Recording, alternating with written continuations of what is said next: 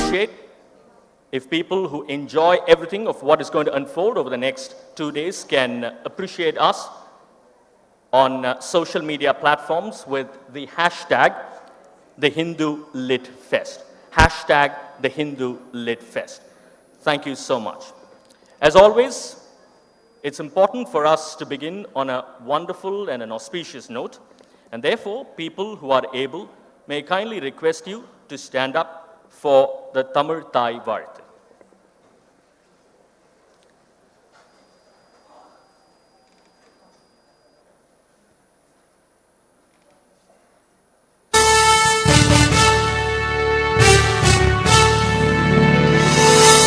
நீராறும் கடலுடுத்த நிலமடந்தை கெழிலொழுகும்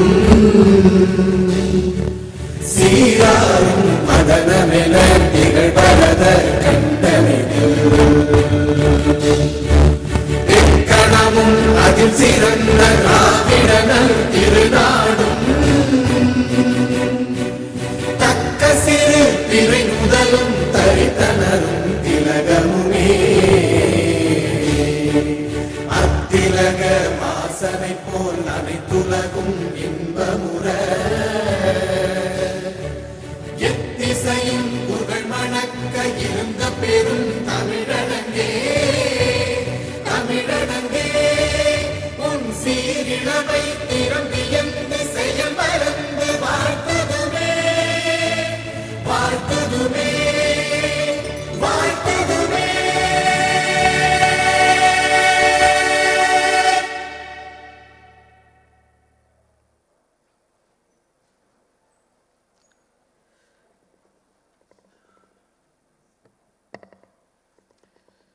A very good morning, ladies and gentlemen.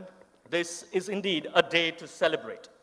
And we are here indeed to celebrate the freedom of thought and therefore celebrate the freedom of expression.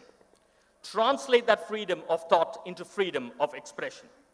Discuss, agree, disagree, agree to disagree, debate, understand, smile, laugh. Sometimes we fail to do that, and therefore laugh a bit more, learn, and go back enriched. Ladies and gentlemen, welcome you all to the Hindu Lit Fest 2024. I'm your host, Radhakrishnan Srinivasan, usually addressed as RK. The Hindu Lit Fest, you've got to go back in time. It's almost a decade and a half, 2010 to be precise, when it was first celebrated. The brainchild of Dr. Nirmala Lakshman, chairperson, the Hindu group. A big round of applause for a wonderful, wonderful concept. The objective is very, very clear: to connect literature to the masses and travel beyond books. Since its inception, the festival has expanded by exploring fiction, non-fiction, art, cinema, and more importantly, regional literature. In fact, everything that celebrates ideas has become the focal point of this festival. And it's been some journey. It's been a journey that's well traversed over the last decade and a half, as I said, and every year, without fail, 3 days in January is something that people here in Chennai and across India look forward to. And then, of course, COVID struck. It struck all right, but it did not dampen the spirit of the Hindu Lit Festival, because we went virtual, which was effectively reflecting the times that we were in. And then we were back with a bang in the year 2023. It celebrated life with some of the best brains back in the auditorium and, of course, on stage to rekindle the spirit that is the Hindu. And the Hindu, let's be honest about it, it's pretty much a way of life in this part of the world. We get up, first up in the morning with both our hands occupied, one with a cup of coffee and the other with the Hindu. That's pretty much the way that we are wired. And this year, we offer a diversity of conversation and share the fountain of knowledge and experience from many brilliant minds who will speak at the festival. Firstly, I would want to thank all of them for coming over to Chennai to participate, and really very, very grateful for all your time. I thank our sponsors for their support, without which this event would not have been possible. I really look forward to welcoming all of you to the festival, and therefore, please come here and share and be a part of this magic. Let's get started, ladies and gentlemen. First up, put your hands together for this wonderful mind, the chief guest of this festival, Mr. Gopal Krishna Gandhi, who's here amidst us to grace us. Mr. Gopal Krishna Gandhi, who's a public administrator, diplomat, and former governor of West Bengal, currently distinguished professor history, Ashoka University, Sonipat, author of tremendous repute, and his latest book, Mohandas Karamchand Gandhi, I Am an Ordinary Man. Lovely to have you with us, Mr. Gopal Krishna Gandhi.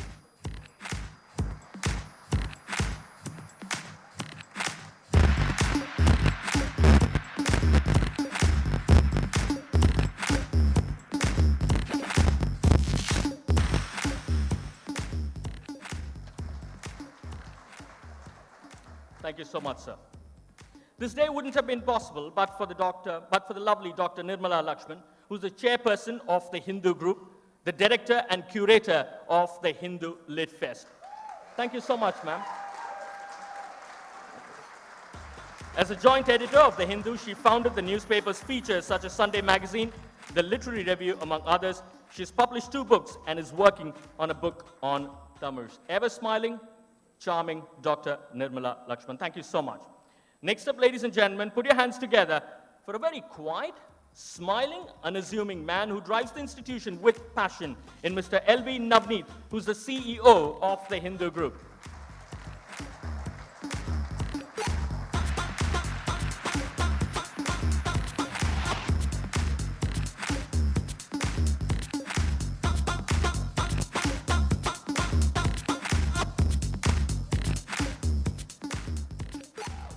Ladies and gentlemen, next up, the editor of The Hindu, Mr. Suresh Nambat. Thank you so much, sir, as ever, for keeping things relevant in modern day times and giving us a perspective which is much needed. Thank you so much, Mr. Suresh Nambat, who's the editor of The Hindu.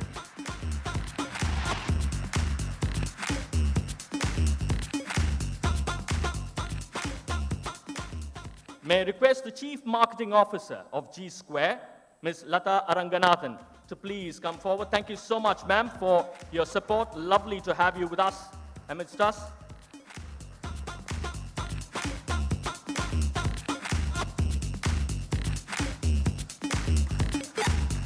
Big round of applause, ladies and gentlemen, for the Chief Marketing Officer of G Square. Right, then it's time now, of course, to invite Dr. Nirmala Lakshman, who is pretty much the host. It's your festival, it's your home, your thoughts and ideas to welcome the gathering.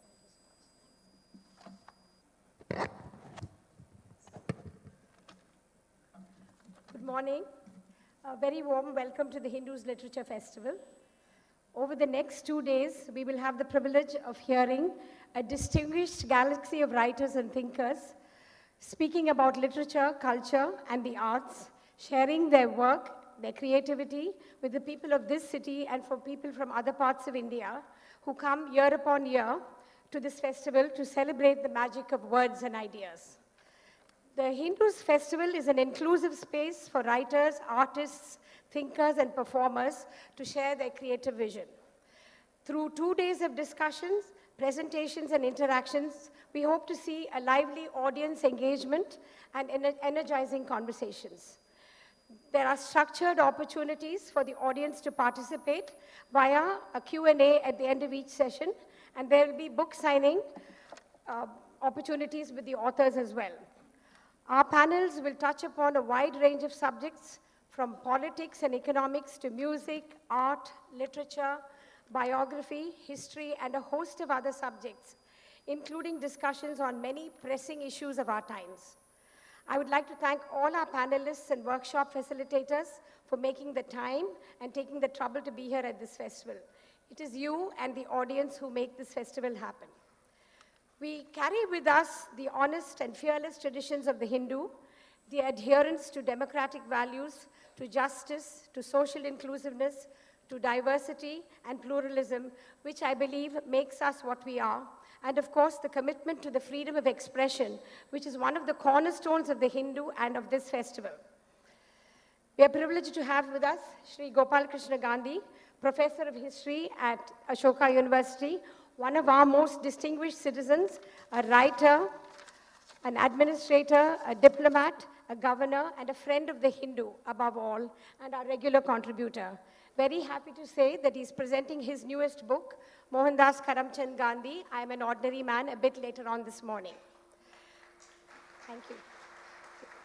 With his rich experiences as a writer and visionary, his remarkable insights and ideas, he's the right person to inaugurate the festival. Thank you very much for your time and for inaugurating this year's festival. I'd like to take this opportunity to express my gratitude to our program director, Rachna Davidar, who unfailingly comes up with a brilliant array of speakers, stitching together with great care a program whose quality is distinct and the best you will probably ever see. My gratitude also goes in great depth to Prasanna Ramaswamy, our program consultant, whose discernment and creativity and meticulous curation adds a great richness to the content of the festival. I'd like to say a big thank you to our sponsors, without whom this event would not be possible. Their support is what brings the festival to life. From within the Hindu, we've had wonderful support. It is as if the entire organization warmed up to this, believed in the vision of the festival, and worked creatively with sustained effort to make this happen. The Hindu CEO, LV Navaneet, and his senior management have consistently supported the production and execution of the festival, and I'm very grateful to them. I'd like to express my gratitude to Suresh Balakrishna, our CRO, and his excellent team for their amazing and tireless work. The curatorial team, coordinated by Kritika Rajagopal, worked assiduously to produce and deliver the festival. I'm very grateful to all of them. The editors of the various sections of the Hindu brought us ideas, speakers, and infused the program with great vitality. Suresh Nambat, the editor of the Hindu, who upholds the highest standards of journalism, I believe, in the country, has been a great source of unstinting support for the festival, and my thanks to him also. Year upon year, the biggest measure of our success as a festival is that more and more people attend each year, enjoy the festival, and tell us that they've been enriched. Festivals are about bringing books, reading, writers, and ideas to people. They are about discovering new insights, about fostering better understanding between communities and groups, and about broadening our horizons by engaging with words and ideas. This, in turn, stimulates critical thought and molds more enlightened cultural values and hopefully sparks positive change, something I believe we need very direly at this time. I hope all of you will make the Hindu Literature Festival your happy place over the next 2 days and enjoy the program. Thank you again very much for being with us.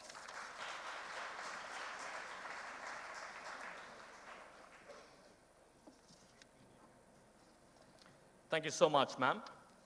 Next up, may I kindly request Mr. Gopal Krishna Gandhi to please come forward to address the gathering. I'm sure we'll listen to him a lot more going forward, but this should be just a bit of a precursor to what is to come.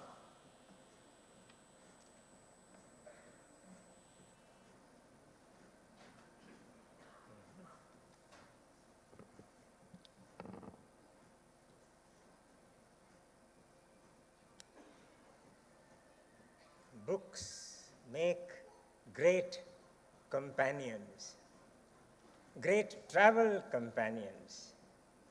They can be friends for life. Some of them, like some friends, can become domineering.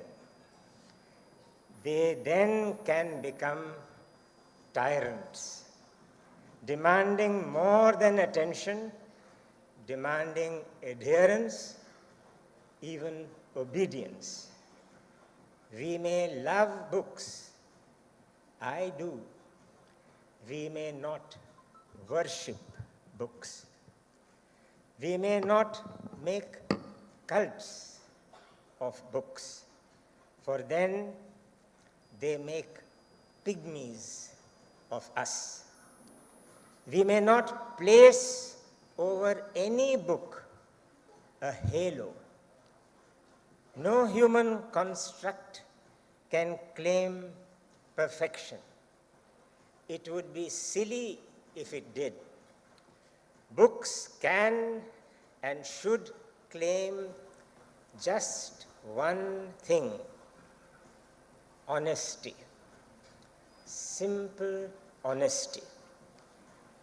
That simple honesty, like the word sorry, is as close to being perfect as anything can be. But honesty is difficult. Part of being honest is being frank, especially about being in honest doubt.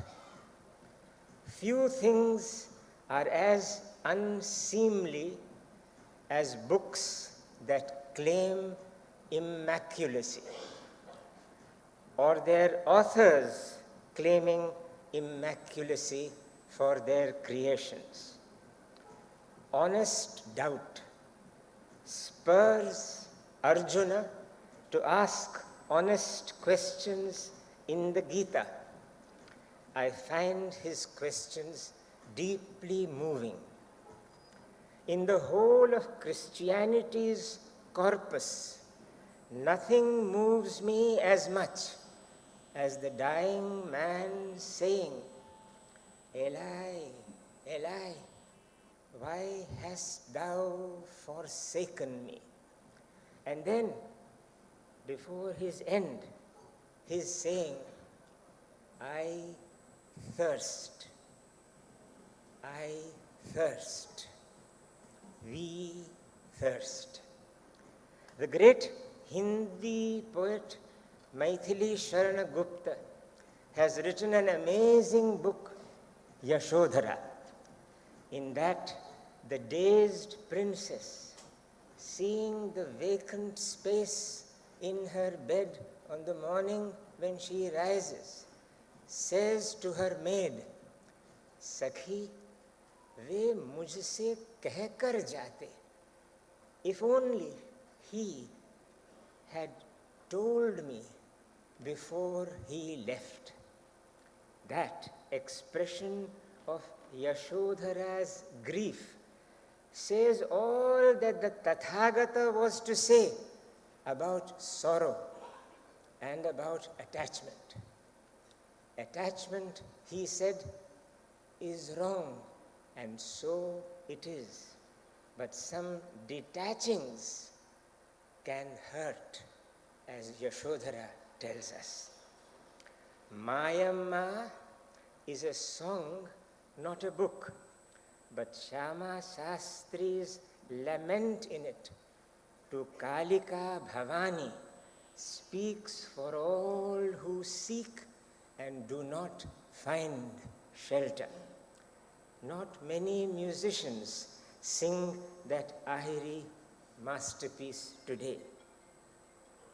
One word in Tamil says all one wants a book to evoke. Nambikkai, trust. We celebrate today, thanks to the Hindu, the Nambikkai of the honest book, not the dazzle of its words, not the praise in advance printed in its opening pages, but just that one thing, the trust of the honest word, Nambikkai.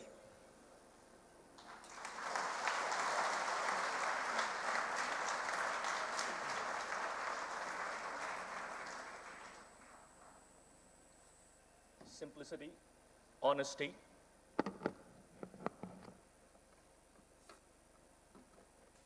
Nambikkai, of course, is a word that he used, which is so synonymous with the Hindu group as well. Thank you so much, Mr. Gopal Krishna Gandhi.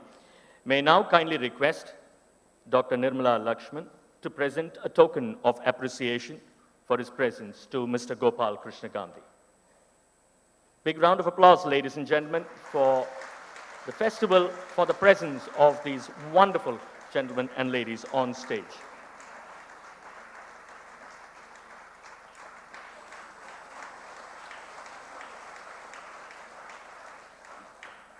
A touch of tradition, a touch of history, as always there on that. Next up, may I kindly request Mr. L.B. Navneet, the CEO of the Hindu group, to please come forward and address the gathering.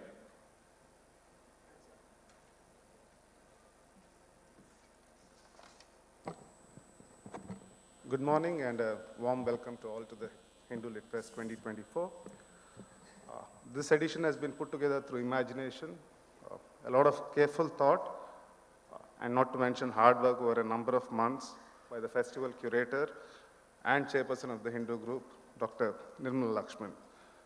Her vision translates to what promises to be an interesting and engaging experience, and that vision is being delivered through the combined efforts of our editorial and business teams. The festival, to my mind, shines the light on stories and ideas, on people who give expression to ideas, and on those who interact with and engage with those ideas. We do hope the festival is a rewarding experience for both and leads to a number of intellectually rich exchange of ideas through conversations. To our sponsors, thanks for making this possible and a warm welcome to the festival. To our speakers, thanks for being part of this edition of the Hindu Lit Fest and a warm welcome. To our audience, your love and support means a lot to us. Keep it coming our way. Tell us how we can do better. And we are ever grateful to you. Warm welcome to all of you. Thank you.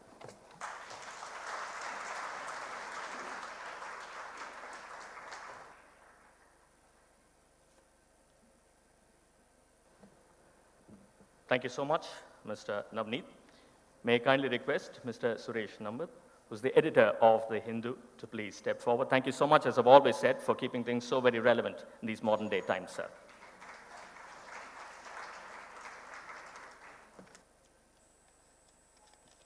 Hello, everyone. The Hindu Lit Fest is perhaps unique in that it is not named after a place. It is much more than a Chennai literary festival. Of course, as it is for the Hindu, its home is Chennai, but Chennai showcases it as much as it showcases Chennai. The festival gets its character from the Hindu, more specifically the literary review of the Sunday magazine. It doesn't aim to fill any perceived gaps in Chennai's intellectual scene as much as it seeks to raise the level of seriousness in the national discourse.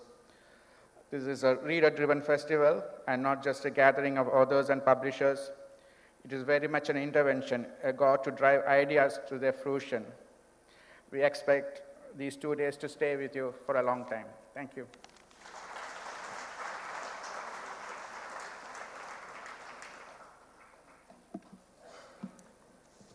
As always is the norm and the custom, as it should be, may I kindly request the ladies and gentlemen on stage to proceed towards the ceremonial lamp, to light the lamp. Dr. Nirmala Lakshman, if you can lead the way alongside Mr. Gopal Krishna Gandhi. It's a couple of days of joy, so much to look forward to over the next 48 hours. Round of applause, ladies and gentlemen. We're just about getting started for the Hindu Lit Fest 2024.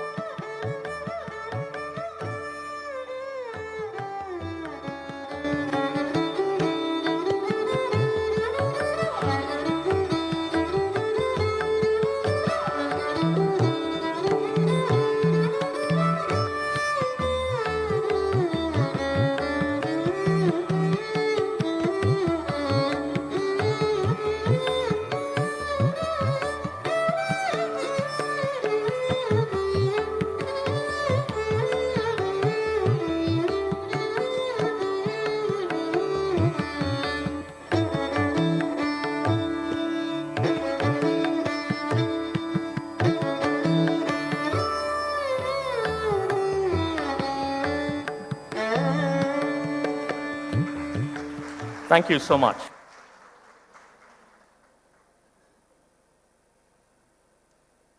Thank you so much, ladies and gentlemen. We should be just about getting started as we go forward. It's all just about the right time to thank our sponsors as well.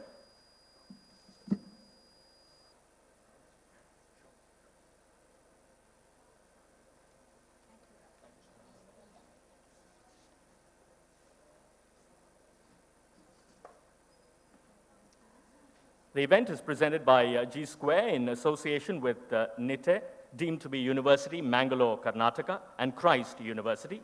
The knowledge partner is Vellore Institute of Technology, online grocery partner, Big Basket, associate partner, Blue Star, Fiji, Navratan Jewelers, and Shivnada University, Delhi, NCR.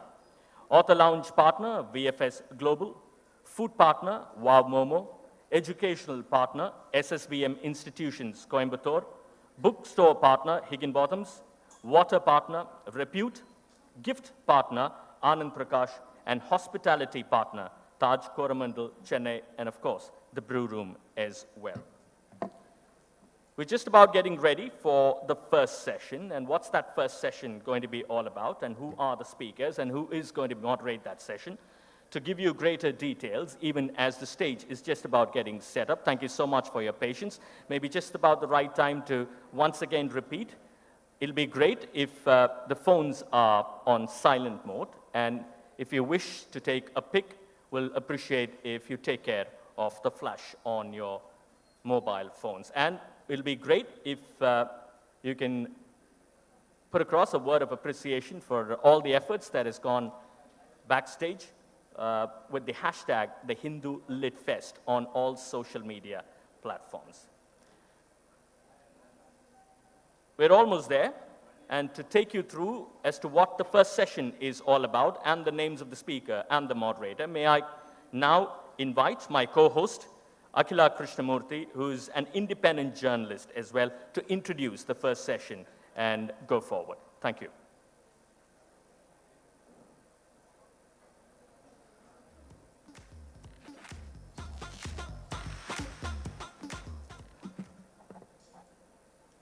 Thank you, RK. Good morning, ladies and gentlemen. Please allow me to introduce you to the opening session of the Hindu Lit Fest 2024, a session that really attempts to look forward. Rich India. Will India become a wealthy nation by 2047? Is a deliberate discussion on the future of our country and its potential to become a developed nation by the time we mark its 100th year of independence. I'd like to invite our panelists for the session on stage.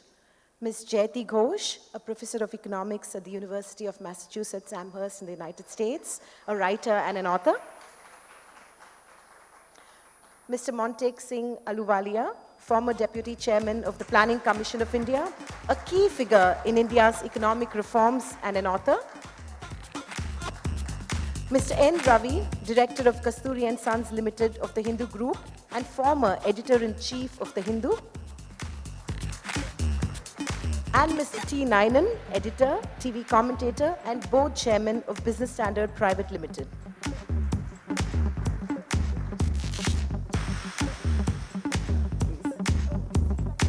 That's right.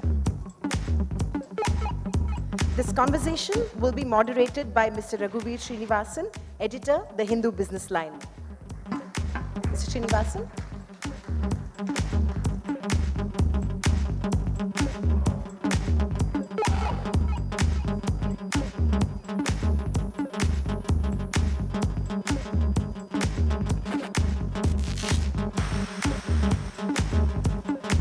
Please note that this session will run for an hour and will be followed by a 15-minute Q&A. Please remember to keep your questions short.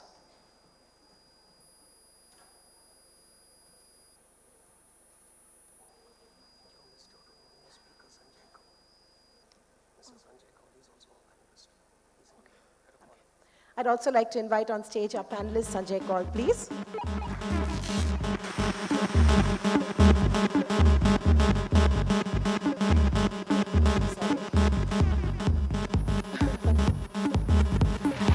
Please note note that this session will run for an hour and will be followed by a 15-minute Q&A. Please remember to keep your mobile phones on silent mode. If you'd like to share excerpts for this session or from this session on your social media handles, please don't forget to tag at the Hindu Lit Fest. Ladies and gentlemen, please welcome our economists and journalists as they put their heads together and discuss Rich India. Will India become a wealthy nation by 2047? Over to you, Mr. Srinivasan. Good morning, everyone. Welcome to this most important session on something that is very dear to all of us. Can India become a wealthy nation by 2047, the anniversary of our independence? How do we define a wealthy nation? What are the metrics that we need to use? Do we go by GDP? Do we go by per capita income? Do we go by human indicators, development indicators? What are the metrics? And how realistic is this objective to become a wealthy nation by 2047? What are the pitfalls? What do we need to do from here onwards? Let's not dwell too much on the past. What do we need to do from here onwards to achieve this objective? These are some of the important questions that come to my mind when I thought of this subject. And these are some of the questions that I would like to pose to our distinguished set of panelists here. I don't have to introduce any of them. The collective experience of the gentleman and the lady on the stage is more than 200 years in policy making, economics, journalism, and government. And I see some very well-known faces in the audience here. So if I take all that into account, the total experience that can weigh in on this subject is several multiples of the 200 years that's on stage. So I don't want to weigh in with my own comments or lectures here. I'll go straight into the subject because we have just about an hour and I can see the clock ticking away in front of me. So the way we plan to do this is I will invite each of the panelists to have an opening statement for about 5 minutes, and then we'll proceed with questions from me and questions between the panelists as well. And at the end of 1 hour, we'll throw the floor open to the audience for your questions. I'll start with home. Mr. Ravi, can you tell us how realistic is this objective of India becoming a developed nation by 2047? Thank you.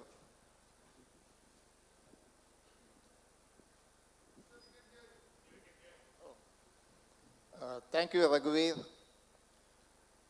To be in the midst of the experts here and with a provocative title could be overwhelming, but it could also be a useful learning experience for me. How far down the horizon can one see? Let me start with the oft-repeated quote from John Maynard Keynes: "The long run is a misleading guide to current affairs. In the long run, we are all dead." However, the long run allows us to dream, and to dream big, to set the sight high, to set a specific target is no doubt good, but the political subtext in speaking about 2047 is not to be missed. At one level, it marks a centenary of independence and offers a plausible target date. At another, it heightens the aspirations of the youth, selling them a dream. In fact, only yesterday, the President's speech on the eve of Republic Day spoke of, and I quote, making Bharat a developed nation when it completes 100 years of independence. What exactly is a rich nation or a developed nation? Not surprisingly, economists seem as divided as politicians on how the government has managed the economy. The subtext to the debate is the competence of the government to manage the economy, with there being hardly any economist of international standing within the government in contrast to the previous governments. The competence charge is, of course, turned upside down with the criticism that 4 decades and more of Nehruvian socialism had left the country with a so-called Hindu rate of growth of 3%. The division becomes stark from the issues and phrases they pick up for discussion. The favorite talking point of one school is the gross domestic product that places India among the top 5 economies, and the country is soon set to overtake Japan and Germany to become the 3rd largest. But then, is not per capita income the real measure of development and well-being? According to the IMF World Economic Outlook 2023, the GDP per capita of India is projected at $2,612 at current prices, which places it at the 143rd position out of 195 economies.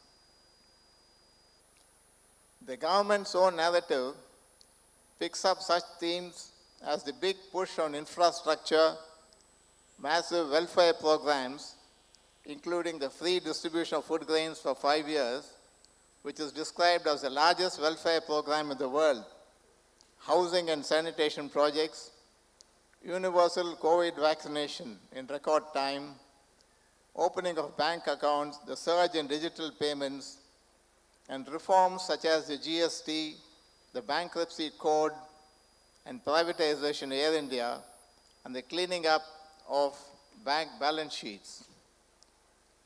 Critics, however, point to the high level of youth unemployment at 40%, millions of malnourished children, deep structural problems such as the growing fiscal deficit that currently stands at 5.9% of the GDP for the center alone, the decline in the investment rate, the world trade environment turning hostile, geopolitical disturbances, the growing social harmony within the country, environmental degradation, and the lack of credible statistics, with the data being revised frequently. In that context, coming to the question itself posed by the title of this session, can India become a wealthy nation by 2047? According to the World Bank classification, high-income countries are those with a per capita income of over $13,200, and upper middle income between $4,250 and $13,200. One estimate given out by the chairman of the Prime Minister's Council of Economic Advisors, Vivek Debroy, estimates that by 2047, India's GDP would be $20 trillion and per capita income $10,000. This could be achieved even with a relatively modest per capita income growth of just over 6%, or a GDP growth rate of between 6.5% to 7%. This would only place India among the upper middle income countries. While this in itself is quite laudable, will it change the quality of life to the extent promised? Looking at what is to be done to push the growth to beyond 7 or 8%, I will take up one critical issue, education, in the next round.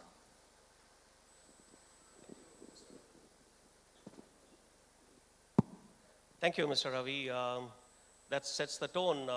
May I now request Mr. Motek Singh Ahluwalia to give us opening remarks, please. Hello, can I be heard? Well, thank you.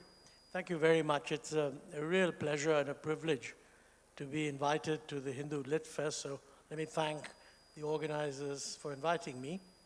You know, you asked us to look forward, and I mean, Ravi's given a pretty comprehensive account of the past, so I won't go over that. The question you asked was, can we, at various stages, you say a rich economy, sometimes it's said to be a developed economy, sometimes it's said to be a high-income economy. Now, let's be clear. The criterion is always per capita income. So all this talk about so many $1 trillion, that's neither here nor there.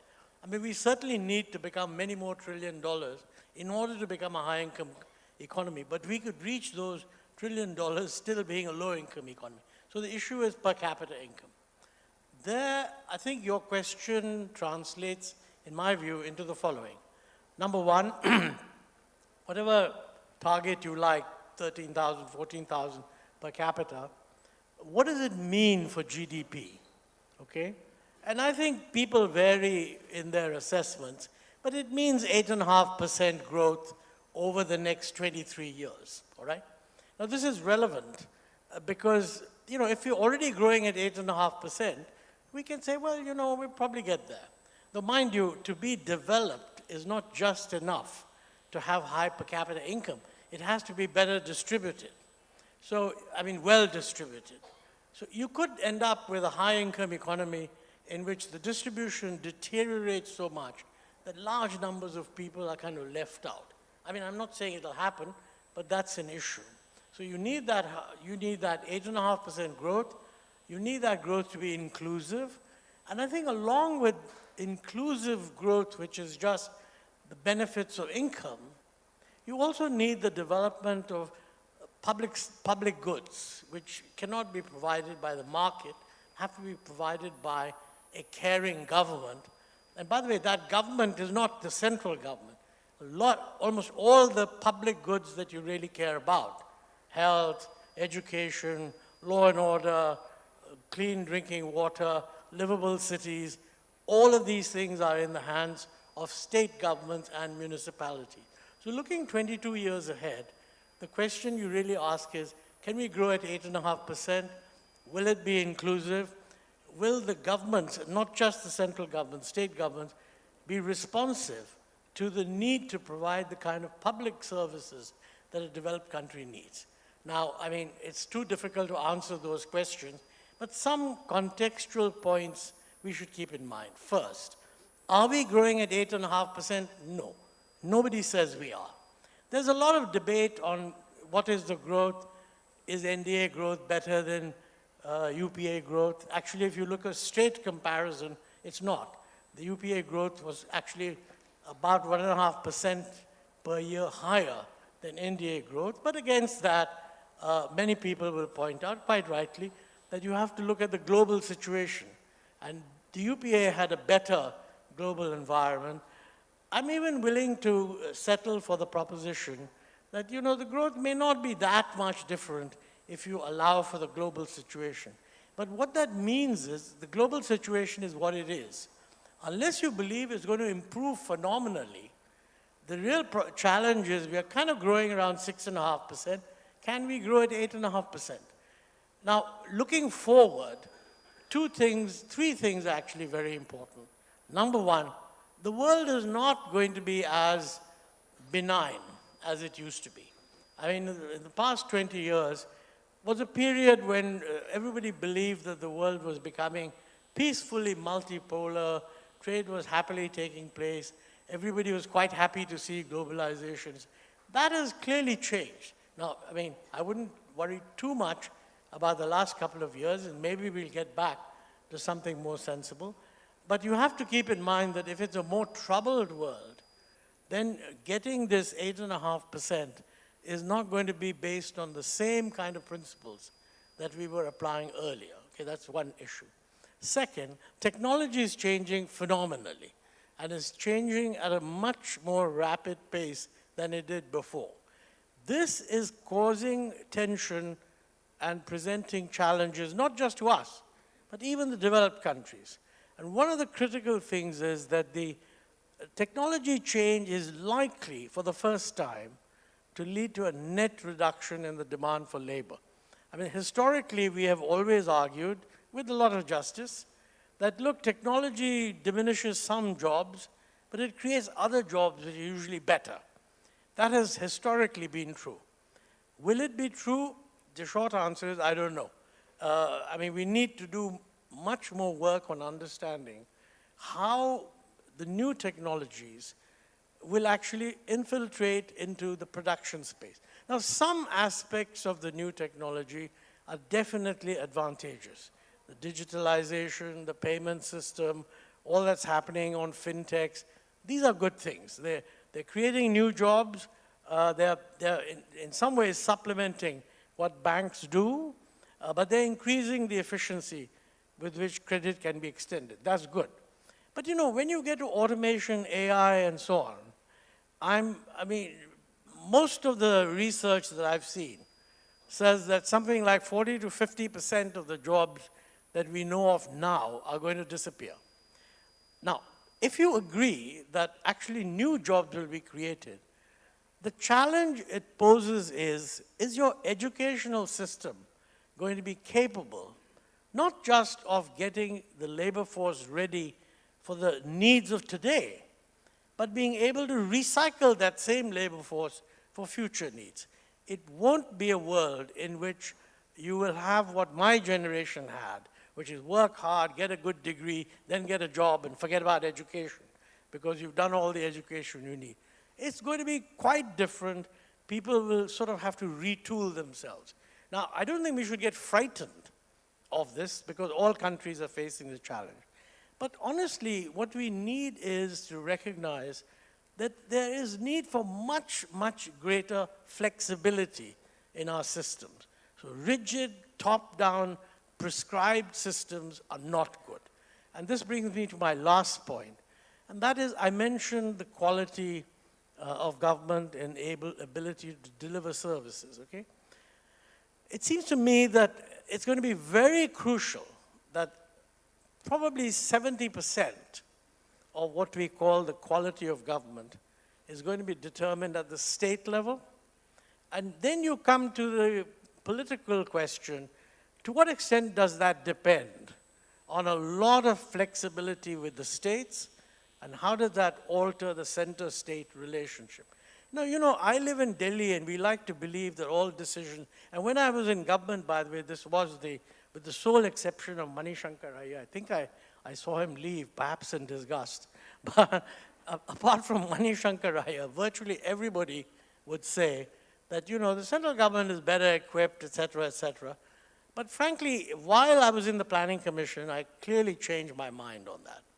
I think if we don't allow the states more flexibility in virtually everything, including education, including, health services, and most of all, this new dimension, handling climate change. I mean, the challenges of climate change in Chennai are very different from what they are in Uttaranchal.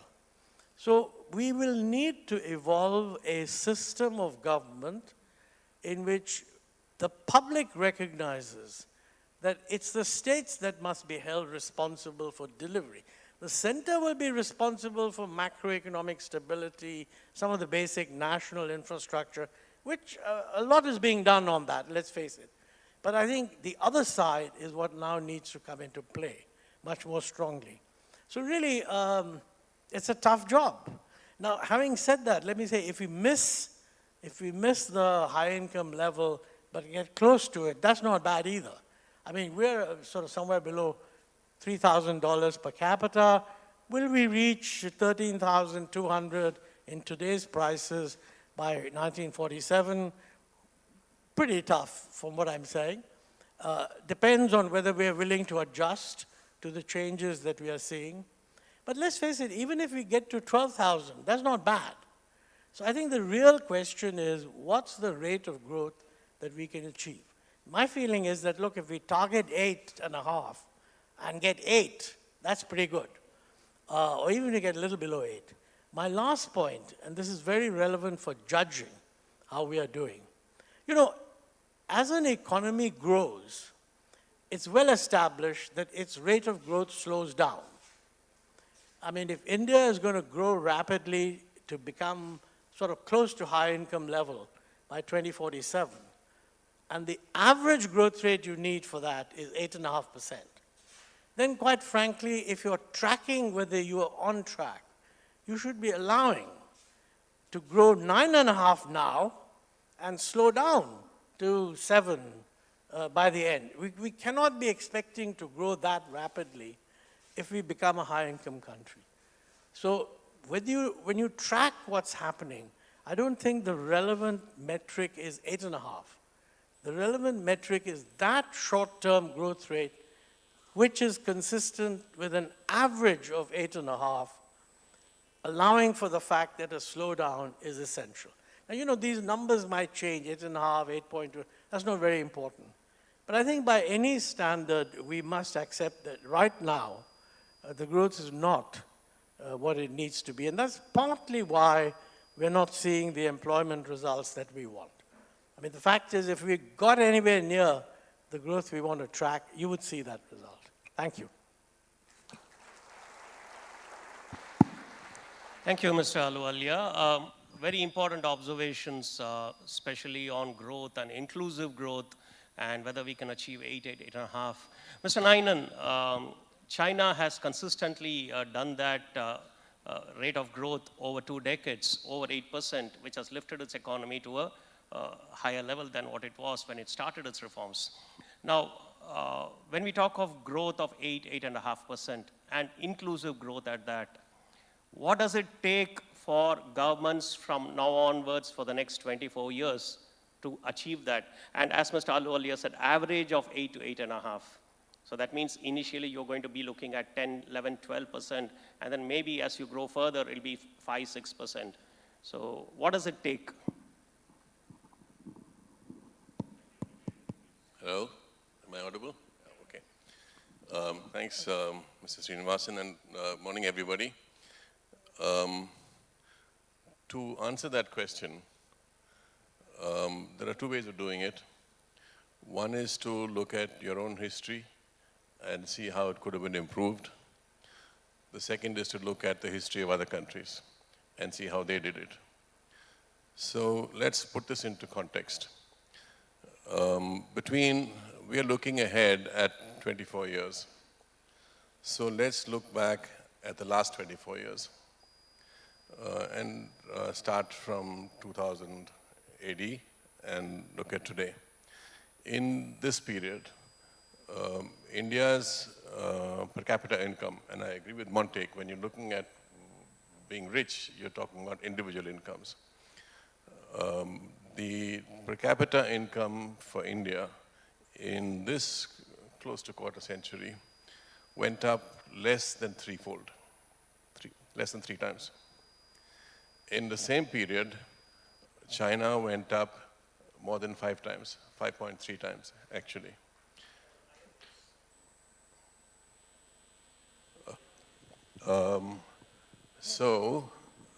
If you had to look at Ravi's numbers from the World Bank of reaching the threshold of being high income, which is actually for the latest year, it's $13,800 US, and we are at about 2,600.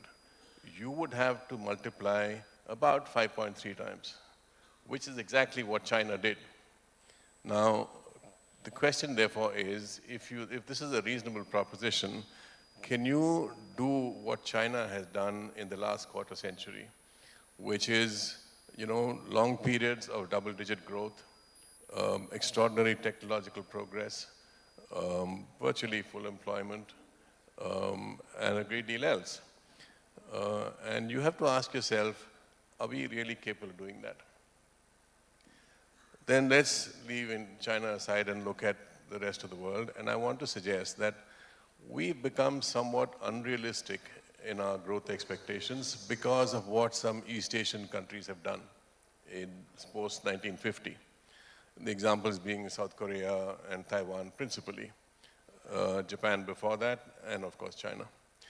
Now, historically, the kind of growth rates that these countries achieved, which is Japan, South Korea, Taiwan, and mainland China, all of them achieved 9 to 10% growth annually for about 3 decades, and that's how they launched themselves.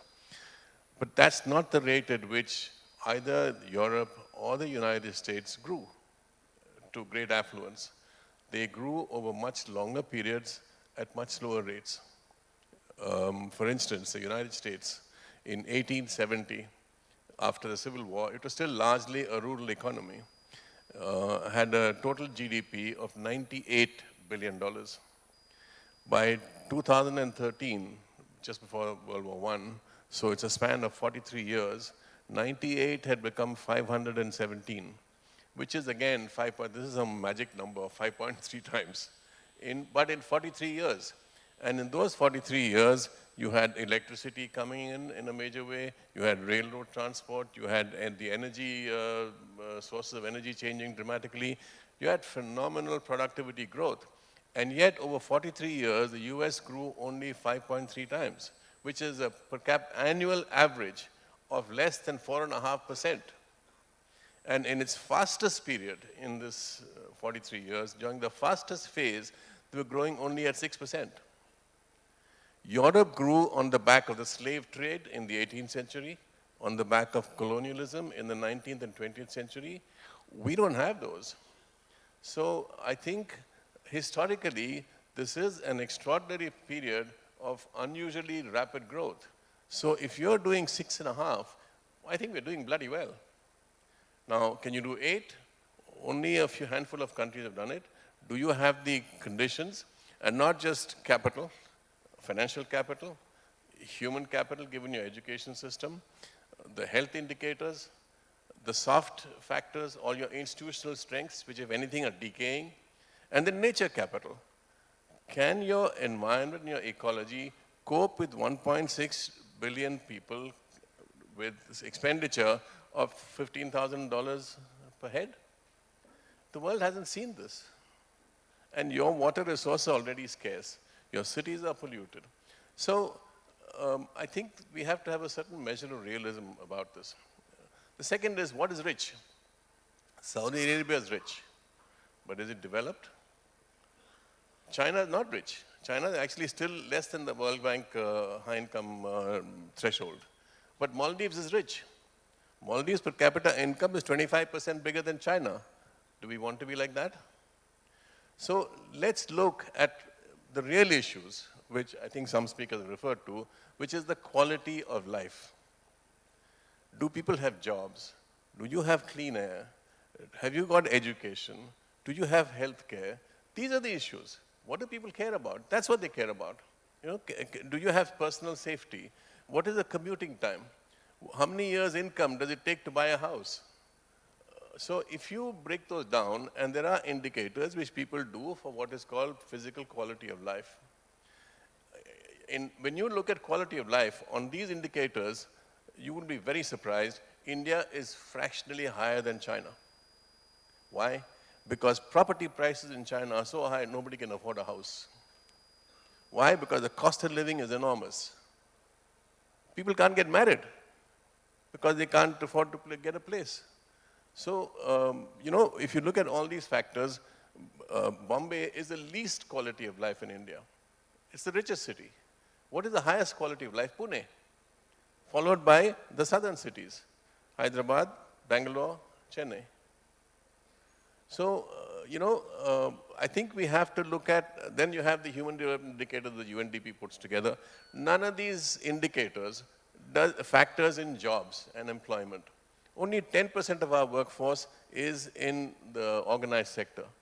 I mean, how are you going to get from 10 to something more reasonable? And what does it take? Can you do it in 25 years? To me, it doesn't matter whether we become rich in 2047 or 2057. What matters is, can you give quality of life? Thank you. That's a very important point that you have made. Quality of life is of greater importance than economic indicators of 8% or 8.5%. Mr. Kaul, I would now come to you. Where do you think India stands? Mr. Nainan said India stands better than China in some quality of life indicators, especially property prices, the affordability of a house. What do you think that India needs to do to improve the quality of life of its citizens going forward, especially you know, when you know, about 1 million people and more are getting into the workforce every year? How to create jobs? How to ensure that their quality of life improves? Thank you. I'll take off from what Ms. Nainan took off. The two types of capital that you referred to, financial capital and human capital. And financial capital, I don't think we can do very much better than what we've been doing. But I certainly am very optimistic that if you change your policy trajectory, you can do wonders to your human capital. And the demographic dividend that we have for the next 2 decades is what we can exploit. And I am willing to wager a bet that within the next 10 years, you can sharply improve quality of life indicators without the kind of GDP investments in health and education that health activists in education talk about, which is 6% for health, because that is not going to happen. Neither will 2.5% of GDP in health. And I'll give you some illustrations as a Sarkari Babu civil servant plus wearing a corporate hat of what governments can do if they are willing to keep open minds. You look at health. We spent about 30,000 crores on building 15 AIMS. The same amount of money could have been used to strengthen 600 district hospitals. You spent 1,500 to 2,000 crores on each AIMS. Now, why do I say that? Most people should not be going to AIMS. They should be getting treated at the primary health center or at the referral health hospital. So it's a question of reordering priorities. Why should we be spending less than 10% on preventive and promotive health? Lifestyle issues and non-communicable diseases can be tackled with much better health education. That doesn't cost so much money. We have 30,000 primary health centers. You don't need more hospitals. But not less than 10% of them offer a safe delivery because they work 10 to 6. So they can't even offer a delivery at night. Why can't you make them run 24/7? You don't require a doctor, you require a staff nurse, 3 shifts. I visited hospitals in my period as a health commissioner, and I found that most hospitals don't even have something called a standard operating protocol which private hospitals have. So obviously service quality is poor. If you don't strengthen about 5,000 of the community hospitals, you will see a rush to district hospitals and overcrowding. So plenty can be done just in reprioritizing health, and same that goes with, can you get more women into the workplace? With 23% women, you cannot have a demographic dividend with women not being accepted. And the government strategy of educating women has not helped. Data shows that women with secondary education, the participation of women actually drops. It picks up with graduation. It picks up if you change patriarchal gender attitudes. What have we done? Beti Padhao, Beti Bachao is getting the girls to schools. That has not helped them access the marketplace. Changes in the way companies look at gender diversity, changes the way government looks at it. I'll give you an example. My son and daughter-in-law, both lawyers. They introduced 30% reservation in law schools for women.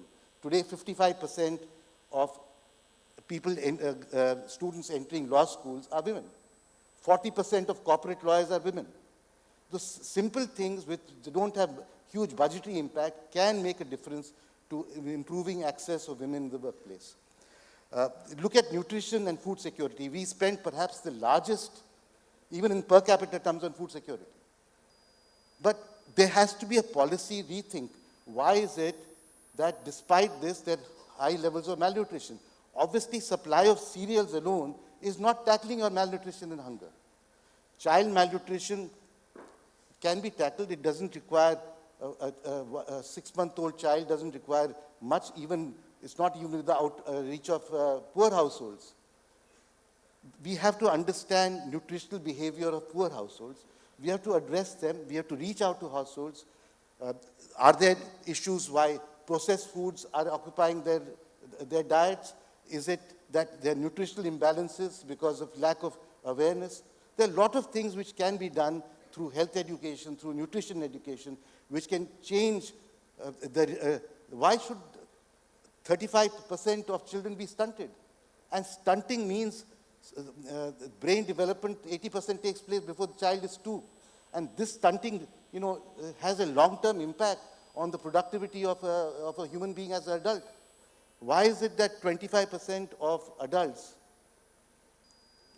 remain underweight on one end, and the other end of the spectrum in India, you have 20% obesity? So the quality of our productive force can be improved with very little budgetary impact if policymakers are willing to look at the underlying causes rather than doing the same thing and more of the same thing. I'll just give you one small, another example of livelihoods. Now, the government has two major schemes. One is the PLI, the productivity linked investment, the incentives. Why cannot we link to employment as an indicator? China, I'm told, puts targets to companies for how much, not how much is the turnover, but how many they can employ. Why cannot the PLI have an indicator of employment? How many more people have you employed? Why cannot we not relook at a scheme like NREGA? NREGA is only for unskilled wage labor. Why cannot it employ health workers, education workers, remedial teachers, village assistants, pay them because they are more productive than just doing hard labor? Why cannot NREGA look at urban settlements? Because if GDP growth, 70% will take place in urban settlements, the quality of our urban infrastructure is going to be a challenge. Will you have low-income housing? And in my book, I talk about a very radical, not government building houses. It's not going to happen. In the last 10 years, for example, Delhi built, the central government built 20,000 houses for the poor.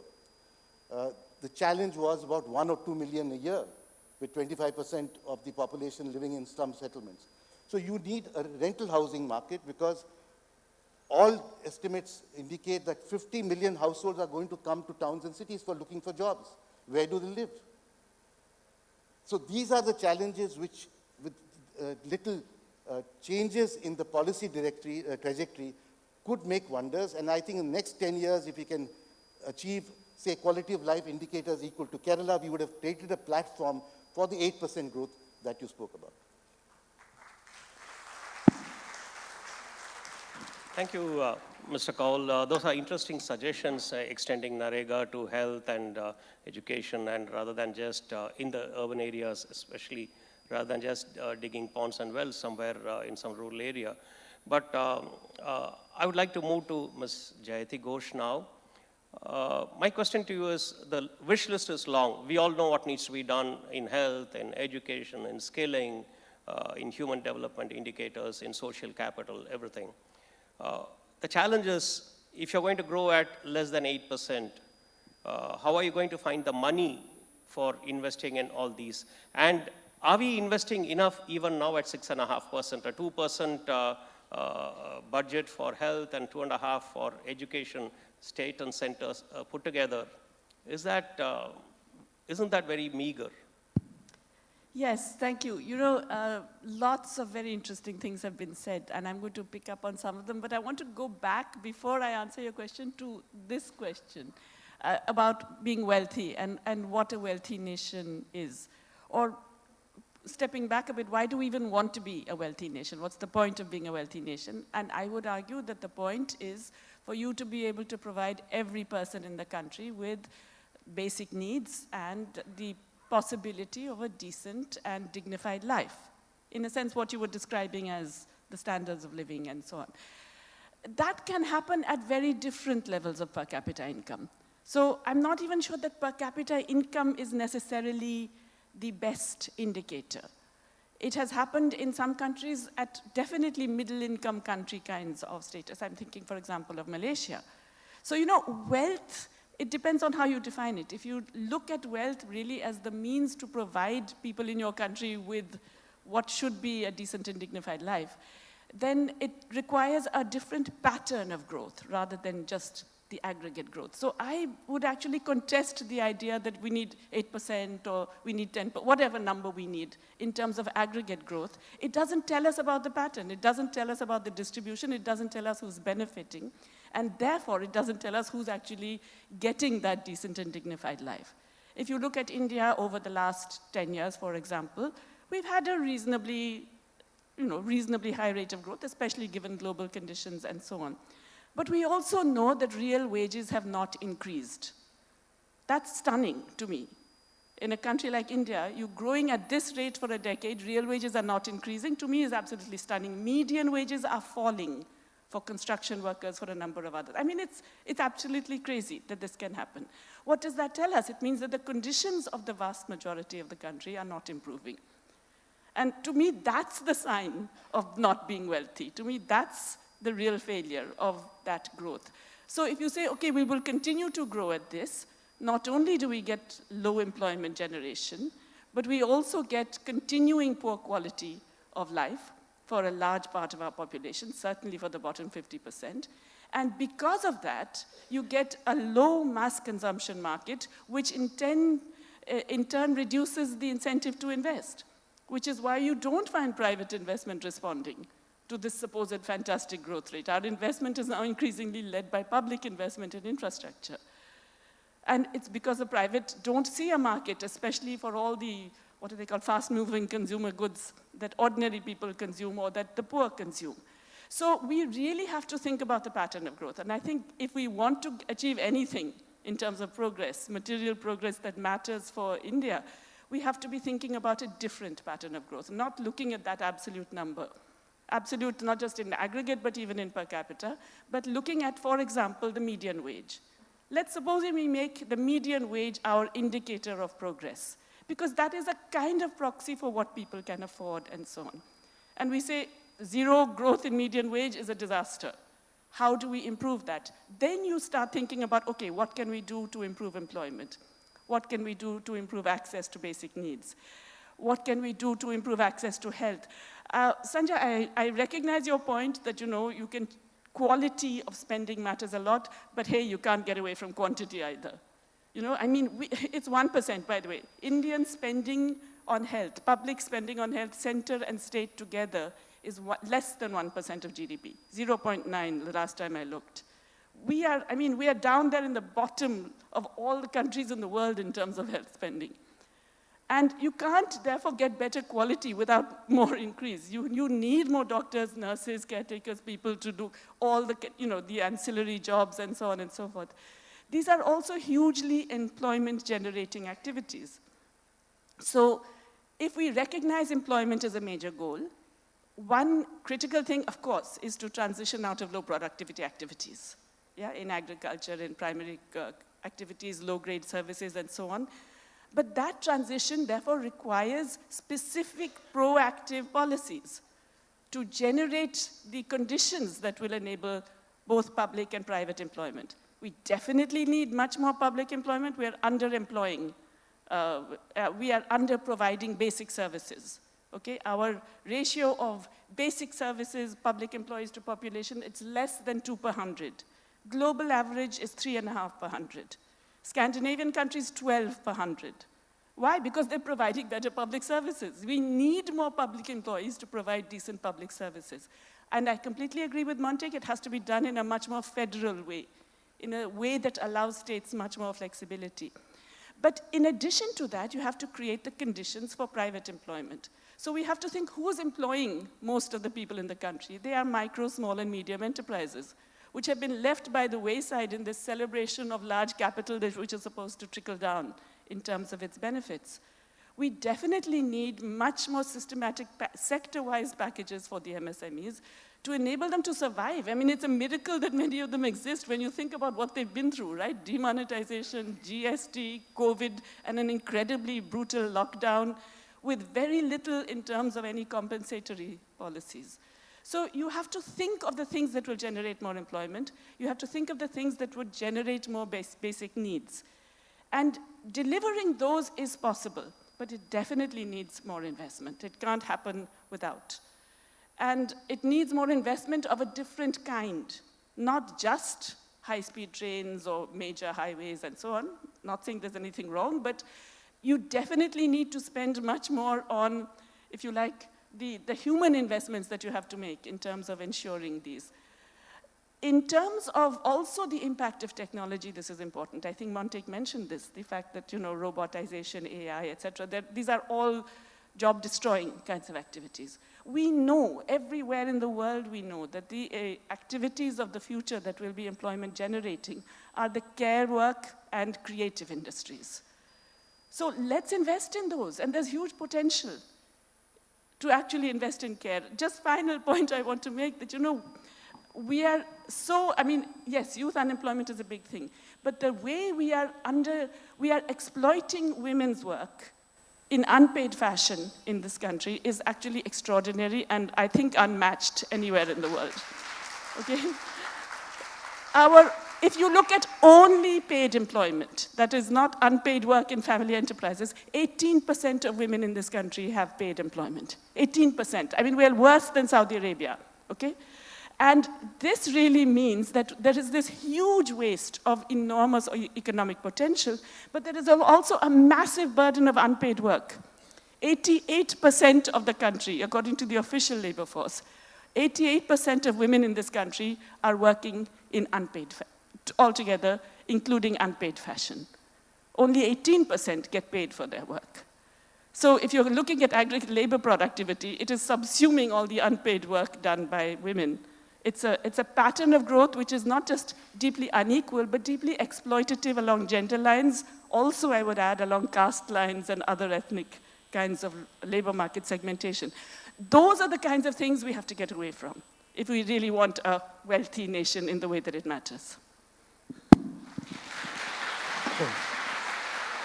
Thank you, Ms. Jayati Ghosh. That's a very interesting perspective that you brought about on female labor participation and the free work that they do. Mr. Ahluwalia, I would like to ask you, Ms. Ghosh says, we need to raise the median income levels in this country, labor wages, median wages in the country.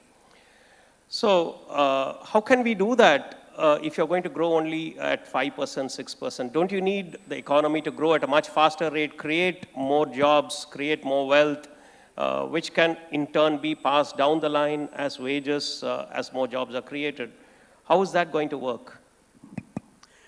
Well, let me lay down my position. One, I agree with Jayati that the provision of these basic services should not be seen as something that's going to be consequential on getting high income. They should just be provided as basic public goods. And I think we can provide them even at our existing 6% rate of growth. It's a separate question why we're not doing so. And clearly, the numbers she gave are correct. If we ought to be spending, instead of 1% of GDP, she says actually lower, on health from the government, center and state together, we ought to be spending 2%. Certainly true also on education, that we ought to be spending more. So, actually what it boils down to is that independent of what you need for accelerating GDP growth, there I don't entirely agree with the view that our only problem is human capital. Financial capital is there. The fact of the matter is that our investment rates have been going down.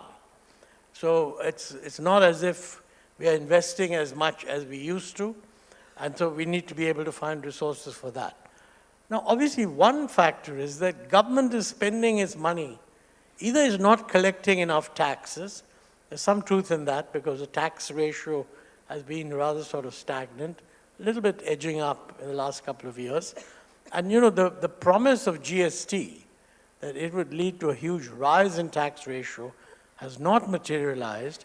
We know why it has not materialized, because the GST was not structured the way it should be. And I think even the government recognizes that. I think the finance minister at various times has said, yes, we must do some restructuring. It hasn't been done so far. But it does mean that government is spending money on things that are not either providing the basic services or generating the growth we need. I don't entirely agree with Nainan when he said it doesn't matter if we become a rich country by 1987, thus postponing, 57, yeah, okay, fair enough. All right, I misheard you, I apologize. But yes, that clearly, I mean, I think we need to have the provision of these basic services as a first call on government. And the second thing is we need to do better on growth. And my feeling is that doing better on growth, other things being the same, will generate a lot of the employment we need, subject to what happens on technology. So that's a challenge lying going ahead. There's one other point we should mention, and that is the climate change factor. You know, it's very clear no country, including us, is doing what is necessary to meet our own climate targets. And what they estimate is that for India, by 2100 or so, if the changing weather and rising temperature isn't altered, we will lose 15% of agricultural production. Now that's a huge decline, and we must counter that. And that requires more work on mitigation, more work on adaptation, making sure that we use water better and not use it inefficiently. But you know, everyone can agree on these broad things. It's when you get to the policies that nobody is willing to agree. I mean, for example, is there anyone willing to say that electricity should not be given free to farmers? I mean, if you're ever standing for election and ask that question of your audience, you will not find a single person supporting that view. But you have to ask yourself the question that if you're not willing to use the price mechanism and you're not able to use rationing, I mean, it would be okay if you were able to use rationing, since that you only get this much water, so you don't have to have a price. So I think if you go through each of these things, there are huge, we ought to move away from slogans, and I think we have moved from slogans to targets, which is a good thing, but we need to focus on programs and policies. What are the policies and what are the programs that will achieve the result, and what is the design of the programs that will achieve the result? There's virtually no discussion on that. We kind of stick at outcomes. We want to be rich, we want to have basic services, we want everyone to have essential needs, but exactly what government has to do different, that's really what we need to discuss. Thank you. Thank you, Mr. Ahluwalia. The sense that I get from this first round of discussion with, yeah. Sorry to intervene, just one sentence. You know, growth necessary for employment. We have had a decade of relatively high growth, no increase in employment, no increase in median wages. So, okay, like 1%. I mean, come on. So that doesn't deliver. You have to think of a different pattern of growth. If you take the 2 decades, there has been growth in employment. Oh, this previous, okay, I remember. There hasn't been the kind of growth that there should have been, but more importantly, real wages haven't increased. See, in the previous decade, I mean, there was growth of employment, but the complaint was these are not formal jobs. They were right. But they were informal jobs and they were giving higher wages. What we've seen more recently, and this, by the way, is contested. I mean, we should have had my good friend Sujit Bhalla here to set you right on this. He doesn't agree with this view, but I think I should mention it. But from what I've seen, it's very clear that the real wage has stagnated. And that's pretty bad if the economy is growing. And that is really what the K-shaped recovery and that kind of thing is. I agree with that. Well, yeah, the only increase in employment is unpaid women working in family enterprises. Yeah, well, yeah. That's not employment. No, but, you know, look, you can't rule out, you can't disregard. I mean, the point is, if you're a large number of people in farms, and if women are working on farms but not getting paid, I can see the point that maybe we should do something about that. But you can't say they're not being employed. Employment global definition is when you are paid. I agree. Otherwise, every woman doing housework is employed. Fair point. Come on. Fair point. No, fair, I'm only making the point that, you know, it's not clear what to do about that, in the sense that what you're really saying is Women should have opportunities for employment outside the home, which would automatically be paid. That's correct, fair point. No, I agree. I mean, but that is why I feel that to say the employment rate of women is low and call that a positive factor is wrong. The fact is that a lot of women, we know that if they get decent jobs outside, they will take them up. But those jobs are not there.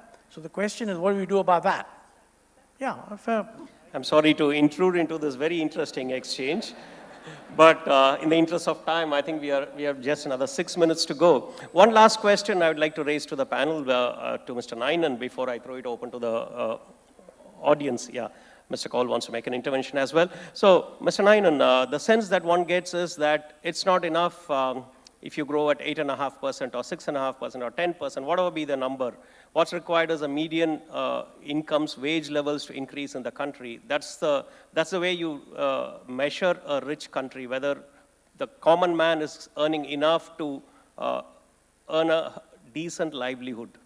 Now, for that, we need to obviously create more jobs and grow the economy. We come back to that point. In this context, where should we be focusing on creating more jobs? There is this debate going on that we should not be focusing on manufacturing, but we should focus on services. And within manufacturing, whether you should focus on the low-end manufacturing, assembly lines that China is specialized in, or should it be high-tech manufacturing?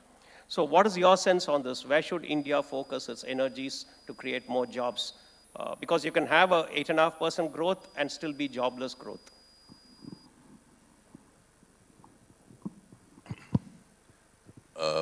I'm not a great believer in the proposition that manufacturing will create the jobs in sufficient numbers that we need. There's a very simple reason. It's a little complicated in the sense that we have succeeded in achieving service exports, much more than manufactured exports. And on merchandise trade, you have a deficit of about 6% of GDP, which is huge. And normally, if a country had 6% trade deficit, its currency would collapse. But what holds up the rupee is the surplus on the services side.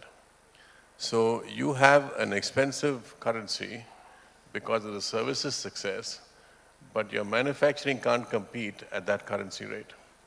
Now, a central bank can try and bring down the currency rate, but it immediately gets questioned internationally, saying you're a currency manipulator. So there are limits to how much you can do. So the logic of this is that manufacturing is being handicapped by the success of services. And this is very hard to get around. The only way to do it is either through tariffs or through subsidies to make manufacturing compete. And that's what the government is doing through this PLI schemes, which are different from the capital subsidy schemes. The capital subsidy scheme is completely indefensible, like you're doing for this chip plant in Gujarat. 70% of the capital is being given by the two governments, center and state. And that's absurd for creating 5,000 jobs. Whereas in PLI, you have to achieve the production to get the benefit from the government. And these are employment-intensive sectors by and large. Well, in Tamil Nadu, in Karnataka, in Andhra Pradesh, there are huge factories employing 10, 20,000 people, which we've never seen before. So if that succeeds, that is one way of doing it. But to get it in sufficient numbers is a handicap for us. So, it's a very unconventional response to say that within agriculture, there are different levels of employment per acre for different crops. Wheat and rice are the least, rice is a little more employment intensive. Wheat is the least employment intensive. If you diversify your agriculture, the per acre man-hours needed goes up 2, 3, 4 times. So, within agriculture, there is scope for more productive work with higher income, therefore, flowing. So, and I think also the direction of technology is important. Internationally, you have now driverless cars. Tomorrow, you may have driverless trucks. How many drivers are there in India? For something like 20, 25 million cars, Every fifth or sixth car, according to the Maruti chairman, has a driver. 5 million jobs. Do you want to sacrifice 5 million jobs to get a driverless car? Every truck is driven by a human being. Do you want driverless trucks? So there are choices on technology, because increasingly the world has become more and more unequal in the last 40 years. You have to address that, and you have to look at which direction technology is moving to create more jobs, not to take away jobs. So, you know, there is no simple answer that one can give in a forum like this and say this is the way to do it. But there are issues here which are complicated and which need to be addressed.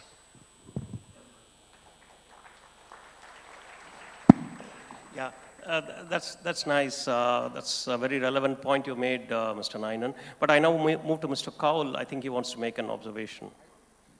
Is this working? Is this working? Yeah. So the issue of livelihoods, I think, is very critical. And to say that a manufacturing base of 14%, 15% is going to be adequate for the country is certainly, I don't think there would be consensus on that. You don't require 40% manufacturing base, but certainly you need to move from 15%. Otherwise, you'll have a very convoluted kind of structure where services occupy 75% of GDP and agriculture is going to come down to 10%. So what are you left with? 90%, 80% on services and 10% on manufacturing. But the issue is, can you at least for the domestic market create a better manufacturing base? And I think you can. We have experimented with manufacturing clusters, except when I was a part of the industries department, we created industrial estates outside habitations, outside urban settlements. Because every manufacturing cluster requires people to live there, housing, education. So I think you can, second part of livelihoods is your rural livelihoods. People will move out of agriculture. The best case estimates are 4% for agriculture. Now, where do they move? The traditional livelihoods, your handlooms and handicrafts, require a completely different way of looking at it. Why is China able to get 80% of its handloom exports globally? That's market share. And India is struggling with 5%. Obviously, because we have not modernized our traditional livelihoods. We have not looked at scale. We have not looked at market linkages. We have not looked at technology. So I think these are areas we need to look at very seriously, because these have been neglected areas amongst policymakers for the last 2 decades or so. Thank you, Mr. Kaul. I think my monitor says time's up, but I'll probably open the floor for a couple of questions. Yeah, this gentleman here, please identify yourself by name and just ask a sharp question. Can we have a floor mic there, please? I'm a retired surgeon, and all I want to ask is the systematic dismantling of the public sector system in India a good way to go when there's so much of over-reliance on the private sector, trying to fill the gap where the private sector does not really want to employ people, it sees only profits? Thanks.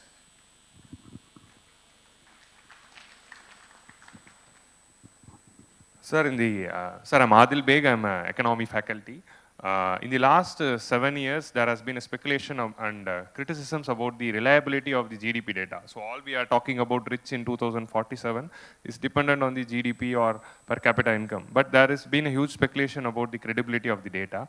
So if so, what is the problem with the GDP data and how it can be corrected? Who would like to take these 2 questions? Mr. Aluwalia or Mr. Nainan or Mr. Ravi? The first question was on public sector disinvestment, whether it is the right way to go. Are we selling off family silver? That's the question, right? And the second one is on the credibility of data that's generated in the country, especially on GDP.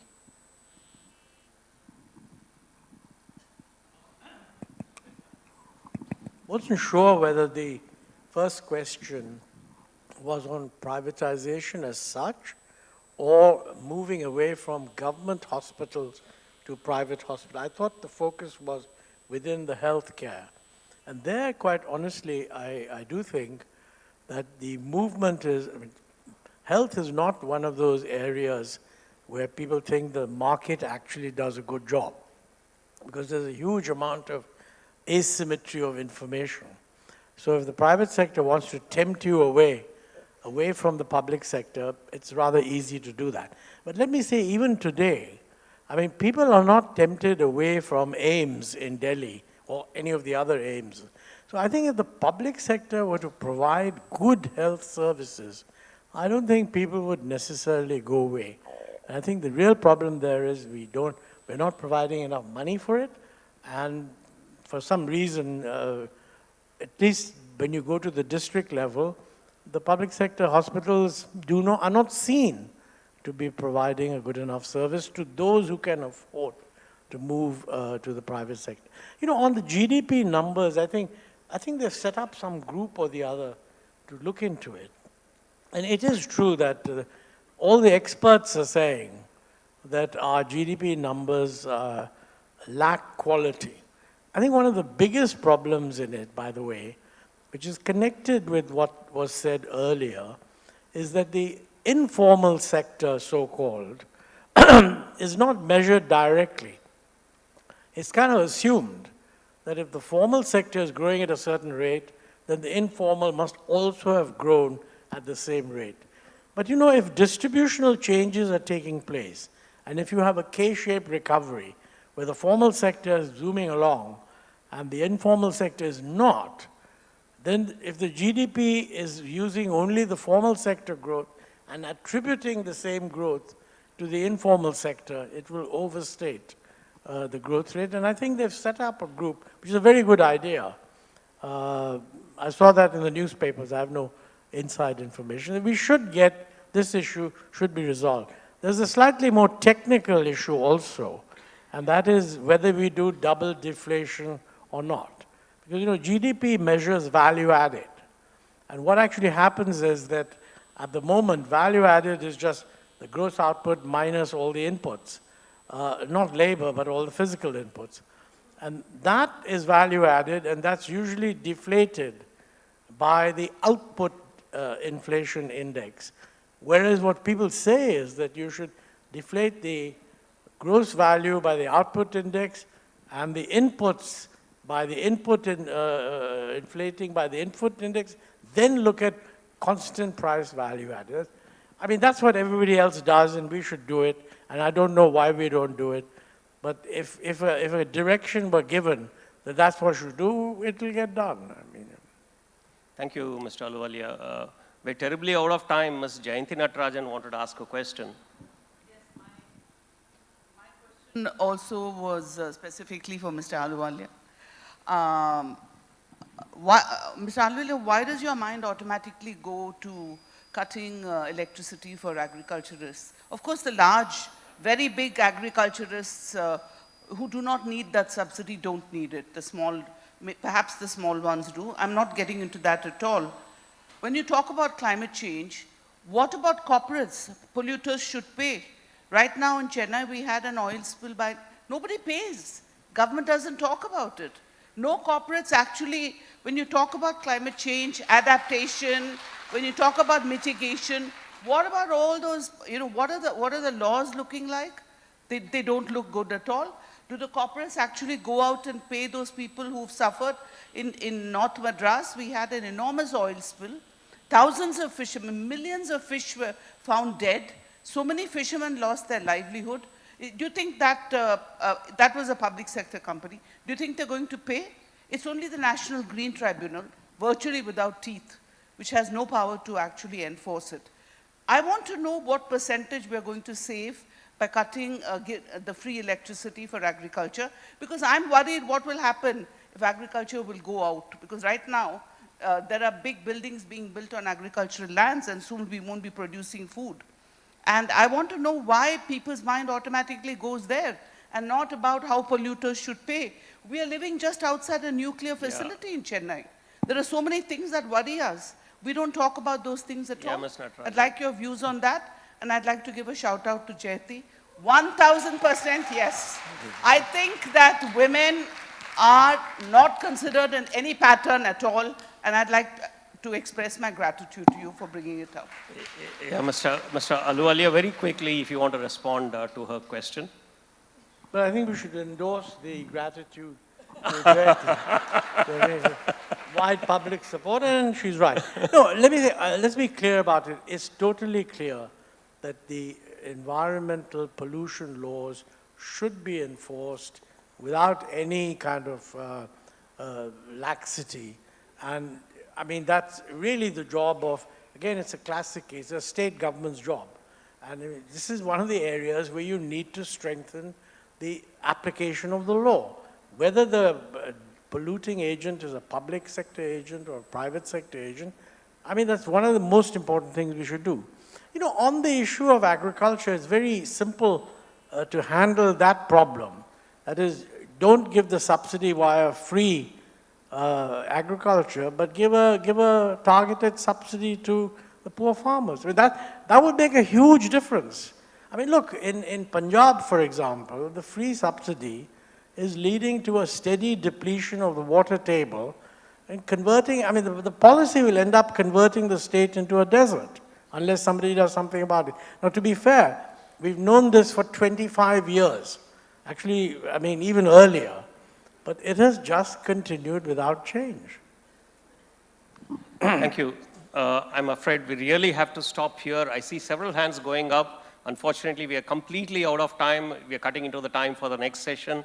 So I would like to wind up here. Given the nature of the subject, obviously there's much more interest amongst the audience, and the panelists, the distinguished panelists, each one of them can hold this audience for a whole day. So, but we can't spare that kind of time, unfortunately. So I would like to wind up here. Thank you all. Thanks for your patience, and I do hope you take back something home with you.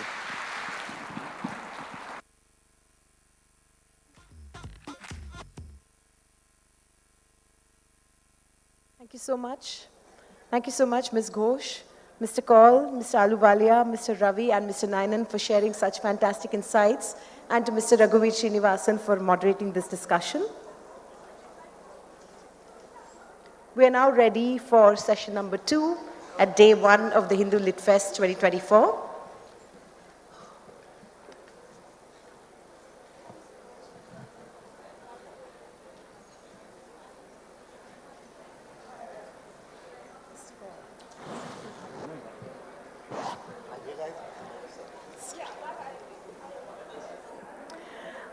It is often said that to look forward, it is imperative to look back. At a Congress meeting in Madras on January 30th, 1946, Mohandas Karamchand Gandhi described himself as an ordinary man. Our second session at day 1 of the Hindu Lit Fest is a talk by diplomat, administrator, author, and former governor of West Bengal, Sri Gopal Krishna Gandhi, who's also the grandson of the Mahatma.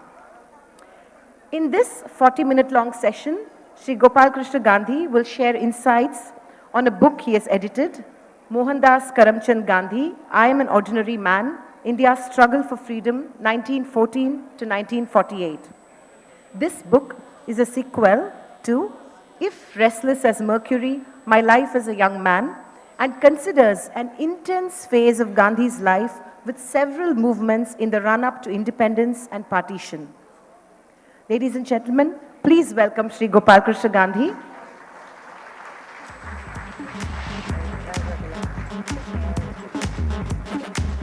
Please note that this session has been brought to you by Christ University. This session will run for 40 minutes and there will be no Q&A. Over to you, Sri Gandhi. 11:15 to 11:40. That's 11:50. 11:50. That's right. So end at 11:50. Yeah. And there is a monitor over there, and it will say time's up. It will go down. There's water for you here. Like some water.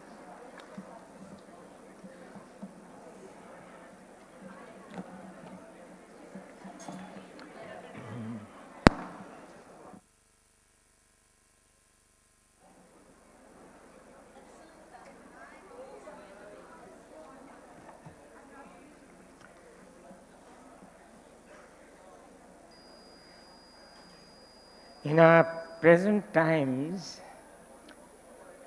when in history We want to be the earliest, the first, the oldest. In matters of economic development, we want to be the fastest moving. In terms of statues, we want to be the tallest.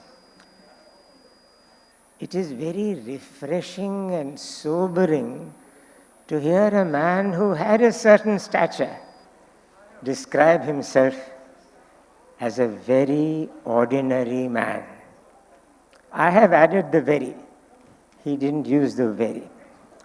It was here in this city on the 30th of January 1946, his last visit to Chennai.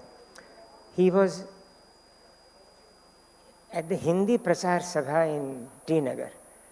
And he says there was a gathering of 1,500 Congress workers. 1,500 Congress workers is a large number. He had his fads. He had the bees in his bonnet. His bonnet was actually something like a apiary. It had many bees. One of them was Hindi, and he decided to speak in Hindi. Singularly unfair.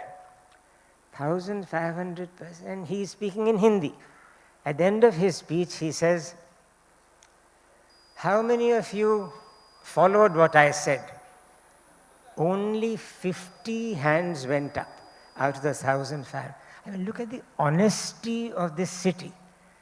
Many people could have raised their hands and said, "I understood you," but no. Only 50 raised their hands. And then he looked and he found one person who had also not raised his hand. Who was that? It was one of the most honest of persons, Kamaraj. Kamaraj did not raise his hand. So he said, "Oh, so you also did not raise his hands?" He did not raise his hand. Then, like here, questions were called. And one person asked him a question. What is our future? And after having pulled him up for asking the question in English, he answered and he said, "I do not know the future.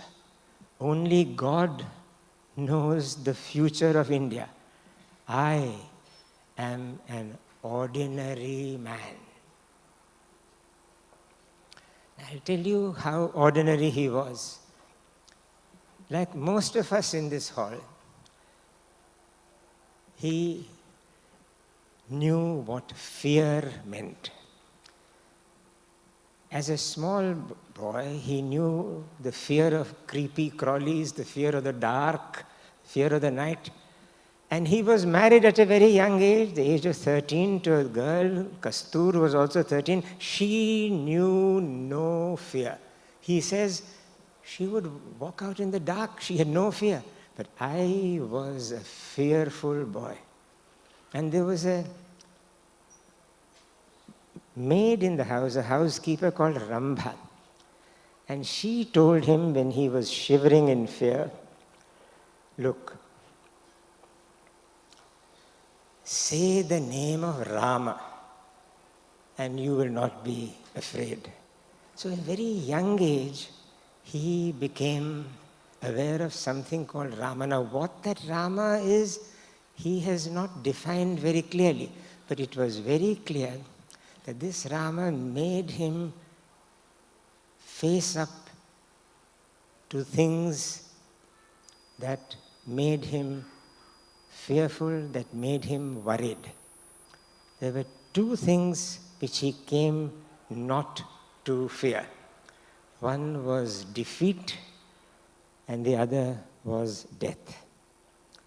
Again, like most of us, he had faced and experienced physical intimidation.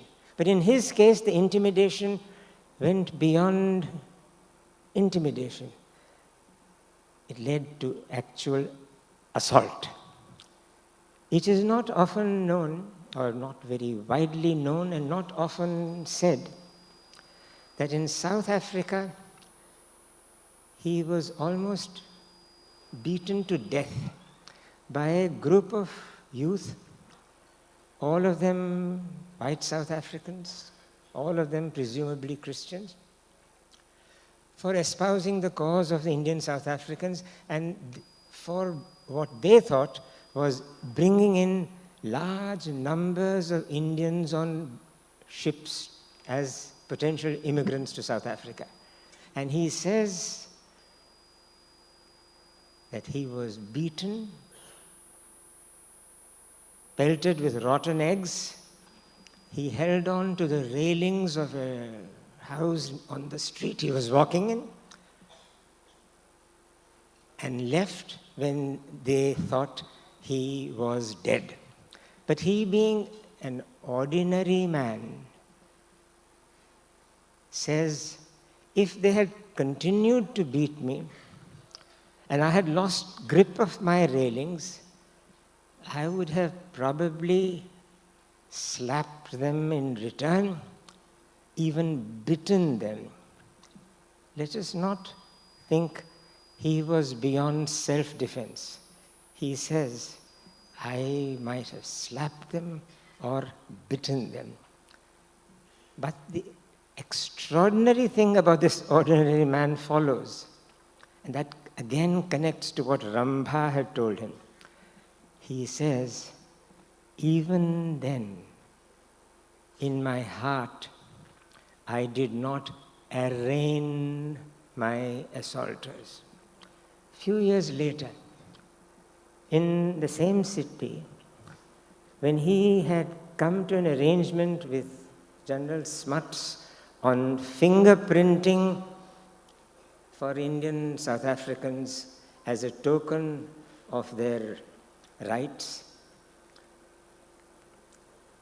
he had first opposed fingerprinting. But then he said, if the fingerprinting is not made compulsory but is voluntary, let us give our fingerprints. But there was one man, a Pathan called Mir Alam, who was infuriated. He said, you told us to resist fingerprinting. Now you are saying fingerprinting is all right if it is voluntary. I will not give my fingerprints. Moreover, I will not allow others to give their fingerprints. So when Gandhi was going to give his fingerprints under the voluntary scheme, Mir Alam followed him to the registration office and hit him with a cudgel on his head, on his face, on his ribs. And Gandhi says, all I remember is I lost my consciousness, but as I lost my consciousness, I said, Hey Ram. Fast forward to 1946, 47, 48. He faced physical threats wherever he went. He carried the bruises which he had suffered in South Africa in his memory, not in his body.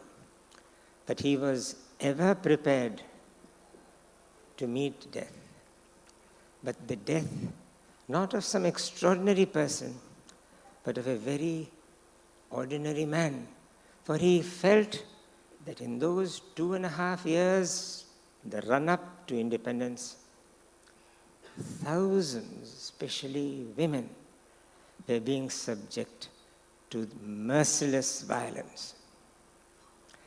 When he went to Noakhali in what then was still East Pakistan, then still East Bengal, about to become East Pakistan, he said he went because of what was happening to the women in those areas. There were occasions when hands could have been laid on him, but were not. But in Kolkata, it nearly happened. What was to happen in Delhi was to happen a little later. But defeat and death held no fear to the man. But there was something else also which held no fear to him. Again, I think, thanks to what Rambha had said to him. He says, in a reply to a question posed to him in 1915, by Indulal Yagnik, a labor leader, as to whether he expected any following for what he was doing, civil disobedience. He said, and I quote, "I am not very much worried about securing a large following. That will come in due course.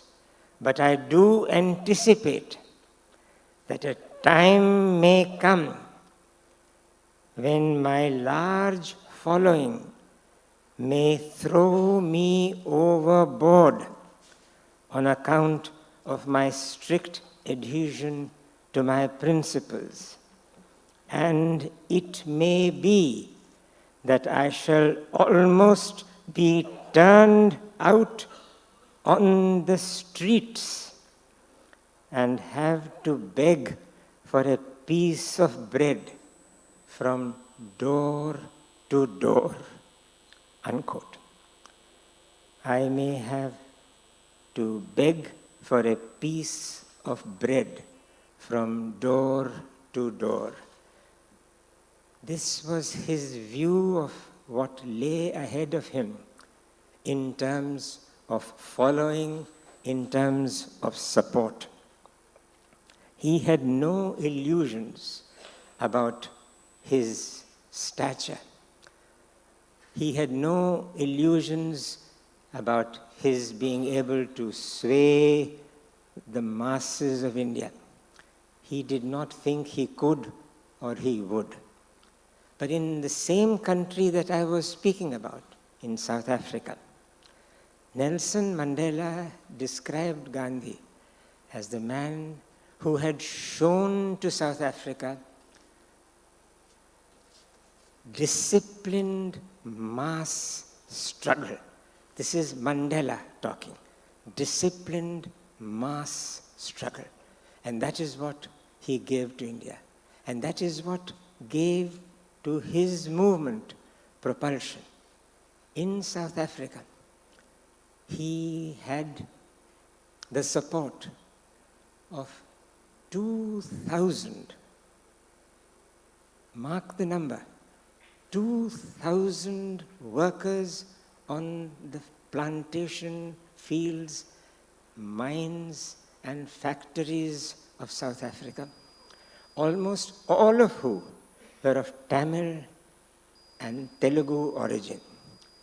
On his way back after this Smuts-Gandhi agreement, when a large amount of the demands of the Indian South Africans had been met, large amount, not all, but large amount, he returned to India via London, where he wanted to meet Gokhale, his mentor. In London, Sarojini Naidu, who happened to be present and met him for the first time, organized a meeting at the Hotel Cecil, which does not exist anymore. It is chastening to remember and note that in that audience were 3 outstanding Indians: Lala Lajpat Rai, Bhupendranath Bosu, who was the then president of the Congress, and none other than Muhammad Ali Jinnah. These were among those who had gathered to meet this man who had done some extraordinary work in South Africa, and his wife, who had with him done some extraordinary things. Nobody knew then what the future held for Gandhi, but they were there thanks to the imagination of Sarojini Naidu. And Gandhi says that he stood and spoke before that audience and said that Kastur and I are being acknowledged for what we have done, But the real heroes and heroines of the Indian struggle in South Africa are not us, are not I or Kastur. They are Harbat Singh, Narayana Swami, a lad, as he called him, from South Africa, who was interned and then deported, and who came back because he wanted to be back in South Africa, and died of starvation. And Nagappan, another Tamil youth, who suffered similarly and died. And then, his voice softening, he says, and Valliyamma of Tilleyadi in Tanjavur district, who was in the same prison as Kastur, and who was so ill and almost on her deathbed when she was released only to die. And he says in his words, it is these people, not I and not Kastur, but it is these people, the salt of the earth, as he calls them, on whom will be built the future nation that is India. And it is therefore very appropriate that we heard in the last session how important it is that these people who do not form part of the corporate leaders of India's GDP growth, but who are the salt of the earth, who we need to protect. For it is they still who are going to make the India that Gandhi was wanting to dream of. As an ordinary man, he knew the extraordinary power of ordinary people. This is the story of the man whom we need to remember at a time when supremacy, immaculacy, and a kind of self-exempting self-glorification is what claims our attention. Gandhi, in Noakhali and in Bihar, demanded of the people who were being violent to ordinary people that they surrender themselves not only to the authorities but to the duties of citizenship. It was in these two theaters, again, in Bihar, for instance, speaking to a group of congressmen, yes, to congressmen, he said, tell me, how many of you were responsible for the butchering of this 103-year-old woman? Silence. He said, I have been told that some of you participated in such violence. Tell me, who was responsible? Silence. And then he said, I shall go and ask her bones to tell me who among you was responsible. And in Noakhali, where the victims and the perpetrators of violence were of the opposite kind, he said remarkably what any ordinary man would to the women of Noakhali. Look, if you must take up arms. You must not hesitate to do so to protect yourselves. And he told the men there, remember, I am here without any security. So are these people without any security. I want the Hindus of East Bengal to remain in this village, and you must guard them. You must guard them. Some of them agreed. Large numbers of them were silent. And that is when those who are interested in music would be interested to know that he said, Manu, you sing now. You sing Raghupati Raghava Rajaram. But remember the old version. And she did. And in the village of Paniali, in East Bengal, Raghupati Raghava Rajaram got that extraordinarily powerful second line in the second verse. Ishvara Allah Tere Naam. And Ishvara Allah Tere Naam. Like Netaji's Jai Hind is his contribution to the lyrics of India's Renaissance. Ishvara Allah Tere Naam. I will come again to those concluding times. We remember the 30th of January, but no less important is the 20th of January 1948, 10 days before the assassination. He was at prayer. And his prayer included a small discourse.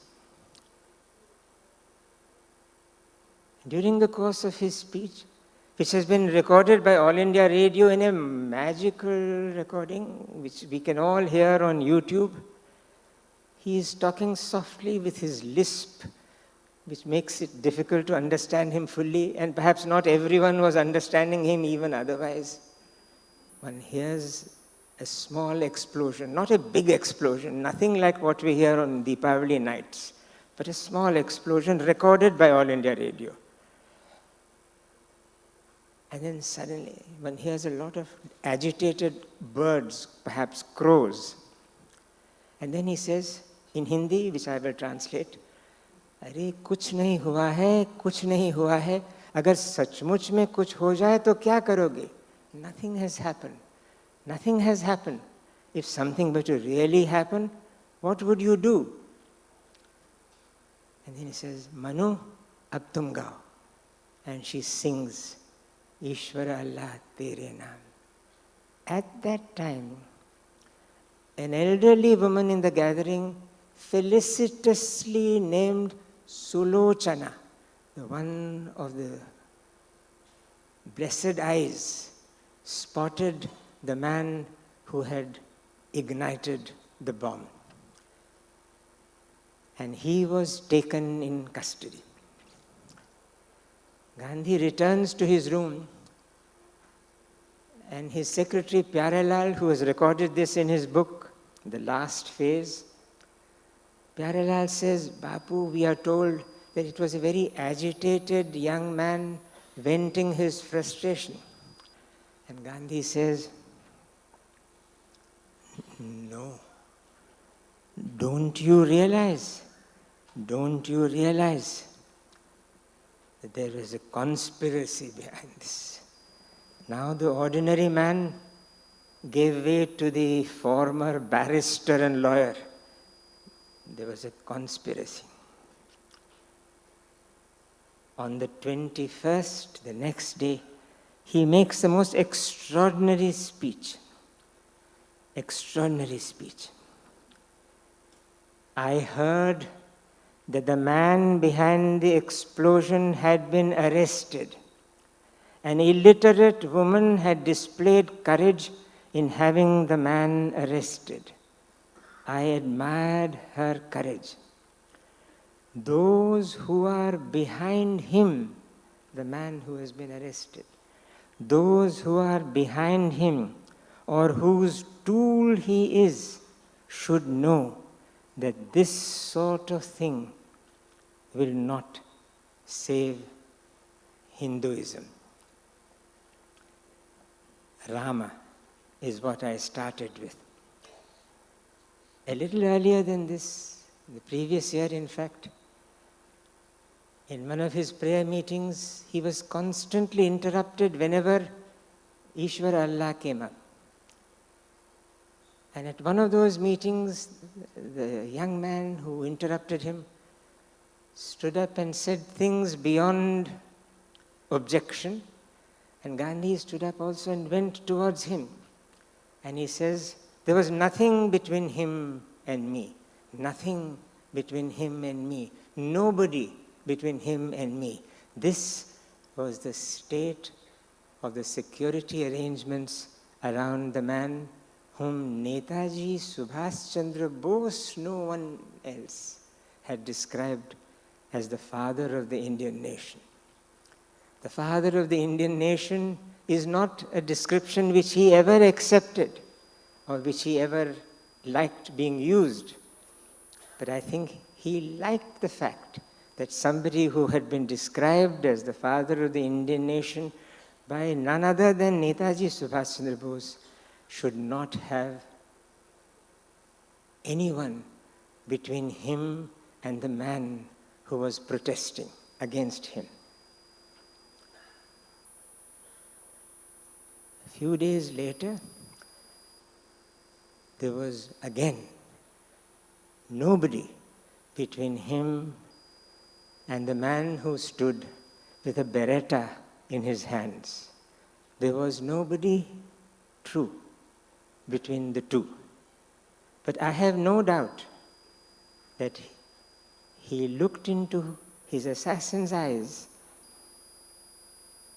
for there were 2 or 3 moments of what can only be described as Greek tragedy. The man with the beretta,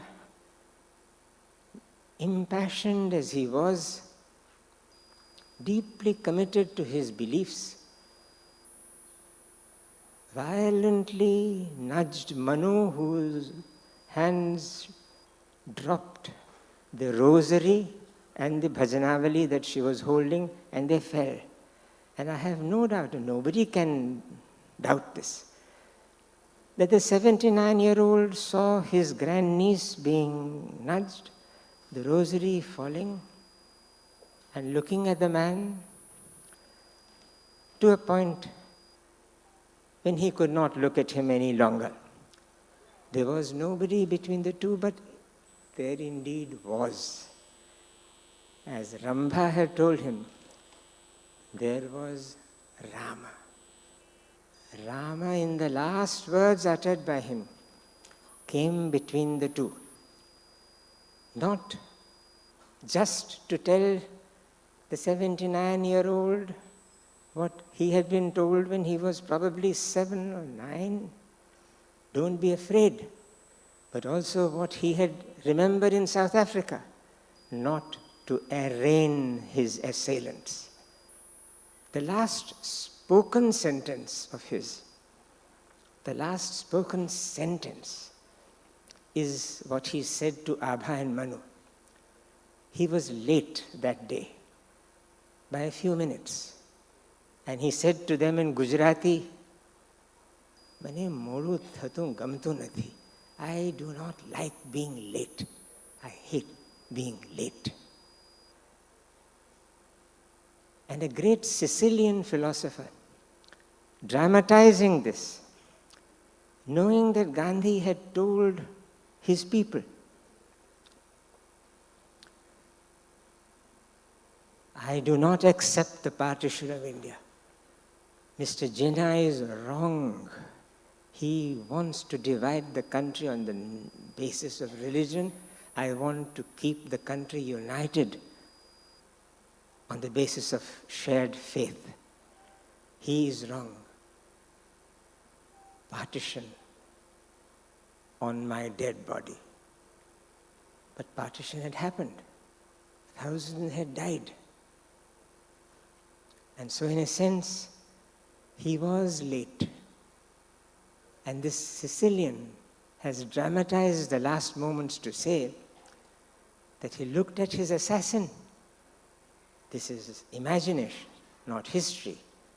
This is fiction, not fact. But it has the truth and the honesty of spiritual insight. Vastav says, he looked at his assassin and said, "Oh, but you are late. Today, the question that we must ask ourselves is it too late for this subcontinent of India? Is it too late for South Asia? I believe it is not. I believe it is not. For the reason that whenever there has been violence in the name of religion, there has been extraordinary redemptive action by people who do not ascribe to that violence. In Shantiniketan was an extraordinary sculptor called Somnath Hore, and he has made this piece of art, which is a piece of wonder in bronze, of two men in the embrace of death together, one belonging to one, the other to the other faith. They have the confidence, the veracity, and the grace of mutual trust and of respect. That faith in Somnath Hore's work of art is the faith that sustains the faith of this ordinary man who believed his wife was made of stronger fiber than he was, in not being afraid, but who himself says he learned his fearlessness from Rambha and his satyagraha from Kasturba. How? For she told him in South Africa when he had launched his great struggle against a certain set of very discriminating laws, that if women are to join the struggle, I will too. And he said, are you sure, Kastur? She said, I am sure, and I know whether you are sure or not, I am going to join the satyagraha. And he said, if you are so sure, go ahead. And she was sentenced to 3 months rigorous imprisonment, hard labor, and hard labor in those days in South Africa meant hard labor. In her case, it meant laundry work in the prison, washing the laundry of fellow prisoners, which she did without murmur. That Kastur, that Valliyamma, and the countless nameless women in both the countries who suffered and yet overcame the travails let loose upon them by partition are the salt of the earth that he spoke of as an ordinary man. An ordinary man was his self-description. And today, when the highest, the fastest, the tallest, the greatest, the mightiest call for attention, this honest and very ordinary man does not call for attention. He does not even call for acceptance. He just calls for gentle recollection, for being ordinary and yet doing extraordinary things is what he has shown to be the secret of the success and the strength, and more than success and strength, of the sheer genius of our unhappy and yet absolutely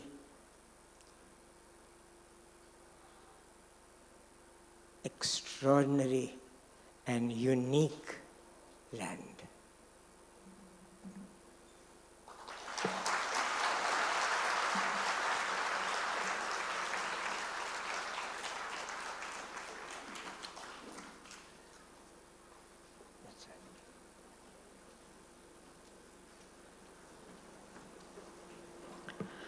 Thank you so much, Sri Gopal Krishna Gandhi, for that very heartfelt sharing and for really reminding us that Gandhi's is a story that needs to be read and reread, especially in the context of the world that we live in now.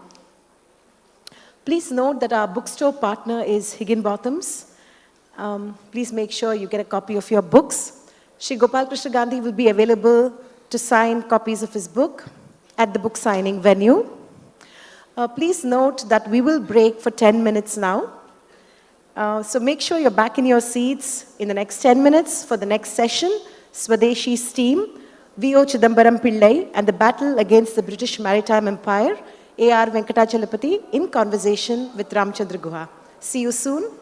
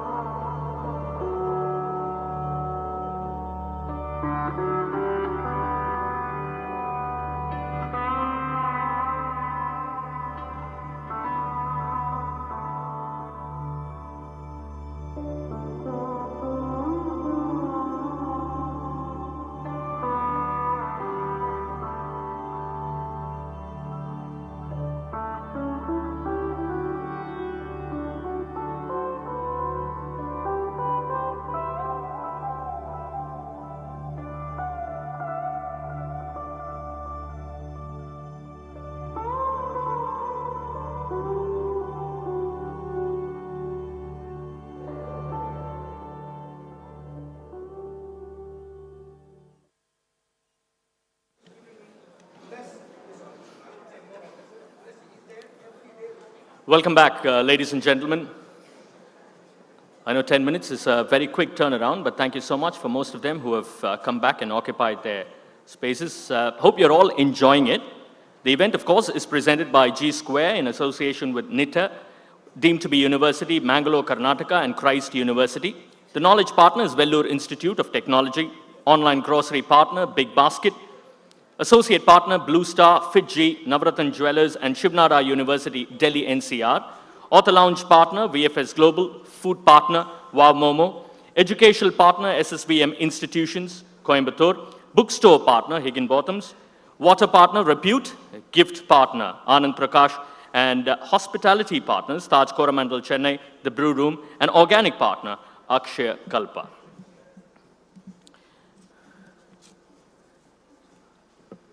Still hearing a bit of music, if it can be lowered. Thank you. Thanks so much. Thank you. Welcome back, everybody, to the Hindu Lit Fest 2024. We're off to a very, very bright start, from getting a glimpse as to where India could be in about a couple of decades' time, to understanding the life of the Mahatma. It's time now to delve into the life and times of a man who dared to be different, may I say, outrageously different. V.O. Chidambaram Pillai, as a person, has always intrigued me. What was the desire, really, for him to stand up in the manner that he actually stood up against the British was so very intriguing. Him launching a shipping company wasn't just a business enterprise, but a front for the anti-colonial struggle. Ladies and gentlemen, put your hands together to Mr. A.R. Venkatachalapati, who is a professor at the Madras Institute of Development Studies, who, in his latest book, The Swadeshi Steam, has given a detailed account of VOC, the man and his ideas. 40 years of work put in to understand the man to the degree that he has. It's a book that speaks of courage and personality of our own Kappalotiya Tamiran. Apart from the VKRV Rao Prize for History in 2007, he has received the Vilakku Pudumaipattan Award in 2018 and Iyal Virudu in 2021, both for his lifetime contribution to Tamil. Here he is in conversation with the eminent historian in Ramachandra Guha, whose award-winning work ranges from politics to sport. Wonderful to have you with us.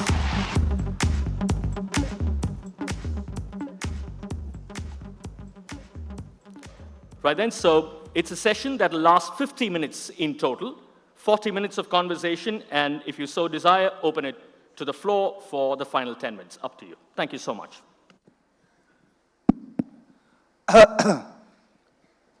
Good afternoon, everyone. So the format is that I'm going to speak introducing Professor Venkatachalapati and his work for about 5 or 6 minutes. Then he will speak in detail about the research and writing of this extraordinary book. And then hopefully we'll have some time for conversation. So let me begin by saying that A.R. Venkatachalapati to my left is the Indian historian I most admire.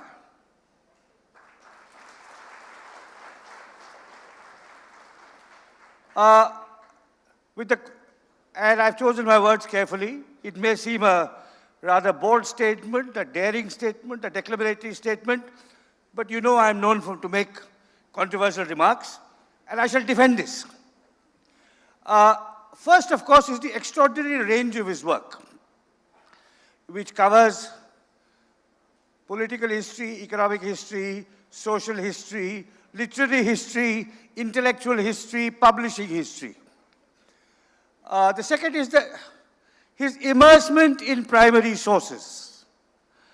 The third is his remarkable facility with more than one language. Indian intellectuals, Indian writers, Indian scholars, Indian literary figures, poets, novelists, historians, sociologists, economists, generally write in English or in their mother tongue. And Chalapati is one of very few Indian scholars, they can be counted on the fingers of one hand, who have a formidable body of work in their mother tongue, in his case Tamil, and of course in English. Now, Then there is his devotion to his craft. Not only is he a brilliant researcher, a rigorous scholar, possessed of a sharp analytical mind, it's also the commitment to his craft. Chalapati is what I call a historian's historian. I first met him in the archives, which is the place you would like to meet an historian, not on Twitter or Facebook or even in a literary festival. Right. So I think there was an event to mark his 50th birthday, to tell you the standing of Chalapati. Now, there are many lovers of Tamil literature and scholarship here, to which this is not any news. But there will be others who are deracinated English-speaking intellectuals and readers like me, who may not know the quality and caliber of the person to my left. And just as an example of the kind of scholar he is, you know, when historians grow old, when scholars grow old, when they come to 60 or 70 or 75, there's something called a festschrift, where their students and admirers hold a meeting for them, where they present, you know, essays in tribute to Chalapati. Chalapati is the only, so far as I know, the only scholar anywhere in the world who had a festschrift for him, a conference held in his honor when he was merely 50. It was organized in the Allah Library, and there were hundreds of people. There were as many people there as in this room, and from a very different class profile than the people in this room. There had been students, there had been class, there had been railway babus, people who had read him and admired him in Tamil, not just people from Chennai, but people from Tirunelveli, from Namakkal, from Salem. And here was this young lad. I'm 10 years older than him, that's all. But Gopal Gandhi, who was 25 years older than him, was there paying tribute to him. So the people paying tribute to him included me. I'm 10 years older than him. Gopal Gandhi is 25 years older than him. T.M. Krishna is 50 times more famous than him. And there he was. We were all lined up. And when the invitation came, we have to speak in Chalapati's honor, we were all there. Because of this extraordinary wide range of abilities and qualities he bears to his work. Now, I have played a very modest role in Chalapati's literary career, and I should claim credit for that. In that, I nudged him first about 10 or 12 years ago to remember that unlike some of us, he had literary facility in 2 languages. And there was no reason why he could not write in English as well as write in Tamil. I think he has written how many books in Tamil, Chalapati? 20, including your edited books? 40 books in Tamil. But it's not the quantity. It includes, of course, major works of historical scholarship, including on V.A. Chidambaram Pillai, but also a magnificent 6-volume edition of the writings of the great Tamil writer Pudumai Pittan. The discovery of Bharati's cartoons, you know, and many, many other rich contributions to Tamil literary and historical scholarship. He's also been deeply involved in the translations, including of Sundar Ramaswamy's great novel, J.J. His editorial work with young writers, nurturing them. And this is, in English as far as I know, this is his 6th book. The first book was his PhD thesis, which is a history of the book in Tamil Nadu, the history of publishing books in the Tamil language. Then there were 2 delightful collections of essays, one bearing the title, In Those Days There Was No Coffee. The other, a collection of biographical portraits called Tamil Characters. Then a delightful, insightful, and very perceptive book on the battles over copyright when it came to the writings of Subramanya Bharati. And a book, his most recent book in English before this one, I think bears the title, A Short Book. A short history of a very big book, which is a history of the Tamil encyclopedia. Now, this biography of Chidambaram Pillai, I don't read Tamil, so I can't comment on the entire corpus of his work, is absolutely his best book yet. It's because of the range of subjects it tackles. You know, it's also, by the way, the product of a 40-year obsession. You know, historians have obsessions. Chalapati is a devoted family man. If you think that he has no time for his wife and his child, you are mistaken. Yesterday, there was a party to mark, thrown by Dr. Nirmala Lakshman to mark the opening of the festival, and all of us were there except Chalapati because it was his daughter's birthday and he knew where his priorities lay. But apart from all of that, you know, the kind of the first love of his life, not the deepest love of his life. The deepest love of his life may be his wife and his daughter. The first love of his life was V.O. Chidambaram Pillai, who we discovered at the age of 16 while working in a library. Now, I'm slightly envious of that, of the depth of his engagement with Chidambaram Pillai, because I also have the first love of my life predates my wife and my 2 children. This is a man called Verrier Elvin, whom I discovered when I was 20. When I was a failing cricketer and a failing economist, and I discovered this maverick anthropologist, and I spent 20 years writing about him. And I was slightly envious that the depth and intensity of Chalapati's singular passion for V.O. Chidambaram Pillai, in terms of years, which is how historians measure these things, is twice as long as mine. Now, with this book, which he will tell you about, he's also ventured into new domains. As I said, he has shown himself to be a commanding scholar of literary history, of cultural history, of social history.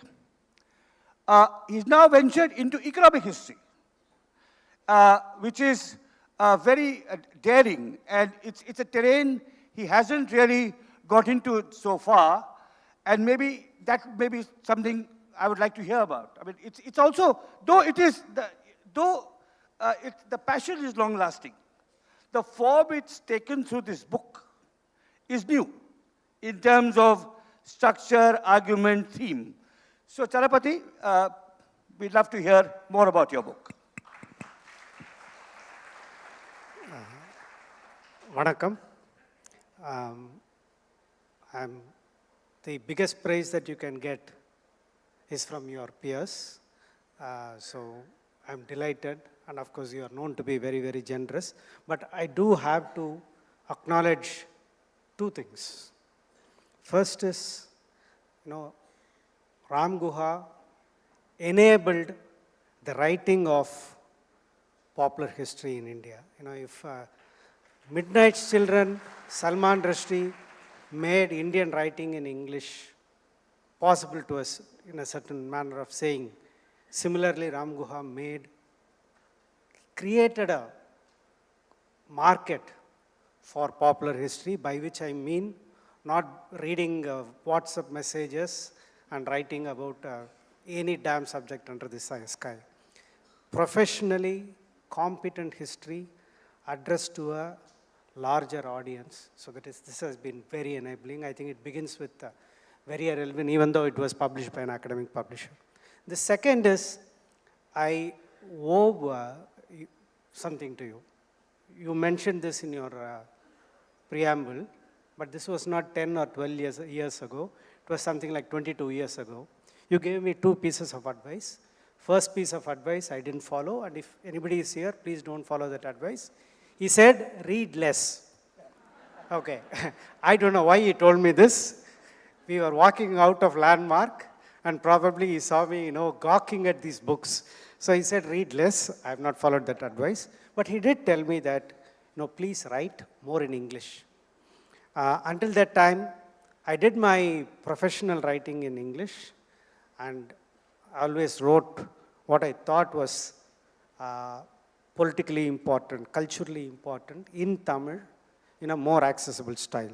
So it took me a while to follow your advice, but I think I have followed it. It's for you to judge now. So I'm actually delighted to be speaking about Chidambaram Pillai because he's a boyhood hero for me. I fell in love with him when I was 14 years old, and I must thank the CBSE textbooks for that.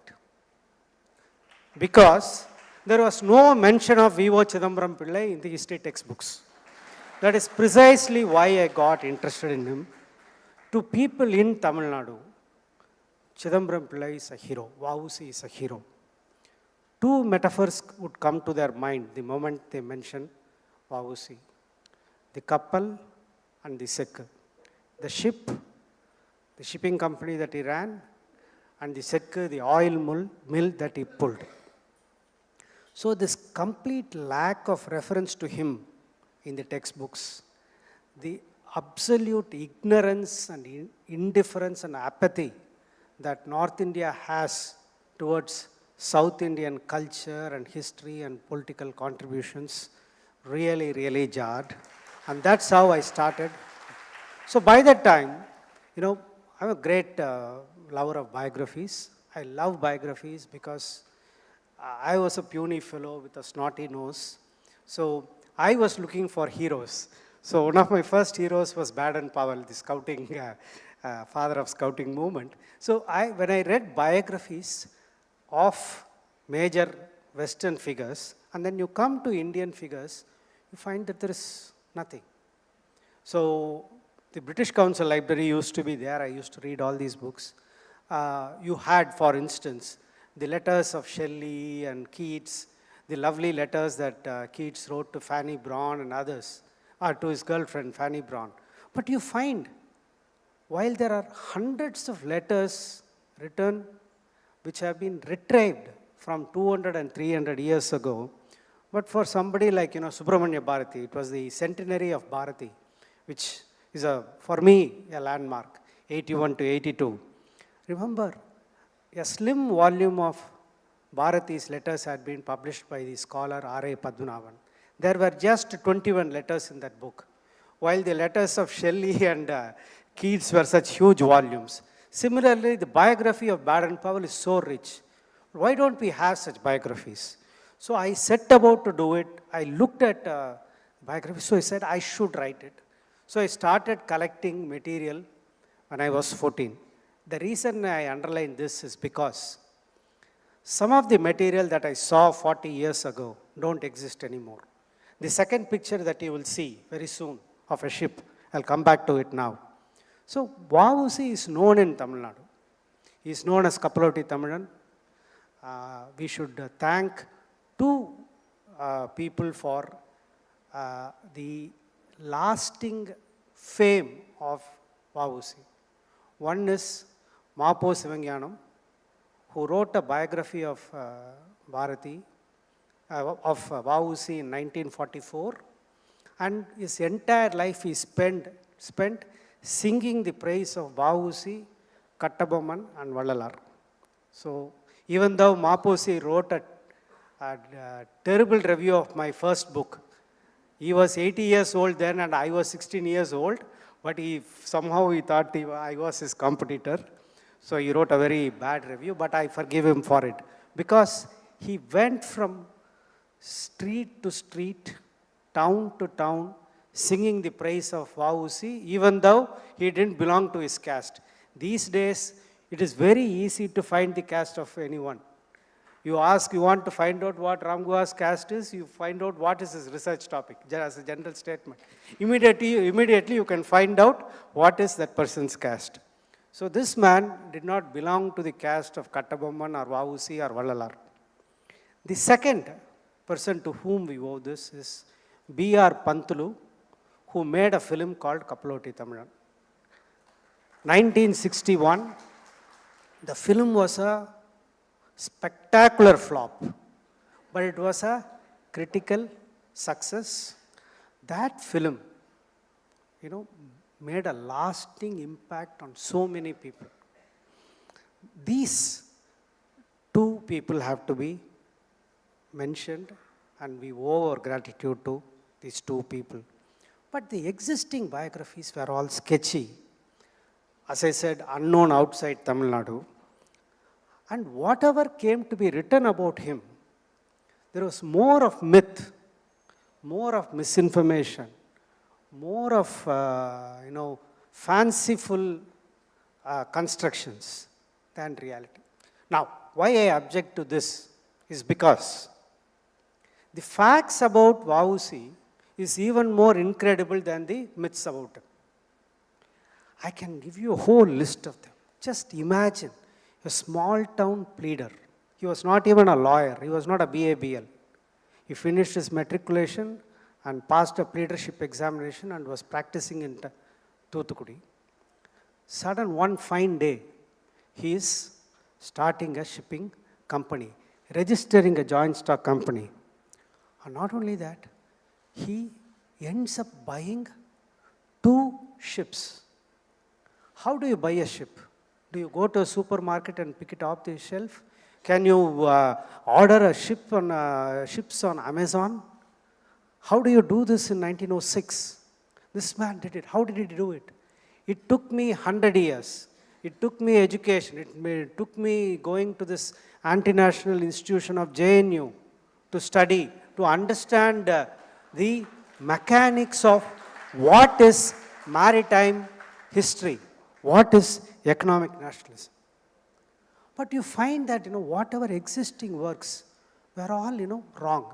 Even in this wonderful film, people would think that Kapaloti Tamilan film is a melodramatic film. Actually, it is not. I would say it is a realist film because his life is melodramatic. I'll come to it shortly. But the mistakes in that film, he bought 2 ships. Forget what price he bought for. We don't know the price for which he bought it or the dimensions of the ship. Even the spelling of that ship, the name of that ship, they got it wrong in the film. We shouldn't blame them. So this was the level of knowledge about Chidambaram Pillai. So for 40 years, I collected material in bits and pieces. So before coming to the actual, the story of the collection of the material, I want to give you, I said it's a melodramatic story. I'll give you a few instances. First is, he swears to buy a ship. After he starts the shipping company, and the chartered ships that they get is scuttled by the Bora Muslim Shah Line company. So they decide that they have to buy ships. So he sets out to Bombay to buy these 2 ships. When he leaves, his first son is seriously unwell. But despite that, he sets out. And when he goes, he says, I will not return until I am going to buy the ship. Now, this you would think is straight out of a novel. But this has been attested to by no less than Subramanya Bharati. Subramanya Bharati writes in the India that Chidambaram Pillai left Thoothukudi swearing that he will not come back until I buy a ship. So I believe Subramanya Bharati more than others. So the next thing is, shortly after, at that time, Vivosi's wife, Meenakshi, she's heavily pregnant. She's 9 months into her pregnancy. And when he leaves, he is told that, the pregnancy is going to be a difficult one. You should not go. But he says, I have to buy the ship. So he sets off. And on December 29, 1906, Chidambaram Pillai's second son, Arumugam, is born. At the same day, he is writing to Sudesamitran and Hindu and India that I have made progress in buying the ship. So he's not there at that time. Then, if this is not enough, as you know, he gets imprisoned. He is sentenced. He is sentenced to 2 life imprisonments, right? And he is sentenced to life imprisonments, not for many of the dastardly deeds that we are these days is becoming so common. who can actually go to the Supreme Court and say that, we need more than 2 weeks to surrender. This man gets 2 life imprisonments. A man has only 1 life to live. He has 2 life imprisonments. And the logic for giving the 2 life imprisonments, the judge says 1 life imprisonment for your seditious speech. So I want to underline seditious speech because to this day, that particular case law, His Majesty King Emperor versus V.O. Chidambaram Pillai, is still a very important case law in sedition. So first life imprisonment is for sedition, and the second life imprisonment is for abetting the seditious speech of his fellow nationalist Subramanya Siva. So what is curious about this is that the man who delivers this seditious speech gets only 10 years. But Chidambaram Pillai, who abets it, gets 20 years. But obviously, the white judge was a very knowledgeable man. He knew who was the brain behind the whole thing. So he gave him 20 years for abetting a crime for which that quote-unquote national criminal got only 10 years. Then, if you go further and further, the great poem that Subramanya Bharati writes, Sondanatile parar kadimai seide tunjidom ini anjidom, that famous poem, that exchange between Chidambaram Pillai and Vausi on March 12, 1908, that is not a figment of Bharati's imagination. That conversation actually took place where Winch, the collector, tells Vausi that I will discharge you of all the charges against you. Only one demand he has. He says, you should leave Tuticorin. There is a heated exchange. Chidambaram Pillai says, yes, I will go. I will leave Tuticorin if you promise me that you will leave the shipping company alone. Well, the idea behind getting rid of Chidambaram Pillai was to crush the shipping company. So they wouldn't do it, so he goes to prison. So the shipping company that he launches, a phenomenal capital of 10 lakhs in those days.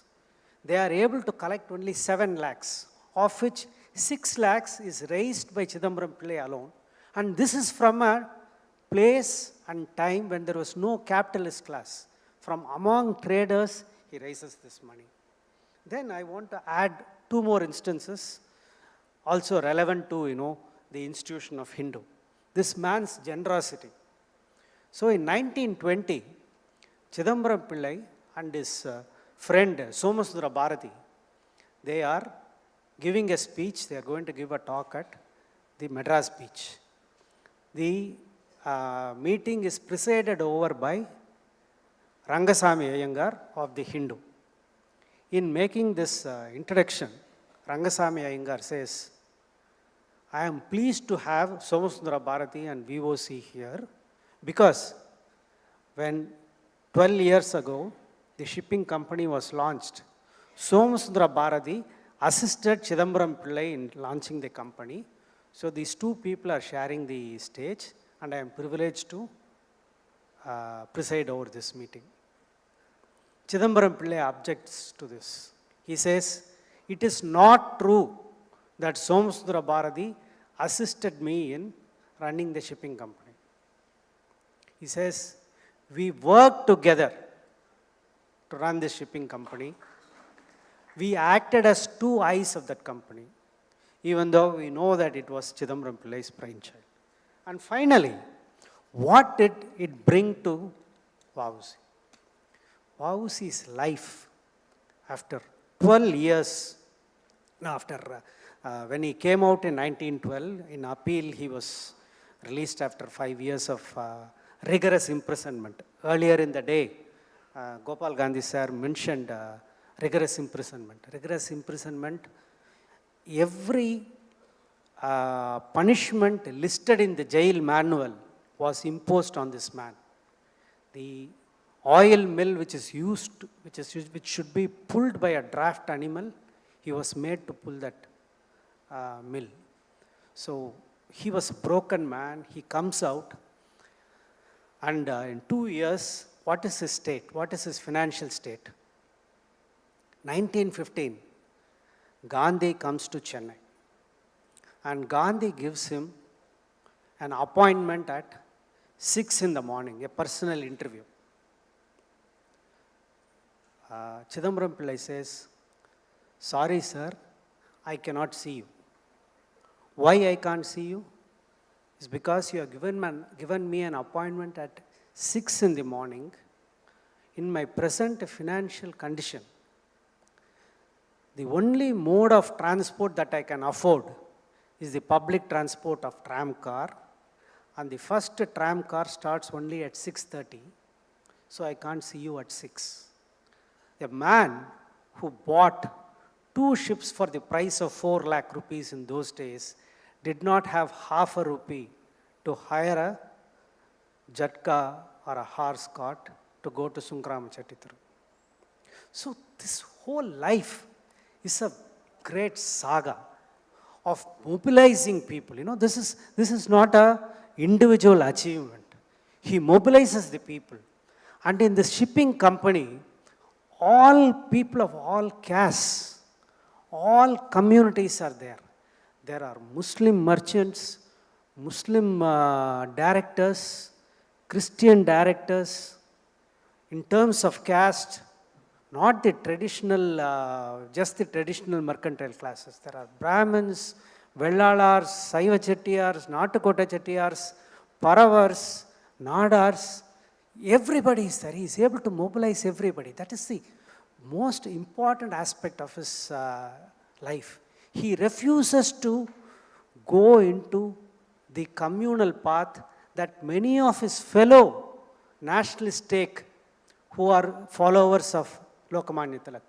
When Munje and Kaparde, after 1920, take the path of the Hindu Mahasabha, he steadfastly refuses to take that path. He is always for mobilizing all the people. So this is the saga that I set out to write.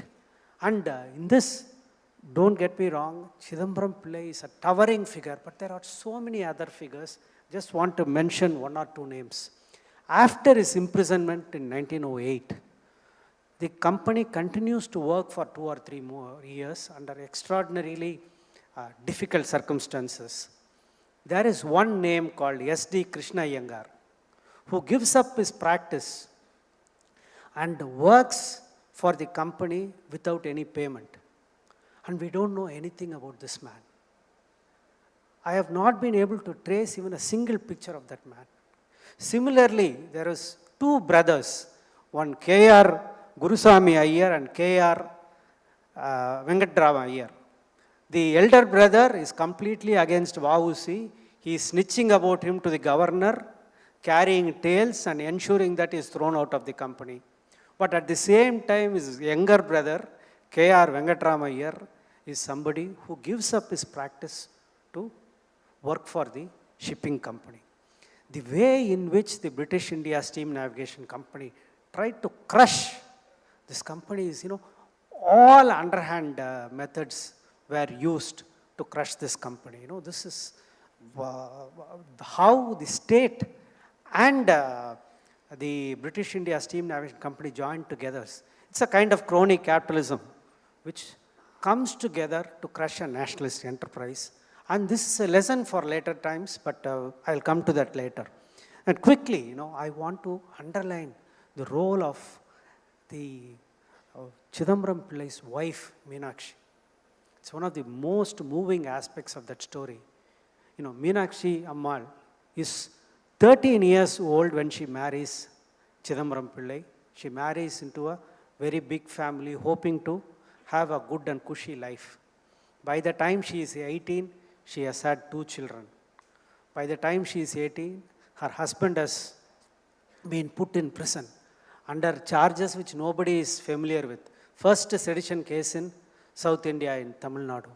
And she goes from prison to prison, lives near her husband's prison house, works hard to get whatever privileges can be got for him. She runs a legal campaign. A 12-year-old, when she got married at the age of 12, what would have been her education? But if you look at the letters that she writes, it is so beautifully written. What wonderful Tamil. She's quoting from Tirukkural.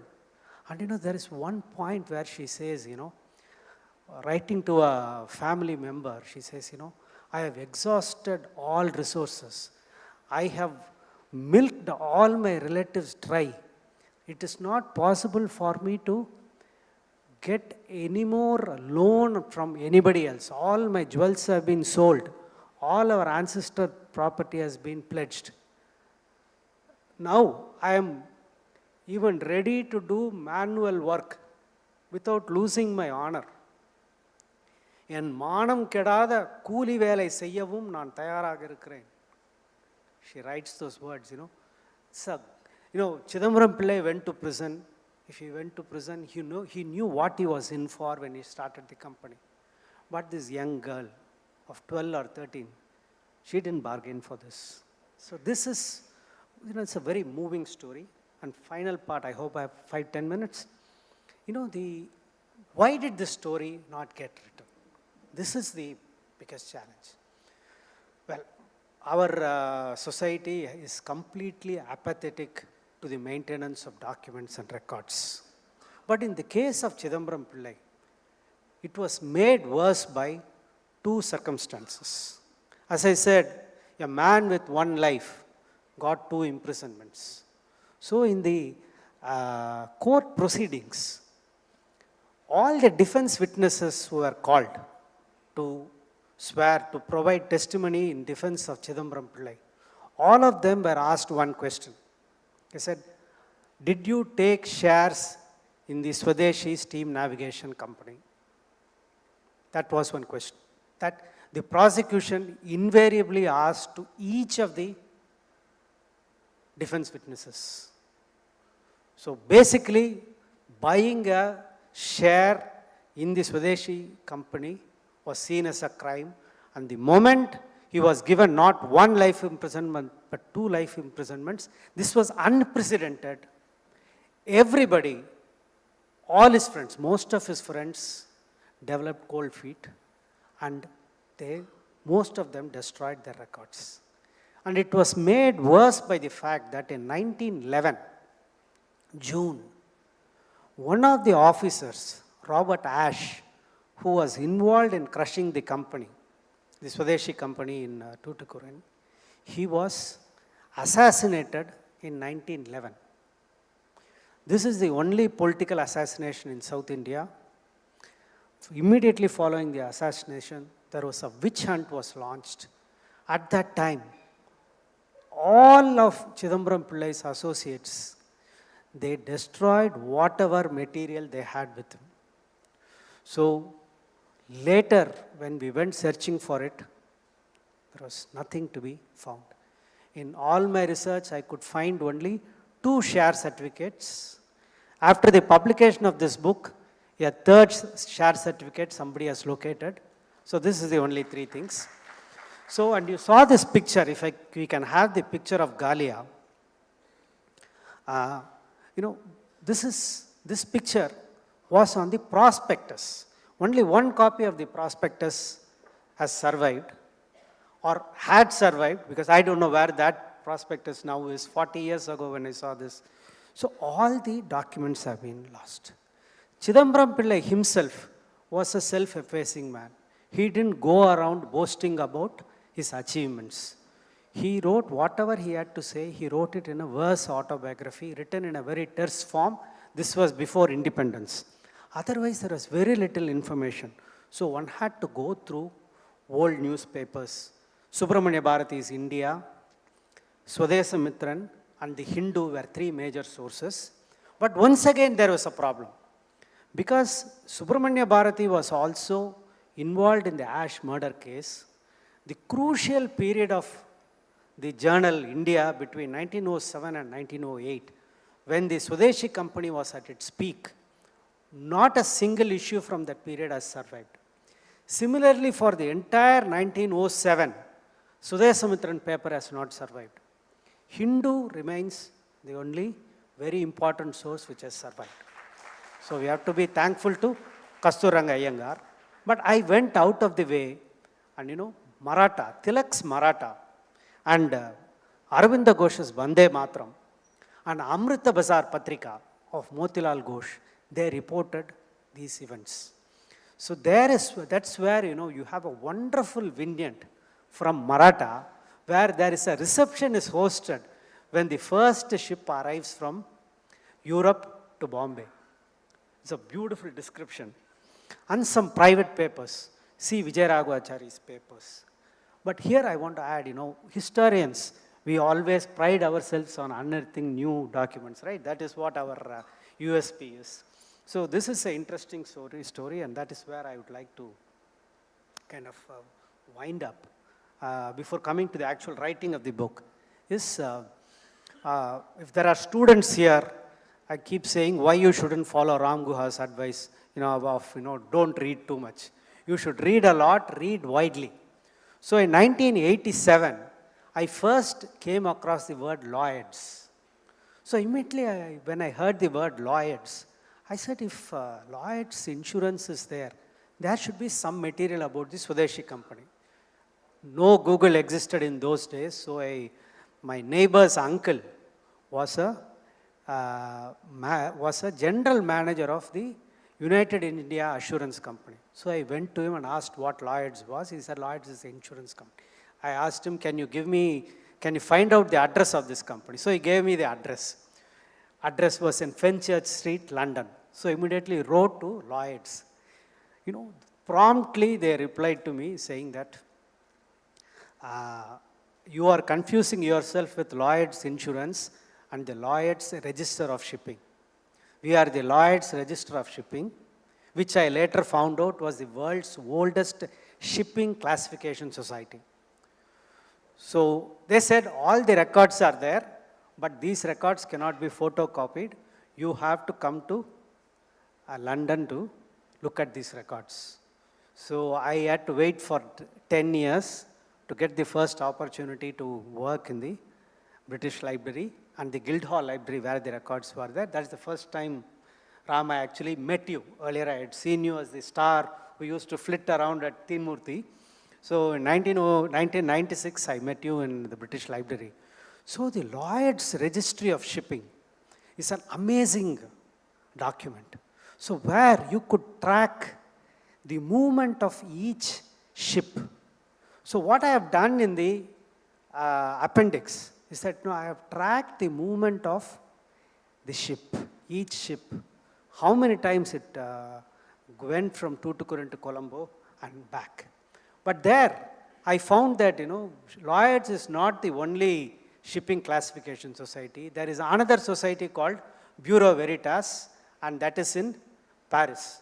So I waited for some more years, and when I got the opportunity to go to Paris, there in the Bureau Veritas office, I found records that confirmed this data, and it also gives you lots of detail about the ship itself. What is the ship? Who built it? When was it transferred? When did the ownership get transferred? What were the dimensions of the boilers? All these details are there. Now coming to the final part, probably I'll take 5 minutes. Now the biggest issue was that, the police records were there. I found the police records from the Tamil Nadu archives. Yeah, time's up. I'll take 2 minutes to finish this.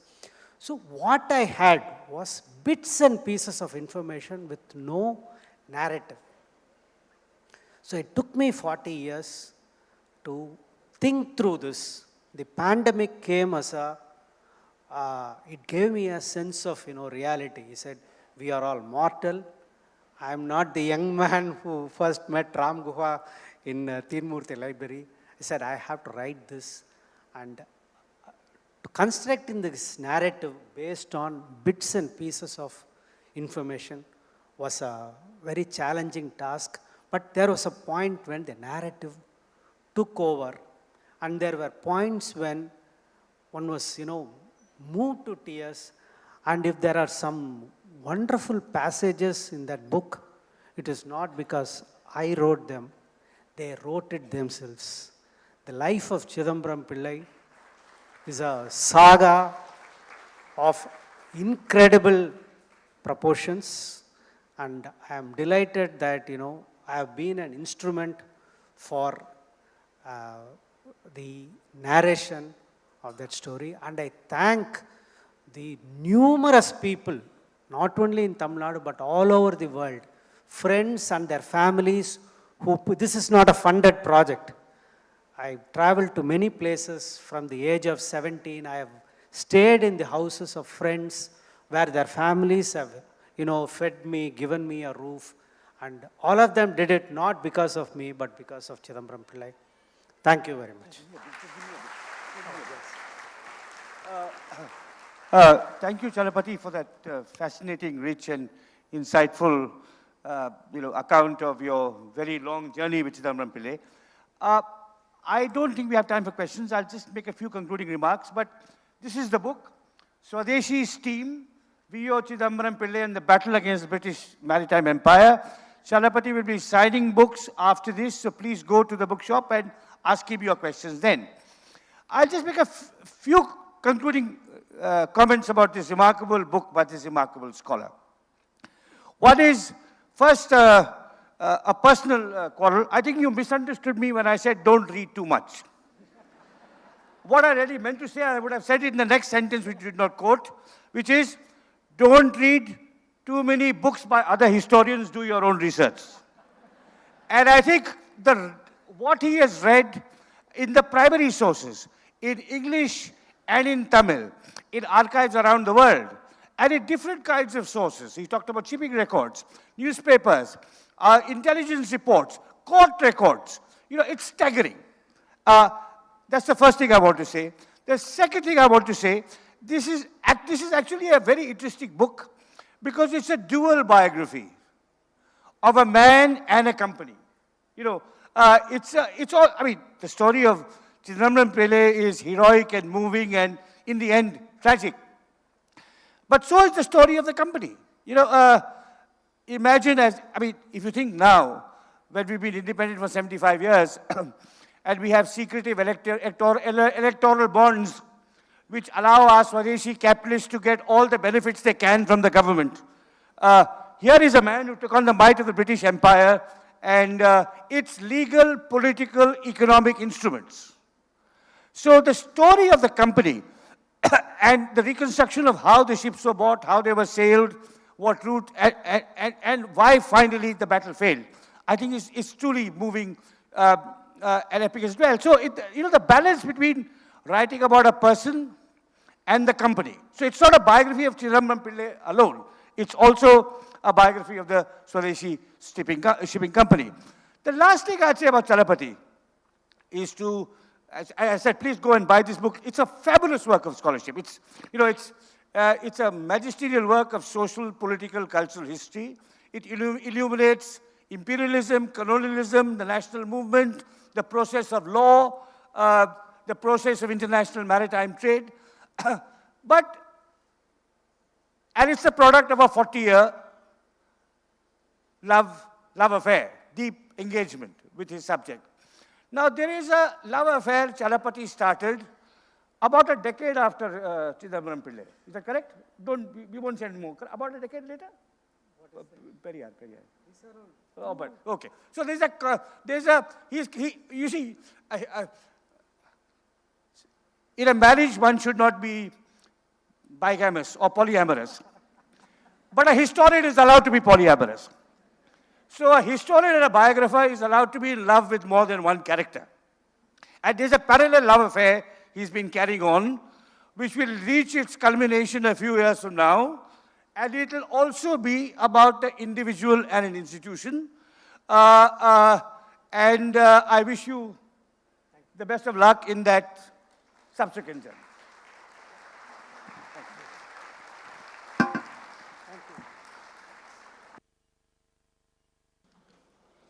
Lovely. Thank you so much, gentlemen. It was just wonderful. There are a few sessions which you think it should never end and it should keep going on and on and on. Maybe we would have got more of the book, but really lovely to have you both with us. Yeah, so as Mr. Guha did mention, so there's a Higginbotham's bookstore right outside. The author will be available to sign the copies. Lovely. Love the story of the man. Love the story of the historian's historian, as Mr. Guha rightly pointed out, which is wonderful. The mutual respect was very, very evident out there as well. Right then, ladies and gentlemen, if you could settle down, please, because we have got the next session that is coming up very, very soon.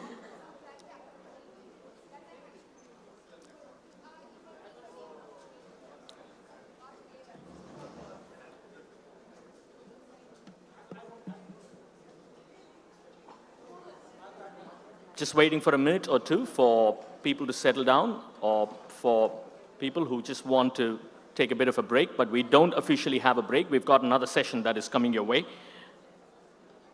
It's Art and Revolution up next, that remembers the genius of Vivan Sundaram, a man who wove cultural history, social biography, and labor politics into monumental installation art. Ladies and gentlemen, we live the life and times of Vivan Sundaram through the eyes and ears of Mr. Ashish Rajadhyaksha.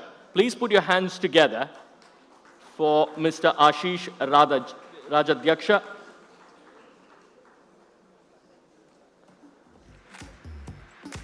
If you can give him way to come up, please.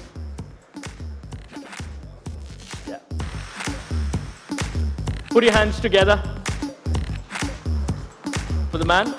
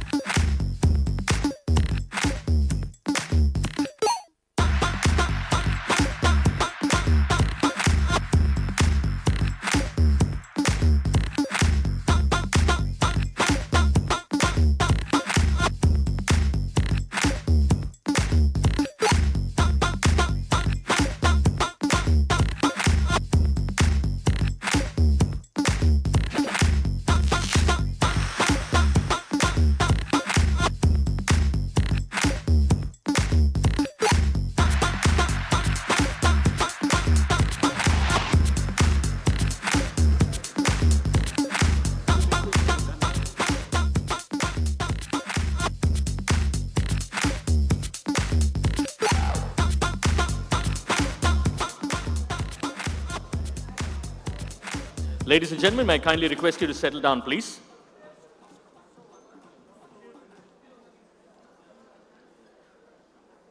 So the topic over the course of the next 45 minutes is Remembering Vivan Sundaram, a journey through images. Ashish, the stage is all yours. Ashish? 35 minutes of presentation plus 10 for the Q&A. Lovely. So with you. Yeah, I think that's fine. So, thank you very much.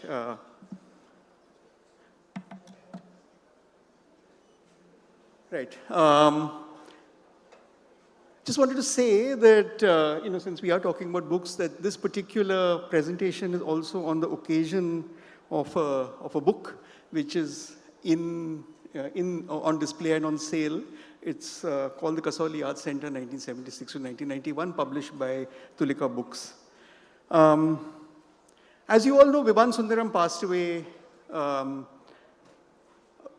in late March last year. And he was a good friend, not only of mine and of many, many people here, but of a lot of other people. And in some ways, there is a certain collectivity, which I think will be of relevance to the tribute that I think we should be paying someone like him. When an artist passes away, you see his or her entire life's work as though in a flash. Somehow it all comes together. When Vivan, and I even refer to him in the first person with a curious feeling, it is really, can you see there, Vivan? It used to be a small little signature in one corner, and he only called himself Vivan. Everyone called him Vivan. When Vivan, and even I refer to him in the first person with a curious feeling, passed away, it felt strange. It was startling to see how many people he knew, how many people referred to him as such, as Vivan, said or felt that they knew him. and yet others who felt or said that they had lost someone they knew, they thought they knew. The obituaries in newspapers, but also in independent blogs and posts and in tags numbered literally in their thousands. And much of it was personal, much of it was deeply felt.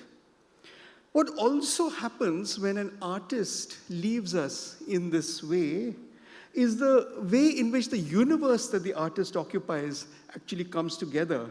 And the artworks, whatever we knew of them, also then come together as though we knew them too. It's as though the artist and the artwork meld, fuse into a familiar whole. When this happened to Vivan, it was, as inevitably the case with him, in a particular way. On the one hand, he was often described as an artist who worked with multimedia. This is what he's conventionally talked about, an artist who brought installation art to India, as an artist who worked in multiple media forms. On the other hand, what we typically saw at that time and imagined when we closed our eyes and imagined Vivan in those days was an art like this. This was the Vivan that, in some sense, I think, remains the public imagination of who he was. It's a 1980 painting. It's a very early painting. And it's a classic of its time. It refers to Leonardo. You know, the figure is very clearly taken from there. It has a distinct treatment of landscape, and that would become something of a signature style. References to miniature painting, you know, you get the wall in between, you get these images on different sides, straightforwardly from miniature painting, and the spaces, the luminous color, and the enlargement and diminishing of figures. And there are the specifics of the reference. Perhaps a defining image of the 1970s, the incident of custodial rape that came to be known as the Mathura rape case, when on 26th of March 1972, a young tribal girl was raped by 2 policemen in the compound of the Desaiganj police station in Gadchiroli in Maharashtra. So there was the kind of public Vivan, there was this particular kind of art that came to be very prominent at that time. And then there was this kind of image. But there was also a different sort of publicness. Perhaps a different route to history. This is called Year of the Barricades, 2018, and it was actually one of the last significant works, major works that Vivan did, apart from the works that came in the Sharjah Biennale. It's called the Year of the Barricades. One of his very last works, a wall of personal pin-ups with which he sought to return to history rather differently, in a way that brought together a lot of things into a single frame. It returns us to the romance of 1968, something that he was quite interested in wanting to return to the student movements in Europe, of which he was an active participant. Behind the gigantic flag, however, there are numerous little images. There are hundreds of images, pin-ups stuck, as though stuck on a teenager's wall. Some are major events of involving key figures in Europe, the big European history of this time in 1968-69. And then there are several personal mementos.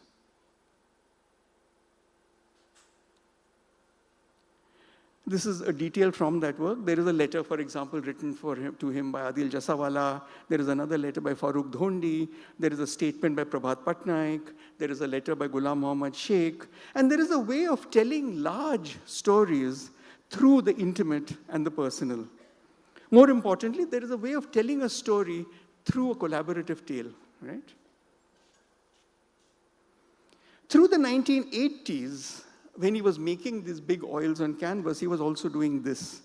Last September, a massive book was published, which is the book I've already mentioned, with the simple name, Kasauli Art Center, 1976 to 1991, including a precious archive of some 15 years. It was a 15-year period, when Vivan, inheriting from his mother a villa in a place called Kasauli in Himachal Pradesh, had organized numerous art camps, artist talks, workshops, conferences, theater performances, and film events.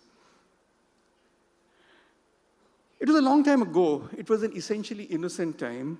Here you get, for example, a painstaking list of, I think, an accounts for 8,000 rupees, which constitutes a return of the kind of art that was made, a return of art to the support that was given to him by the Punjab University. It's a long time ago. It was essentially an innocent time when politics was still relatively straightforward. And that's Bhupen Thakkar, a photograph of Bhupen Thakkar and Bhupen as he appears in a Vivan Sundaram painting called About Waiting and Wandering. You get a whole series of letters that were written to him, again, sort of recalling the year of the barricades. And then something changed. It is that change that I'm interested in wanting to talk about, a move from the, shall we say, the innocence of the 80s and a certain idea of what was political art, what was politics, to something quite different. This is also from that, this is an exhibition that took place in Chandigarh in October at the Punjab University. And then comes something like this. It's a drawing it's a work that made in 1991, a drawing of Gulf War terrain as though caught in mid-explosion, extended from the wall to the floor, where there was a tray of burnt engine oil. It was one of a series that he called Engine Oil and Charcoal on Paper, made between 1990 and 1991, which actually signaled that something now was different, something, it was no longer the 80s. In the middle of what was very likely the planet's first truly postmodern war. Approaching 100,000 sorties, this is the name of the work here, a massive floor-to-ceiling drawing with oil on paper and on floor as though caught in the swirling middle of a bomb explosion, oil soaked through thick handmade paper, placed in trays on the floor. There was in one way nothing that had quite prepared us for this sudden transformation. It wasn't as though anything that he had done in Kasoli or in the oil paintings had exactly told us that this was the change that was going to take place. Art making and art authorship would gradually be transformed into something less innocent, something far more radical. This was art making now by other means, so to say, the expansion and the radicalization of what art meant, how it could be made, and for whom it could be made. It was a fairly modest beginning to the change that happened. This is a work called Penal Settlement that he made in 1987. It was a modest transformation. As you could see, the transformation begins with a work that he made here, following an unexpected late 1980s visit to Auschwitz in Poland, prompted, sort of the charcoal drawing that he made, which would signal the beginning of definitive change, the scale of which we can only understand in retrospect. An entire cycle of darkly dystopian drawings in thick charcoal began. They're called Long Night. Okay, this is what's new here. Giving us several top-angle images of unremittingly bleak, bombed-out landscapes over which hovers an amalgam of mythic firebirds and aerial WMDs. More importantly, perhaps, was a turn towards what we might call a darker, more threatening representation of state totalitarianism. There are early works that signal the change that might happen. This is a work that he made in 1976 during the emergency. It's called Gang of Three. They're called the emergency drawings, and they're grimly prescient, featuring Indira Gandhi's visage atop a mushroom cloud and a kind of military armament that might, we might think of as having given us a long-term history to this shift, which itself, I think, returns to Second World War. And yet, there was something new. There was a different Vivan here. The 80s had ended. Part of the reason was personal. I mean, it was, as always at Vivan, there was a certain personal element to this. This was the death of Safdar Hashmi, and this particular work is called Safdar and Maloishri. It is one of his very last oil paintings. He actually more or less stopped doing oil paintings after that and turned towards a new form of organization. The work of the Memorial Trust that was set up in Safdar's name, of which Vivan was one of the founders, saw him shift much of his organizational energy from what was the Kasoli mode into something else. He stopped making oil paintings. He also stopped the Kasoli events and turned towards a new kind of organization, towards a new kind of, shall we say, expanded art, which also led to a new form of, shall we also say, expanded organization, both inside and outside of art making. It was also, I think, a time when he truly exploded the era of the national modern. I think this is a really important break that now we must look at. of the time when an aesthetic of modernism still ruled under the aegis of a benevolent state. The times were changing dramatically, and so was his work. A scant year after engine oils came the Babri Masjid debacle. This was when his work truly widened. A massive project titled Memorial reprises a photograph, a news photograph of a man lying dead on a street. It was taken during the deadly riots that occurred in Bombay between December 92 and January 93, leaving 900 dead, ostensibly as a result of the demolition of the Babri Masjid by right-wing pro-Hindutva mobs. The events of these 2 months in India as a whole and Bombay specifically presented and continue to present, as we well know, an entirely new challenge to the political theory of modern India. They also, of course, challenge what art making should look like. Memorial's interiorization stood when it was made and shown in Delhi and Mumbai in sharply defined contrast to much of what was said and done in response to the events of the time. For one, the relentlessness of nails that are hammered in, and there were hundreds and hundreds of nails that were hammered in, as though in repeated and often manic castigation, as well as mourning, and its painstaking insistence on giving a man the burial that he had never received, suffused with the futile effort to atone for that act of destruction that could now never be undone. A senseless, meaningless death is sought through pure repetition to be given meaning. A story is told and retold. An entire ritual created to allow the man to die in peace. We first enter and breach a barrier, a pure metal object, itself drained of meaning and yet full of it, as though the symbolic thou shalt not enter acme of state power. We then traverse over rivulets of bloodied water through a gateway of old trunks as they salute the fallen mortal. The dead man is moved as though a formal gun carriage that evokes a history of fallen prime ministers receiving full state honors. Then the man is buried not once, but again and again, and in the end, it is almost as though the spirit is freed. By the late 90s, the spaces had become massive. I mean, this was really large now. The nature of the materials had increased exponentially, and most crucially, the number of people now included fellow artists, academics, artisans, carpenters, photographers, filmmakers, social activists, writers, artists, technicians, and publishers. Later that decade, Sundaram took over the entire Victoria Memorial in Calcutta, this is the work that we have there, to make a work of history, structures of memory, modern Bengal 1998, working with historians, social scientists, and artists. I'll play you a small clip of a film that was made, that was shot by Ranjan Palit.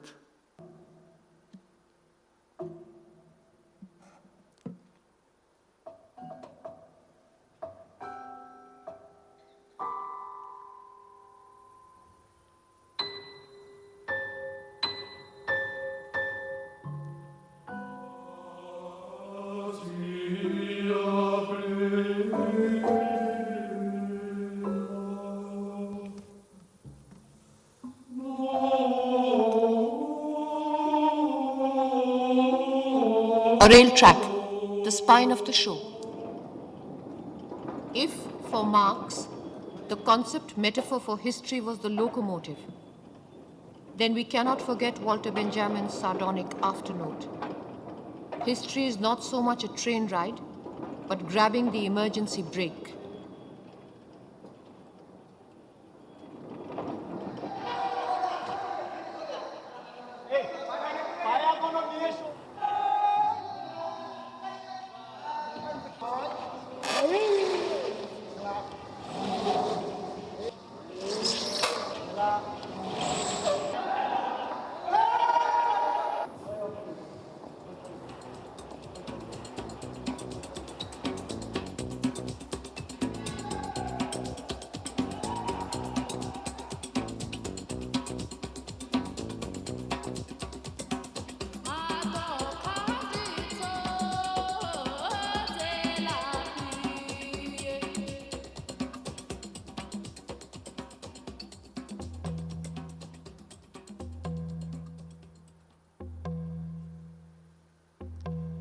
the studio space, and the site of the exhibition are the same.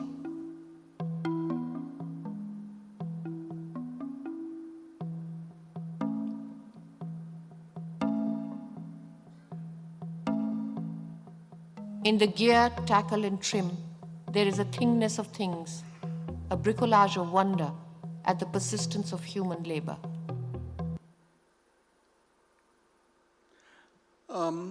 A lot of friends, I think, will recognize a lot of references. I mean, the rail track is clearly a reference to Ghatak's famous Komal Gandhar and that famous Dohai Ali track that you get in the film. There are a huge number of other references. I mean, it was a massive work which had neon on the top, and it ended with this sort of central location in which you have the throne of Queen Victoria, actually with just a plastic chair in the center, a kind of a nothing that's there in the center.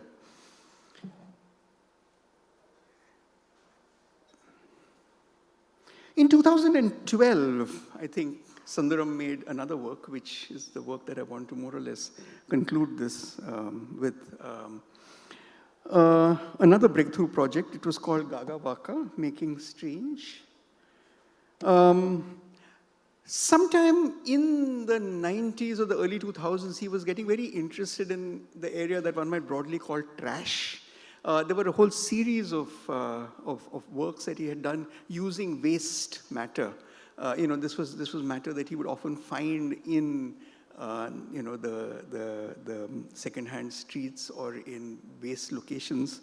One was called Living It Out in Delhi. There were a series of other works that happened. And this is what culminated. It was called Gaga Waka, Making Strange, which for the first time brought, I think, these two sets of images together.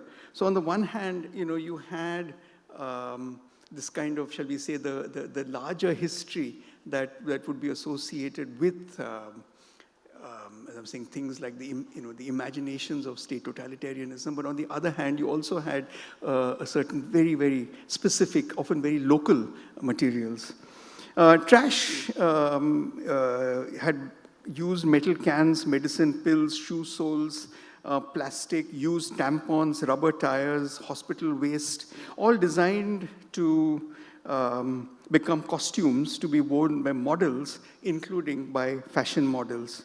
These models now, in their sinewy sexiness, became as though effigies walking past the wall of trunks, and remember the wall of trunks that we had already seen in Memorial, that had once come together to name the gateway of the fallen mortal. I'll show you another clip from Gaga Waka.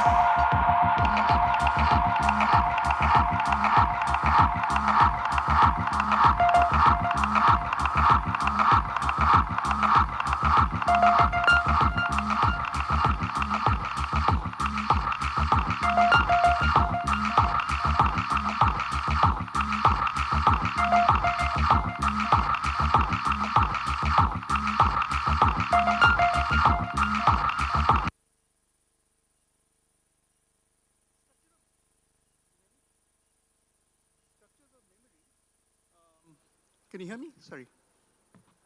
Okay. Structures of memory, which I'd shown earlier, as I'd mentioned already, was working with historians, social scientists, and artists.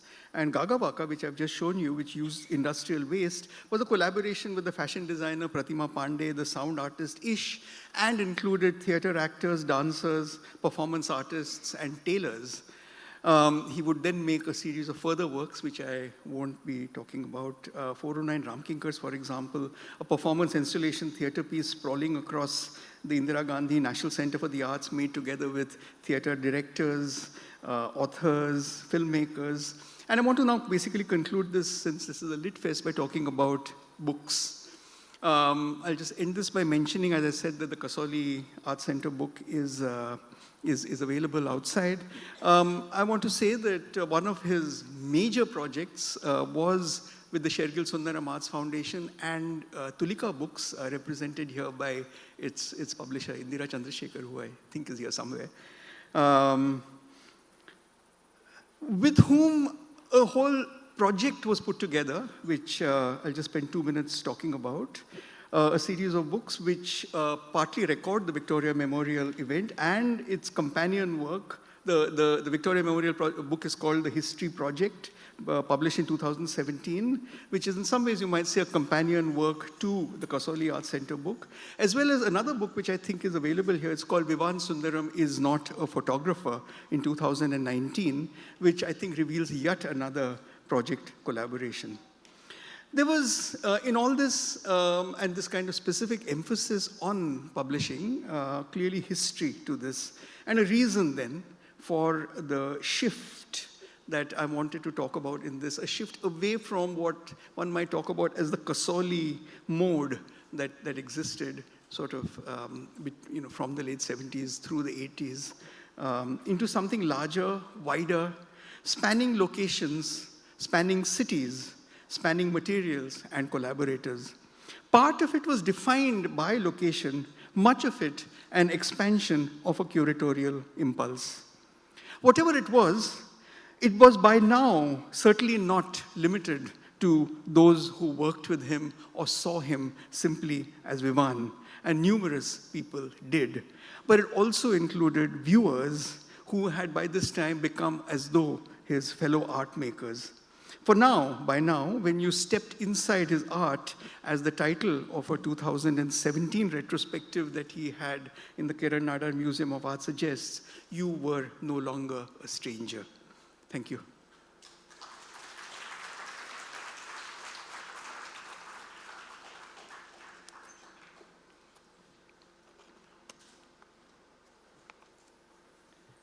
How do I do this? I've actually ended a few minutes earlier than I was meant to, I think also in order to try and create a conversation. I believe there might be a few minutes for, sorry?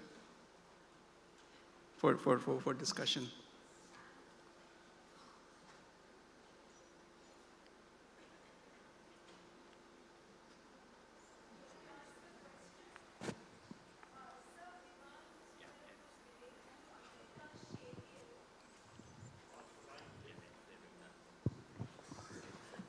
Vivan Sundaram was related to Amrita Shergill, I believe. Yes. So is there any influence of her technique or subject matter in his Kasoli paintings? I mean, there were no such thing as Kasoli paintings.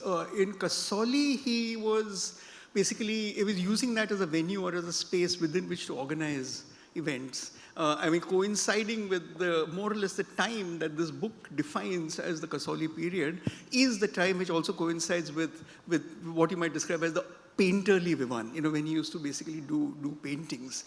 My own understanding of him was that at that time, he was interested in the family. I mean, he has a very famous portrait of his father, for example.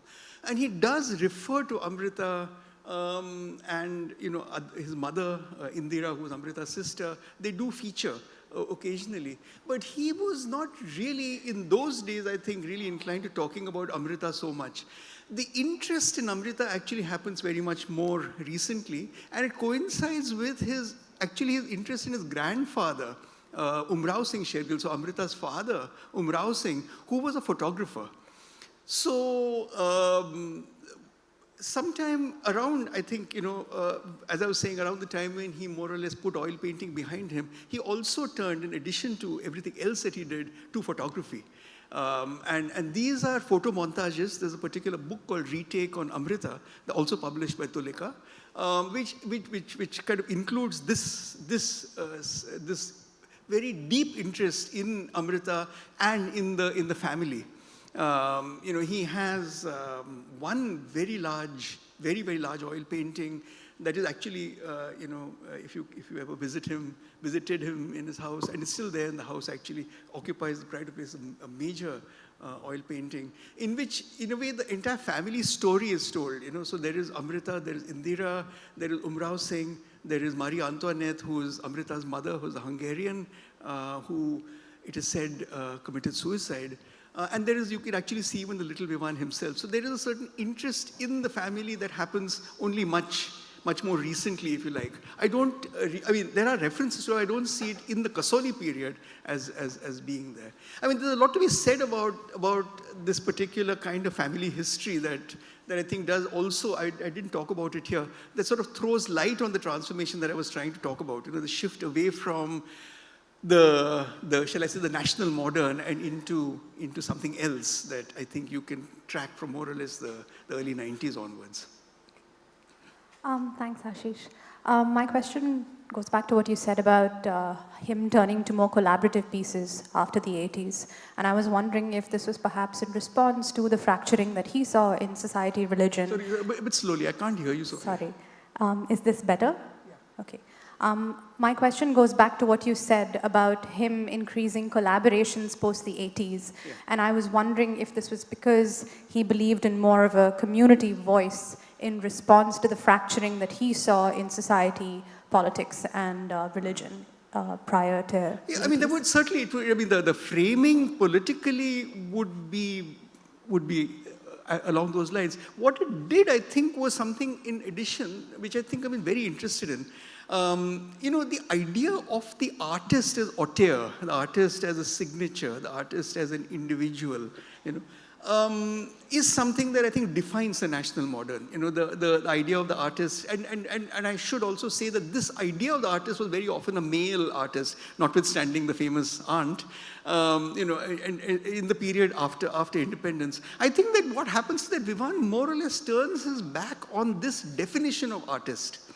He is no longer interested in being an artist in this sense of the term. So he really shifts into a collaborative structure of defining who makes the art by speaking of the artist as a certain kind of, shall we say, facilitator, a certain kind of an enabler, or a particular idea of a producer of a collaborative project.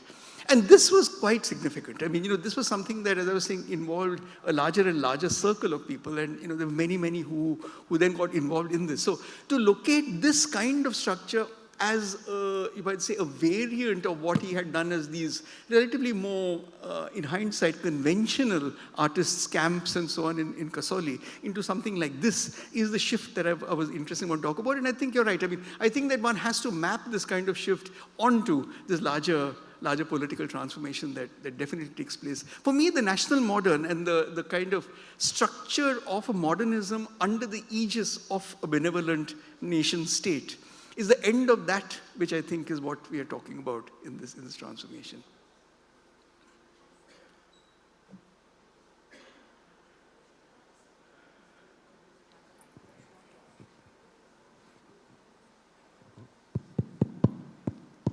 Hello, sir. Sorry, someone's... Hi, sorry, over here, sir. Okay, I still can't see you. Anyway. I'm so sorry, sir, right in the front row. Sorry. Oh, yeah, okay, sorry, here you are. So, Vivan Sundaram's project, Gaga Waka, has a relatively lighter theme of haute couture, fashion, and the runway. But the project that followed it, post-mortem, is said to be commentary on social issues like aging, illness, and death. What do you think brings out this kind of juxtaposition in him? Yeah, that's a very important question. I mean, there was a certain, I think, post-mortem, precisely coming on the heels of the seemingly celebratory Gaga Waka is an incredibly significant thing. I mean, he was increasingly getting interested in, shall we say, the more, precisely as you say, questions of death, questions of mortality. He was, apart from the fact that he was himself actually often fairly unwell for some time. It's difficult to explain what this transformation is. The most recent work, in fact, what would eventually be his last exhibition, the one that took place in Sharjah, has, his back, basically what happened in a series of operations, and so these kind of lacerations that exist that took place on his back as a result of medical treatment. And there are these photographs that he had taken off his back, which are like, stigmata, you might almost say, that, were there. There is this whole reference to Renaissance in this. So I think it's absolutely correct that along with, on the one hand, the interest in the Shergill family and a certain sort of an elite culture, which I think he was wanting to explore, was, I think, this other interest in trash and so on. And I think that Gaga Waka definitely has to be seen along with Postmortem and along with a whole series of other works that do deal with these very, shall we say, grim situations that he was also, I think, interested in. So thank you for that question.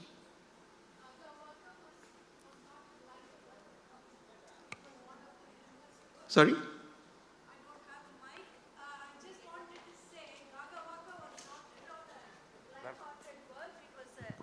Gaga Waka was also a very, very grim work. It was a grim work, yes. Very yes. grim. Yeah, it was.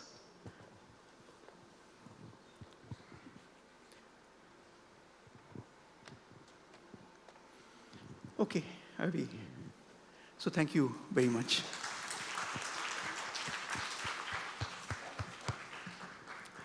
Thank you so much to Ashish Rajadhyaksha. Thank you so much, sir. Remembering Vivan Sundaram, the journey through images.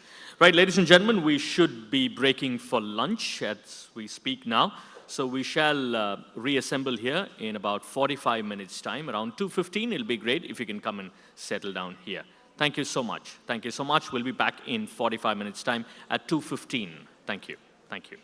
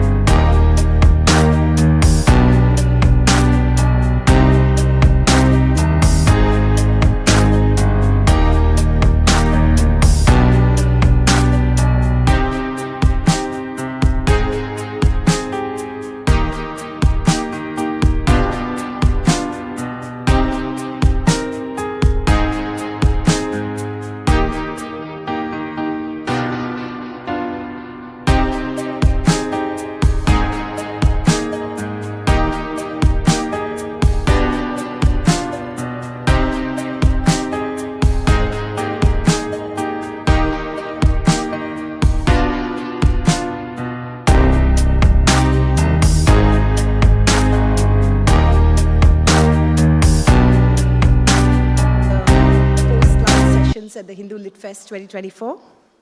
Before I introduce the session, let me take a moment to acknowledge our sponsors, without whose support an event of this magnitude is not possible. The Hindu Lit Fest this year is presented by G Square in association with NITE, deemed to be university, and Christ University. Our knowledge partner is Vellore Institute of Technology, online grocery partner Big Basket. Our associate partners are Blue Star, FitG, Navratan Jewelers, and Shiv Nadar University, Delhi NCR. Author Lounge Partner, VFS Global. Food Partner, Wow Momo. Educational Partner, SSVM Institutions, Coimbatore. Bookstore Partner, Higginbotham's. Water Partner, Repute. Gift Partner, Anand Prakash. Organic Partner, Akshay Kalpa. And our hospitality partners are Taj Coromandel Chennai and the Brew Room. Our session now is one on love, an uncommon one. It's a love story that's as fascinating as it is inspirational, simple and timeless. The love story of two iconic Indian personalities, Sudha Murthy and Narayan Murthy, before they became famous as entrepreneurs and philanthropists, and a writer, as is the case with Sudha Murthy. For author Chitra Banerjee Divakaruni, this book, An Uncommon Love, The Early Life of Sudha and Narayan Murthy, also marks her foray into the world of non-fiction. After spending several days with this power couple, Divakaruni gives us a book that is honest and real, chronicling the couple's early life with all its highs and lows. The book is as much a love story as it is about documenting the founding of a company before the dawn of the startup culture. In conversation with Chitra Banerjee Divakaruni, who will allow us insights into what it was like to spend quality time with the Murthys, is Shonali Kular-Shroff, an author, journalist, screenwriter, and podcaster. Welcome, Chitra and Shonali.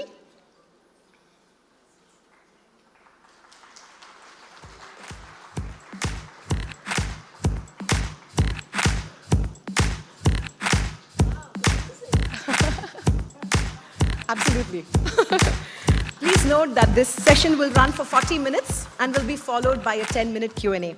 Shonali, over to you.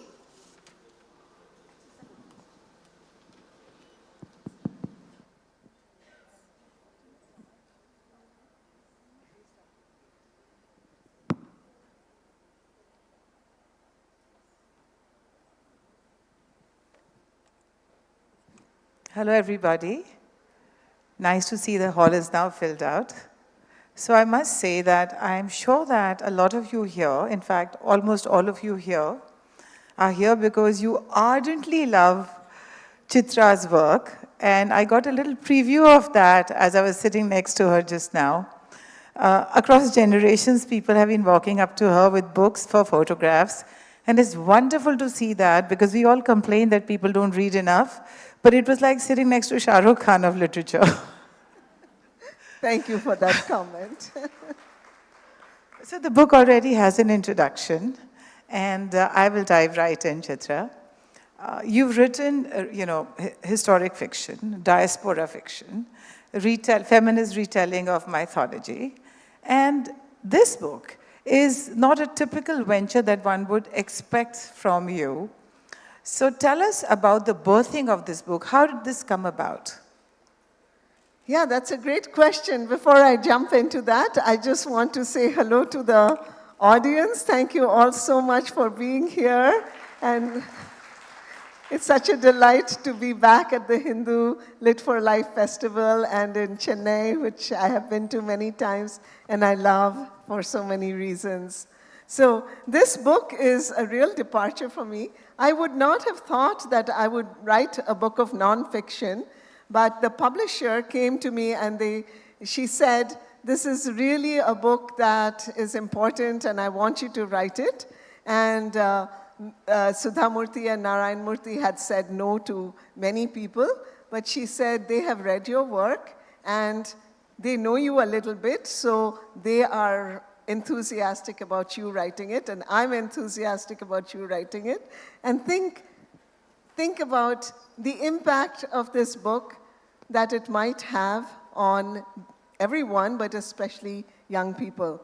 And when I thought about all these things, I realized that this is really a book worth reading. It inspired me as I did the research, And so my hope is that it will inspire the people who read it, because it's not just that it's about a famous couple, it's about people who rose from really such ordinary backgrounds to become extraordinary people. And I think reading that truly makes us realize the human potential that we all have. And that was the reason I wrote this book. Well, as your first work of nonfiction, may I say you have succeeded stupendously in telling a book that reads part like a story, part like a factual reportage, but engaging in all its parts. I think that the fact that your publisher felt this was an important story to tell, until I read the book, I didn't realize why exactly, and then I read it. And to think that this partnership and this love between two individuals like Sudha and Narayan Murthy eventually led to the creation of an $83 billion company that employs 330,000 people across 60 countries. And this would not have been possible if these two people had not come together. This is true because Mr. Murthy had the vision, but Sudhaji really encouraged him, inspired him, helped him at various low points of his life, and she is as much a creator of whatever he achieved. But she also says that he has been very instrumental in whatever she has achieved. But they are very different people from, you get that right away when you read the book or when you see them in the interviews, you realize that they are vastly different, and opposites don't always attract. That's almost always a myth. But in this case, how did it work? What did you learn from your interactions with them? Yeah, so one of the fun things about this book is that it's unlike, many of their later interviews, which really deals with their life after they became famous. This book is about their childhoods. This is about their early influences. It's also literally their love story because it's about how they met, how they fell in love, how Mr. Murthy fell in love first. That's right. So that he was waiting a little bit. Yeah, take us through some of that. The meeting, her expecting him to be like Rajesh Khanna, and then their lives looking a little bit like Amol Palekar's movies. Take us through a bit of that. Yeah, so you have to imagine this couple when they're very young, really. She has just gotten out of college and gotten her first job at Telco. She's on the shop floor, the first woman engineer to be on the shop floor, and she's having a difficult time because she's, she has to break through a lot of taboos. I mean, imagine going to a workplace where people say, if you touch the machine will break down. If you touch the machine, we won't make a profit this year. That's the kind of thing. Peak patriarchy. Yeah. So that's the kind of thing she's dealing with.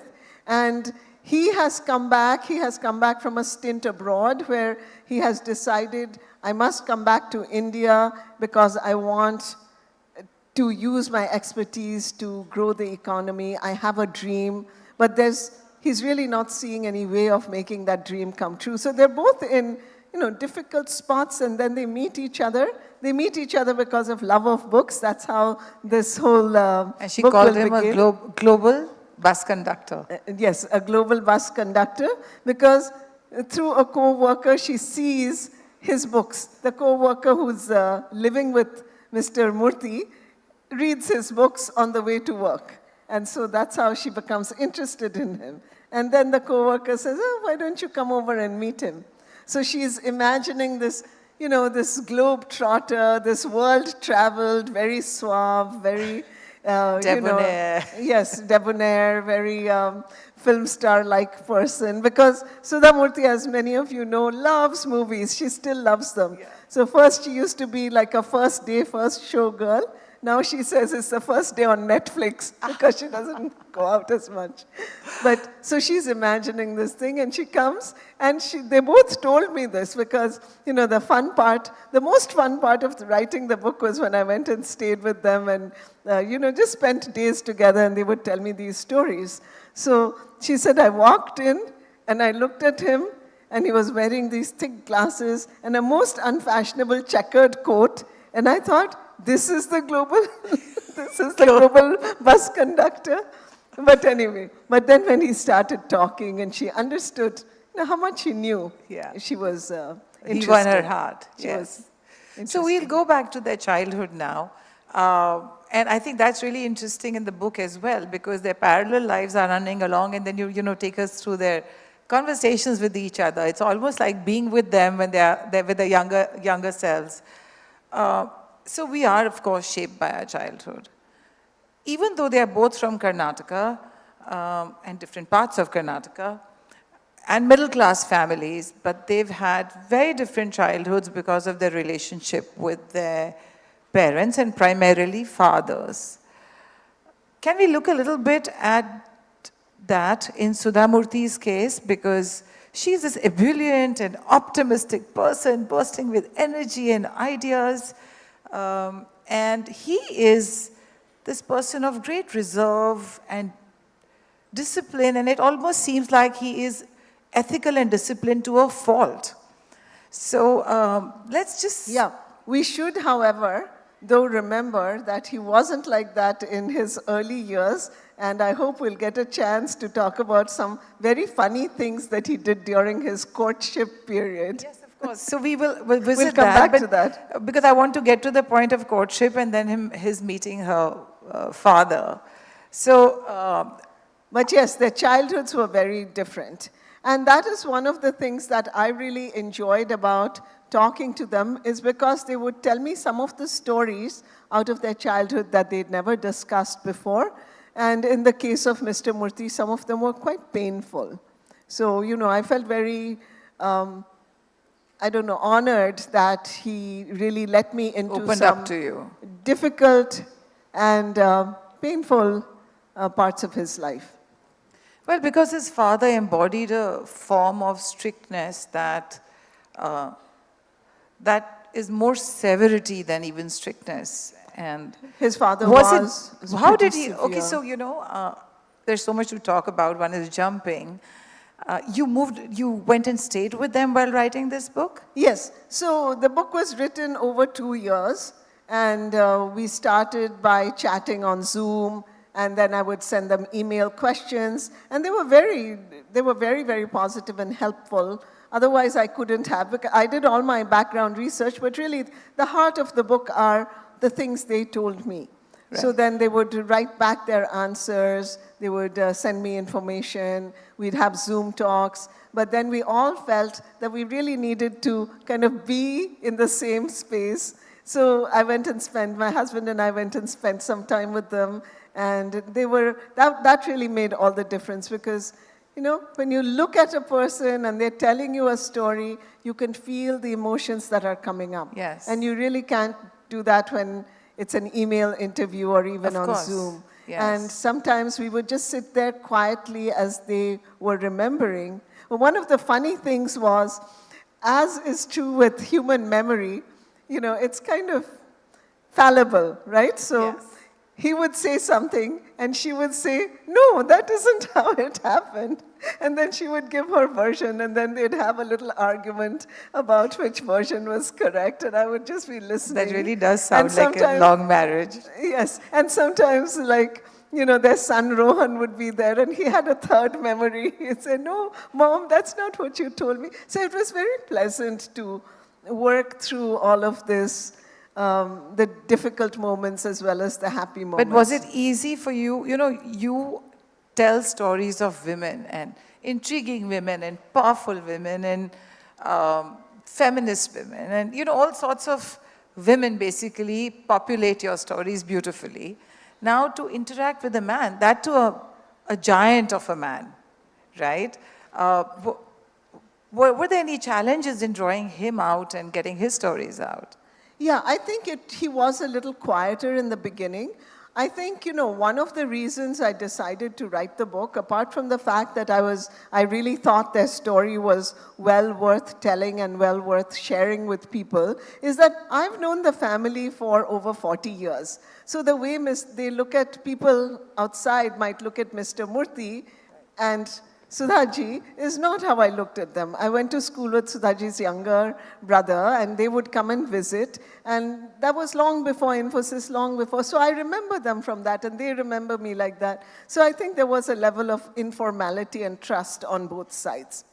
But it took us a while, I think, for Mr. Narayan Murthy to open up as much, especially to give some of those harsh stories out of his childhood, where his father, disciplined him very severely, or even prevented him from going to IIT, even though he had a scholarship. His father said, give the scholarship money to your older brother. Yeah. And, he listened the way many people in Indian families did do at the time. As that time, Yeah. right?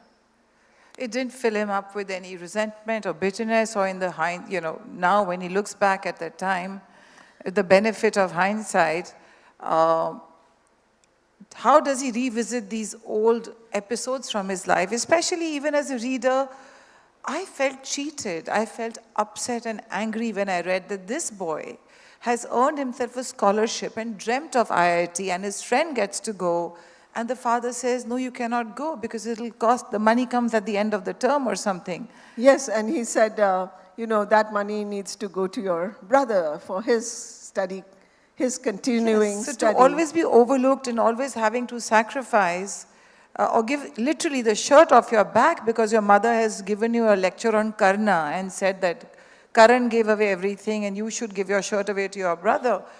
I was filled with resentment on his behalf towards his family. How did he cope with that? Yeah, well, I think he is just, I found out that he was just a very different kind of person. He does have a lot of forgiveness in him. For instance, so they were telling me there's this incident in the book where he's playing, he's making a noise. He's a little kid. He's playing with one of his school friends, and they made noise. And the father was taking a nap, and he woke up, and he came to the room, and he hit him so hard that he flew across the room. He hit his head on a steel trunk in the corner, and he still has the scar. It bled like crazy. His mother was, she was going He narrated nuts. this to you himself? He did. But he had told this to Sudha Yes. during their courting Courtship. days, Yeah. right? Yeah. When he started opening up to her. And she had asked him, she had been just shocked. And then he said something that amazed me, and he repeated this when we were doing the interview. He said to her, I learned something very important that day. And she was like, wow, what did you learn? That was such a severe, physically painful episode. What could you learn? Like I would become bitter after that. But he said, I learned never to hit a child like that. And truly, even when he was, he does have a temper. When his children would make a lot of noise, he would get angry, but he never hit anyone. So, but I thought, what an amazing lesson to learn from that event, So, Indeed. So now to the fun part. Moments like that were very touching. And, I'm sure. I think it took him a lot to tell me that, to put in the book. And maybe it was cathartic at some level also for him. Yes. I think to the open book up. was therapeutic Isn't for it? And there are so both of many them. things in it that one doesn't know about. This is a very private couple in that sense. Their lives are private, other than their philanthropy and what they have done with Infosys. So to be able to find these wonderful episodes in there was really revealing. Yeah, I think it tells us a lot about the people they became. I think, once Infosys became successful, many of us know their story to some extent. But we don't know the journey the early till story until, we don't know. Yeah, but those are the moments that shape people. I think all of us have been shaped by our early lives. Yeah. So I think I hope the book will allow people to remember and question and think, what did I learn from my early life experience? Who were the people who were influential in shaping who I am today? And how can we shape our children? I think as a parent, I got a lot from that. Yeah. So moving on to the fun parts, they started dating each other and they would go to affordable restaurants in Pune, which is where they were both living at the time.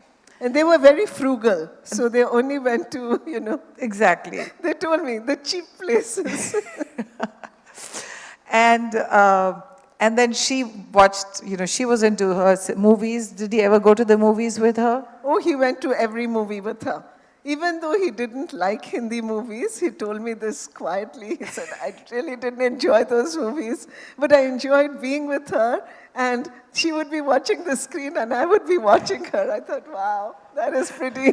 And he traveled up and down the train when she would go to visit her family for 9 hours. 11 hours, yeah. 11 hours just to be able to spend time with her, get off at the station and come right back.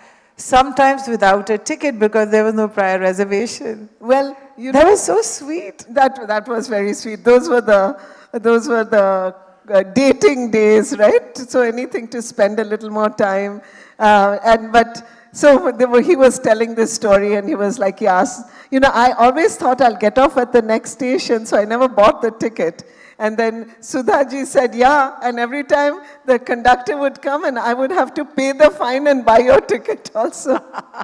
Because at that time he didn't have a job, right? So he's kind of this jobless, romantic, extravagant person who's so different from the picture we have of Mr. Murthy today. So it was nice kind of unearthing that early incarnation of him. But he was jobless and he had given up his Nehruvian way of thinking when he went to Paris, which was before he met Sudha Murthy, where he was working.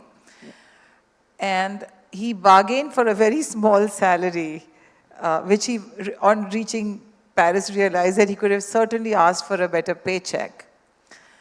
And yet, he, being a socialist at heart, began to see the benefits of capitalism. And he changed.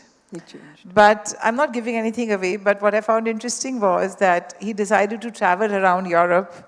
And even then, whatever money he had earned, he gave half of it away in charity, some to his mother, and retained 500 euros for himself. Yeah. So when her father called her a jobless communist, that was well earned, that sobriquet. Well, so a really funny part of the book is when Mr. Murthy and Mrs. Murthy told me about the first time that Murthy ji met his father-in-law to be, Sudha's father. Now, Sudha's father was very important in her life. Now, he was a very supportive father. So he had supported her in all her decisions. She wanted to go to engineering college. There had been no girl students. But she was determined. He said, I'll support you. He said, it's going to be difficult. And that was actually one of the parts of the book that I felt I was very moved by. She was the first girl student. She was terribly harassed by all of the boys. I mean, there was so much really sexual harassment going on in that college. She was bullied and sexually harassed. Yes, yes. But she just stayed with it, and she became the first girl to graduate, because even the principal had said, she won't be able to last, and she's taking away a seat from, some deserving male. This was an engineering college. Engineering so that's college. Why, back in the in Hubli. Yeah. Right, she was the first. And there were no women's bathrooms, so every day she had to, at lunchtime, she would walk back to her home, which was quite a distance, so she could use the bathroom at home. And the administration had no thought that, okay, we should make a bathroom available for her. And she used to sometimes cry herself to sleep at night because she had been ragged and bullied so severely by the boys. Yeah. She went through something similar then, when this is actually the most fascinating but let me just part. finish. But her father had supported her through all of this. So her father's opinion was very important to her. So she had said to Murthy, Murthy had proposed to her, and in his typical way of doing things differently, they were coming back from a movie in a rickshaw, and he suddenly decided to propose to her. And then the rickshaw driver was very interested. He actually stopped so he could hear what answer she would give. And she said, yes, I'll marry you, but we have to get my father's permission. But that did not go very well, okay? So, you know, in the book I've written about it. So, father has now come to Pune. Father, mother have come to Pune to visit Sudha. She has said, I've met this guy, I like him. And father is like eager to meet and to interview this person. And Sudha has told Murthy ji that, you know, my father is a tough cookie. So Murthy ji is already feeling pretty rebellious. So he wears this red shirt, you know, the communist colors. He comes on his bike, not taking an auto rickshaw or anything. So he comes, he's all sweaty, and he's late. And Sudha's dad is already annoyed. So he says to Murthy ji, so what are your plans for the future? Are you looking for a job? And actually Murthy is looking for a job. His first business has failed and he's now looking for a job so that he can learn and start another business at some other point. But he's feeling rebellious. So he says, no, I want to start my own political party and stand for elections. And he's wearing this red shirt. So Sudha's dad is not happy. He says, well, and are you going to at least take up a job on the side? He says, no, I want to start an orphanage. And Sudha's dad is, every minute he's thinking, you know, the score is going lower. He doesn't mean any of this, right? He wasn't planning on any of these things. He felt rebellious. He just suddenly, he wasn't really thinking of starting an orphanage. But that's what came to his mind, Murthy's, and he said it. And then he says, well, so Sudha's dad is so upset that he just walks out of the room. And Sudha and Murthy, they're looking at each other. And then Murthy leaves. And then Sudha's dad says to Murthy, and where in this plan is the family? How is he going to take care of a family? And Sudha says to her dad, you know, Dad, I can also take care of the family, which in fact she will do. Of course she right? will, yes.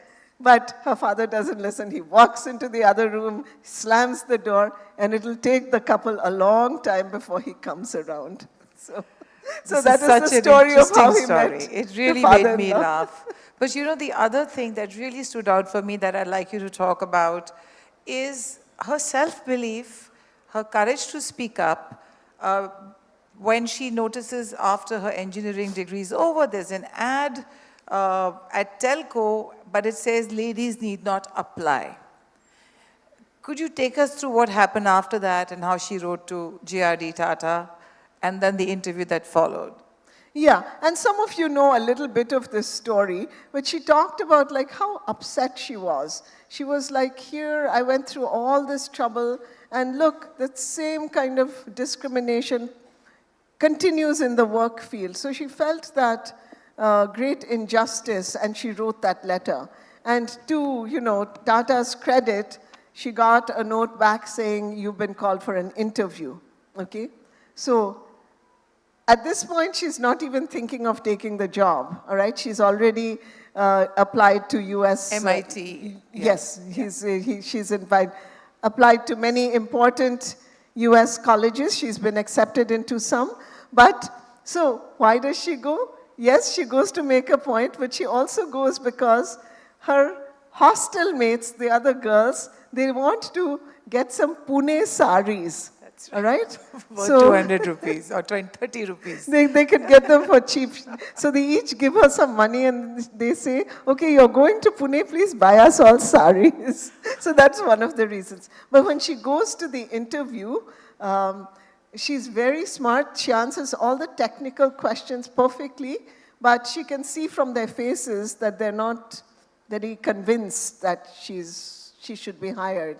And she says, you know, what are you thinking? And they say, and it's in the book, they say that we are thinking, we'll hire you, then you'll get married, then you'll quit, and now we've lost a worker. And all the money we've invested in you will be wasted. All the money, training, everything we invested in you will be wasted. And she gave a very good answer. And she's very quick at thinking on the spot. I recognize that even when I was interviewing her, I'd ask her a tough question, and she'd immediately come back with a really smart reply. And in this case, she said, well, what about the men that you hire? When a better company offers them a better job and they go off, haven't you lost the same thing? And they didn't have an answer for that. Excellent. So And I they think hired her. They also said that there's no toilets here. She said, if you don't make toilets for women, then how will you ever hire women or something like that, isn't Yeah, it? yeah. Very quick-witted. Very quick-witted. And And not afraid of anything. Okay, so she told me this story. No, her brother told me this story. Her brother Srinivas, with whom I had gone to college. He said that when she was quite young, like 8 years old, she's going to, 8 or 9, she's going to school, she's walking to school in Hubli, and it's early in the morning, and she has 2 little gold earrings. And it's raining, so she's carrying an umbrella. And this man comes out of nowhere and he's trying to snatch her earrings. Okay, little kid, right? She's 8 or 9 years old. Anyone would cry, run away, whatever. She starts hitting this man with the umbrella. And he's so startled that he runs away. And I thought, right from there was something in her character, right? If adversity came up, she wasn't going to back down, she was going to hit it with her umbrella. She's such a fascinating person. When you read this book, you come away wanting to just somehow find her somewhere and go and give her a hug, because she's such a champion of women's rights also. Back in the 70s, when feminism was not even a known concept in India.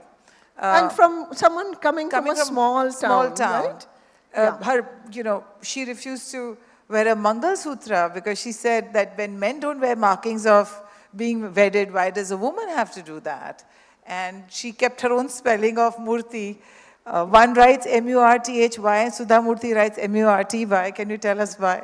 Yeah, and she said, well, she said she had studied Sanskrit when she was little. So she said M-U-R-T-H-Y is not Sanskrit. I want to go with the correct original Sanskrit spelling. And to Mr. Murthy's credit, he never said a word. He said, you please spell your last name like you want to. And more than that, when the children were born, he said, whatever you like. And she said, children will also get M-U-R-T-Y.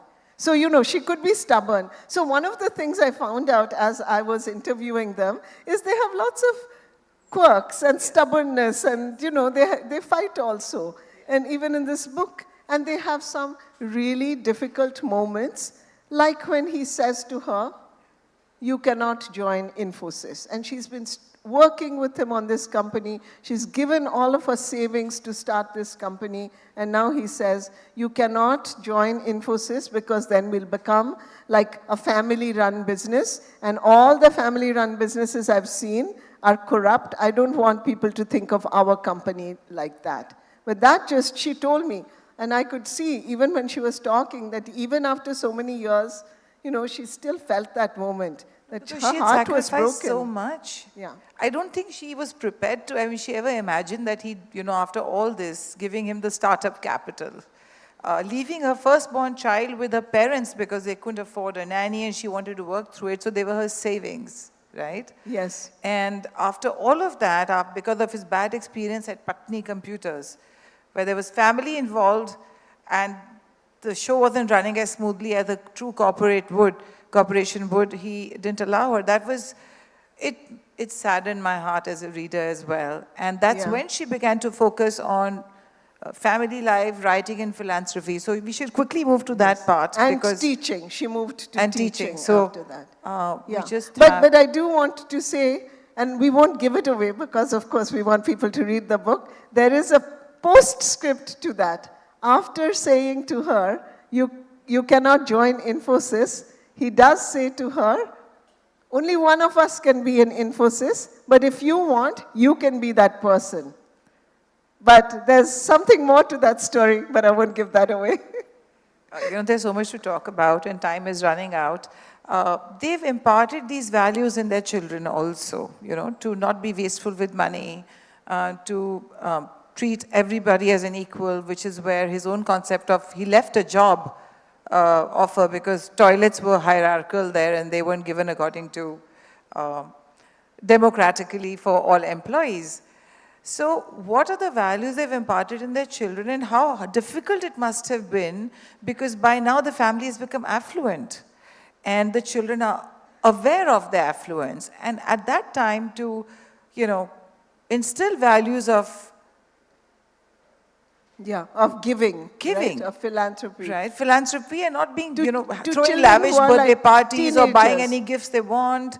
How did they manage that? Yeah, so Sudhaji told me that actually it became harder and harder as the children were growing older because Infosys was becoming more and more successful. And you know how children are, they can be very savvy, they know what's going on, so they know there's enough money. So you can't say to them, I can buy this for you, there isn't enough money. So she said that she had to really work through that was one of the most challenging things, that how to bring children up according to the values that I hold, that I learned when I was, a middle middle-class child living largely in either in the village or in a small town. How can I carry this on when they're going to very good schools? They're going to these top schools because they wanted the good education for their kids. And all their classmates are doing things like that. So she said that was one of the toughest things.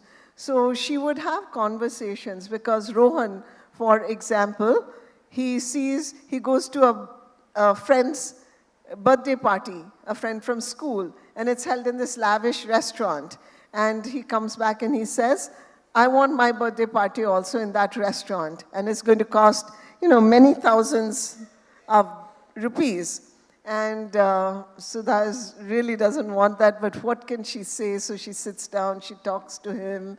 And, one of the things they used to do with the children is they would take them when they went places like to the village or so that they could see how ordinary people lived. And she did say to him, okay, I will give you that money because we do have that money.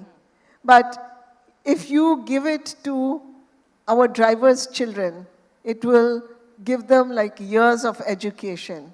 And if you give it to the restaurant, it's one day of one meal for your friends who already have so much to eat. But here's the money, you decide, I give you 1 week. Don't tell me the answer until 1 week. And then tell me why you thought that. So then, Rohan is very upset. He doesn't like this idea. But finally, he comes back after 1 week and he says, I will give the money to these kids.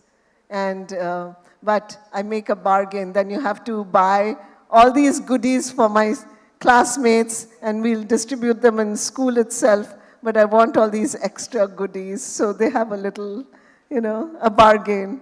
But she told me she told me in some ways, before Infosys became successful, there was one kind of challenge. After it became successful, there was a whole other kind of challenge, even with their relatives, even with their children. People's behavior towards them changed.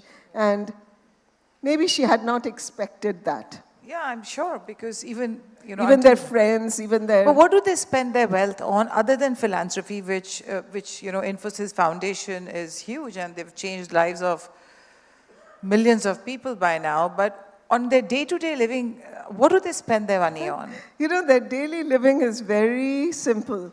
Murthy, my husband Murthy and I know that because we went and stayed with them. Their food is very simple. They have a nice house. But it's so they drive fancy cars at least? No fancy cars, just regular cars. They do have security, which they need. But that's all. They're a national asset. Yes, yeah. They have to have security, but that's it. And they took us to see their old house, which is just next door. And it was a tiny, tiny house. It had 2 bedrooms only.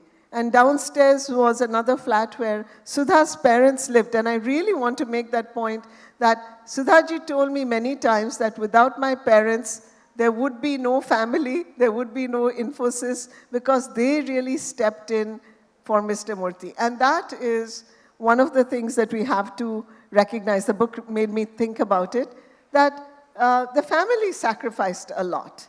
But luckily, because of this wonderful system we have in India of the joint family and the parents, some parents helping out, that really made all the difference. But talking about simplicity, they showed me how small that house was. Long after Infosys went public, they continued living in that flat.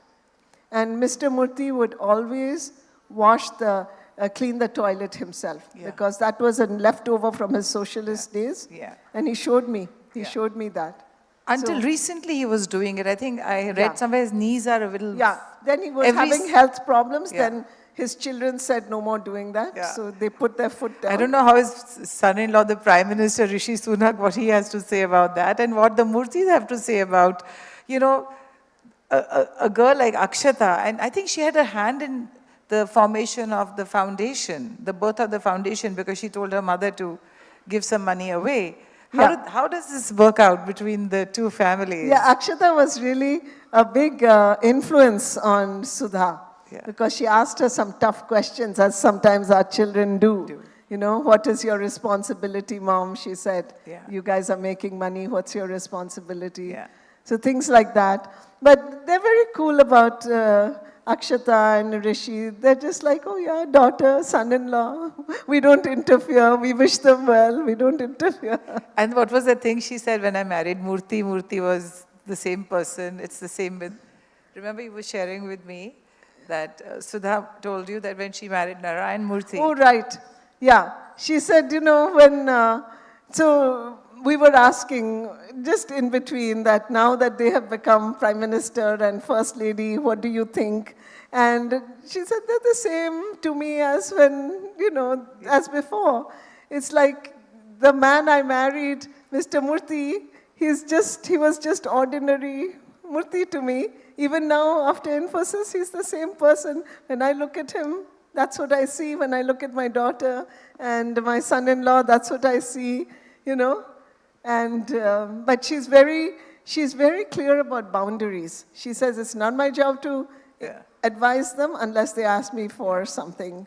So I wish them well, but they have their lives to lead. We have just a minute and a half before we end, but I had two things to say. One was that I was reading this book around the time of my daughter's birthday about 2 weeks ago. And after reading the thing about Rohan having to, Sudha Murthy advising him, suggesting that he give some of his money away, I called my daughter and I said, how much money did you get on your birthday? And do you mind putting a little bit of it aside and giving it to our driver? Because I was so inspired by this family that has inculcated these values in their children, despite having so much.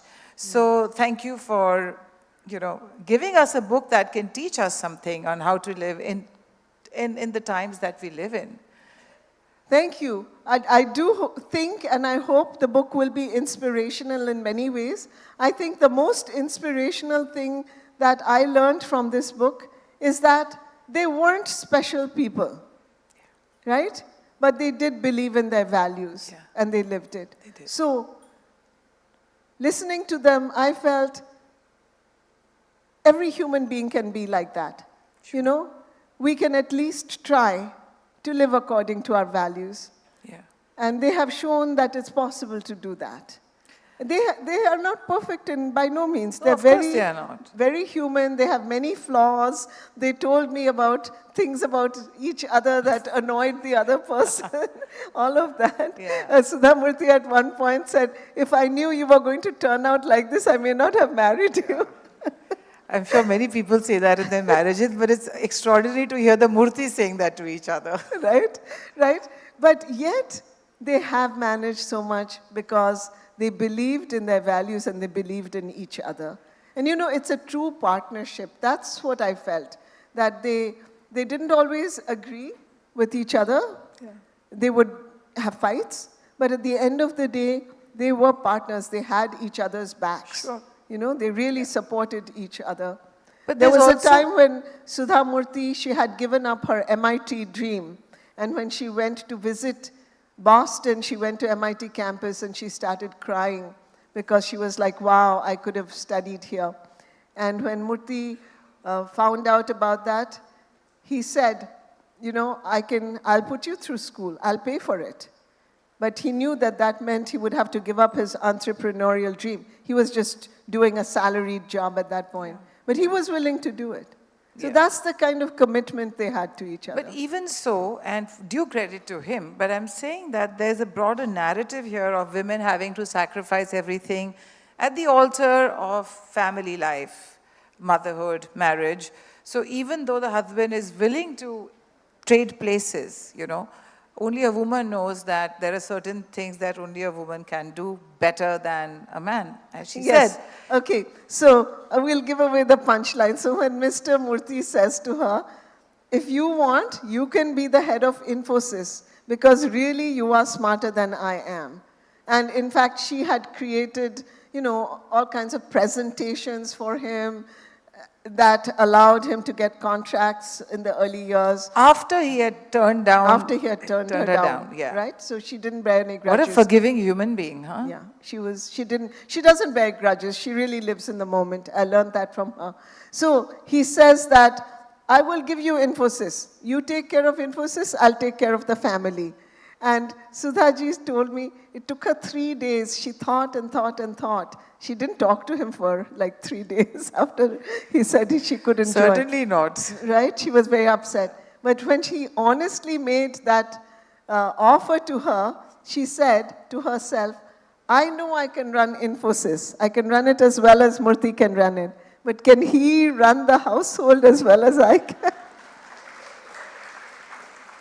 Can he take care of the children as well as I can? And the answer came up, no. So she said, you run Infosys, I'll take care. So I think on that note, I will have to open this to the audience, even though I have many more questions to go through. It's not just about Narayan and Sudha Murthy. There's so much to learn from and ask Chitra as well about her writing process, but we'll have to leave it for another time. So we have time for audience questions, right? Well, it seems like we do. Is there a mic? Someone taking the mic around? There's someone over there.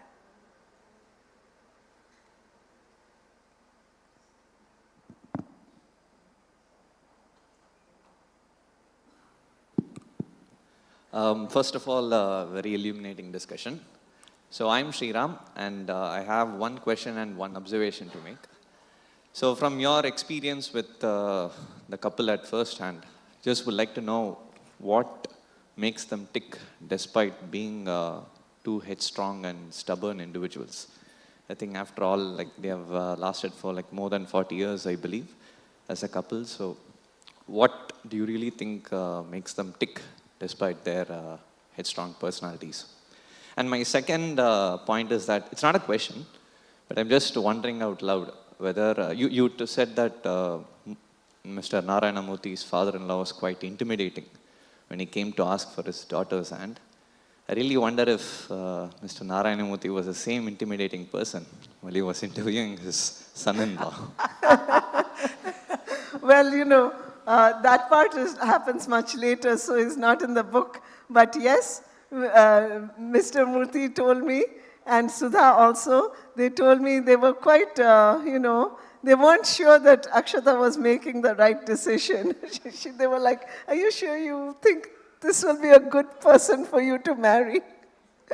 But they listened to her, yeah. So I think, parents of every generation, my own husband will tell you that when he wanted to marry me, my mother was quite reluctant because, we come from different parts of India. So maybe that's another universal aspect. And the first question was, what makes the marriage work? Yeah. Okay. I think one thing that really I felt made their marriage work was that they always supported each other. And they never tried to change each other. So they had a lot of respect for each other's intelligence and integrity. And I think that's really a very wonderful quality when you don't agree perhaps with the other person, but you say, hey, I'm your supporter. And if you still decide, and Sudha told me, a lot of times I would tell Murthy, he'd come up with these big schemes. I'd say, I don't think that's a good idea. This is why I don't think it's a good idea. But Mr. Murthy was quite stubborn, so sometimes he'd do it anyway. And she would say, okay, I told you what I had to say, but now I'll support you. Because I'm your partner, I'm your support. So I think that is one of the things that kept them together, made them tick.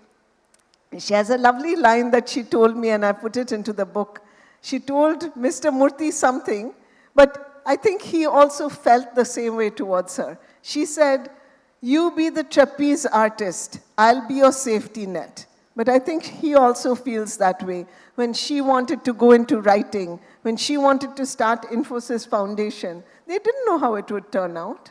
But he said, you go ahead and do it. I'll support you. There's real equality in that marriage. That's a good quality, I think, for all of us to aim for. You know, so many times when we don't agree with someone, we have difficulty supporting them in spite of that. Anybody else? Okay. There's a hand right here and one behind.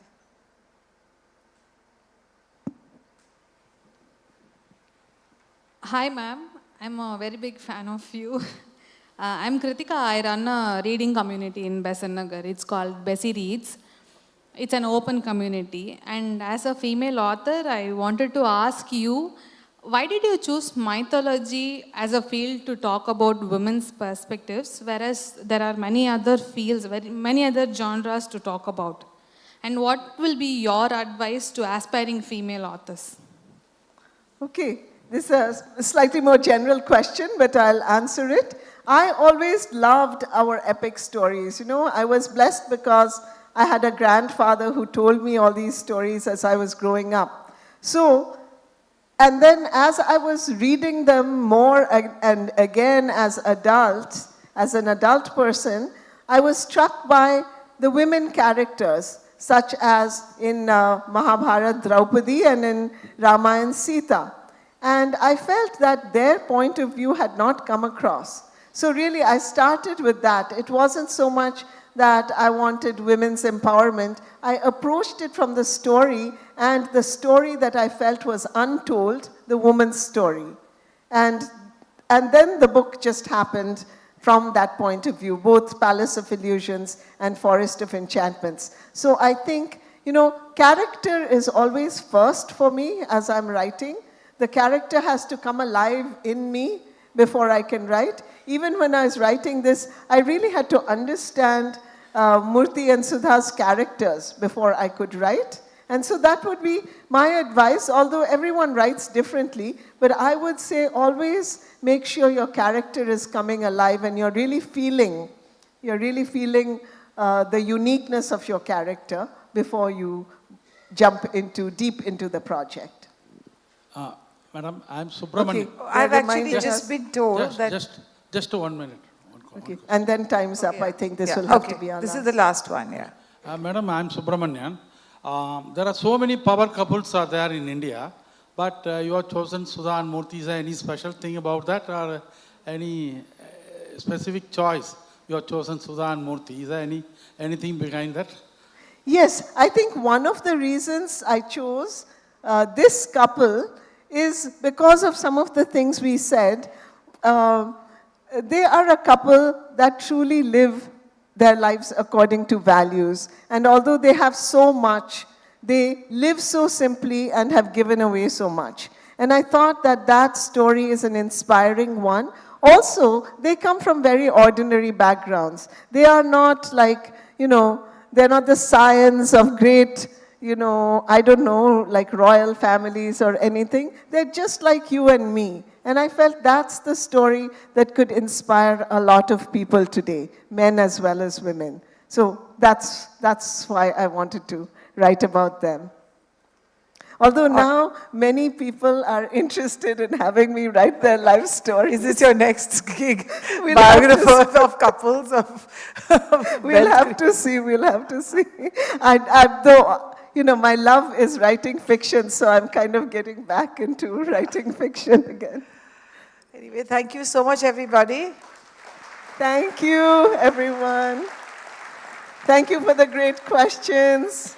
Our time is up, but I am on social media, folks, and you can reach me there. Thank you all so very much. Thank you very much, Chitra and Shonali, for a very honest and lively conversation. We can't wait to read the book. For those who'd like to purchase a copy, please note that you can head out to Higginbotham's and purchase a copy. Chitra will be available to sign the books at the book signing venue. Thank you, Chitra. Thank you, Shonali.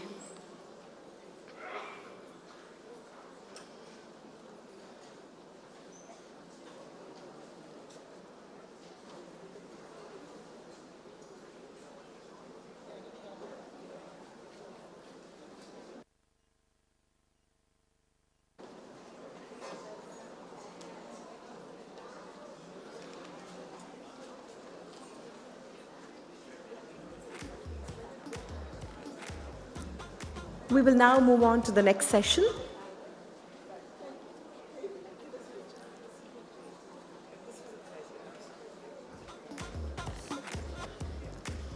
Oscar Wilde once said that theatre is the most immediate way in which a human being can share with another the sense of what it means to be a human being.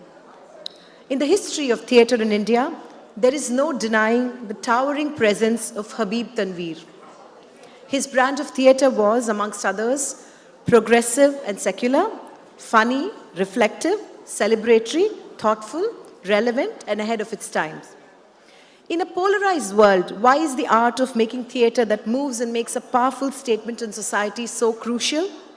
Why do we need to turn back and continue to celebrate Habib Tanveer?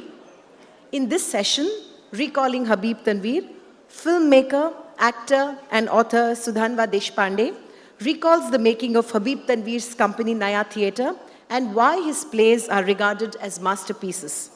This session will feature excerpts from the film and a talk by Mr. Deshpande. This session will run for 35 minutes and will be followed by a 10-minute Q&A.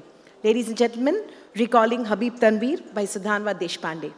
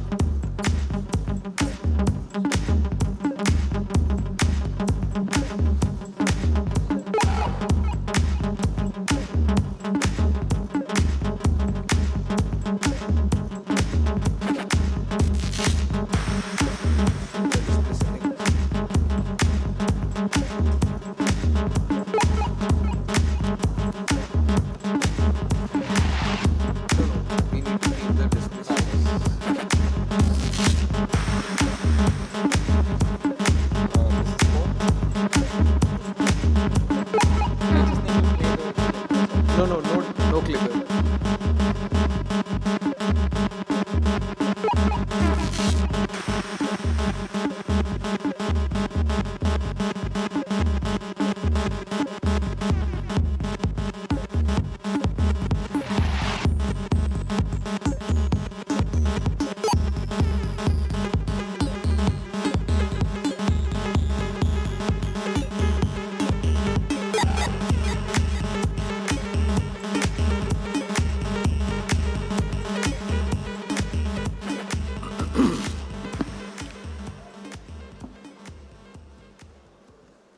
All right. When I was a small boy, one of the things I wanted to be was a thief. And it was a play that did it. A play called Charandas Chor that came to our school. And I watched the play fascinated because it was the story of a thief. A thief who pledges never to lie. Now, how can you be a thief and never lie? The play is about that.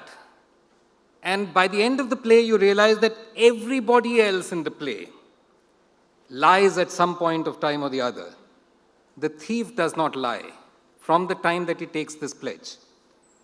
To the point that at the end of the play, the queen who's fallen in love with him says to him that, look, you know, whatever happened between us, don't go out and tell the people what happened between us. And he says, Queen, I'm sorry. I'm bound by my pledge. I cannot lie. She says, well, if that is the case, you'll have to lose your life. And he says, if that is the case, I will lose my life. And at the end of the play, the thief is killed. I was fascinated by this play. It came to our school, as I said, but what was even more fascinating were the actors. Because I had an image of actors, and these people that I saw on stage were nothing like that. They looked like rural folk. They were wearing clothes that did not seem fancy at all. The stage didn't have a big setting and, sets and so on and so forth. They spoke a language that I didn't fully understand. It sounded like Hindi, but wasn't quite Hindi. And I said, how, like really, you can be actors like this? These were actors of the Naya Theatre, the company that Habib Tanveer started or founded in 1959. But before he came to found this company, he had grown up in Raipur. He was born in Raipur, then went to Nagpur, Aligarh, then went to Bombay to make a name for himself in the film industry, acted in a few movies, then was part of the IPTA, the Indian People's Theatre Association. Then he quit the film industry and went to Delhi, became part of a theatre company there. And that's when he then decided to go to the UK, to England, to the Royal Academy of Dramatic Arts and to the Old Vic. And he says that when I went to England, I realized, as I was being taught theatre there, I realized what is it that I did not want to do. I didn't want to make theatre like this. And then he abandoned RADA, traveled in Europe, went to Germany, landed up in Berlin because he wanted to meet Bertolt Brecht. But Bertolt Brecht, always up to mischief, had died 2 weeks before Habib Tanveer reached. Habib Tanveer, who wanted to sort of meet Brecht and had thought that he'll probably spend 2 weeks in Berlin, ended up overstaying his welcome. He stayed there for 6 months, watched all of Brecht's plays at that time, came back to India, and then his real journey really begins, because he gets 6 actors from rural Chhattisgarh, which at that time was not even a place. Chhattisgarh was part of Madhya Pradesh or central provinces, and Chhattisgarhi was not even recognized as a language. And these were rural folk. They were unlettered. Most of them couldn't read or write. But these were the actors who performed in the rural form called nacha. Nacha sounds like dance, but it's not actually dance. There's dance and music and theater. And what's remarkable about nacha is that unlike many other rural theater forms, nacha is a completely secular form in the sense that there is no mythological or religious story that they tell in nacha. Nacha stories are all about everyday life in the village and around the village. And these are the plays that he had grown up watching, and these are the singers that he had heard singing. And he said, these are the actors I want. So he got 6 of them and brought them to Delhi and put them in a professional theater company. Now I want to emphasize professional, because what that means is that you've got to be able to generate income. You've got to be able to pay your company. And Habib Tanveer starts Naya Theatre. Between 1959 to 1973, he struggles and struggles and struggles with these actors. And then finally in 1972-73, he makes a breakthrough. And that's when the breakthrough happens, because he realizes that these actors who are so amazing when they perform in the villages are so stilted and stiff when they act on the stage in the cities. And he says, why is that? And he realizes it's because of 2 reasons. One is because he's forcing them to speak in Hindi, not in Chhattisgarhi, which is their natural expression. Secondly, he is directing them too much. And so he unshackles their tongue and he unshackles their bodies, and these actors come to life in an extraordinary way. From 1973 till the end of his life, in 2009, Habib Tanveer is soon recognized as one of the legends of Indian theatre. As I said, I first saw his play when I was a little boy. I don't even remember what year that was. But I first worked with him in 1988 when Jannat Timmons, the theatre group that I'm associated with in Delhi, and Safdar Hashmi invited Habib Sahab to come and work with us. He directed a play for us. And that's the story that I tell in this book, Halla Bol, The Death and Life of Safdar Hashmi. And that's when I really saw Habib Tanveer work at close quarters. Over time, from that time, from 1988 till the end of his life, I wouldn't be exaggerating to say that we became kind of friends, even though there was such a large gap of age and stature and ability and wisdom between us. But Habib Saab became a friend, and I followed his theatre.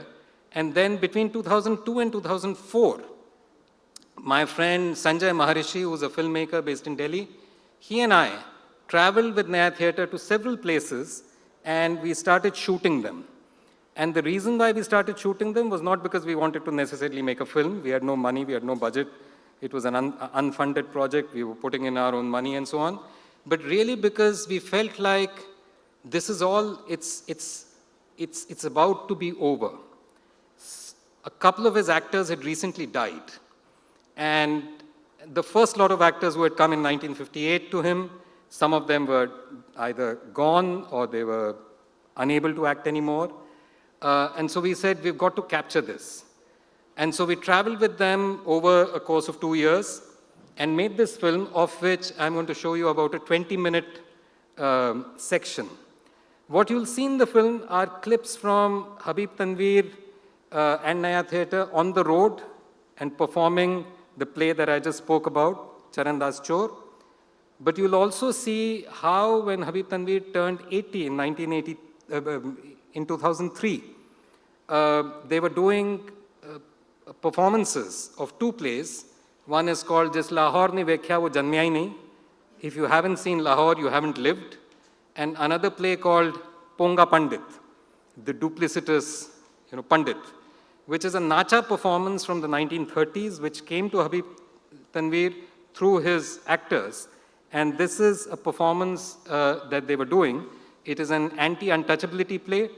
And this play was attacked again and again when they were performing in Madhya Pradesh in 2003. What you'll see in the film, in the latter half of the section that I show you, is one of those days and what happens on that day. It was obviously attacked by the Hindu right, Hindutva forces. There was BJP, Bajrang Dal, VHP, etc., and we were there with the camera shooting what was happening. What makes Habib Tanveer's work really remarkable is that when he started doing it in 1958, working with rural actors, it was not even a thing. Nobody knew what the hell he was trying to do. Even his associates, people around him, couldn't understand, is this guy mad? Is he nuts? Like, how can you make theater like this? But he occupied a place, he occupied a location, It's only subsequently that, Chhattisgarh started being recognized as a cultural, location, and then as a state. Now, Chhattisgarhi is now recognized as a language, and so on. But Habib Tanveer is the one who started it all. After Habib Tanveer, there have been many people in theater who have drawn inspiration from the rural theater, who worked with rural actors, etc. But when he started doing it, there was nobody doing it. Habib Saab, one of his actors who you will see, he used to be a wonderful, wonderful comic actor, amazing actor called Ramcharan. And so Ramcharan Nirmalkar once said to me, he said, Dekhiye, and I'll say this in Hindi and then translate into English. He said, Dekhiye, आप एक factory लगाइए और factory में आप 100 लोगों को नौकरी दीजिए, वो आसान है करना, लेकिन सिर्फ एक कलम से 100 लोगों के पेट भरना बहुत मुश्किल काम है. To set up a factory and give employment to 100 people is easy, but to feed 100 people with just the power of your pen is very difficult, and that is what Habib Tanveer did. Habib Saab used to say often that the paradox of India is that those who are economically the poorest are culturally the richest. And he would leave the other part unsaid. Habib Tanveer was a man of great humor, and you could be sure that no matter what happened, he could always, laugh at things and joke about things and so on. I learned a lot from him, and I've tried to convey some of what I learned from him in my book, Halla Bol, which, as you can imagine, is available, so please. I'm going to show you about a 20-minute clip from this from this film called Gaon Ke Now Theatre, More Now Habib, which means my village is called theatre and my name is Habib. After the clip, if you have any questions or comments, I'd be happy to take them. Is the sound on for the, yeah?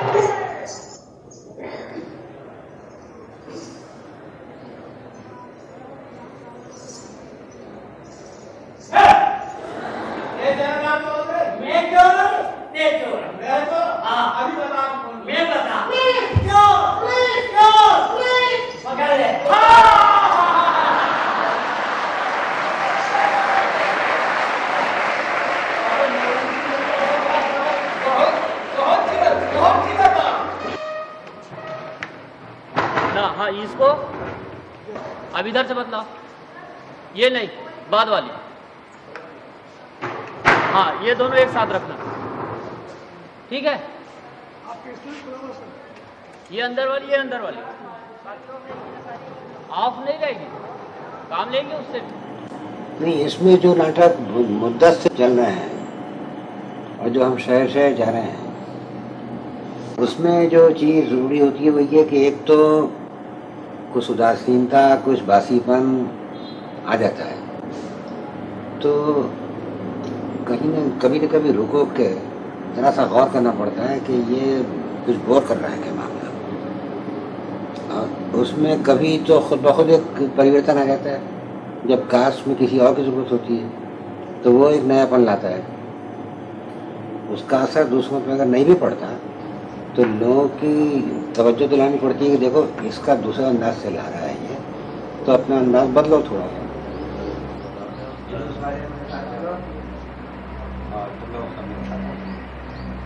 मैं क्या कह रहा हूँ, सुना दे क्या? बात करो। सीधा व्यू था तो पहली बार जब बोले तो मत पाया करो, मैंने चीखा इसलिए कि दूसरी बार में पहली बार। फिर ये कि मैं एक शो को छोड़ता नहीं हूँ, उसके पीछे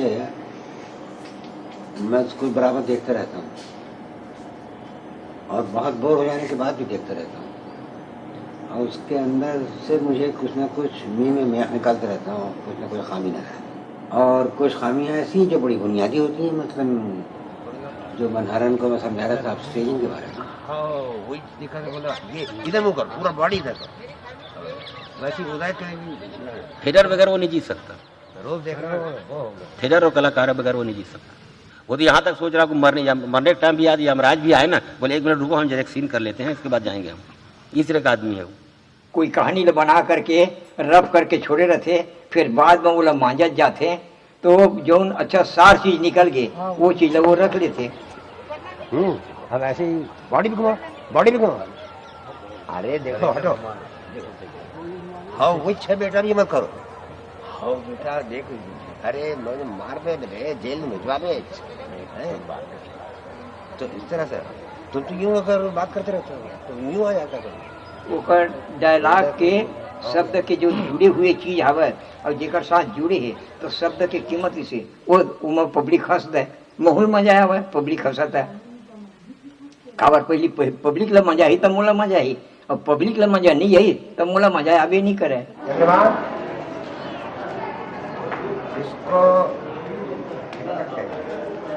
हबीब साहब बताते हैं, और हबीब साहब के बनाए चीजें, लेकिन बीच बीच में कलाकार है अपन मन से एक आध जगह नहीं, अपन मन से कलाकार घले करते जो वो चीज में फंसे रहा है, अलग से नहीं, जो नोरा फंसे रहा है वैसे ढंग की चीज ला कलाकार है गलत काम करते करते माइंड में जो आगे तो एक आठन भर गलत देते कलाकार है।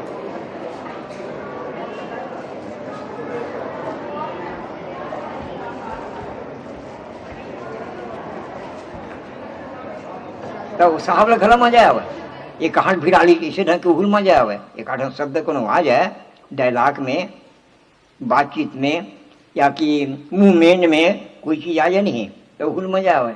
खबर गलत होती तो हम डांट खाते हैं।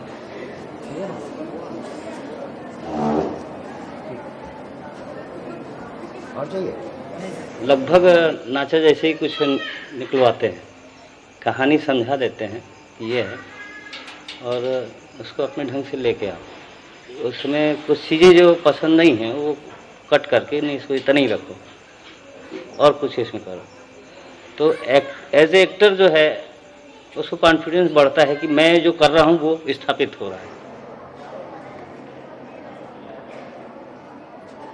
कहानी के जो रूल है तेला तो हबीब साहब बनाया हुआ, बीच में कहीं बड़े बड़े जो कलाकार बनावे, जैसे मदने रीस आवे, ठाकुर राम रीस आवे, कतको चीज अपन बना बना के करे जो साहब जानत नहीं रीचे, हाँ तेनो में काम करते वो मनते वो साहब मजा आवे।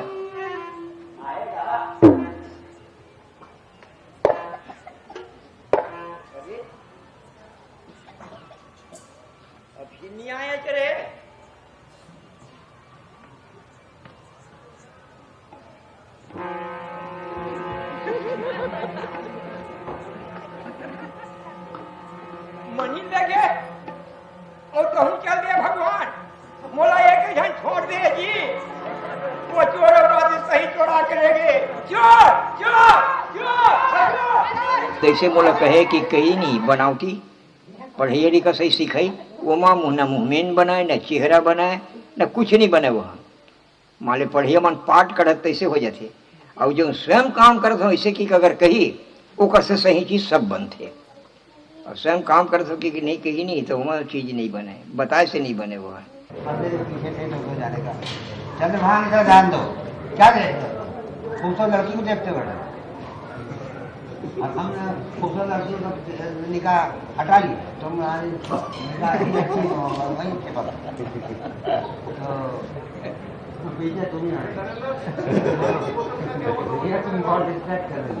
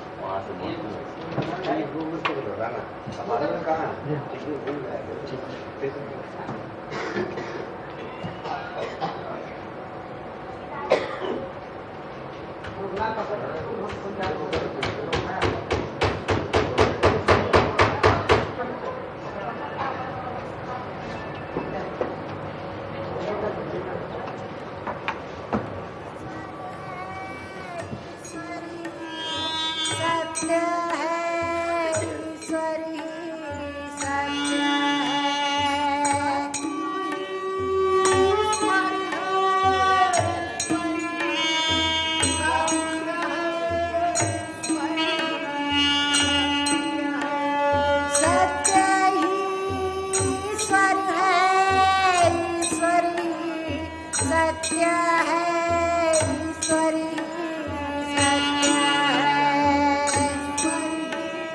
सत्य है ईश्वर ही सत्य है ईश्वर ही सत्य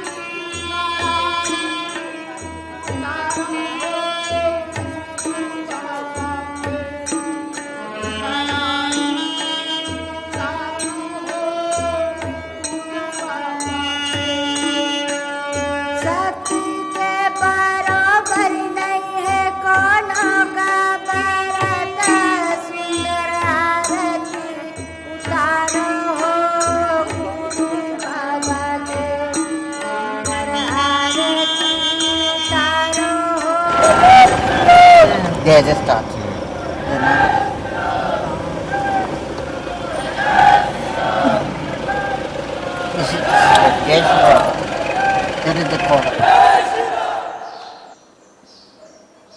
उनको शायद ये क्या ख्याल है कहीं ये नाटक खत्म ना हो जाए।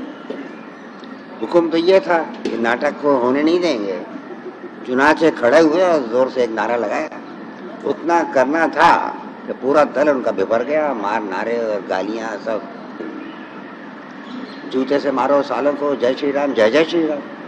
इनका ये क्या तमाशा है? श्री राम को तो अलग कर दो, गाली दे दो, बाद में फिर अलग से नारा देना। एक सांस में तुम कहते हो, अब तुमको शर्म नहीं आता? That point where I just sat quietly and watched them saying things against Habib. ऐसे गालियाँ दी इसको, Habib को.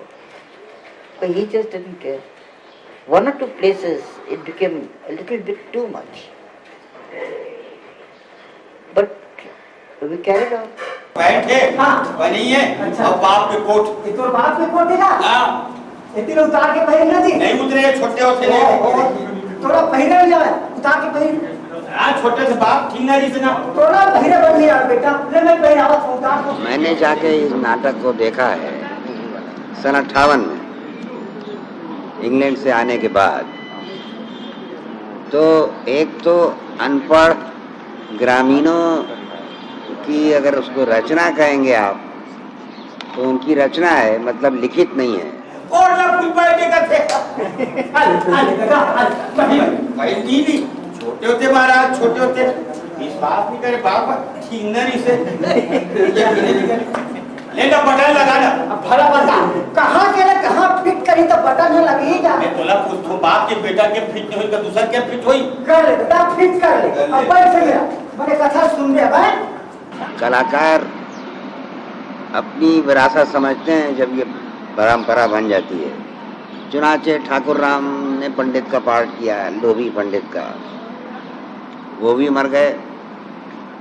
मदन लाल निषाद ने पंडित का पाठ किया, ठाकुर राम ने ग्रामीण का पाठ किया था मदन लाल निषाद के साथ। मदन लाल निषाद की उम्र 93 बरस की हो रही है, तो वो अपने गांव में अपने दिन बिता रहे हैं। कुछ भी पूछ लो और स्टेज के अंदर इम्प्रोवाइजेशन में इतना महान दोनों दिग्गज कि बिना किसी एक विषय बता दो कि ये है विषय,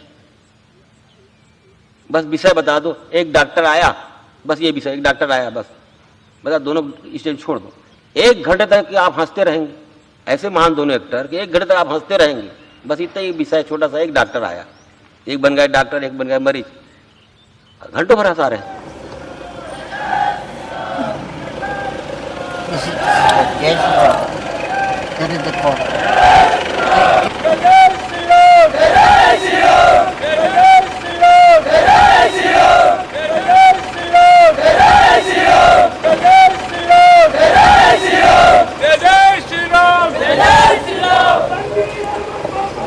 तनवीर अहमद नाम भी नहीं जानते तुम्हारा। तनवीर अहमद हाँ सुनी है तनवीर अहमद बोल रहा था। दरवाजे के बाहर ही खड़े रहते हैं, जहाँ पहुँचे तो जय श्री राम से। तुम्हें डर नहीं लगता? डर कैसे नहीं लगेगा अरे 4 जने में एक है तो डर लगेगा। You see, it is anti-ritual, the play. So it shows all the rituals that you are doing have no meaning. If you believe in God, then it's your own business. That's what the Jamanani कहती है कि ये सब मुझे पंडित की जरूरत क्या है, मैं तो खुद प्रार्थना कर सकती हूँ, मेरे पास सब कुछ है घर में, मैं स्नान दान करके खुद पूजा करूँगी। जमदानी से that they can't take it. हमने ऐसा सुना है पोंगा पंडित जो नाटक है उसमें हिंदू देवी देवताओं का अपमान हुआ है मंचन में, तो उसको जो हिंदू देवताओं का जो अपमान हो रहा है उसका विरोध करना है। आपने देखा है नाटक? हमारे पूर्व साथियों ने बताया हमें, हमने नाटक देखा नहीं, क्योंकि पहली बार विदिशा में हो रहा है। इस नाटक के बारे में सुना कि इसमें पोंगा पंडित जो दिखा रहे हैं इसमें हिंदू देवी देवताओं का अपमान किया है, हमारे आस्थाओं पर ठेस पहुँचाई है। तो इतना जरूर है कि हम विदिशा की धरती पर हिंदू देवी देवताओं का अपमान बिल्कुल नहीं सहेंगे, न करने देंगे। कहानी को कुछ समझो, नाटक है और वो भी हमने छत्तीसगढ़ी नाचा, हम लोग नाचा बोलते हैं, कॉमिक है, कॉमेडी निकाले हुए हैं, तो उसमें कहानी जाए और वो भी कोई लिखित कहानी नहीं है, कोई लेखक लिखा हो, गाना लिखा है कवि। शास्त्रीय नाटक पढ़िए, तमाम यहाँ से वहां तक के मूर्ख बामनों के किस्से मिलेंगे आपको, और उस पे लोग हंसते हैं, उसको एंजॉय करते हैं, वो करते हैं। एजरा पाउंड ने कहा है, beware of the tyranny of the unimaginative. Unimaginative लोग जिनके पास सेंस ऑफ ह्यूमर नहीं है, एक पॉलिटिक्स है और 10,000 बार एक झूठ को दोहराते रहिए तो वो सच बन जाएगा। जिसमें आप लोग सवाल करते हैं क्यों इस तरह से, क्या जवाब दिया जाए, क्या है?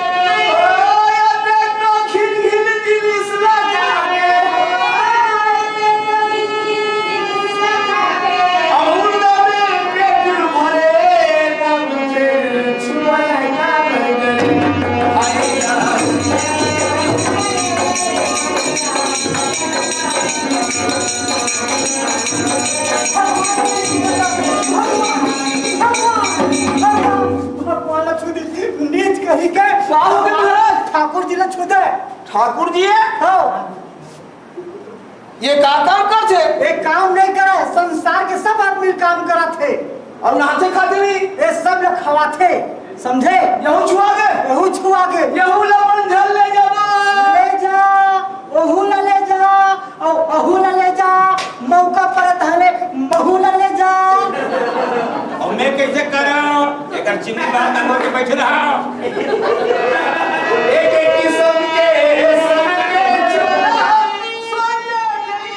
मैं हिंदू धर्म का बहुत प्रशंसक हूँ। ये कहने की जरूरत पेश नहीं आना चाहिए, लेकिन मुझे पेश आती रही है, इसलिए नहीं कि अपनी सफाई पेश करने, बल्कि दरअसल मैं ये जानता हूँ कि इतना टॉलरेंस शायद किसी और मजहब में नहीं है, इतने कम बंधन किसी और दूसरे मजहब में नहीं है, जितनी आज़ादी इसके अंदर है कि आप चाहें तो इस देवता को पूज लें, चाहे तो उस भगवान को पूज लें, चाहे तो मंदिर घर में बनाएं, चाहे मंदिर चले जाएं, चाहे पत्थर को पूजें या पीपल के नीचे बैठ जाएं, या सब ना करें, ये सब कुछ अपने अंदर एक ध्यान कर लें। और वो भी ये नहीं कि दिन में 5 बार करें या 10 बार करें, आप ना करें, जब जी चाहे वो कर लें, कोई पाप का विषय नहीं बनता है ये।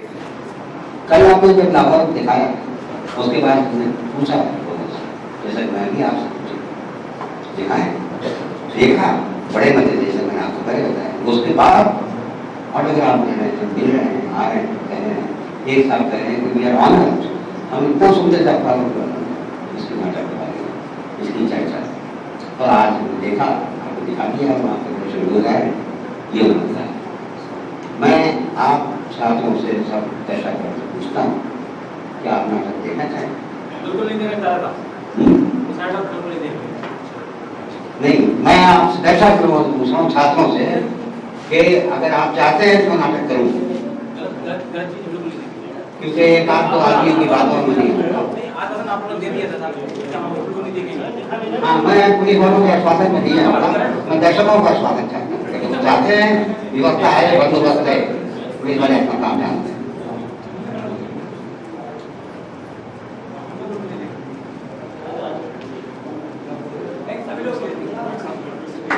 मैं पुलिस वालों को नाटक दिखाना चाहता हूँ, 2-4 लोग यहाँ बैठ गए, उनको दिखाना चाहूँगा, नाटक मैं कर रहा हूँ। जब आप कीजिएगा, मुख्यमंत्री से बात करनी है, हम नाटक कर रहे हैं, आप लॉ एंड ऑर्डर खराब है, समाज में है। एक आदमी यहाँ से उठ गया, मैं यकीन नहीं करता कि समाज जो है वो उसको उनके साथ है।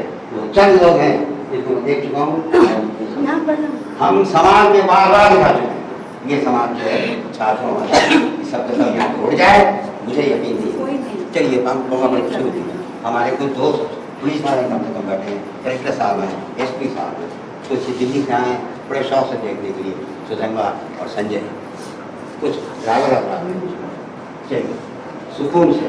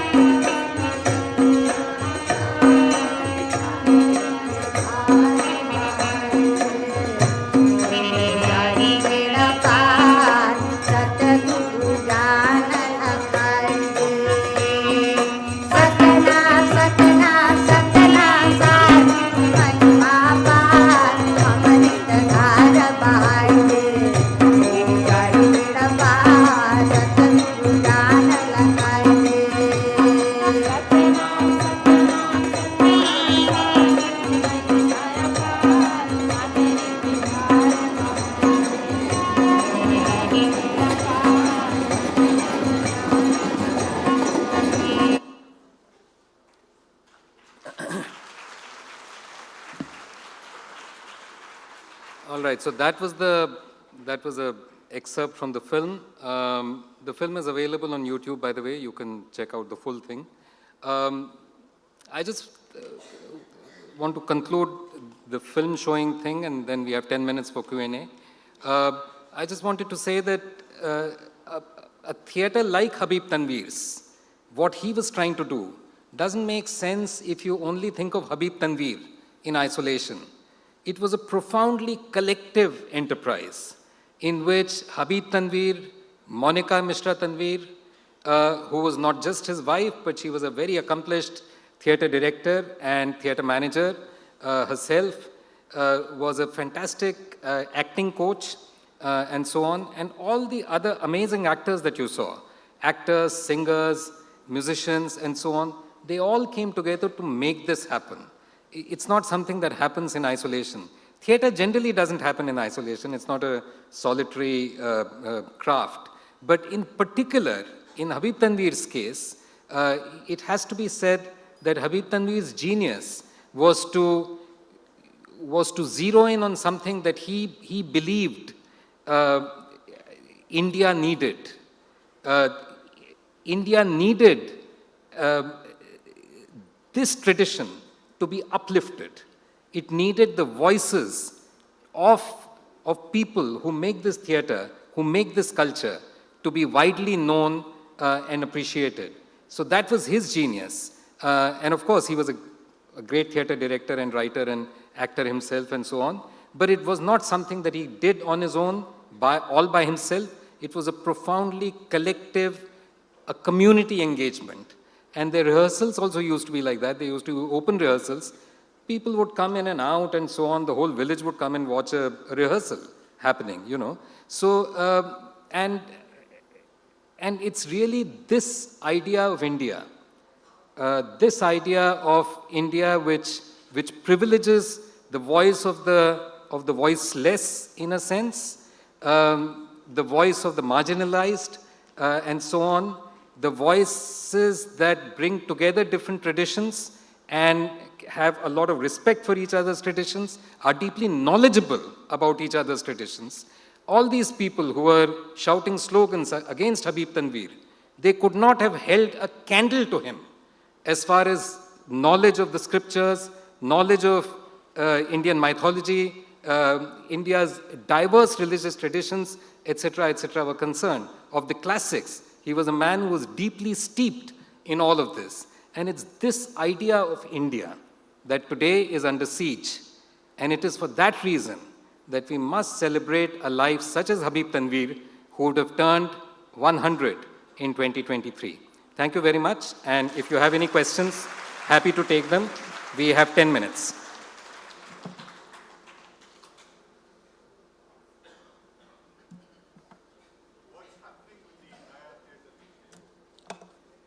Well, the Naya Theatre, after Habib Saab died in 2009, has now become a kind of a pale shadow of itself. And it was such a unique theatre that really it's not possible for anyone else to kind of run it like that, you know. So they continue, but their shows have declined and decreased a lot. Most of the old actors are gone. In fact, all of them are gone. So, you know, it's, and the Nacha actors of today don't have these skills and that kind of a steeped, you know, they don't embody the culture and the traditions in the way in which these actors did. So those of us who watched Habib Tanveer's theatre in its prime should feel lucky, because that's never going to come back again.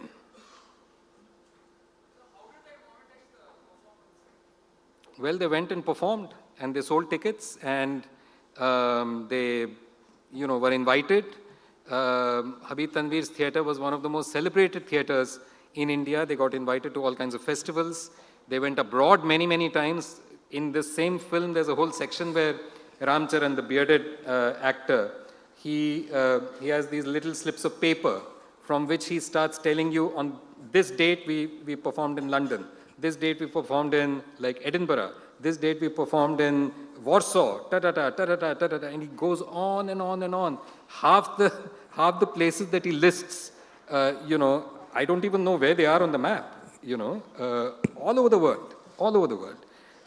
Habib Tanveer's Charandas Chor was the first Indian play to win the Fringe First Award at the Edinburgh Fringe Festival in 1983, I think, if I remember correctly.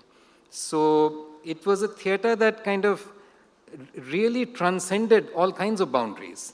And Habib Saab's actors, you know, they didn't care whether they were performing on this kind of a stage or whether they were performing in Edinburgh or on the West End, or, you know, or on like a village chopal, or in a school auditorium with very bad lighting and bad acoustics and so on, or if they were just rehearsing. I have never seen actors give so much in rehearsal, because everything was a performance for them. And it was a time of joy and singing and dancing and enjoyment. So yeah, so that's how they monetized, in the language of today, they monetized their theatre. Sir, here. Yeah. Good evening, sir. It was a wonderful session. I just have a question. So, like, how do you make urban spaces more accepting, both logistically and ideologically, to like folk forms of theatre? Well, I mean, honestly, this is something that, you know, I come from a tradition of street theatre.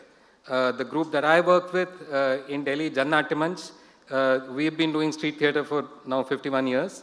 And we go and perform anywhere. We would perform on this stage, we would perform outside, we could like perform on a street corner, you know, just about anywhere. And I feel like today, more and more, there is need for people, not just theatre people, but, you know, all artists, intellectuals, whatever you may be doing, to go out there in the public and do it. Because performing theatre in the public is a profoundly democratic act. Democracy is not just about having elections once in 5 years. Democracy is something that is made and has to be asserted on the streets, in classrooms, you know, in dining halls, in restaurants, in, you know, in your clothing, inside your house, in your drawing room, on WhatsApp groups, in your kitchen, and even in your bedroom. So that's the kind of thing that we need. We need more and more public performance of theatre. We need intellectuals to go out and, you know, publicize their thoughts and their arguments, engage with people in the public, because that's the only way that we can face the monster. I mean, the barbarians are no longer at the gate, right? They've kind of, the door has been flung open.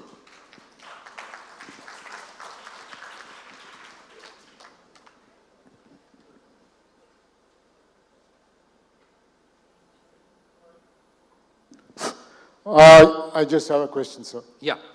So Habib Tanveer is gone, and now, as you said, this Naya Nach is also sort of is watered down. In the current scenario that we live in, both internally in terms of how the villages are coming up, I mean, there are some villages that are no more village-like now, and also the external scene, the political scenario that is currently being played out in the last few years. How do you think street theatre has any chance of sort of informing the public or making them think when the mainstream media is so much prevalent in the form of TV and other such media? Well, I mean, honestly, I come from Delhi, and we've been doing street theatre in and around Delhi for decades. And even today, with all the backsliding that has happened, even today it is possible to go out and perform. And if you tell a story that is engaging, that is funny, that says something about people's lives, people do listen. And of course, I'm not trying to say that, nothing has changed and it's all hunky-dory and we can all relax. No, I'm saying the opposite. But I'm saying that even today, there are ways in which you can go out and perform. We should not give in to fear. And of course, I should also say that I know exactly what fear is. I mean, in this book, I talk about the death and life of Safdar Hashmi. Safdar Hashmi, who gave his life when we were performing a play in 1989. I was there, I was witness to it, and I've written about it. So I know exactly what that is. I know what violence is. And, so not trying to underplay any of that, but also to say that the last thing that we can do is give in to fear. We have to go out. This country is ours. These cities are ours. These villages are ours. This culture is ours. We must claim it. Thank you very much. It's been a pleasure. Thank you.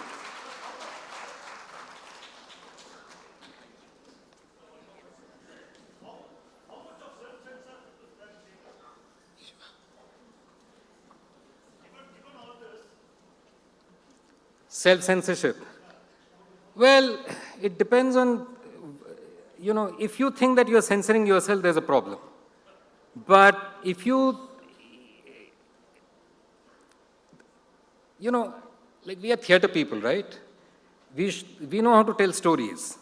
And we often know how to tell stories in a way that the tyranny of the unimaginative, is something that is, so the play that Habib Sahab was showing, Jis Lahore ne vekhya wo janmya hi nahi. If you haven't seen Lahore, you haven't lived, is ostensibly a play about Muslim fundamentalism.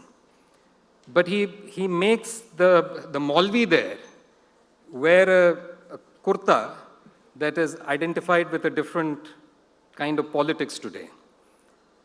And anybody with half a brain can see what he's trying to do. You see, so there are many ways in which you can tell stories, and sometimes you can hoodwink them because they're really unimaginative, truly. So I think that there are many ways in which you can tell stories. You shouldn't be stupid. You shouldn't be dumb and go out there and want to be shot. I don't want to be martyred. I want to keep doing theater, right? I don't want to get killed. So therefore, you have to be clever. But there is a way in which you can subvert, always. Thank you.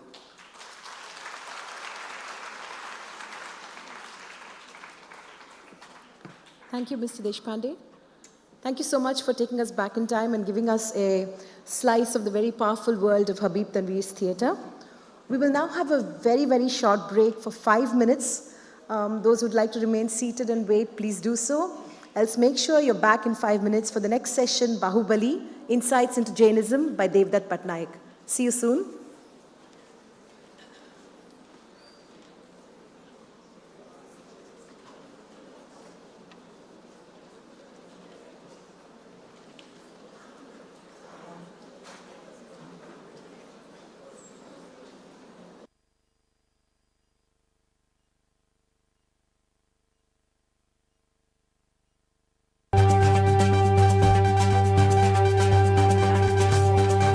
Japan invaded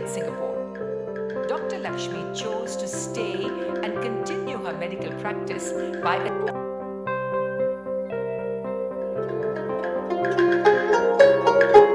In 1942, Japan invaded Singapore.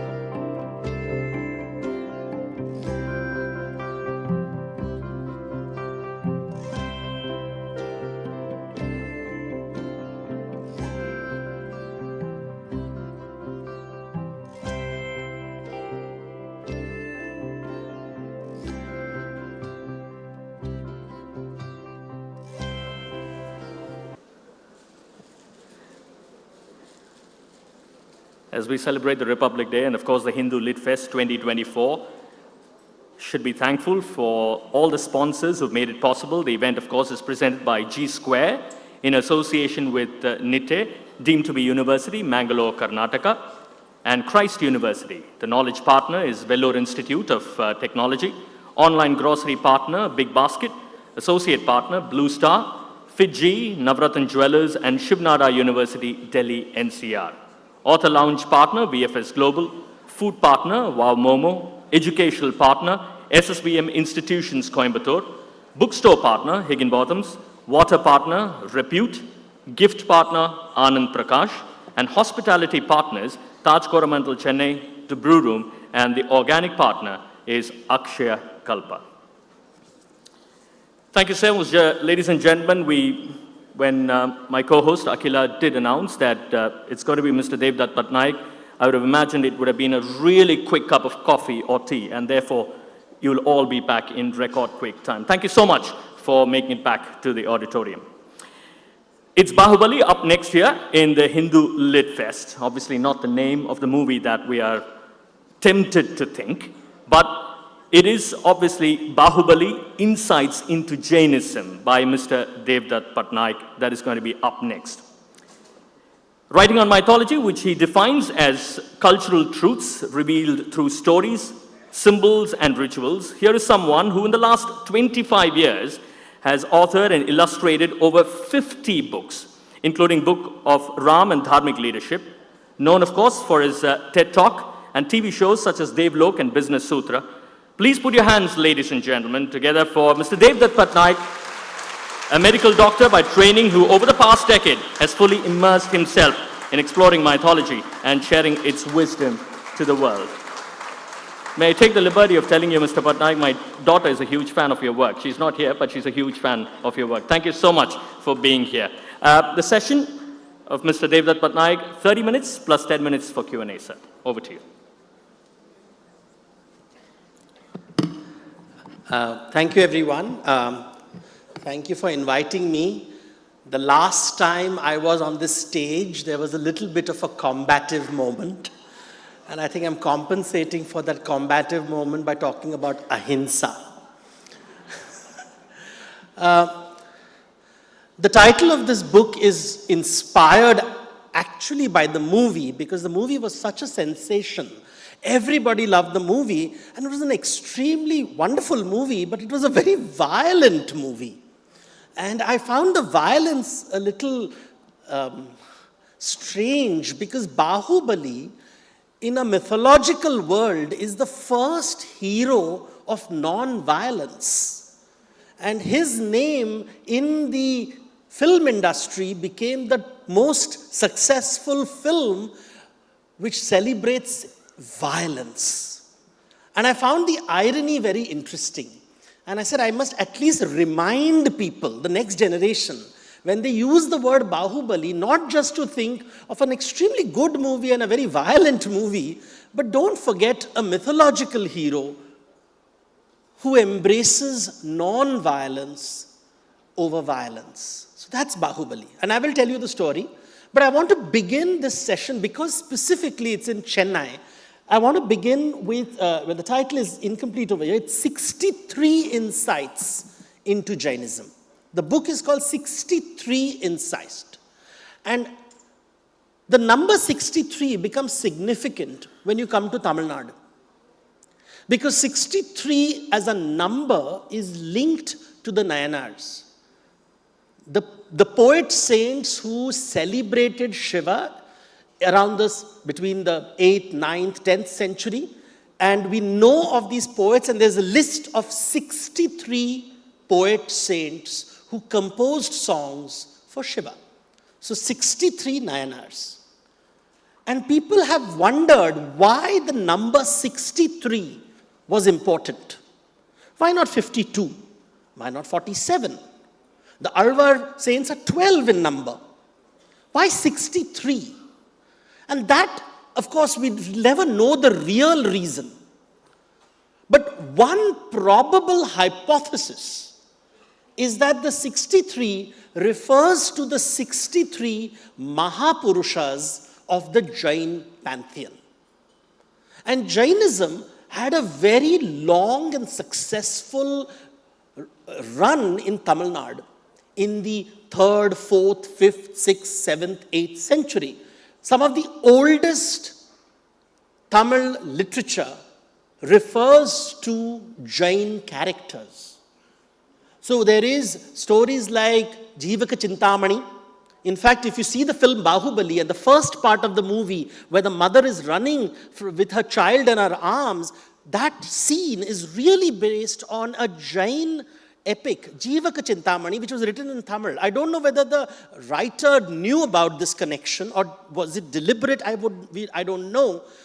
But it's very interesting that some of the oldest Jain epics come to us from Tamil Nadu, and they talk about these very powerful women, and they talk about desire, and they talk about different kinds of women, 3 different kinds of women. Women who are faithful to one husband, women who have many lovers. So there is Kannagi, who is faithful to a single man. There is Madhavi, who is a courtesan and therefore has many, many lovers. And there's Madhavi's daughter, Mani Meghalai, who doesn't want a man in her life and wants to be a nun. So there is these 3 different kinds of women. The way you classify women in traditional Indian law comes to us from Tamil Nadu. But the stories of Jain monks in the Tamil landscape is a powerful one that is forgotten by many people. A friend of mine who's here, we had gone to Madurai, and when you go to Madurai, of course you go to the Meenakshi Amma temple. But what people forget is just outside Madurai, there is the Samanar Hills. And the word Samanar comes from Shramana Hills. And I walked up this mountain. It's a beautiful golden yellow mountain. And on the walls there, on those huge rocks, you see images of the Tirthankaras, the saints, princes from affluent families who gave up everything, even their clothes, in the pursuit of non-violence. And these images are there across the Tamil landscape. Wherever you see these vast stone mountains, you will see a carving of a Tirthankara, sometimes linked with a Bahubali, who is not a Tirthankara, but one of the first followers of the Jain path. And sometimes on the left and right side, you will see a Yaksha or a Yakshi, and the male and female guardians of the Jains.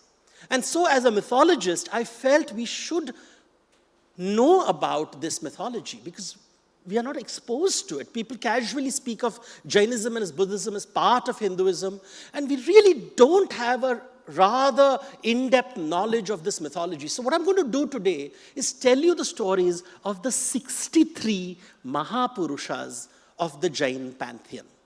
Incidentally, when you go to Karnataka and Gujarat, there are carvings of 24 vyuhas of Vishnu. And the 24 vyuhas of Vishnu has these 4 objects in his arm, Shankha, Chakra, Gada, Padma. And if you do a combination of it, you'll get 24 Vishnu statues. And it's a very popular art form. But again, the thesis is this 24 forms of Vishnu is perhaps inspired by the 24 Tirthankaras. So who are these Tirthankaras? Let's talk about them and let's enter the world of Jain mythology. So just come with me on this journey of understanding the world of the Jains. The Jains have a similar but not a same understanding like Hinduism and Buddhism. And the foundational idea of Jainism is rebirth, punarjanma. So before I proceed further, let me explain the definition of the word mythology. And we'll then get into Jain mythology again. I usually begin with this. So people keep asking me, Dev, that even today, is mythology history? Is mythology fact? So when you talk about facts, you talk about everybody's truth, which is based on evidence and measurement. When you talk about fiction, you talk about nobody's truth, which is based on imagination.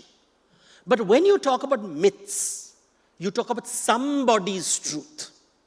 Not everybody's truth, not nobody's truth, but somebody's truth. So when somebody says, I believe in God, it is their truth. You don't have to agree with it. It's perfectly fine for other people to have different truths. Mythology is the study of other people's truths, which is communicated through stories, symbols, and rituals. So if I want to study the mythology or the truth of the Hindus, I will study the stories, symbols, and rituals of the Hindus. If I want to study the truth of the Jains, I will study the stories, symbols, and rituals of the Jains.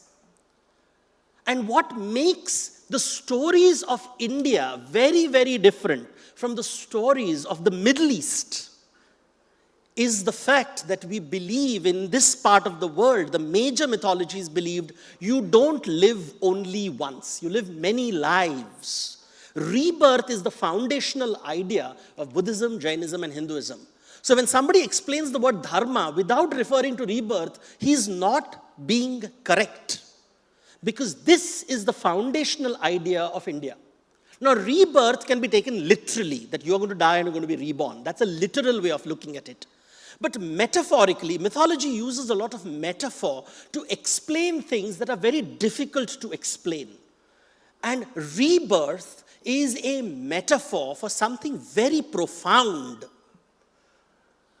Rebirth tells you that there was a world before you existed, and there will be a world after you will exist.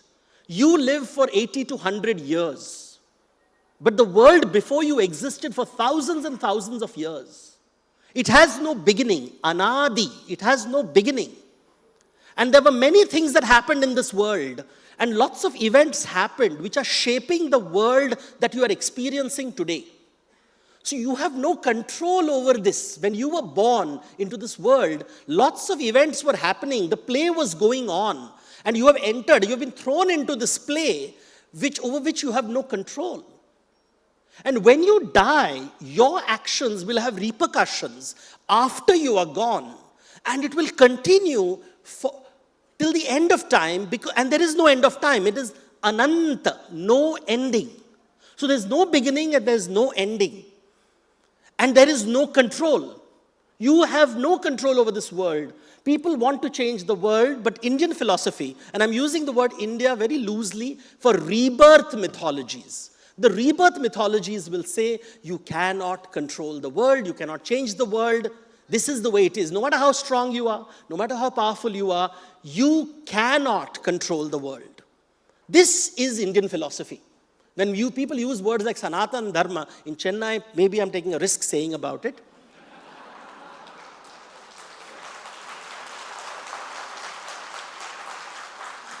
But this is the meaning of Sanatan. Sanatan means that which doesn't end. The world will never end. Problems will never end. The world will keep going through these cycles and cycles of drama. Therefore, Sanatana, it doesn't end. Be aware of your helplessness, is what they are trying to tell in these stories. Buddhism says this, Jainism says this, Hinduism says this. This is very different from the mythologies which come from the Middle East, where the belief is you live only once. There is a beginning, there is an end. There's a genesis and there's an apocalypse. You live once. You have to live your life the right way. If you live your life the right way, you'll go to heaven. If you live your life the wrong way, you'll go to hell. When you die, you will be judged. There will be judgment day.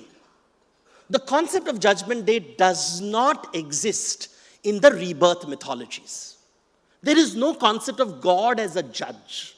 There is no concept of God as an all-powerful being. In fact, in Jainism, there is no God. God doesn't matter in the Jain stories, and that's a very powerful idea. Neither Buddhism nor Jainism bothers with the idea of God. And that is the foundational premise. So the world has no beginning, the world has no end. You cannot control the world, and there is no God out there that you can appeal to. All you can do is do effort, shram, hence shramana. You have to work on yourself. That's the only thing you can do. Shramana is about working on yourself. In this world which has no beginning or no end, there are Veeras. Veeras are the brave ones who try to change the world, who fight battles, like the film industry's Bahubali, fighting the villain, Katapa. All these villains, the Veera is always fighting the villain. He defeats the villain and becomes the hero. That is a Veera. Veer. But a Mahavira is someone who has an internal battle with his own emotions, with his own thoughts, with his own weaknesses, with his ego. When the Mahavir wins, nobody loses. Everybody benefits. Today we are in the world of the Veeras. Everybody wants to be a hero who defeats the villain, crushes the villain, because that is what gets you the votes. The Mahavira does not carry weapons. He knows the greatest enemy is within you, telling you that you are special, you are superior, you are better, you are smarter, you can change the world. And the Jains said, no, you don't change the world. The world goes through cycle. So if the Hindus believe in the yugas, the 4 yugas ending with pralaya, there is no concept of pralaya in Jainism. There is Uttasarpini and Avasarpini. You go through periods of boom and bust. Boom is Sushama and bust is Dushama, bad times. Good times, bad times. Good times, bad times. As you move towards good times, it is called Uttasarpini. As things go bad, it will go through Avasarpini. And this is natural, because as things get better, when you're prosperous, Uttasarpini, you go to a Suksham, and then you become lazy and arrogant and proud. What is called in Tamil Nadu, Moodevi comes into your house. And when Moodevi comes into your house, Sri Devi runs away. And when Sri Devi runs away, Avasarpini starts. And things go down, things go down, things go down, everything goes down, and then wisdom dawns. And then you say that I need Vidya Devi in my house, the goddess, to come in. Knowledge has to come in, Saraswati has to come in, and then the journey resumes of Uttasarpini towards Sushama. But this will never end. Up and down will never end. At this moment, you don't know whether you are in Sushama or Dushama. You don't know whether life is going to get better or worse. If you think today's WhatsApp forward was horrible, wait till tomorrow. We do not know whether it is Uttasarpini or Avasarpini. This is the way the Jains looked at the world. And they said in every yuga, in every cycle, you will have 63 great heroes who will emerge. The topmost category is the Tirthankara, the wisest of wise, the sages. Tirthankara. The second category, so there are 24 Tirthankaras. The second category is the Chakravartis. So the Chakravartis are the rulers of the world, the kings, the great kings. India is named after Bharata Chakravarti of the Jains. So Bharata comes from a Jain Chakravarti called Bharata. But we don't give them the credit. And then comes the 3 great heroes, Vasudeva, Baladev, and Prati Vasudeva. The hero who is violent, Vasudeva. His brother who is a pacifist, Baladev. And they fight a villain called a Prati Vasudeva. And these 3, there are 9 such people. So 3 into 9, 27. 27 of this triad of heroes. Then you have 12 Chakravartis and you have 24 Tirthankaras, add 63. So they have a very structured way of looking at the world. And each of them have stories. So many stories are there to tell about the Vasudevas. So the Jains have their own Ramayana, their own Mahabharata. When I read about Ramayana and Mahabharata, I read the Jain Ramayans and the Jain Mahabharats, which are very different. So in the Jain Ramayana, Ram is a Baladeva, a pacifist. And what does he do? Why does he go to the forest? He doesn't go to the forest because Kaikai told his father that my son should be king and Ram should go to the forest. The reason is very different. Kaikai starts to weep and goes to Ram and says, my son wants to become a Shraman. He wants to become a Jain monk. How will I live without him? And Ram is moved by compassion and he goes to his father and he goes to his brother and says, I want to become a monk. If I become a monk, who will take care of our old parents? Oh, Bharata, don't go to the forest. I want to go to the forest. As an elder brother, it's my right to go first. Stay home, take care of our parents. So it is compassion and his own agency that makes him go to the forest as per the Jain Ramayana. He's the Baladeva. In the Jain Ramayana, it is Lakshmana who kills Ravana. Ravana is considered to be a Jain scholar. And they say that eventually both Lakshmana and Ravana will become Tirthankaras in a future yuga. So nobody is a bad guy. Everybody over time figures out that one day you cannot control the world. You have to calm down, do shrama, and become a shramana and make your way towards Tirthankara. Potentially, we all can reach that level, maybe millions of life births later. So that is the Jain Ramayana. Jain Mahabharata is not a fight between the Pandavas and the Kauravas. It is a fight between Krishna and Jarasandha, who fight. So Krishna is in the Gujarat region, Jarasandha is in the Bihar, Magad region, and they have a war. And the fight between them is the Jain Mahabharata. It's called the Hari Vansh. And it's a very different Mahabharata. We are not familiar with it. Nobody teaches us this. These are the Prakrit Mahabharata, Prakrit Ramayana. Ram is called Padma in the Jain scriptures. In the Mahabharata, Krishna has, as part of these, there are these beautiful stories which I have not found anywhere. For example, we are told, and this is, I'm telling the story because it is linked to Tamil Nadu, because they say the Pandavas one day were crossing a river. And Krishna was coming behind them. So what they did is they took the boat and they crossed over to the other side. And when they went to the other side, they said, oh, let us check whether Krishna has truly magical powers. And they refused to send the boat to the other side. Now Krishna comes on his chariot and he comes and waits for the boat to arrive, and no boat arrives, and he realizes the Pandavas are testing his powers. So he swims across the river holding the chariot in one hand. And he crosses and he goes and meets the Pandavas, and he tells the Pandavas, why did you do this? He said, no, we wanted to test whether you have magical powers. And Krishna says, magical powers are not here for pranks. They are not here for showing off. You can't misuse power.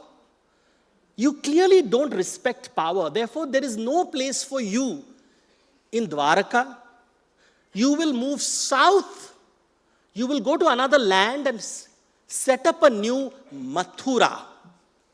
And he comes to the south and they establish Madurai. And that's the origin of Madurai as per the Jains are concerned. Comes from the word Mathura. Mathura becomes Madhura, becomes Mathurai. Now, how true or false it is, I don't know. But these are the stories that are told by the Jains to explain the origins of the Samanar hills in Madurai. And then you have the stories of the Chakravartis, and this is where Bahubali comes into the picture. That the first Tirthankara, Rishabhadeva, has 100 sons, and he divides his kingdom amongst his 100 sons. And he gives these lands to his 100 sons and says, please be the kings of these lands. He has many daughters. He has 2 daughters. And what is interesting is his daughters are associated with literacy. One of his daughters is called Brahmi, who is associated with writing. That is why the script in India is called Brahmi script. And the second daughter is called Sundari. She's associated with numbers. She is said to have invented the placeholder 0, which is found earliest in Jain manuscripts, because the Jains were an accounting community and they used numbers a lot. So they say the concept of 0 comes from a lady called Sundari, who was Rishabhadeva's daughter, and writing comes from Brahmi, which comes Rishabhadeva's daughter. But going back to the boys, because mythology is dominated by boys, and all the 63 Mahapurushas are men, not women. And the Tirthankara story, the story of Bahubali starts with the 100 brothers are happily ruling their kingdom. When the eldest son, Bharat, says, I'm not happy being a king. I want to be an emperor. I want to be a Maharaja di Raja Chakravarti. I want my brothers, 99 brothers, to bow to me. And the brothers say, why should we bow to you? We are equals. We don't want to bow to you. He says, no, I want to be a Chakravarti. I'm going to do this great Yajna, the Ashwamedha. I'm going to travel around the kingdom with my army. And if you don't bow to me, I'm going to crush your kingdoms and take it by force. So 98 brothers decide to become monks. And they say, we don't want to fight our brother. We don't want to bow to him. So we will become munis, shramanas. One of the brothers, the second brother, Bahubali, refuses. He says, why should I give up my kingdom? I don't want to bow. I will not become a monk. I will stay in my kingdom. Bharat comes with his great army. And there is going to be a confrontation between these soldiers when the generals of the two sides go to the kings and says, you know what? The fight is between you two brothers. Why should the soldiers suffer? So clearly they were smart generals. And they say that we don't want to kill each other because you have a problem with each other. Sort it out. You fight with each other. I wish they did this in parliament. Let there be such lovely ideas from Bharatavarsha, which nobody wants to listen. So Bahubali and Bharata go to the Arnab show. But they realize that no, instead of talking, we should fight with each other physically. And they decide to have these series of crazy fights. When you read the books, some of them are quite silly, that they're throwing water at each other, and they're throwing sticks at staring matches, who will blink first, who will sweat first. So it's quite a little, it's a story to be taken lightly. But then it's interesting because they're talking about two men fighting for a kingdom, and it's all about the ego. At one point, Bharat punches Bahubali in his stomach. And Bahubali raises his hand to strike back. And Bahubali is clearly stronger than his brother, much stronger. The word Bahubali itself means the strong man. He's about to slap his brother, and he knows that he's going to knock his teeth off. When he says, what am I doing? For power, I'm going to slap my own elder brother? This is just not right. And he says, no, I will not strike my brother. But he refuses. He's now, unfortunately, the Kshatriya. And as you know, Kshatriyas have these strange rules. Once I remove the sword from my scabbard, I have to strike. It has to draw blood. If I've raised my hand, somebody has to be hit. So these strange rules they have. So he says, what do I do with this raised hand? And he lowers his hand, he plucks his hair out, and he becomes a monk. And when he becomes a monk, he says, I'll be a monk. But now there's a problem. Because when he enters the monastery, his 98 younger brothers are senior monks. Which means he has to bow to them. And he says, oh, what is this world? In the material, temporal world, I have to bow to my elder brother, the king. In the monastic order, I have to bow to the senior monk. Wherever I go, I have to bow. What is this? It's so unfair. And he stands in one place wondering, why should he bow? And they say creepers come around his legs. And he's waiting and trying to figure out what is it. And his sisters come to him and says, get off the elephant. And it's just one sentence, get off the elephant. And what they mean by elephant is the ego. Because elephant, I don't know if you're familiar with something called a mada, hasta mada. An elephant in a state of mast is a very ferocious creature. It doesn't listen to anyone. It is a violent being. An elephant in rut, sexually aroused, it will kill anything that comes in front of it. That is the elephant they're talking about. The ego is like that. It is so full of itself, it will destroy the whole world to get satisfaction. And Bahubali says, oh my God, that's what I'm doing. This is the problem. I don't want to be a Veera and defeat my brother. I want to be a Mahavira and defeat this elephant. Across India, on temples, you will see this image of a Yali or a Shardula, a lion on top of an elephant. Across India, this image is there. You can ask any art historian. That elephant is the ego, and the Shardula or the Yali on top of it is the Mahavira, crushing and calming this mad elephant and saying, calm down. You cannot change the world. This is the way the world is. Avasarpini, Uttasarpini. That is the story of Bahubali. That is the story of the Chakravarti. That is Bharata Chakravarti realizing, oh my God, this is how I'm going to ruin the world. My ego is going to ruin the world. And therefore comes the 24 Tirthankaras. The 24 the Tirthankara means, Tirtha is the shallow part of the river that you can cross without a bridge. They're trying to tell us that the path of Jainism is natural, like a Tirtha. You can cross it. There's no need of building an artificial bridge. It's not a man-made knowledge. It's there. All you have to do is let go. Let go. Stop being angry. And when you read the story of the Tirthankaras, it's all about rage and anger. Parshnath, in a previous life, walks into his palace and finds his wife with another man, his own brother. And the sexual jealousy leads to a series of violence. And one day he calms down and says, oh, why am I fighting my own brother? This desire of people. And he lets go. And the 24 Tirthankaras are people who let go of control. They all come from very powerful, very rich families. And they're saying, we cannot change the world. The world is full of jealous people, angry people, stupid people, power-hungry people. If we think there's going to be a happily ever after, there never will be a happily ever after. So calm down. Don't ride the mad elephant. Veeras will not change the world. Mahaveeras will. And the Mahavira in the Jain pantheon, they speak about Kamadevas. These 63 heroes are just one set of heroes. There are other heroes like Kamadevas. The Kamadevas are so handsome that once upon a time there was a gardener who was so ugly he never got a date. So he spent all his life serving a Jain Muni. And the Jain Muni said, in the next life I will give you liberation. He said, I don't want liberation. In my next life I want to be the most handsome person on earth. I want women to fall in love with me and I want to break their heart. And he becomes a Kamadeva. And in Natya Shastra, Kamadeva is always painted green in color. And that is the reason if you go to Tanjore paintings, Mysore paintings, Odisha, Bengal, Ram is always painted green in color. Even in Kathakali, Ram is green in color. Krishna is green in color because this color of Sringara Rasa. Hanuman in South India, Anjaneya, is green in color because in the Jain pantheon storytelling, he is a Kamadeva.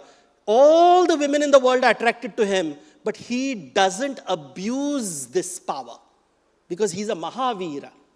He will not consume because consumption is violence. He rejects violence. He chooses ahimsa. And the only way to choose ahimsa, to practice ahimsa, is not by eating vegetarian food. It is by accepting that different people in this world have different ways of thinking, and that is okay.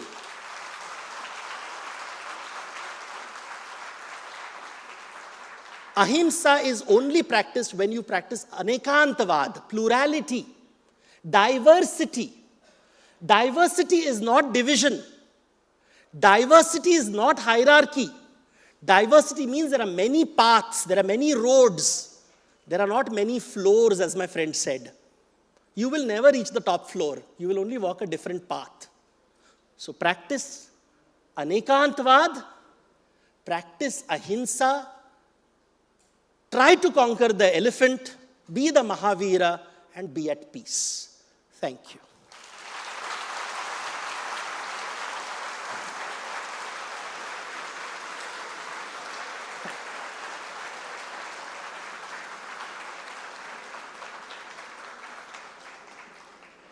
We have time for some questions. So, the gentleman over there.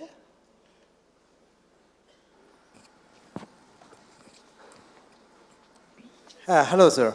I was one of the fortunate guys to be to Madurai, to the Samana Hills, and to the Tiger Nest Monastery in Bhutan. We see that between Hinduism, Jainism, and Buddhism, it's all interlinked. Like the Kailash is sacred for us and the Buddhists, and we have many references of Jainism and Hinduism also. Yes. So, will it be right to tell that it was more of a way of life than religion that has turned maniac today? Yeah. In the olden days. So every religion is a way of life. Normally when Indians use this word, we are not a religion and not a way of life, it's really we're riding the elephant and saying that my way is better than your way. Everybody has a way of life. It's a different way of seeing the world. We see the world as unending and continuous. Others see the world as having a climax. That's all. And this commonality is across, when you live together, you'll always have stories that are common, like Ramayana is common, Mahabharata is common, mountains are common, rivers are common. So you will have this kind of an overlap. It's a Venn diagram. So if you're familiar with the Venn diagram, I always say all religions in the world are like a Venn diagram. There'll be things that are common, there'll be things that are uncommon. Yeah? Let someone else. The lady in front of you, you can pass it on. Chick, chick, chick. Hi, thank you so much for that talk. It is very riveting. In 5th grade, I read a book called The Gita for Kids by Rupa Pai.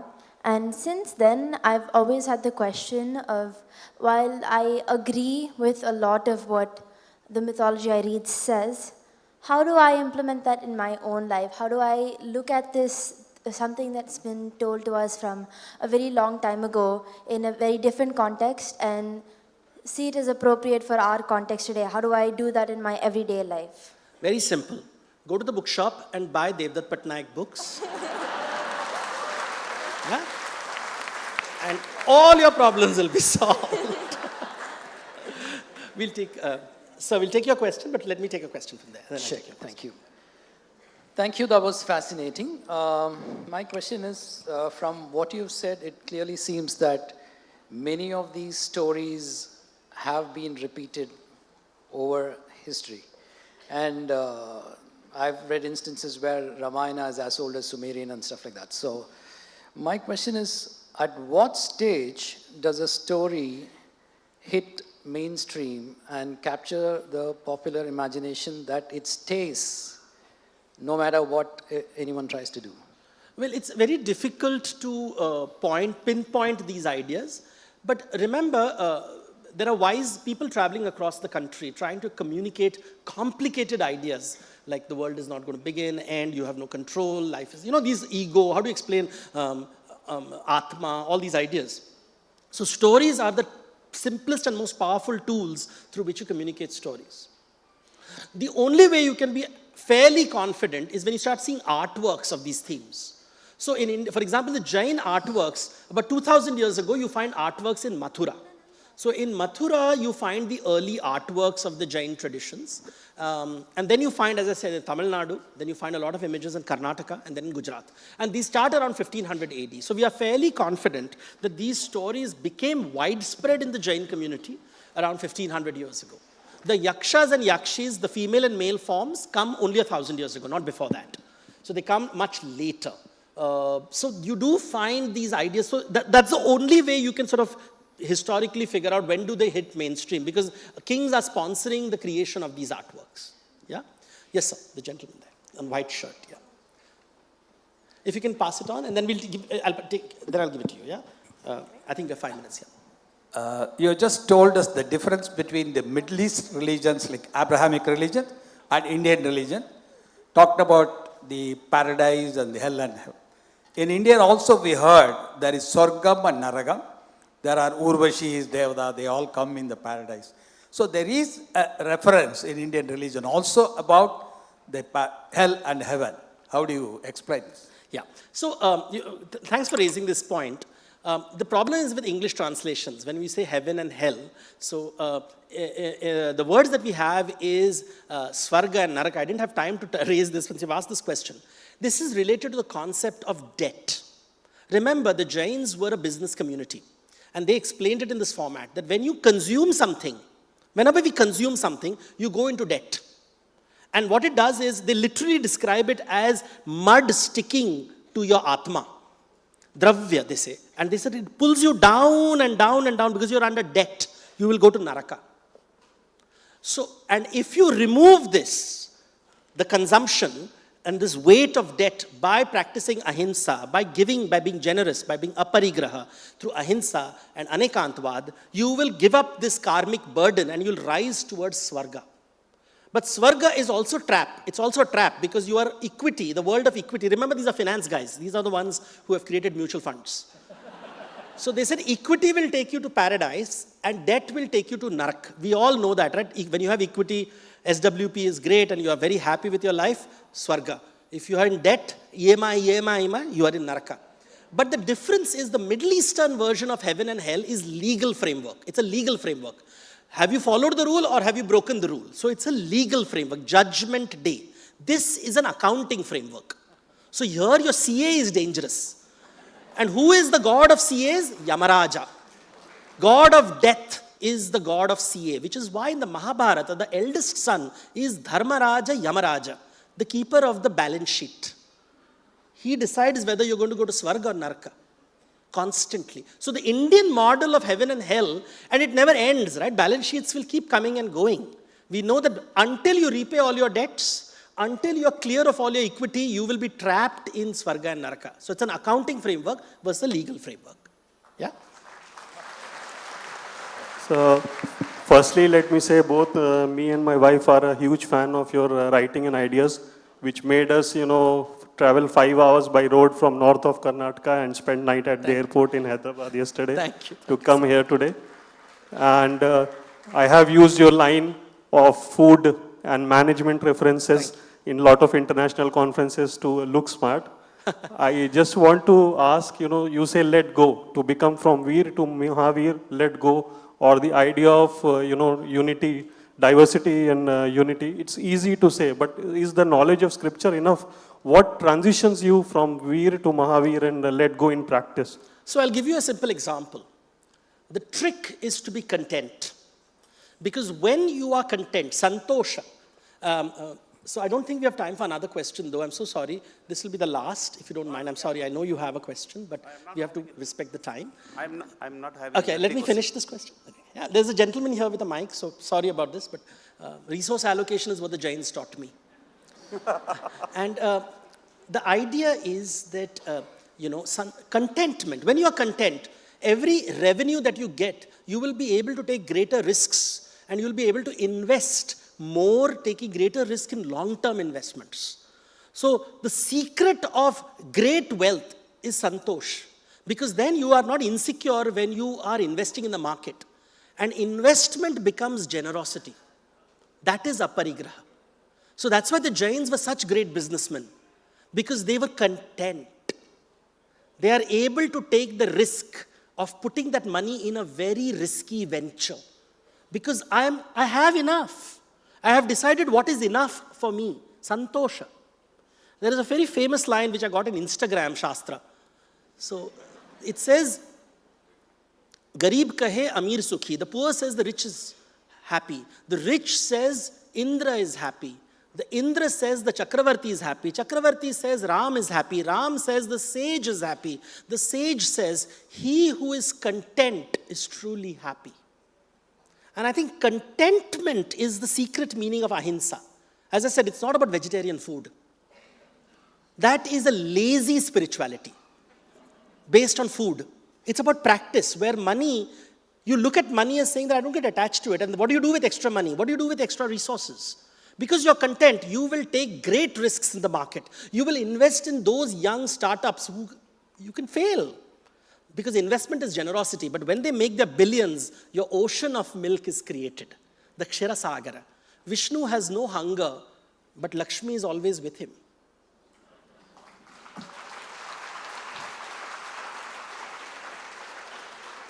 Let the moderators decide if you can handle the question.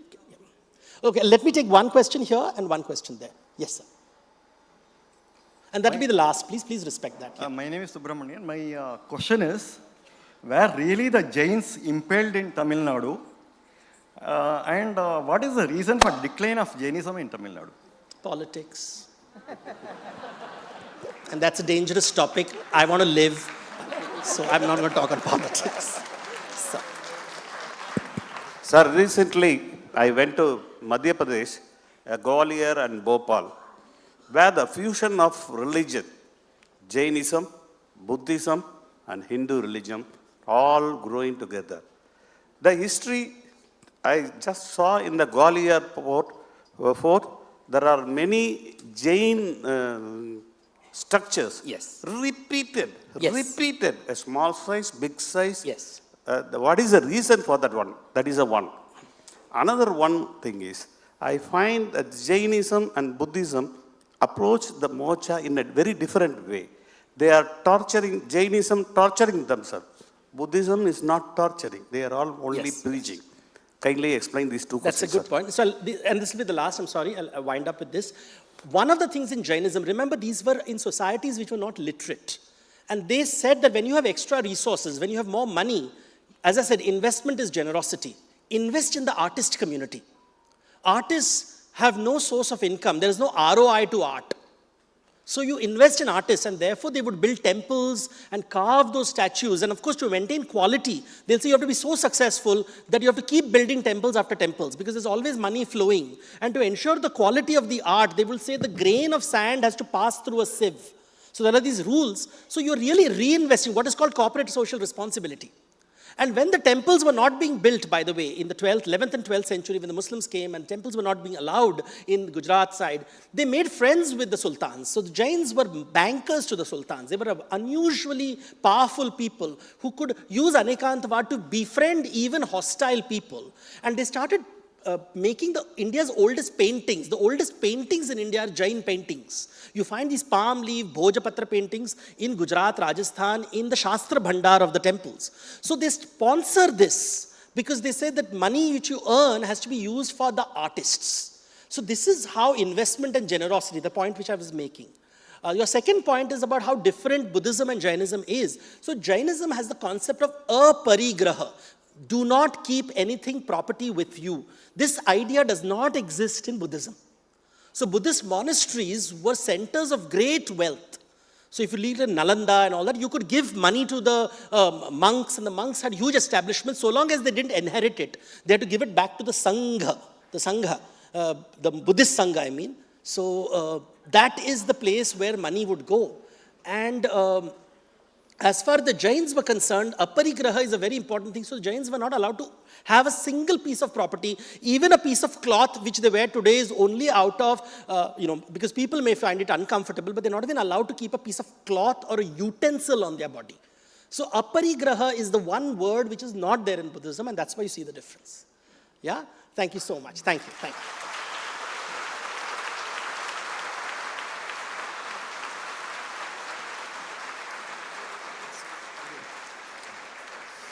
I'll be very honest. I hate playing the villain role, but unfortunately that's the role that I've had to play. But just a few words at the top of my mind, Mr. Devdutt Patnaik. Engrossing, riveting, relatable, just looking at almost every one of those faces. It almost took me back in time when I used to attend some of my favorite lectures which are being delivered by some of the finest professors. Big round of applause, ladies and gentlemen, once again to Mr. Devdutt Patnaik. That was just fabulous. And that session, ladies and gentlemen, was brought to you by NITE, deemed to be University, Mangalore, Karnataka.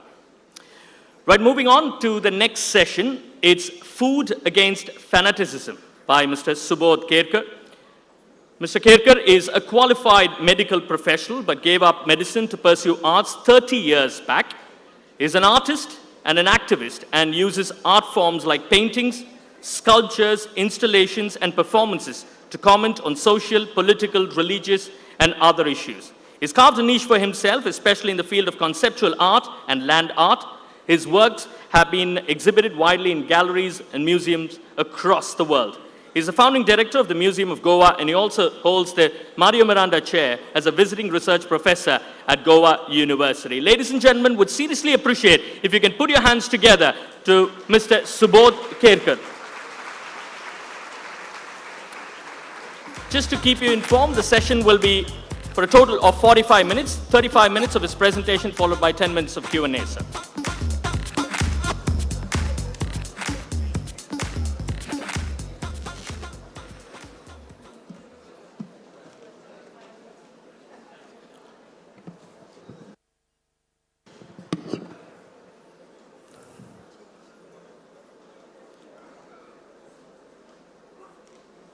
Good evening. We live in times when the idea of India is fabricated and refabricated. We live in times when the idea of nationalism, idea of patriotism, of sedition is defined and redefined. We live in times where people get lynched for keeping beef in the refrigerator or falling in love with a person of another faith. We live in times where the secular in our constitution is evaporating with the hit of Hindutva fanaticism. We live in times where the spiritual is slowly disappearing from our religion and the political is entering in our religion. Normally, we elect governments to change our future, but we live in times that our government is changing our past.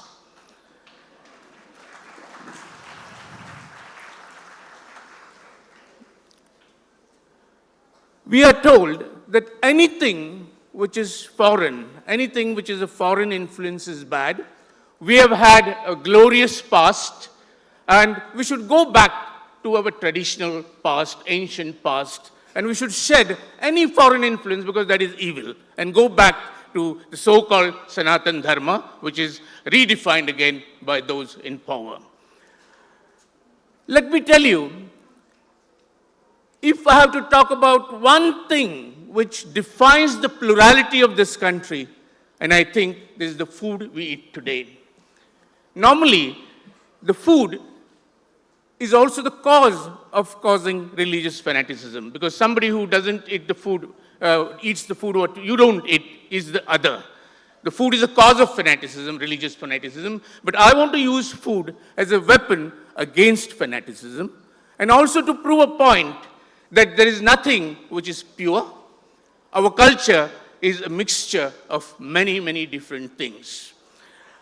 Let me tell you that the food which was cooked by our great-great-great-grandmother is more foreign than Sonia Gandhi.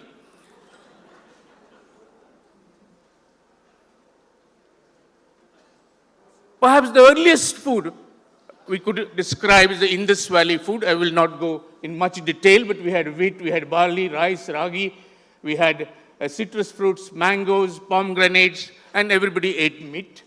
These are the laddus, which are 4,000 years old, which were excavated in Rajasthan in 2017, and they're multi-grain laddus.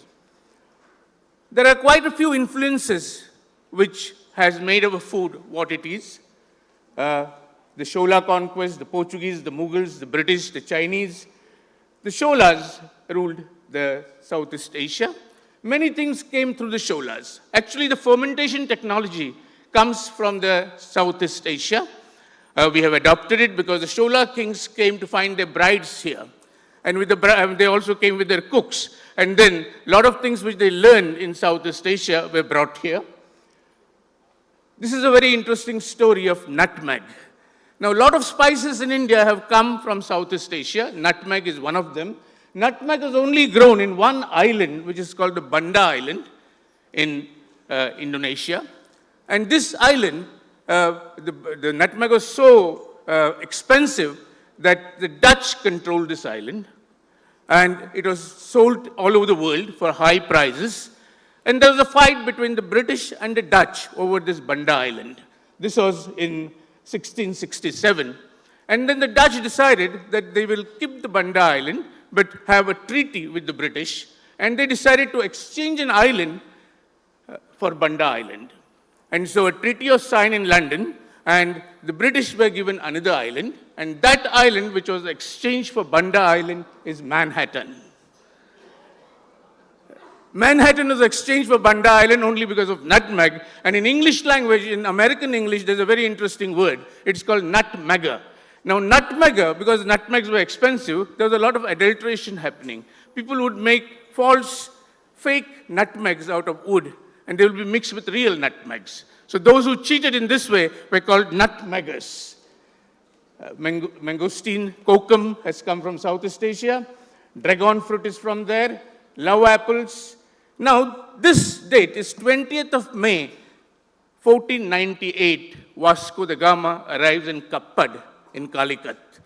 Actually, when Vasco da Gama comes, I think almost the history is sailing on that ship.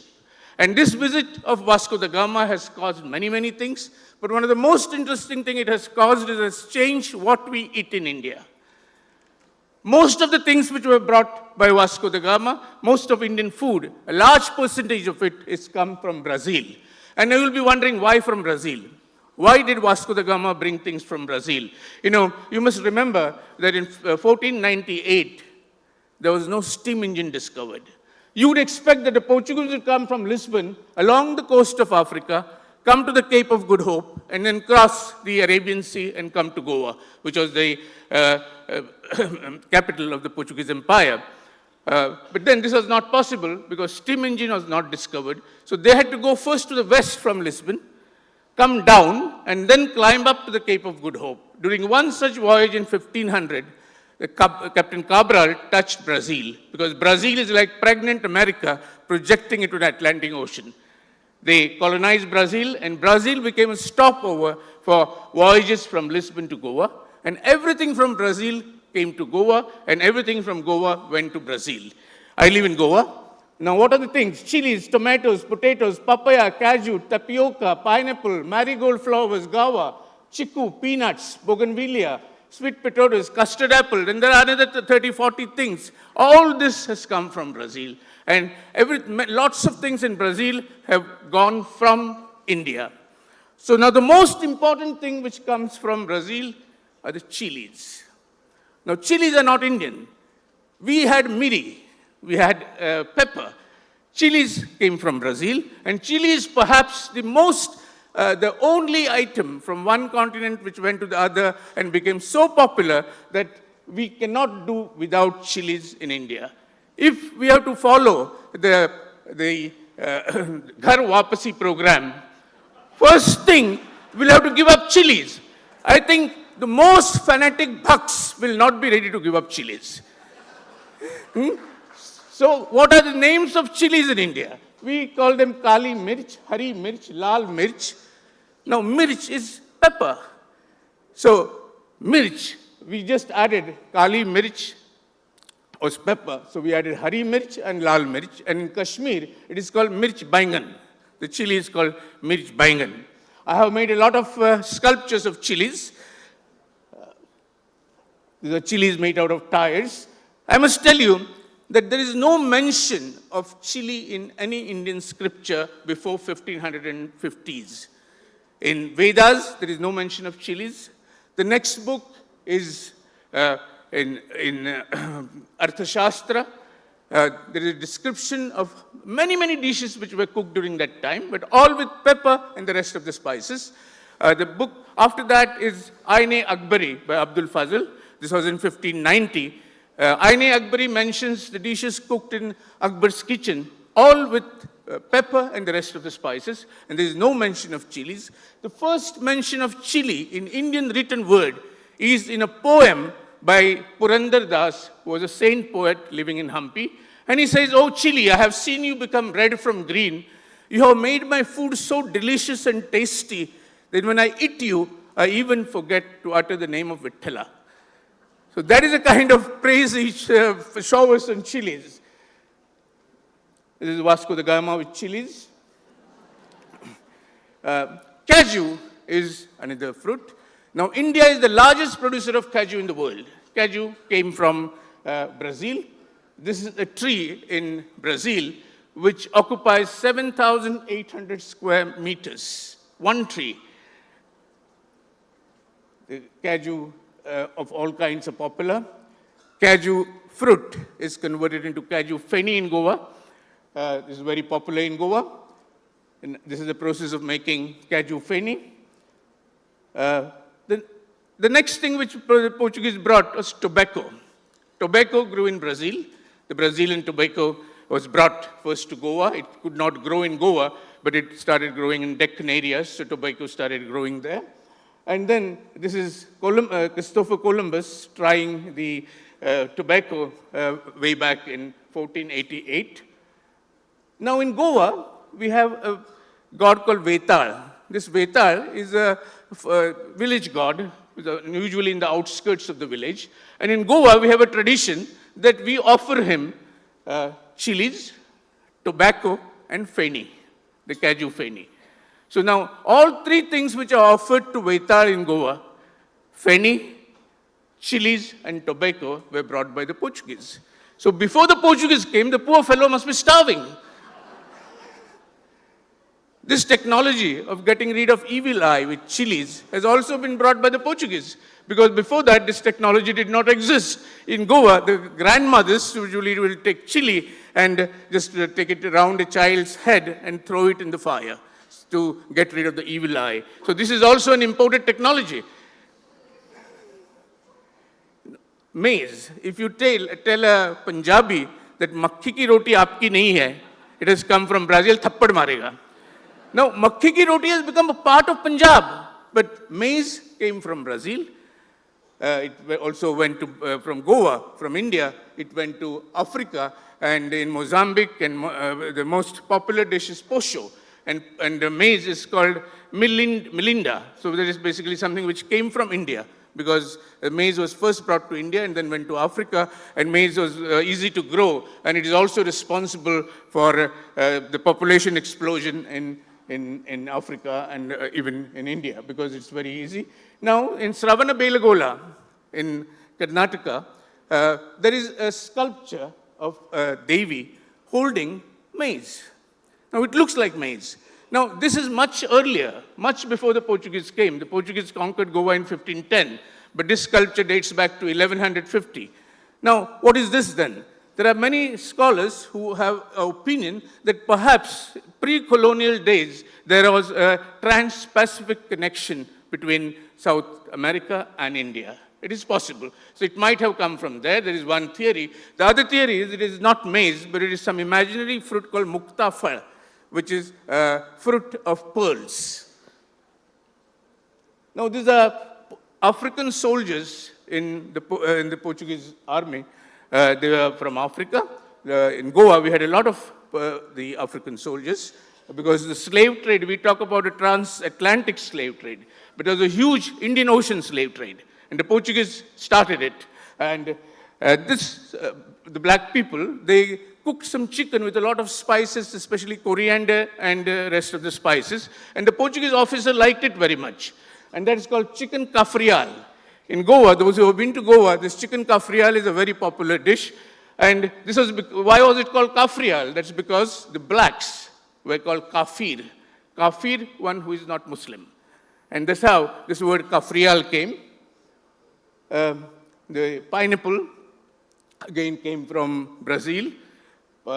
Pineapple looked like jackfruit.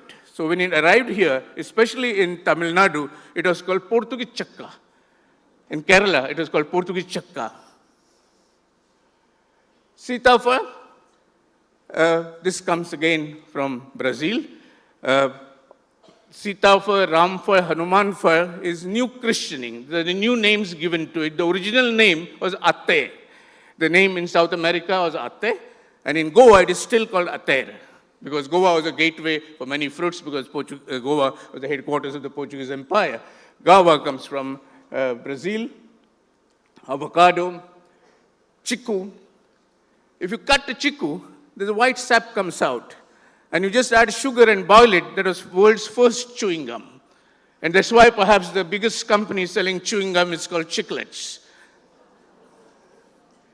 Rajma comes from Brazil. Now here there is a little island called Madeira.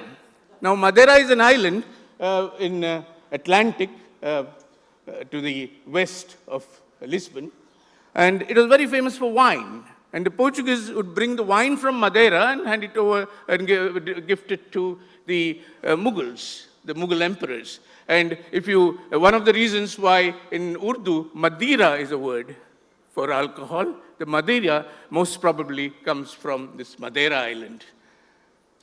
This is the Madeira island, and it is still very popular wine place. Now, you will be surprised that sandesh, which is a Bengali sweet, has a Portuguese influence. The idea of breaking milk was not common in India, so the Portuguese taught them how to make this cottage cheese, chena, which is used in sandesh. So the kind of influence Portuguese have had, the Vasco da Gama was a culinary imperialist. And Indian food will not be what it is without the intervention of the Portuguese. This is sandesh. Now the dates, of course, came from they still come from Arabia. But here there is a very interesting thing. Dates are called tamar in Arabic. And if you see tamarind, tamarind was called tamar-e-hind, the dates from India. That's how the word tamarind came into English language. This is breadfruit, again comes from Brazil. Now the bread, pav, which is very popular. Goa is a gateway of bread for the country. The bread is not Indian. We had chapatis and rotis. The bread is an introduction by the Portuguese. And Goa is the only place where the baker comes to your home every day in the morning and in the afternoon with fresh bread. So this is the Goan baker. This is one of the sculptures I did of Goan bread using cycle tires because the baker comes on a bicycle with a basket at the back distributing bread. This is choriza, the sausages which are very famous in Goa, again introduced by the Portuguese. The mangoes are very much Indian. All the Brazilian mangoes, Brazil is known for mangoes, the mangoes went from here. But what is interesting is the Jesuit priests were excellent at grafting. So the Jesuit priests created a lot of varieties of mangoes. That's why all the Goan mangoes, most of them have a Portuguese name. And the king of all mangoes in India, Alfonso, was created by Jesuit priest Mr. Alfonso. And that's why it's Alfonso, Musarat, Bishop, Mankurad, Xavier. All these words are basically Portuguese words. The mangoes are very much Indian. Now here in, this is Vishakam Tirumal Ramavarma of Travancore. Now he introduced tapioca here. Now tapioca is again from Brazil. He thought that tapioca could be a good substitute for wheat and rice because it has a lot of starch. And so this was introduced by this Maharaja here in Travancore. You know, the fasting food of all Hindus is sabudana khichdi. Now imagine if my great-great-grandson goes to the priest, unlikely, but if he goes to the priest and asks, what should I eat for fasting? I won't be surprised if the priest says, please eat chocolate flavor Kellogg's. This sounds like a joke, but what we eat today for fasting is sabudana khichdi, and sabudana is Videshi. It comes from Brazil. So even for the fasting food of Hindus is from Brazil. This is tapioca. Now, Babur comes in 1526, and when he finds the food in India uneatable. In Baburnama, he writes about how there is nothing here worth eating. And he's missing his melons, the melons from Samarkand. And whenever any friends come from Samarkand, they bring melons for him. And he starts gifting these melons to the local kings here in India. And the kings think, what is wrong with him? Why is he giving us melon? But for him, the melon is the most precious thing. And he starts gifting melons to people. Now, these are the melons from Samarkand, which Babur loved. Now, Akbar, on the other hand, when he goes for his military expeditions to Samarkand, he starts missing Indian food. He says there is nothing worth eating in Samarkand because he is already hooked onto the Indian spices. The pulao from Samarkand comes to India, gets married with the spices, and biryani is born. Biryani is born in Delhi. The pulao is the same pulao which is from Samarkand, which Babur brings here, also went to Europe. It goes to Italy and becomes risotto, and it goes to Spain and becomes paella rice. So it's all this is actually pulao. And Akbar likes ananas very much. He likes pineapple, and the Portuguese sort of gift pineapple to him, and he employs a Portuguese priest to look after his garden so that for his breakfast, he always likes a pineapple. But he also is not just happy with pineapple for breakfast. He also has a Portuguese wife, and her name is Maria Mascarenhas. And that's perhaps the reason why such a powerful emperor does not just take over Goa, because he has a wife who is Portuguese.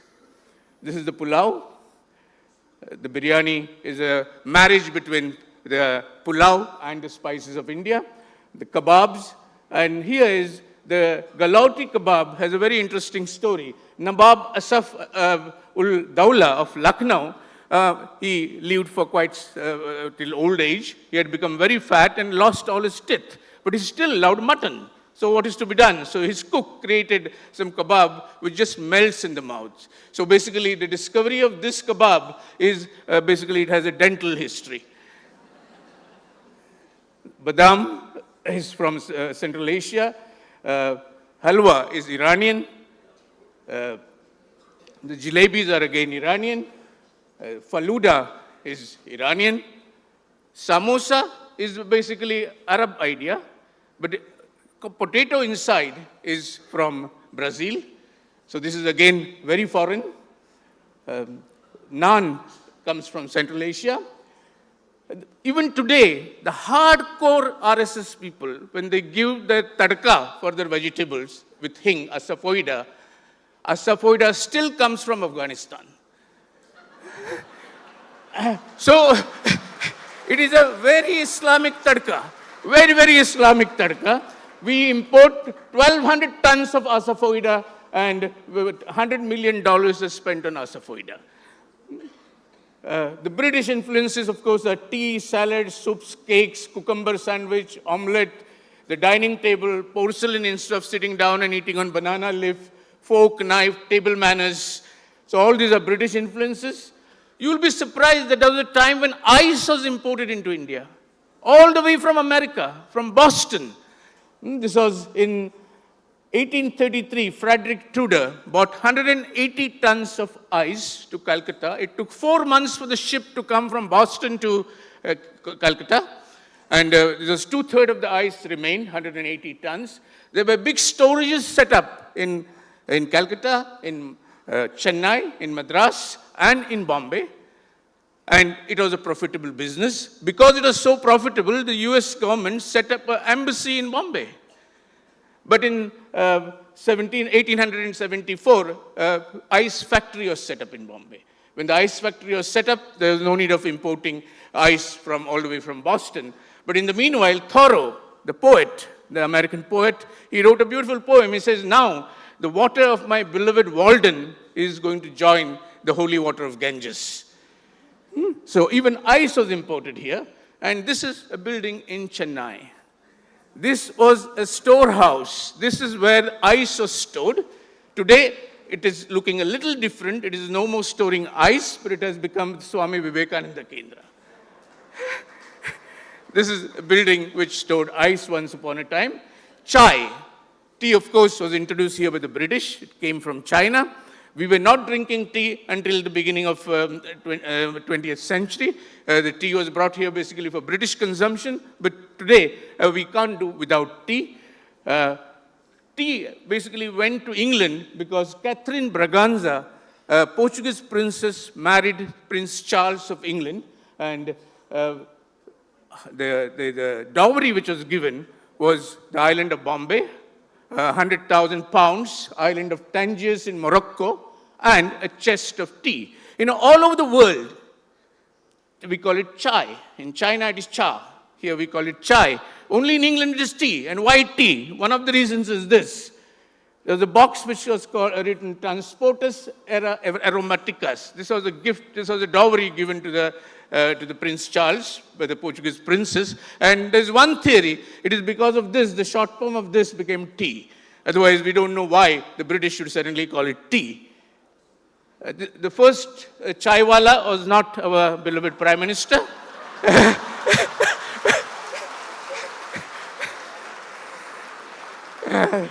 This is the first chaiwala, Mr. Lipton. There was a campaign, actually, of propagating, making tea popular. And the British had a lot of excess tea. And so what do they do with this excess tea? And they thought that they are sitting on a huge market.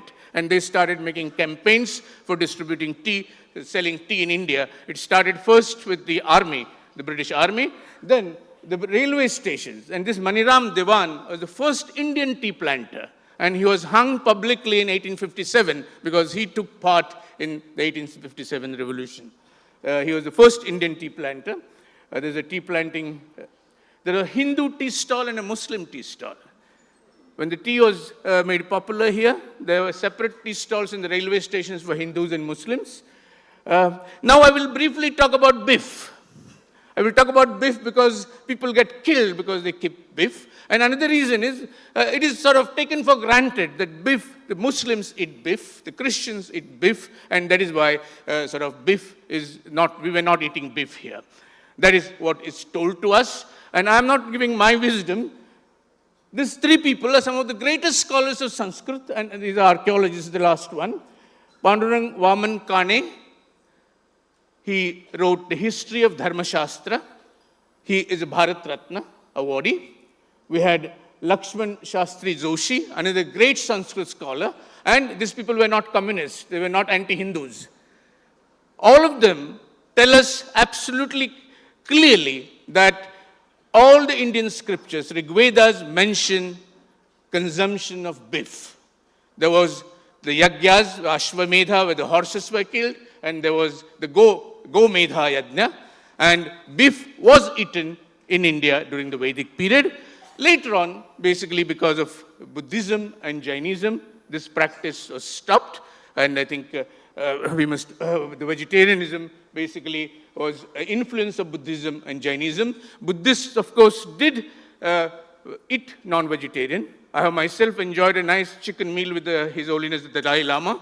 But the Jainism was absolutely against any killing, any meat eating. Atithi Nira was a name given to a cow, a young cow fit for a guest. That was the name which exists in Rig Veda. We have Go Ghana. A guest was called Go Ghana because when a guest came, the calf will be killed. So he is the killer of the calf. So the guest is described as Go Ghana in Rig Vedas. This is me enjoying chicken with His Holiness. Now here, this gentleman, Krishna Kumar Sinji of Bhavnagar, was the first governor of Madras state. He was the first one when Vallabhbhai Patel appealed to the local kings to join the Indian Union. He was the first one to join, and he became the governor of Madras. Now, there is a statue of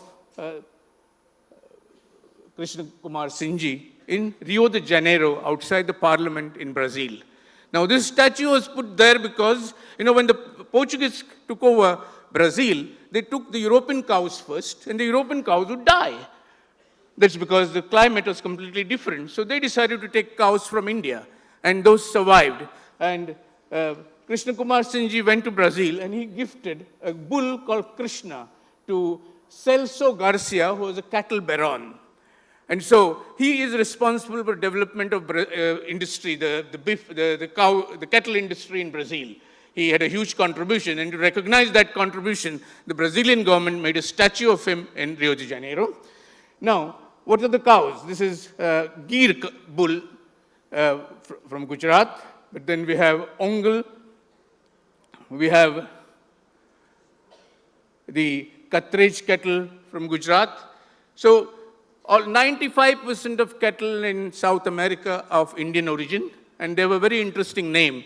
They are called Brahmin cows or Aryan cows. And interestingly, non-resident Indian cows are allowed to be slaughtered. Because Brazil is the largest producer of beef in the world. I'm not exactly propagating beef eating. I would definitely say that vegetarianism is good, and I would argue for vegetarianism. But we should not be under the wrong concept that the Muslims introduced beef eating here. Beef eating existed here. Mahatma Gandhi,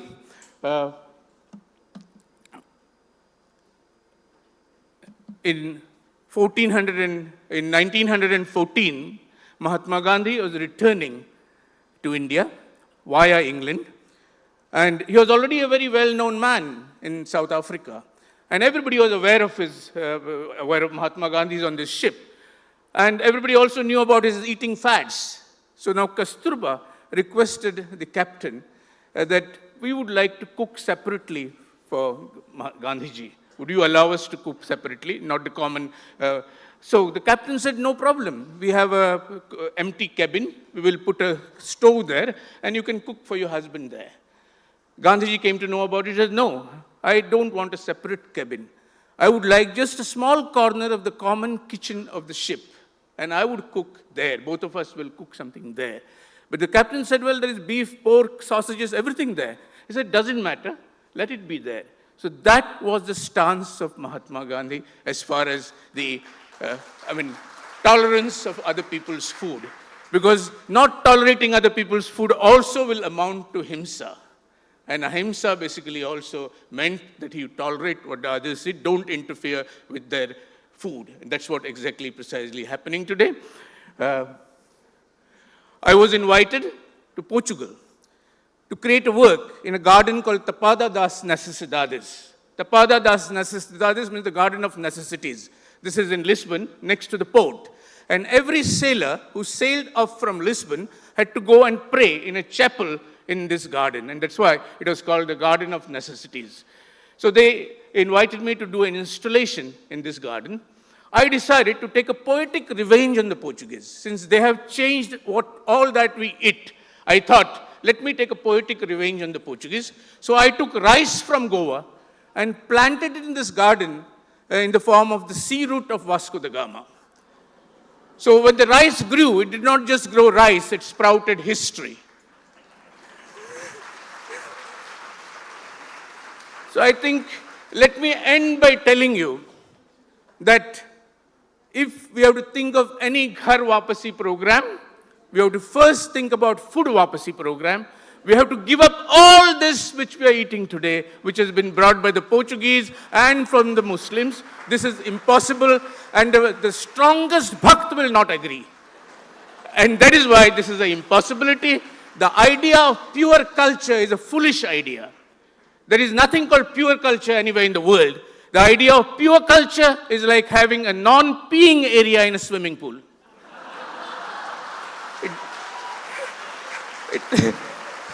So friends,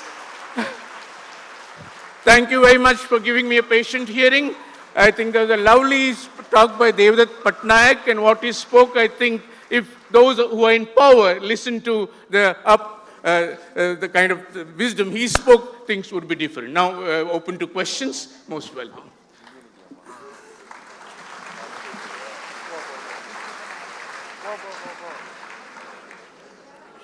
Yeah. Not according to me. The Vedic food we could consider. Yeah. So the Harappan food could be the oldest food that we ate. We had basically rice, wheat, barley. We had all the citrus fruits. We had mangoes.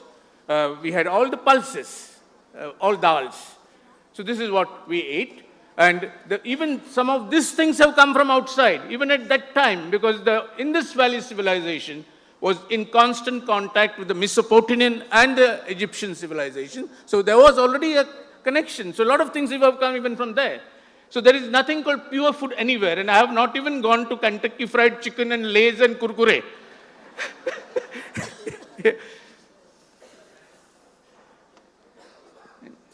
Anybody? Yeah, please.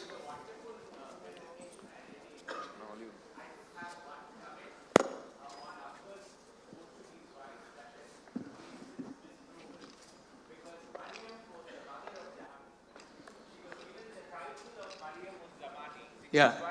She wasn't a Portuguese woman. It was a brilliant presentation. I just loved it. Yeah. I just wanted to point out one aspect which I think requires correction, which is about Akbar's Portuguese wife. It's since been disproven that there was no such person. Okay. And Jahangir's mother was given the title of Mariam-uz-Zamani. Yeah. And interestingly, she was a Hindu who had married a Muslim. So once again, it only goes to add to your presentation. That was the only thing. Well, Thank there you. are many other theories. Some people feel that Jodhabai was Portuguese. So the many theories I have read. But well, I mean, that's not very material as far as my presentation today is concerned. Yeah. Check. So my question was about your comments on the South Indian cuisine of idli, dosa, and stuff. Were they actually indigenous or did they come from outside? No, I mean, the Shola kings ruled Southeast Asia, so obviously there must have been some things which came from there. So the fermentation was not common here. Because in India, like even in Goa, when the bread came, the Portuguese brought bread, only the Christians ate it. The Hindus refused to eat it because the fermentation technology was used, and they thought it was impure. And so it is only now that Hindus and Christians and everybody enjoys bread in Goa. A piece of bread thrown into a Hindu well was enough for baptizing the whole family. So bread was a conversion agent in Goa. Yeah. Yeah.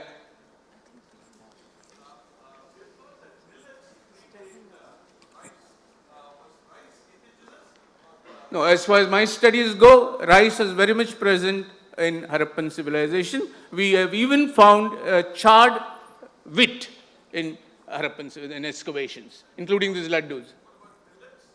Millets were also there, but millets many people feel have African origin. Yeah. But then there was trade. During 2500 BC, there was a Lothal in Gujarat, and there were ships from Arabia, from African coast coming to Lothal. So globalization has already started, right from Harappan civilization. Yeah. Subodh, lovely presentation. Yeah. Yeah. Have you ever wondered where filter coffee came from? Like the Chennai filter coffee? No, what happened? No, I didn't.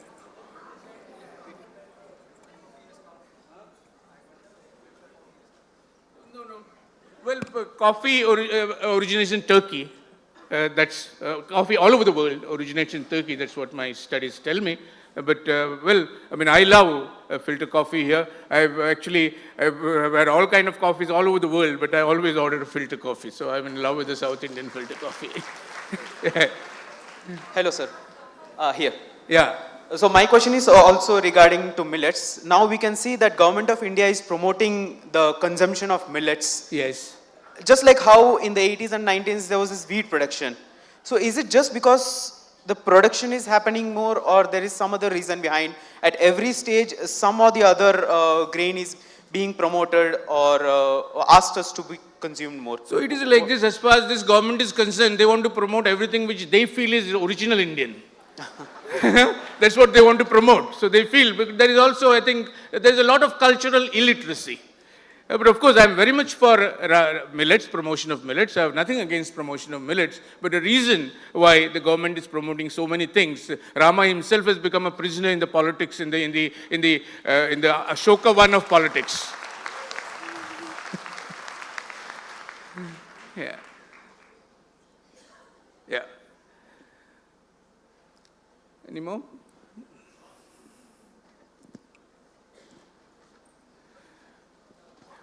Oh, there were many, many stories. Yeah, please. The original food, as I told you earlier, is from the Indus Valley civilization. Is the oldest food we can talk about. And in 2020, actually, there's a chef from Calcutta who has studied Harappan food, Indus Valley food, and they decided to serve Harappan food, Indus Valley food, in the National Museum in Delhi. And everything was organized, that the food was supposed to be served. Suddenly, some RSS guys said, oh, how can we have non-vegetarian food when the sculptures of Devatas is there in the National Museum? So that plan was abandoned, and ultimately the food was served in a local restaurant near in Delhi. Yeah. What is God's food and what are superfoods? What? What is superfoods and what's God's food? I didn't get. What is that?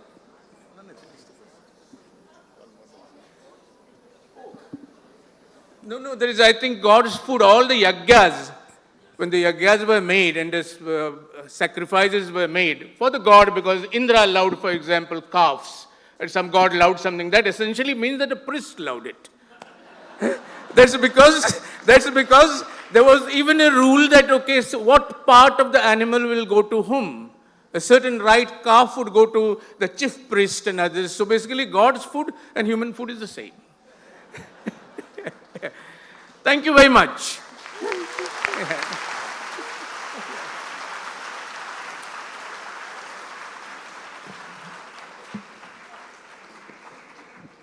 Thank you very much. There's somebody who asked a very pertinent question around filter coffee. That's something that I intended to ask, actually, quite some time back when we were talking about food. Thank you so much for that. Thank you so much. Big round of applause, ladies and gentlemen, once again to Mr. Subodh Kerkar.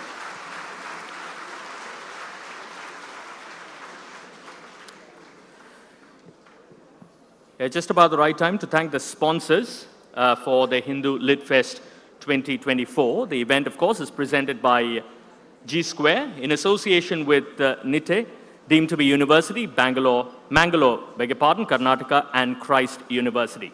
The knowledge partner is Vellore Institute of Technology, online grocery partner, Big Basket, associate partner, Blue Star, Fiji, Navratan Jewelers, and Shivnadar University, Delhi, NCR. Author Lounge partner, VFS Global, food partner, Wow, Momo, educational partner, SSVM Institutions, Coimbatore, bookstore partner, Higginbotham's, water partner, Repute, gift partner, Anand Prakash, and hospitality partners, Taj Coromandel, Chennai, the brew room, and of course, organic partner is Akshaya Kalpa. Right, then next up, ladies and gentlemen, is one of the more anticipated conversations. We're looking forward to that. Dr. Shashi Tharoor is on his way. When I say that he's on his way, he's literally on his way from the Author's Lounge to here. Just a quick request, at the risk of sounding a tad rude, I know a few of you might want to step out and take a bit of a break, but in the event of you wanting to do something, it'll be great if you can take your bags along with you and not leave it on your seat, because there are enough and more people waiting to be seated. Sorry if I'm sounding rude, but that'll be great if you can do that, please. Yeah, if you're doing that, please do that. Will be greatly appreciated.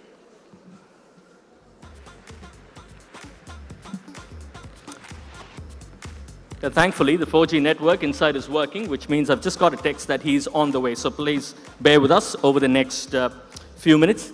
I think he's a man who needs absolutely no introduction whatsoever at all. But just in case, a third-term member of parliament for Thiruvananthapuram is, of course, the best-selling author of 25 books, both fiction and non-fiction. Besides, there you go, ladies and gentlemen, as Dr. Shashi Tharoor enters the auditorium, a big round of applause to him.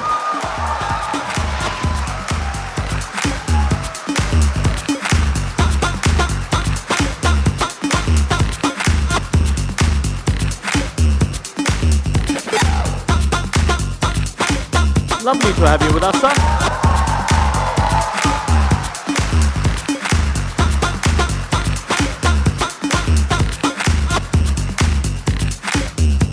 Dr. Tharoor, the big advantage that I have when I talk about you is there's so much to talk about you, even if you're, a couple of minutes late, so there's enough and more to speak about you. That's wonderful.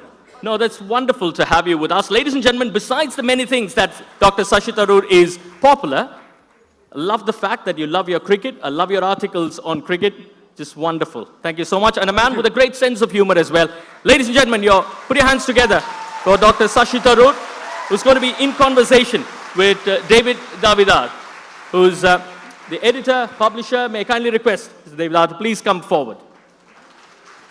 Wizards of Words, that is the subject, quite apt. And this is a conversation that has been sponsored by Christ University, deemed to be University, Bangalore, Karnataka. Over to you, gentlemen.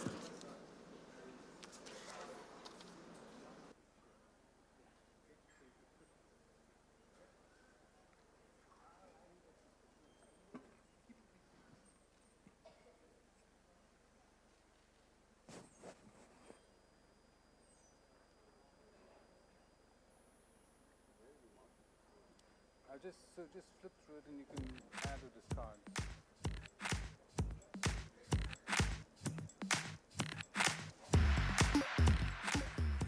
As the compare said, Shashi needs no introduction. But just to reiterate the very basic attributes that we're going to highlight today, he has 25 plus books in print. And if one were to attempt to profile Shashi the polymath, one could probably fill another 25 volumes. However, at the risk of being reductive, I'm going to simply describe Shashi as a logophile, a lover of words, as it is this aspect of him that we will be principally exploring today. We'll start with 3 books that deal specifically with his legerdemain with the English language and love of words. His most recent publication, The Less You Preach, The More You Learn. His new book that will be out later this year, A Wonderland of Words, and the first book in the trilogy, Tharoorasaurus. All 3 of them chronicle his obsession with words and wordplay. It was a fascination that began when he was very young. He credits his father, Chandran Tharoor, with nurturing this love of language. So I'd like to begin this conversation by asking Shashi to tell us about how his father influenced his passion for words. Shashi. Thanks, David. Well, my father actually was born and brought up in a village in Palakkad district of Kerala. And whatever English he learned in that school, I'm sure, didn't particularly count as English. But an elder brother who was working in London took him off when he was a collegian to England. And he finished his education there and began working life there. And I found later notebooks in which he had essentially taught himself English, writing down large passages of Byron and Shakespeare, which I don't know how useful that was to him in contemporary life. He was an amazingly gifted man with words. And while he expressed himself beautifully in Malayalam, he authored this particular folk dance form, or a satirical folk dance form we have called Otantullal, where really the words are more important than the dance. And he did a wonderful satirical Otantullal on his discovery of England and the habits of the British and so on, which was really hilarious. But he never actually wrote. He got into the newspaper business at the wrong end of it. He was dealing with advertising, running the office in London at a time, this is the Statesman newspaper, at a time when all the Statesman's managers in India were Englishmen. And he waited for an Englishman to retire and came back to India when I was about 2.5 years old, and then headed their Bombay office and then went off to Calcutta to head advertising for the group. And so to cut a long story short, he never actually worked in the editorial side of the paper. But he imparted that love of words and writing to me. He wrote the most marvelous letters. And when he passed away, so many people wrote about how much his letters had meant to them. The other thing that he always had was this obsession with word games.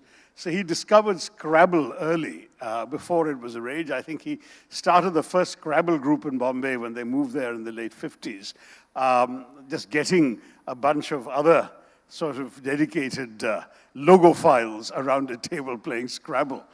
And one of the things he did was he set me and then later my younger sisters puzzles involving words. A classic one he would often do is just come up with a 10-letter word, but he would scramble the 10 letters and ask us to invent as many words correct words as we could of 4 letters or more from those 10 letters, including, of course, a bonus for the 10 letters, that sort of thing. And once for long car journeys, he invented a game which will sound familiar to those of you who are obsessed with Wordle, and that is that he would imagine a 5-letter word in his mind and get us to guess what the word was by coming up with other 5-letter words, and he would simply tell us how many letters matched.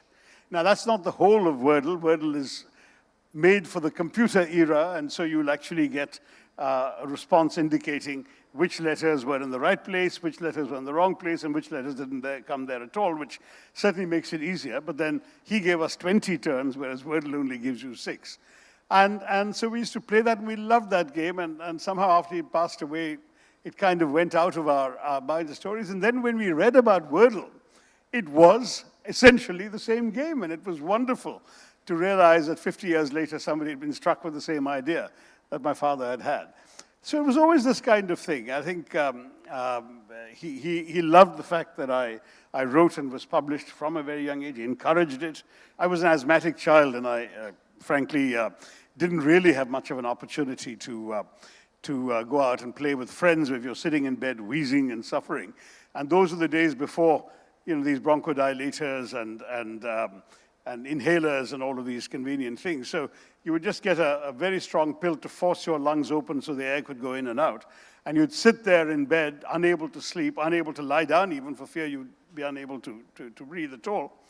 And you wouldn't know what to do. So I read, but I was the eldest child in the family, and I rapidly exhausted all the books available to me.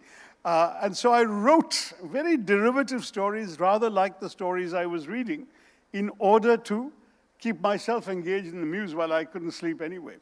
And in that process, I became a bit of a writer, but only because Dad took me seriously enough to get a secretary to type up the stories so I could show them around to friends. And I began to believe in the possibility that this could be of interest to others. And when my first attempt at a novel was published in 6 installments, starting shortly before my 11th birthday, I kind of said, this is it, I've got to keep writing. Okay. I want to talk a little bit about a subset of your interest, which is basically short, witty sayings, which are seen to best effect in your new book, which is The Less You Preach, The More You Learn. That's the book. It focuses on aphorisms, which are short, witty sayings wrapped around truths, insights, and wisdom. Tell us a bit about the book and why you're so attracted to coining aphorisms, a literary form that's thousands of years old and has been used by some of the world's greatest writers and thinkers, including Seneca, Nietzsche, and Oscar Wilde. Right. I mean, you're the one who really got me onto this. I mean, the fact is that, yes, I enjoyed pithy, ideally witty, short expressions. And David, who had published me since his days at Penguin, observed to me once, listen, you have so many of these sort of clever lines in your books. Why don't you put together a book of aphorisms? And I hemmed and hawed. It didn't really particularly appeal to me as a project I could undertake because each of those sentences had occurred to me in a context, in a story I was telling or a book I was writing or an argument I was making. I didn't see that I could sit down and just come up with sort of one-liners of wisdom. But anyway, I sort of put it aside at the back of my mind and kind of forgot about the project when suddenly a very eccentric friend of mine in Kerala, who had actually worked for me for 5 years in my first term as an MP, and had stayed in touch, sending me all his random thoughts on matters political and social and religious and God knows what else, suddenly wrote to me out of the blue saying that he had put together a manuscript of aphorisms. His name is Joseph Zacharias. And when I got the manuscript, I thought this was not too bad. And besides, it saves me having to do one of my own. So I sent it off to David and said, look, why don't you publish Joseph's aphorisms instead, if you want to do a book of aphorisms? So David read them and came back to me saying, look, half of them are fine, half of them are not publishable. So why don't, he says, he turns the thing back to me and says, why don't you write half a book since you aren't willing to write a full one, and then we can put them together and have a book of aphorisms. So I first said to Joseph, look, it's up to you. You can withdraw your manuscript and submit it somewhere else. But he liked the idea for some reason and decided he wanted to be my co-author. And so I finally was sort of forced into finding the time. It wasn't immediate, but a few months later, to sit down and reflect. And so I came up with a number of fresh ones. Some were also aphorisms I had already engaged and employed in my books, and some were actually nuggets of wisdom from my late boss at the United Nations, Kofi Annan, the Secretary General, who constantly would come up with lines of yogic wisdom which he claimed his father, a Ghanaian tribal chief, had expressed to him. And so I gave them all to David, who seemed to like them, and eventually David merged them all together into what became this co-authored book. Now, David said I should share some with you, so I'm looking through them very quickly. The very first one in the book, frankly, is pretty much a joint effort of Joseph's and mine, because we'd both been saying things like this to each other for some time, but this is the way I expressed it. Life is a paradox. We celebrate each birth, even while knowing it comes with a sentence of death. So we think about that for a bit. And then the second one is also, this is just from me, the easiest thing in life is letting go. It is also the hardest thing. And if you think about that for a bit, I mean, people seem to be letting go all the time, whether it's of their spouses or their political parties, but there is an awful lot of engagement that you are also rupturing in the process. So that's the point to it. Another one is, the less you expect from life, the happier you are. And that is actually very true. It's the unhappiness comes from having expectations of life that are not fulfilled, right? There are more like these. I don't know how many David wants me to read, but there are a few. This one is Joseph's. I mean, I'm not a pet fancier myself, but Joseph came up with this. Once you're sure about somebody, it would be a good idea to get a second opinion about him from your dog. This one is mine. You might argue it's not wholly original, but anyway, here you are. Dislike, fear, and even hatred show you care. Indifference is worse than all of these because it means you don't care at all. In fact, the Nobel laureate Elie Wiesel, whom I knew in New York, the Holocaust survivor, once said that to me: the opposite of love is not hate. It is indifference, and that stayed with me. So this comes out of that too. Another one of Joseph's, he's a big cynic, by the way. The more humility a man expresses in public, the greater his private opinion of himself. So true, I can't tell you. And so it goes. I did want to offer you one or two of Kofi Annan's because they were so good. One of my favorites, actually, in the book is from him. They're all attributed, so don't worry, I'm not stealing credit. That is, never hit a man on the head when you have your fingers between his teeth. You think about that for a minute. He came up with it when we were having a particular issue at the United Nations with an extremely powerful member state of the United Nations. And I said, Kofi, why don't you just call them out and stand up and say this is wrong and they're pressing you to do the wrong thing? And that's when he said his tribal chief father would tell him, never hit a man on the head when you got your fingers between his teeth. By which he meant that we needed this powerful member state for all sorts of issues. And picking a fight with them on one issue would mean we'd lose our fingers, as it were, on 3 or 4 other issues which are equally important. And I thought that was a very, very wise lesson. Another one that he came up with, which is also in the book, is when the sharks bite you, do not bleed. Now, when he told me that, he was being attacked quite unfairly for a number of things. And I sort of marveled at his composure in dealing with some of these unfair attacks. And he said this to me rather gnomically, when the sharks bite you, do not bleed. I said, Kofi, what does that mean? I don't understand it, because when sharks bite you, of course you'll bleed. And he said, one day you'll understand it. And he left it at that. And then years later, when I came into Indian politics and had more than my fair share of unfair attacks, I suddenly realized what he meant.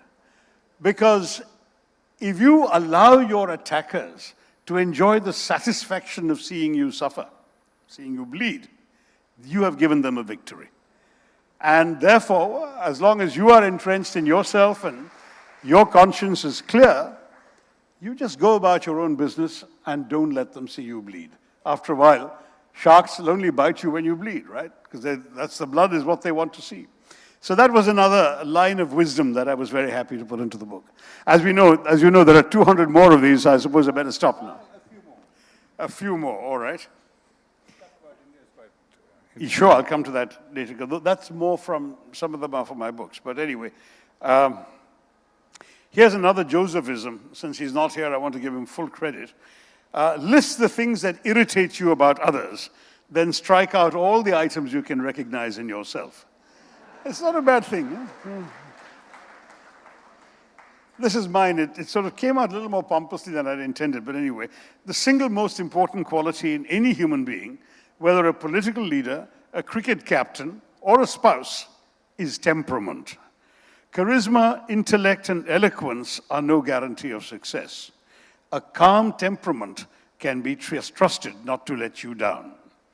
Think about that, because actually that is ultimately so important in all these walks of life, including in your personal relationships. And so it goes. Okay, David wanted a couple of the ones on India, which is towards the end of the book. One second.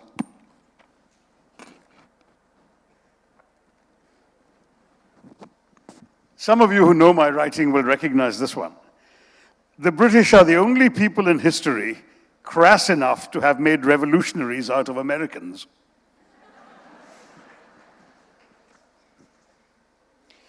The British had the gall to call Robert Clive Clive of India as if he belonged to the country, when all he really did was to ensure that much of the country belonged to him.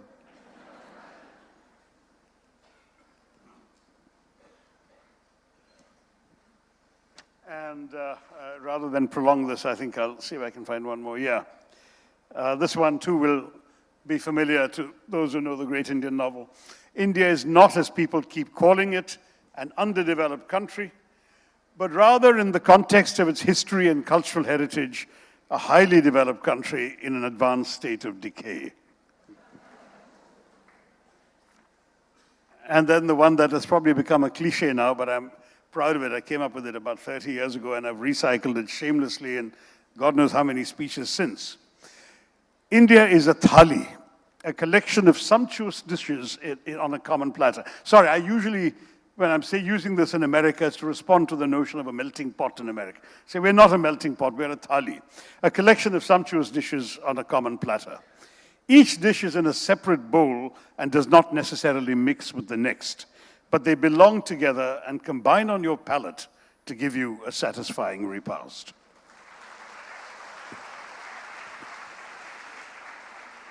Thanks, Shashi. Let's skip from this book to the first book in what I call a trilogy of your books on words and wordplay. Its title was quite unusual. It was called Tharurosaurus. Tell us how the title came about and the book. A bit more about the book. Okay. Well, actually, versions of this kind of thing were floating around on the internet because of this rather, I don't know, semi-justified reputation I developed for using words. It all started with this, there was a really tendentious, malicious sort of television broadcast devoted to things I had not done, but which were being asserted by a particular journalist with great confidence, as if he had first-hand evidence of all sorts of nameless crimes. So I sort of let fly with a tweet, which I didn't realize contained words that were going to astonish people. They were all words that I would have used back in college at St. Stephen's, not many, many years ago. But anyway, so I sent off this tweet saying this is a farrago of what did I call it? Of misrepresentations, distortions, and outright lies broadcast by an unprincipled showman masquerading as a journalist. That was my tweet. And suddenly, all hell broke loose. And within a few hours, there was a puzzled tweet from the Oxford English Dictionary asking why suddenly 1 million people, mainly from India, had looked up the word farrago. They said in the preceding 70 years, they'd never had more than 6 or 7 searches for the word in a day from around the world. And suddenly they'd had 1 million. So this was my, and of course, it created this huge kerfuffle, another word I'm guilty of bringing back into usage here, with people opening social media accounts, calling themselves Mr. Farrago and so on. And suddenly I got stuck with this reputation for being somebody who used uncommon words. It actually isn't uncommon at all. And I'm not the only one to have used it. And certainly in college debating, it was a perfect word to use to criticize your other side, the speakers on the other side. But anyway, so once I'd done that, then this sort of reputation began to stick. I used it, I decided then to play along with it. In fact, David is partly guilty because he asked me when I, some months later, published this book called The Paradoxical Prime Minister. And David said, look, why don't you tweet it and give it some attention, but say something unusual. And so I thought for a minute, and then I said, well, all right, since I've got this reputation, I may as well milk it for some publicity benefit. So I tweeted this picture of the cover of the book saying, just to tell you, this book is more than just a 500-page exercise in fluxinosi nihilipilification, which did what was supposed to do and got the book some attention, and I hope it helped sales, David. But in any case, I did explain that fluxinosi nihilipilification was an invented word of the 19th century, which meant the act of estimating someone or something as worthless. And then I had to suffer for my pains. For the next 2 or 3 years, I had parents wheeling out their little toddlers to say fluxinosi nihilipilification to me. So that was my experience with that. I also found it had useful political usage. So when a particular chief minister, whom I shall not name, abandoned our side of the political equation, though he'd been elected in campaigning with us, and switched over to the other side, I just issued a tweet saying, word of the day, snollygoster. Definition, a shrewd, unprincipled politician. First usage, US 1848. Most recent usage, today. And I left it there, and that, I believe, helped make the point without actually calling anyone names. The sad thing is I may have to resurrect that tweet again, according to some rumors in the media, but that's another matter. So this was how it all began. But anyway, as a result, all sorts of people wanted all sorts of things from me. I kept going to universities and high schools and being asked to give people unusual words. And I would tell them, look, I'm going to give you a very common word, but the most important word you need to know if you want to improve your vocabulary, read. Because if you read and you read widely enough, you will acquire a vocabulary. You won't have to look up words in dictionaries, because you'll see the usage and the meaning and the nuance of a word when you read. Anyway, so So that was how. Then the Hindustan Times wanted me to do a word of the week column for them, which I kind of did, tossing off. It was fairly short. And then one of your successors at Penguin, Meru Gokhale, who's a friend as well, and she came to me and said, look, can't we do a book on words, a slightly longer version of these columns and any others you want to come up with, and we'll make a word book out of it. And it was she, as I recall, who, inspired by some of these things going around about Tharur, the thesaurus, and words like that, came up with the idea of a Tharurosaurus, which would be a Tharur's thesaurus, except that it sounded like a dinosaur. So we had a very nice cover illustration of a dinosaur terrifying people with big words. And it actually continues to sort of, sell, though it wasn't really intended for little kids, but they're the ones whose parents, I think, inflicted upon them more and more. So that was Tharurosaurus. And then the Khalij Times, which is a paper in Dubai that is edited, written, and largely read by Indians in the Gulf, they asked for a column every week on words. I'm not going to do another, a column about individual word, but I'll do something about words and language. And that suddenly grew, and it's been going on for more than a couple of years now. It's now in its third year. And those were short, about 700-word essays on words. And it was David then who said, why don't you do a book like that about words and language? And so that's what I've written. We literally put the final text to bed a few days ago, and it's going to be coming out, David can tell us when, under the title Shashi Tharoor's Wonderland of Words. And it's just about the English language and all its variants and quirks, and hopefully it has things in it that people who use English will find instructive and helpful.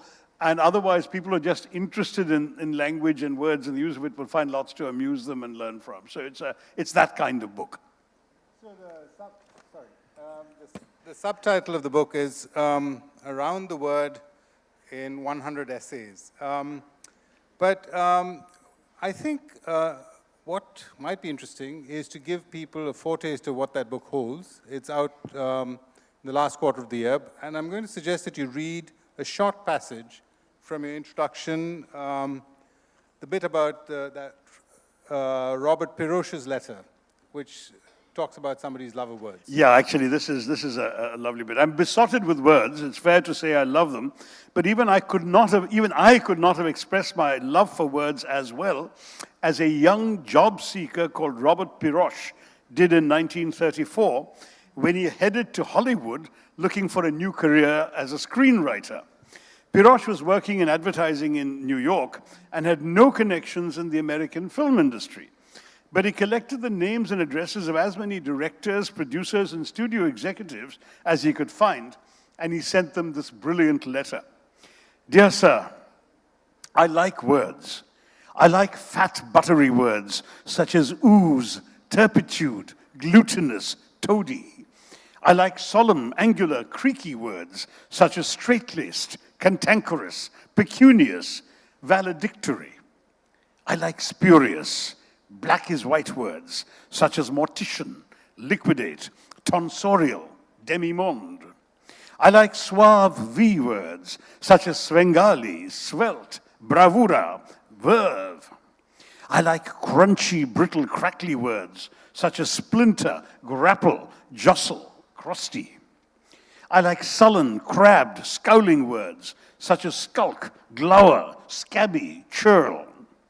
I like, oh heavens, my gracious, landsake words, such as tricksy, tucker, genteel, horrid. I like elegant, flowery words, such as estivate, peregrinate, elysium, halcyon. I like wormy, squirmy, mealy words, such as crawl, blubber, squeal, drip. I like sniggly, chuckling words, such as cowlick, gurgle, burble, and bubble, and burp. I like the word screenwriter better than copywriter. So I decided to quit my job as a New York advertising agency, in a New York advertising agency, and try my luck in Hollywood. But before taking the plunge, I went to Europe for a year of study, contemplating, and horsing around. I've just returned, and I still like words. May I have a few with you?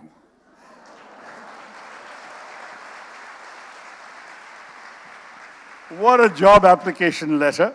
I mean, many would concede that no better job application has ever been written in the English language, and I would add no better paean to the marvels and joys of words either.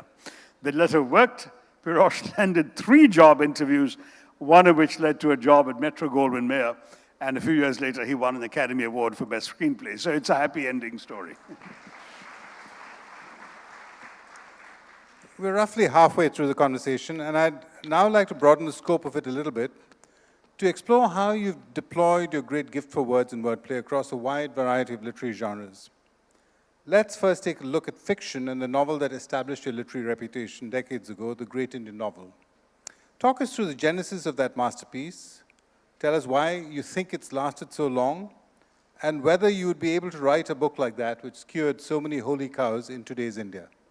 Ah, that's a tough one. Well, the book is now, appallingly old. I mean, there are young people coming up to me clutching copies of it who weren't born when it was published back in 1989.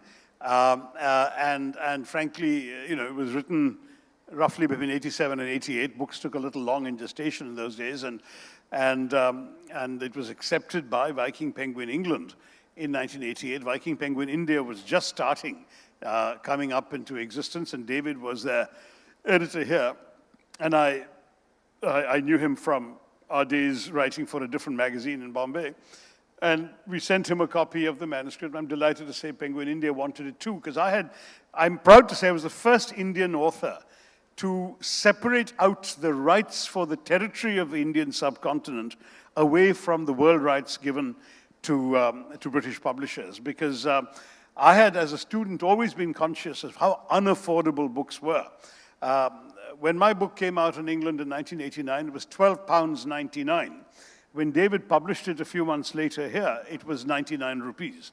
And, the £12.99 in those days would have converted to what? At least 600, 700 rupees. So clearly, the book could not have been bought by the average Indian reader who bought it here. And here it became, I don't know that we had bestseller lists in those days in India. Indian publishing was still very in its infancy, but it certainly did extremely well and won a slew of awards and so on and so forth. The book was a rather sort of risky venture even when I was writing it. Risky, first of all, because I wasn't sure I could pull it off altogether. And risky also for what I did with it, which is I decided to take the Mahabharata and retell episodes, characters, philosophies, arguments from it on the frame narrative of the political history of 20th century India. And what is more, to do the whole thing as a satirical novel, because I felt there hadn't been any attempt at satire in India since All About H. Hatter in the 1940s, which is a slightly obscure novel that I personally found rather difficult going. I thought this might be slightly more accessible, and the idea was to get people to both be amused and think. And so I started writing. I started off, wrote about 32 pages, I remember quite exactly 32, and then put it aside because I was working at the UN in those days and had a pair of 4-year-old twins as well who were terrible sleepers, and so one's hours for indulging oneself in writing were fairly limited, but I wrote when I could, and I put the thing aside. And I remember my brother-in-law coming on a visit to Geneva. We were living and working at the time.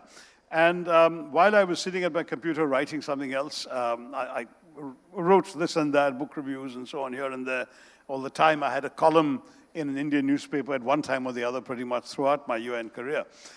So while I was writing all that, I suddenly saw the corner of my eye, he'd picked up this manuscript, and I saw him reading, and I saw him getting captivated. And then he reached the last page, he kept turning, looking for more. And then he turned to me and said, "Where's the rest of this?" And I said, "There isn't any." So he said, "What do you mean there isn't any?" I said, "Because I haven't written it. I've just begun this, and I thought I'll put it aside and, let mull over whether I want to continue." He said, "Don't be crazy, you've got to continue, it's fantastic." And that really encouraged me to sort of sit down. And the entire task of trying to correlate Mahabharata characters to historical personages and to shoehorn familiar episodes of Indian history into episodes of the Mahabharata and vice versa, all the while maintaining a tone that varied from irreverential to downright, Keystone Cops. I mean, really sort of meant to make readers laugh. All of that was quite a challenge, and I found myself getting into it, and then it became an obsession. I would write every night until the kids woke me up crying, or I would write on weekends.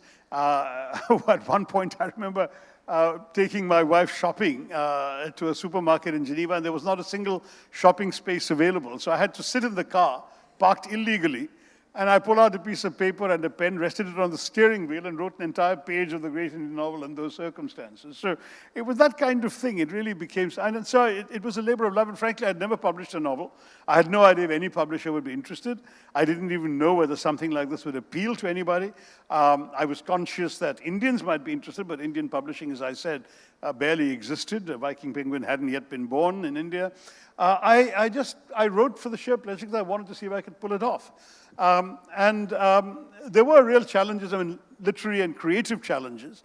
But I wrote it, and at one point when we got towards the period of independence, it became very difficult to keep the parallel narratives going, and I ended up doing something which I had not initially intended to do, which is to convert some of the characters into walking metaphors. So Draupadi became the illegitimate daughter of the last viceroy of British India and the visionary but blind nationalist Prime Minister Dhritarashtra, and is adopted because obviously her paternity cannot be admitted, so she is adopted by a low-caste servant called Mokrasi. So she's Draupadi Democracy. I'm sorry to say that it sometimes gets like that, but anyway, that was the walking metaphor and a few others like that. But in the end, anyway, that was the novel, and it is full of sort of observations and throwaway lines and aphorisms, if you like, on various aspects, because it's being narrated by a cantankerous old politician in his dotage and in his anecdotage called Ved Vyas, who is dictating it to his South Indian secretary called Ganapati, who comes in dragging an enormous trunk behind him. But it's a trunk carrying his clothes, of course, because such are the secular 20th century uses of divinity. But anyway, now that you asked the question, yeah, I probably could not have got away with that book now. In fact, I probably was lucky to get away with it when I did, even then, because the book came out just about the time of the elections being called in '89, and the politicians were all too busy to be reading novels, so they were busy competing and contesting elections. I remember Khushwant Singh, the then doyen of Indian letters, devoting an entire column to the book, in which he said, this is one of the greatest novels I read, etc. He said, but go out and buy it immediately because it'll be banned within the week, which wasn't exactly what I wanted to see. But it wasn't, and it went on to win a number of awards in this country and internationally. And it's still in print, and in fact, I'm proud to say they've brought out, God knows, 40 or 50 editions of it from Penguin over the years. And as I say, it's marvelous that even today I met somebody who said, I've read all your books, but if anyone asks me which one I would rate my favorite, it's still the great Indian novel. And it's touching, and I'm moved by that, but at the same time, one would like to think one has moved on and improved with age, so I don't know. There may be others that have different messages in them. You haven't written much fiction in the recent past. Yeah. Why is that so? Well, David, I wrote 2 satirical novels. Then, at your suggestion, we published a collection of my earlier short stories from Indian magazines. And then, a few years later, after I had forayed into one work of nonfiction, India from Midnight to the Millennium, which also is one of my more successful books, I wrote a novel called Riot, which I found I couldn't use the satirical style anymore because of all that was happening in the country. It was published in 2001. In fact, ironically, the American edition came out on 9/11. So it was a time when the world was changing, India was changing.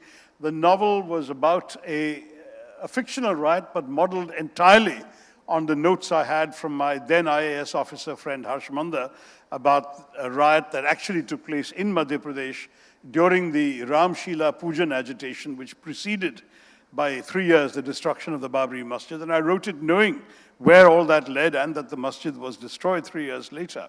And it's a novel about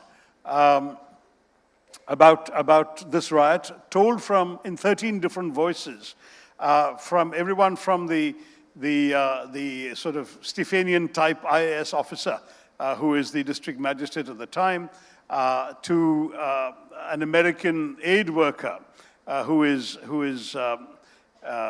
engaged in charitable work and is caught up in the episode. But I may as well tell you because the novel begins with it. She's killed in the riot.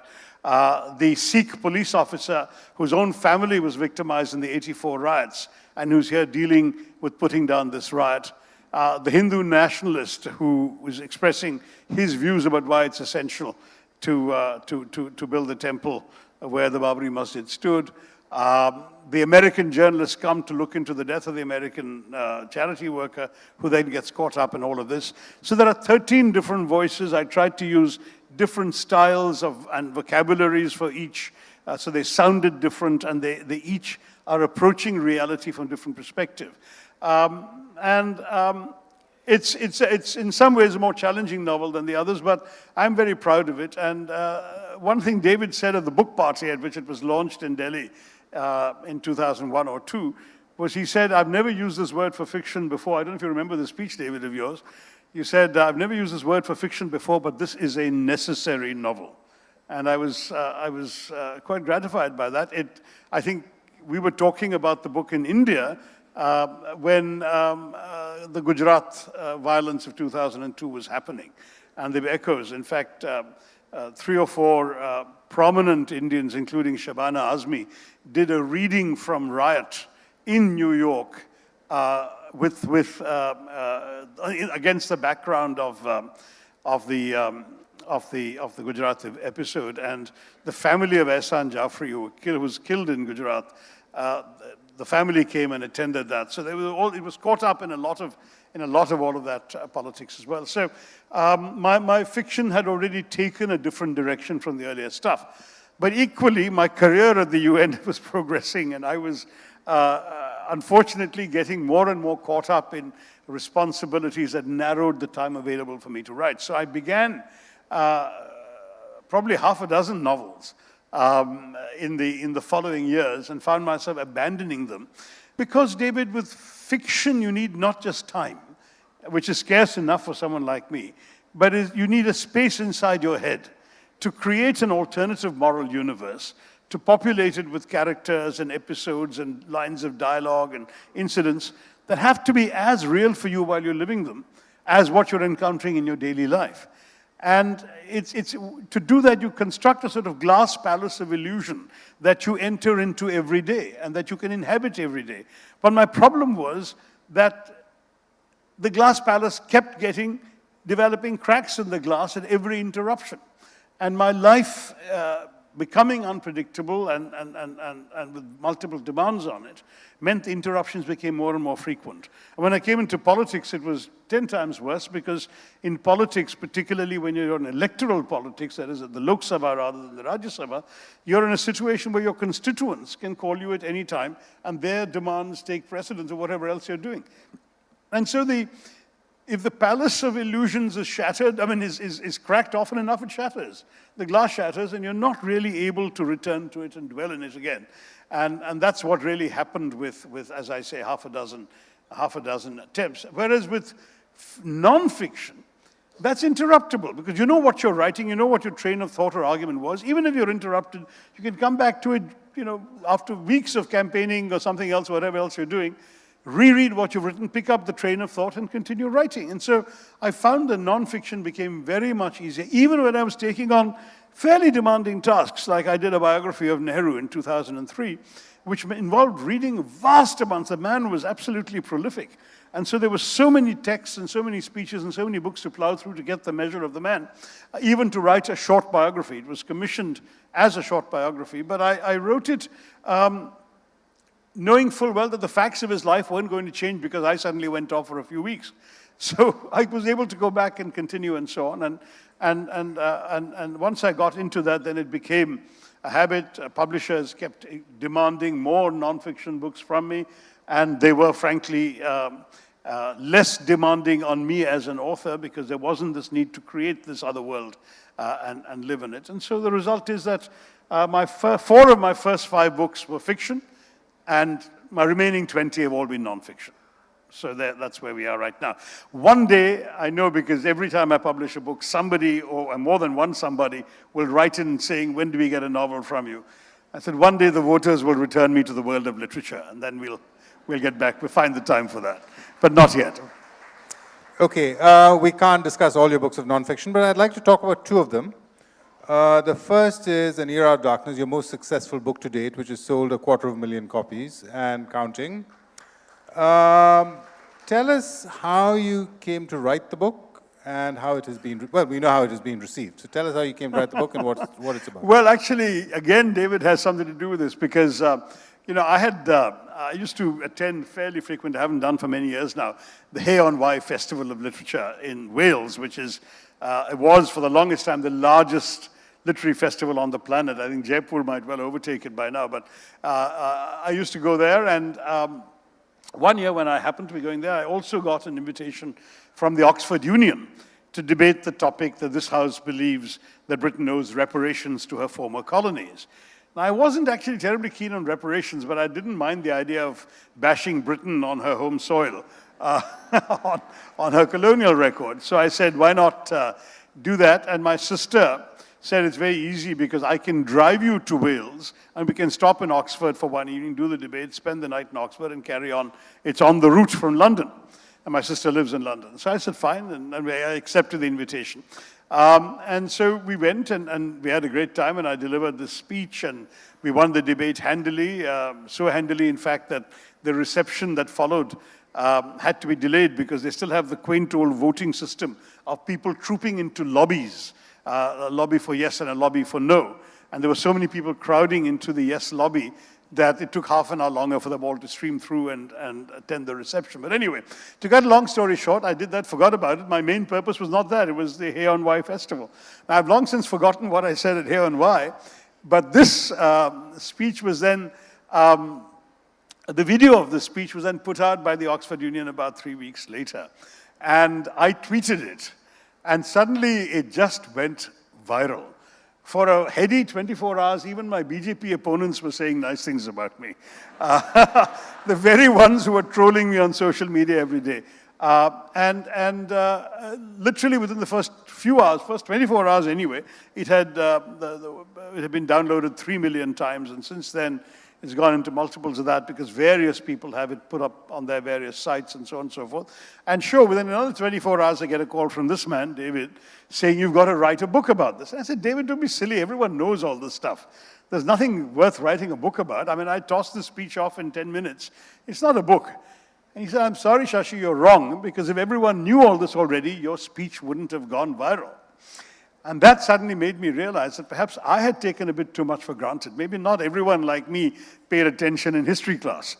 So I responded to the challenge. Again, I couldn't do it immediately because I recognized that it's one thing to make a speech. It's quite another to substantiate in a serious way the facts and figures and data required to make a book like this plausible. So I started collecting material, and I have to confess, it was the first time that I actually used interns to delve into libraries and dig up academic journal articles and so on that I wouldn't have had time as a busy MP to do. And then, by wonderfully fortuitous coincidence, His Majesty the King of Bhutan had told me he was a fan, and he said, anytime you want to write and want to get away from people, come and I'll lend you one of my cottages. Well, the cottage turned out to be a summer palace somewhere in the hills in Bhutan, and it was indispensable because no Indian SIM card worked there. And for 12 days, no constituent could reach me either, which is a no-no for a Lok Sabha politician, but that's confession. There was such a vast amount of material that one had to deal with that if I didn't have that, I had 12 days of 18 to 19 hours of writing non-stop, literally, I'd done something to my leg and therefore I couldn't even go out walking. I just sat at the laptop, even ate my meals at the laptop, and I churned out a first draft, which was not at all the whole book.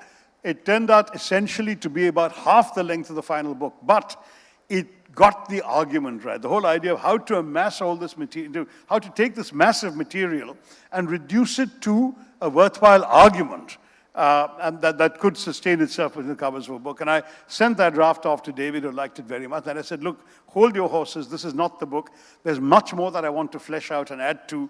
And then I went back to my normal life and parliament and constituency and all of that. But in between, writing a couple of hours a day, evenings or nights or early mornings, I was able to fill in all the extra bits I wanted to. And stuff which in the first draft had been 1 chapter suddenly became 2 because there was so much more material.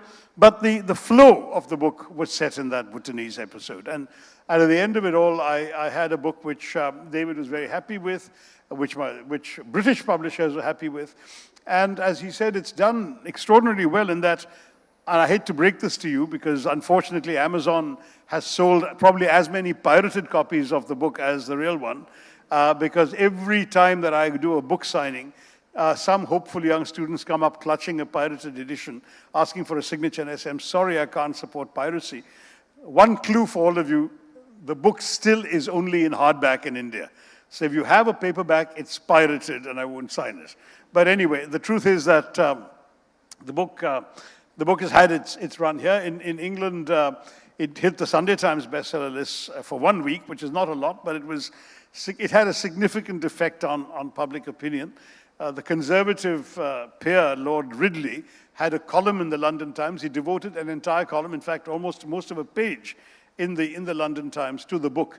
And he said that it's a miracle that Indians still want to talk to us after what we've done to them and so on. And later that summer I met him and said, I'm very touched that you wrote all this, but I'm also surprised that a Conservative peer would take this line. And he's not just a Conservative peer, his ancestors came over with the Norman Conquest or something, so he's old Britain, as it were. And he said to me, I am actually the true Conservative. As a true Conservative, I believe we should have traded with you, not conquered you, which I thought was a very, very good Conservative argument against colonialism. So that was that. The British title, by the way, is Inglorious Empire. And that does exist in a Penguin paperback, so that's all right. If you get Inglorious Empire, I'll sign it. But Era of Darkness only in hardback. Well, the other non-fiction book that I want to talk about is a more recent one, The Battle of Belonging. Yeah. I would urge everyone here to read it, if only to get a handle on so many contentious issues that hit the headlines every day. At the risk of putting Shashi on the spot, I'm going to ask him to try and summarize the book, but more specifically to attempt to define and distinguish between nationalism, patriotism, and who exactly is an anti-national. Right. So it's a hefty book, and the reason I could write it, frankly, was COVID and the lockdown. Because again, I got a lot of hours at a stretch, which I wouldn't otherwise have had. There was a lot of material. I'm very proud of the book.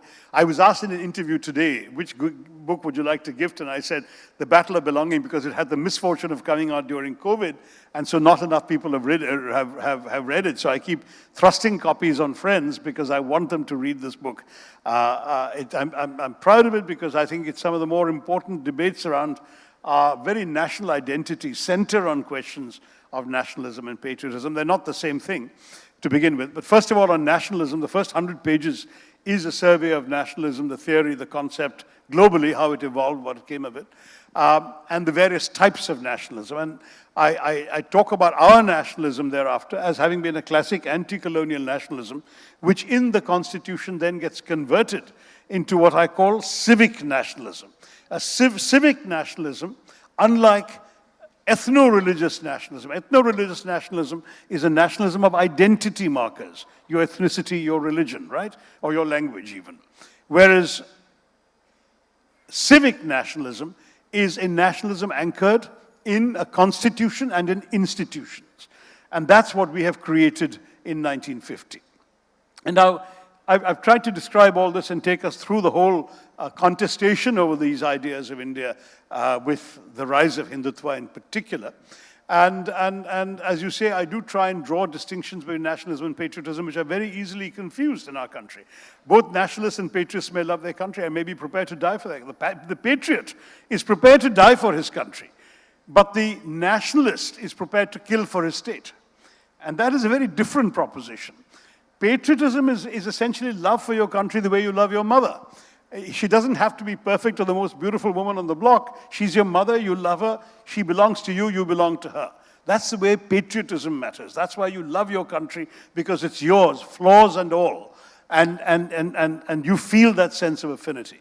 Nationalism is much more anchored in pride, in statehood, in assertiveness, and is often directed against others. Which is why Tagore, for example, has written some very powerful screeds against nationalism. So, anyway, read the book. I mean, it's a very short summary of 400 pages. I'd like to think it's not unreadable, but it does grapple with some of these very important issues, the battle of belonging. Okay, we're coming to the end of this session, and I've deliberately stayed away from any questions relating to your day job, but I'm going to ask you one, just one. In your view, is there any likelihood in the near future of the return of decency, liberalism, and humanity to our politics, and a rejection of hatred, lies, and religious fundamentalism?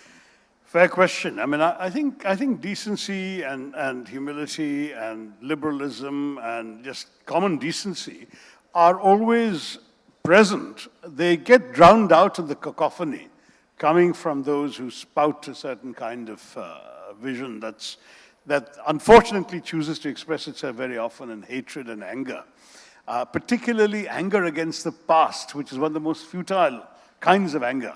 I mean, I wrote a line many years ago in a column saying that, you know, I feel sorry for those who want to revenge themselves upon history, because history is its own revenge.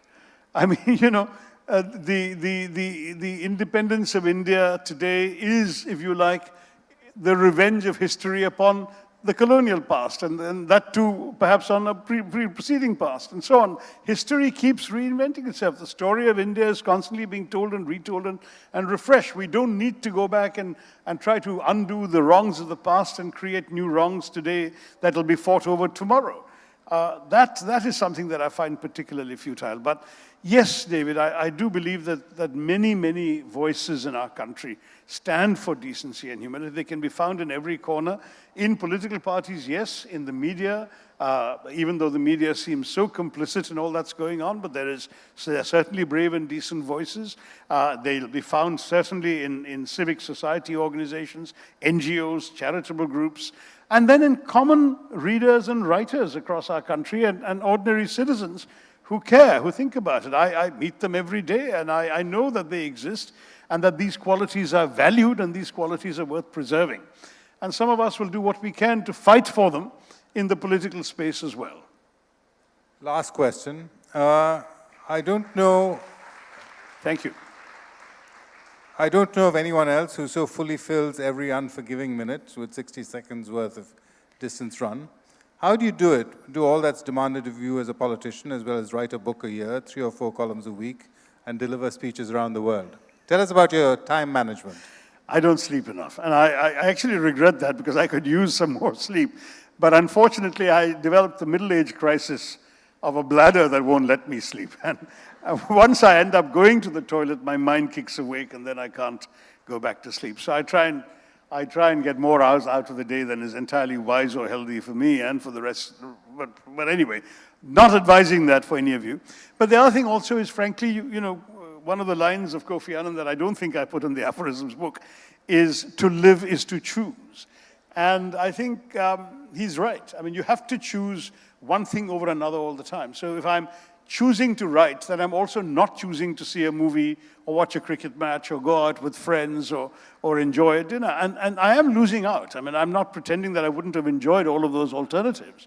But I've made a choice that writing this column or working on this book is more important to me than having those opportunities. And there may be a time when one will look back and regret it. I mean, I constantly have well-meaning friends saying, no one dies regretting they didn't spend more time at work. It's true. There's all this WhatsApp wisdom going around, right? Everyone at their deathbed, what they really remember are the relationships, the marriages, the family, the closeness of friends, and so on. So that's what you should really value in life, and not just the writing. But if I'm allowed to be immodest once more, it would be to say that I hope my writing and my speechifying and my doing all of these events and so on has an effect on people's minds. I'm gratified every time somebody comes up and says they're doing something because of something I said or wrote. I get that pretty much everywhere I go, and that's extremely satisfying. There is a feeling, ultimately the only reason we have all, I think, to be on this planet is to make a difference for having been here. And if the difference we can make is in the lives of others, that's a satisfaction which I think at the end of the day is immeasurable and priceless. So happy to have it. Thank you, Shashi.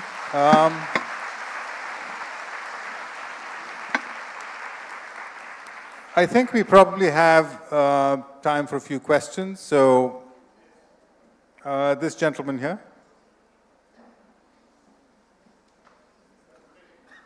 Check. Good evening, sir. With your vocabulary, I would like you to add, instead of revenge of history, you say restoring history. Restoring history? Yeah, you said revenge of history. It's not good. It is futile, you said. So I will say restoring history is not futile, sir. Well, so the thing is that history has always been subject to restoration, revision, reinvention, and so on. I mean, and the truth is there are historians. I just spotted Ram Guha in the room. The way he writes about Gandhi is not the way Louis Fisher wrote about Gandhi. But this is fine. You can keep on doing that. No one is challenging that. But I said the futility of being angry at the past is what I was referring to. As I said, for example, in talking about my book on British colonialism, I said we must forgive, but we can't forget. That's different. That gentleman with his hand up.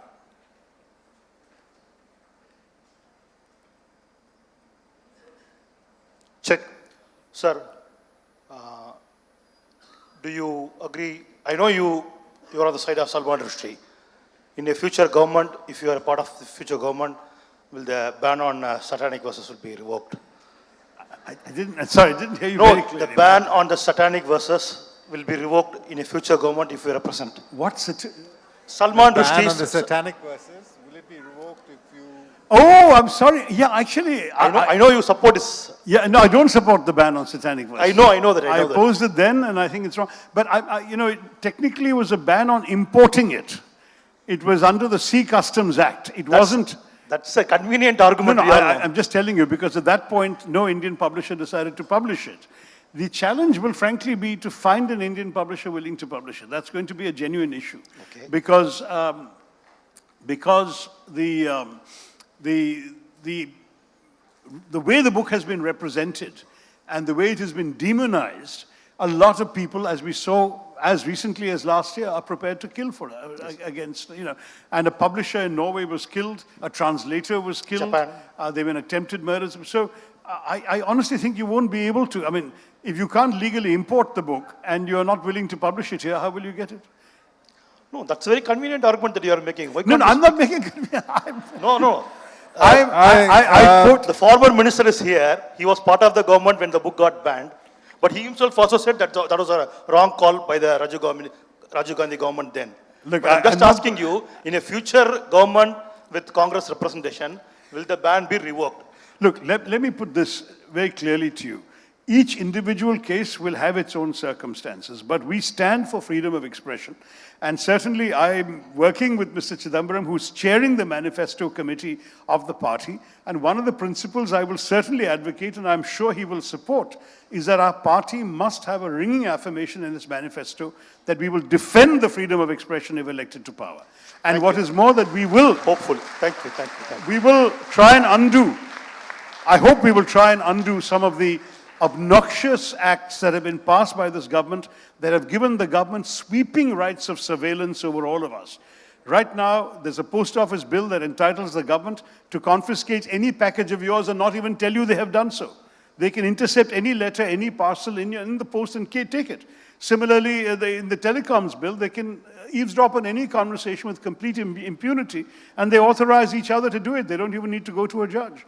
It's quite startling the number of powers that have been taken up by our government in the last few years that I believe we should be committed to severely reversing and changing in order to restore the freedoms that our citizens are entitled to enjoy. Thank you. That lady was, did you want to ask a question? Okay. We should have a lady, yes, we certainly should have a lady with a mic. There's a lady with a mic. Good evening, I'm Nivedya. Nice to meet you, sir. Hi. I just have a question. As a wizard of words yourself, how do you feel with the current Gen Z slangs, the new words that they come with daily? How do you actually keep up with these kind of words? And also, what's your take? What's your take on at the year end, the Oxford Word of Dictionary that comes up with words like riz and simp and vibe?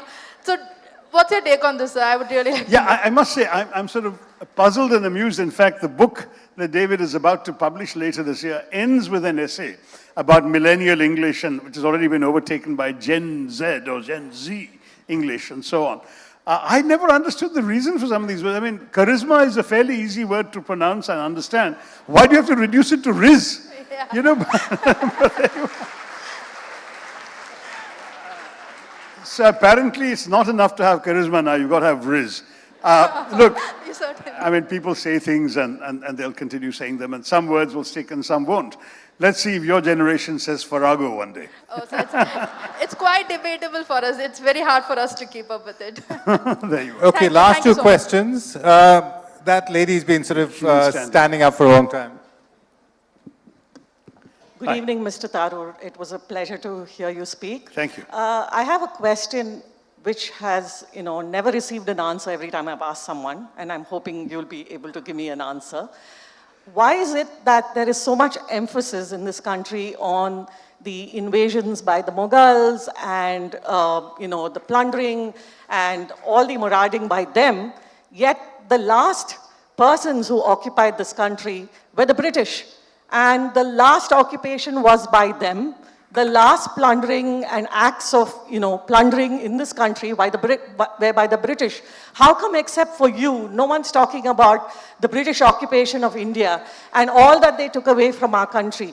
I don't see any British tourists being asked to leave the country or them being kicked out. Go back to Britain. No one's doing that. So I want an answer to this. No one has an answer to this. Yeah, it's a good question, and to which I'm afraid the only answer is that some people still have a terrible chip on the shoulder. I mean, there's a kind of inferiority complex in many parts of North India about Islamic rule, felt in the past by what we thought was a very small fringe, a small minority, but which has now spread to become a rather substantial segment of opinion. And that is one of the things that worries me most about our country.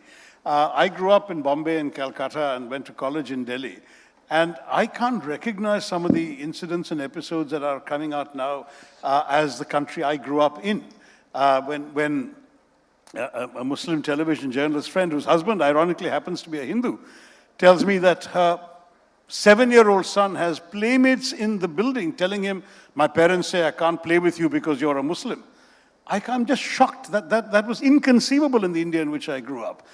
We are hearing things being declaimed from political public platforms, which people would never have even expressed behind the privacy of closed doors in the past. It's just becoming, there's a toxin injected into the veins of our society that somehow we need to transfuse out of it, and it's not going to be easy. And it may not be quick either.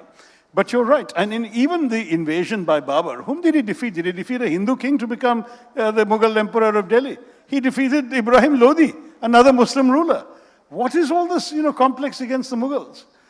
And frankly, every Mughal emperor had Hindu generals. There were Rajputs fighting alongside them. There were Muslims fighting against them. In the battle against Maharana Pratap had a Muslim general called Hakim Khan Sur fighting against Akbar, but not Akbar. Akbar didn't enter the battlefield. He had sent a Rajput general. Raja Man Singh was leading the Mughal forces. So it was actually a Rajput general against a Muslim general, except the Muslim general was fighting for the Rajput hero Maharana Pratap. You tell me, how do you start parsing all this into blacks and whites. It's absurd. I think we've come to the end of our time, Shashi. So thank you very much. Our time's up. As usual, you're absolutely sort of absorbing. Thank you. Next, we'll do it again. Great. Great to see you all. You're a wonderful audience. Love you, Chennai.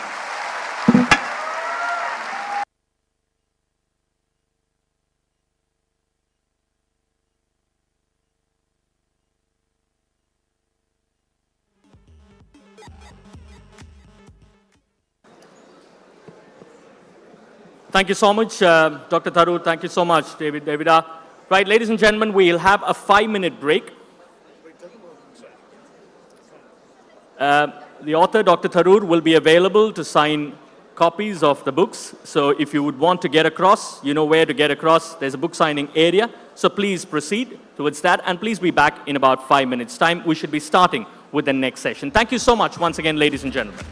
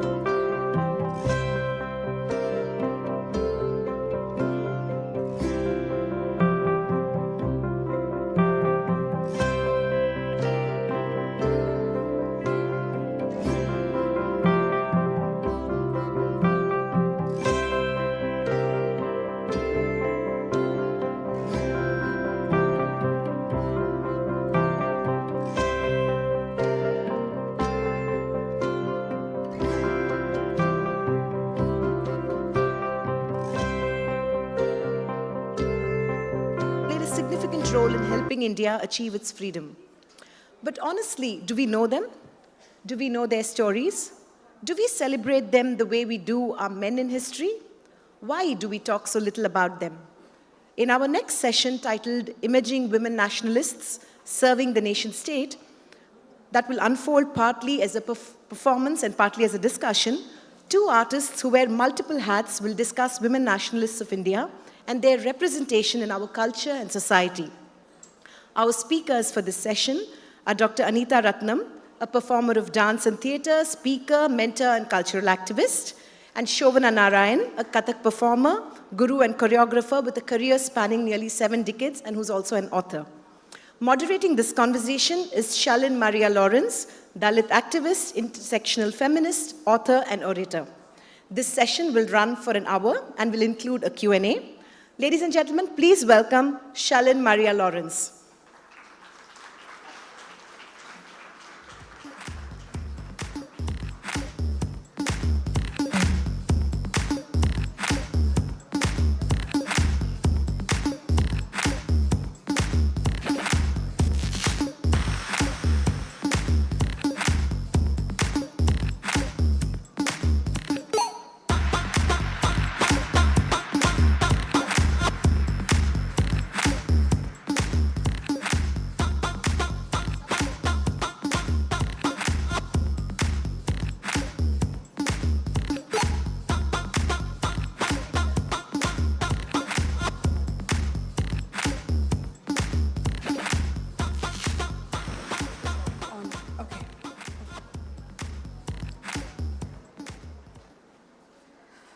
Jai Bhim.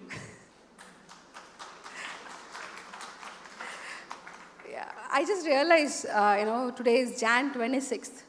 After every Jan 22nd, there'll be a Jan 26th. And it gives me a lot of hope. I'm nervous. I'm pretty nervous. This is a new stage for me. I've spoken at academias, I've spoken at a lot of places, but this is totally new for me. So I'm pretty nervous for another reason also. Is Sashi Tharoor there? He left. Oh, half the crowd left with him. Okay. So eventually I was having a conversation yesterday at the Hindu dinner, and I meet Sashi and I was like having a chat, and he said, "What's your name?" And then I said, "I'm Shalin Maria Lawrence." And he goes, "Spell your name." And I literally spelled my name, the whole name. I mean, yesterday was a dry day. Yesterday was a dry day. And still I was standing there, spelling my name. And then Sashi says, "No, and then you don't pronounce like that. You don't pronounce like that." So literally, I did get nervous, but I'm happy that there are listeners for this session, and I hope I can be comfortable. I didn't realize the importance of this date, Jan 26th, for a very long time. I am an Indian. It's not because I was, because of Gandhi or Nehru, yeah, has a part. But I am Indian because of Baba Saheb Ambedkar.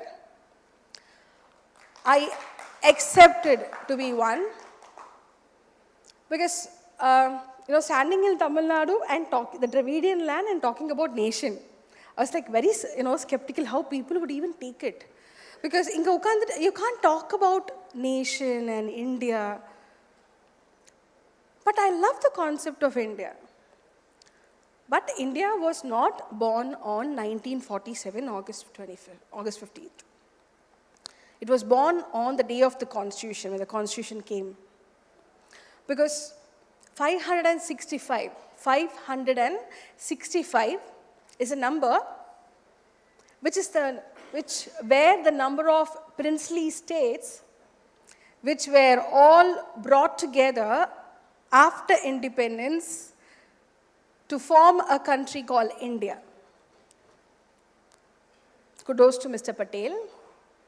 So India came into effect when it got united. But again, so many princely states, so many presidencies, so many languages culture. I think before us, there was someone who were talking about, the food, the ethnicities, the races, the number of languages, the scripts. India is very different, they say. Oh, India is very different. Each and every state is different. And each and every district in that state is very different. We need federalism. I believe in the concept of federalism. My needs are not your needs. Don't force Hindi on me. Whatever it is. But there is something which connects all of us. All the states, everybody. You know what? Caste. Caste connects India. So there should be a union. There should be a union which monitors this. There should be a union which solves the inequality, which also comes with the diversity. Diversity doesn't always mean good. Culturally, caste-wise, it's the biggest problem. So there is this concept of India, and I respect it. And that when I said I am an Indian because of Ambedkar, because the Constitution before 1947, I was not an equal. Before 1950, I was not an equal. On Jan 26, 1950, I became an equal. I became a citizen. I'm getting goosebumps. This is my day. I was respected as a woman, a Dalit, a religious minority. Everybody were equal. Constitution is my holy book. And I feel very close to India. I love the concept of India. I have a nation. And I'm an indigenous person. So that's what they say. You're Adi Dravida. You're an indigenous person. You're a Mul Nivasi. You belong to this country, they say. You have your roots here, they say. Oh, yes, thank you. Am I one? Is the nation or the rulers treating me like one? Because I am the original inhabitant, they say, but I am the one who is nationless, stateless. I don't have a nation because I also have an intersectionality where I'm a Christian. They call me rice bag. Whenever I write something or post something, they call me a rice bag. So I tell them, you know what? Call me Basmati, India Gate Basmati, purple color rice bag. I have a value. Please don't just call me a rice bag. So I'm less Indian. Though I'm an indigenous person, I'm less Indian because I'm not of one particular religion. So they say, go to Vatican. I really don't want to go to Vatican. Because all the right-wing leaders are there at Vatican kissing the Pope's hand. I'm like, all the photograph, you just go and know Indian political leaders with, Pope, all the right-wing leaders, all the casteist people of Tamil Nadu, everybody standing with the Pope. Vatican is very kind to fascist, casteist, and sex perverts. I don't want to go there. And then they would say, go to Pakistan. Like, yeah, the biryani is nice in Karachi and all, I'll go. But go to Pakistan. There's no, connection. And then they say, when I talk about Dalit rights in Tamil Nadu, they say, go to UP. Go to UP. Yeah, I'll go to UP. No problem. So I don't have a state. I don't have a nation. You talk about anthropology. You talk about ethnicity.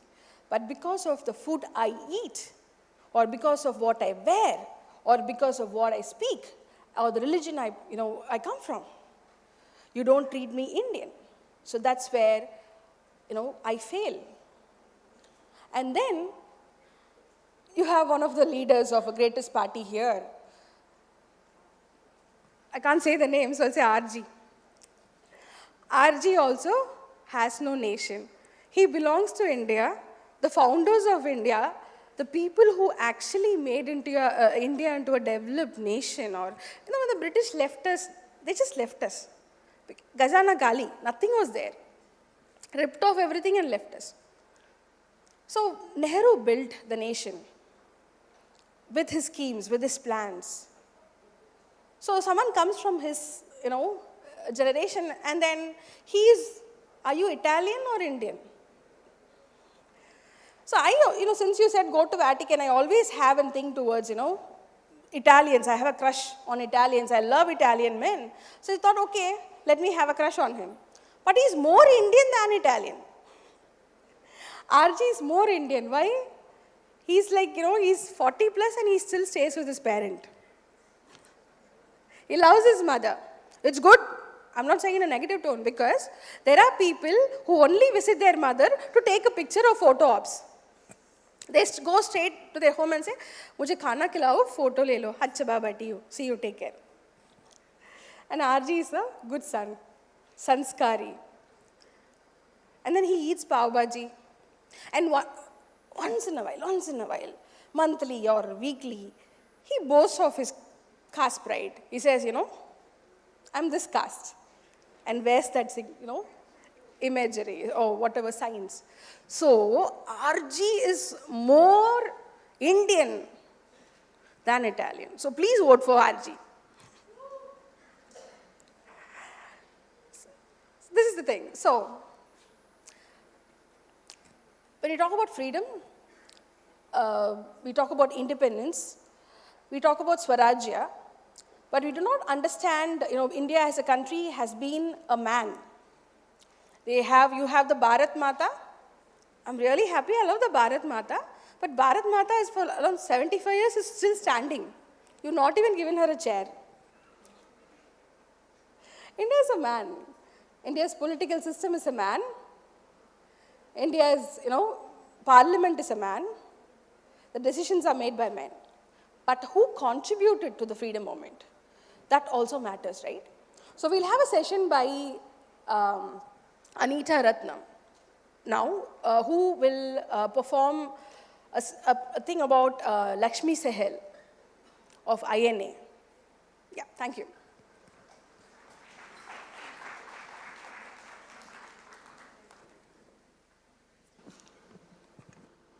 Born in 1914, Lakshmi Swaminathan was very attracted to the idea of resistance because that was the family background that she grew up with parents who were resisting the British and a mother who was incarcerated, Amu Swaminathan, on several occasions. I pick up this cameo. It was part of a larger full-length production that was done 2 years ago called Warrior Women of Bharat, in which 7 historical figures, all women, were chosen, all who resisted the British across centuries. So in this cameo, it picks up from when she leaves India and comes to Singapore. The year is 1942, and it's the year before Netaji Subhash Chandra Bose comes to Singapore. And Lakshmi Sehgal is, at that point, Lakshmi Swaminathan, has set up a clinic for the poor and for the wounded war people. So this is where the cameo will pick up. Can I have the music, please?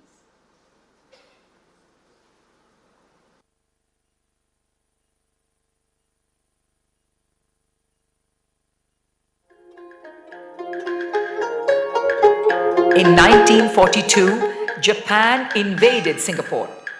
Dr. Lakshmi chose to stay and continue her medical practice by assisting wounded prisoners of war, many of whom were eager to form an independent army unit against the British.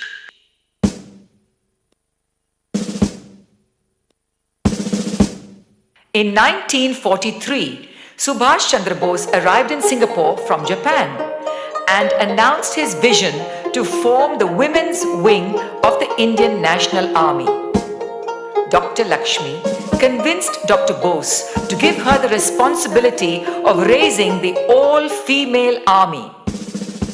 Women, all civilian volunteers from the diaspora, attracted by Lakshmi's charisma and leadership skills, flocked to join. Dr. Lakshmi worked tirelessly to recruit, raise funds, and convince the parents that their daughters would be doing something historic. Every woman who joined was called a Rani, and every single woman was untrained for military combat. Yet, they were ready to follow their commander with death-defying courage into the steamy jungles of Burma to liberate India. Commander of the Rani of Jhansi Regiment, the world's first all-female infantry fighting unit of the Indian National Army, Dr. Lakshmi became Captain Lakshmi.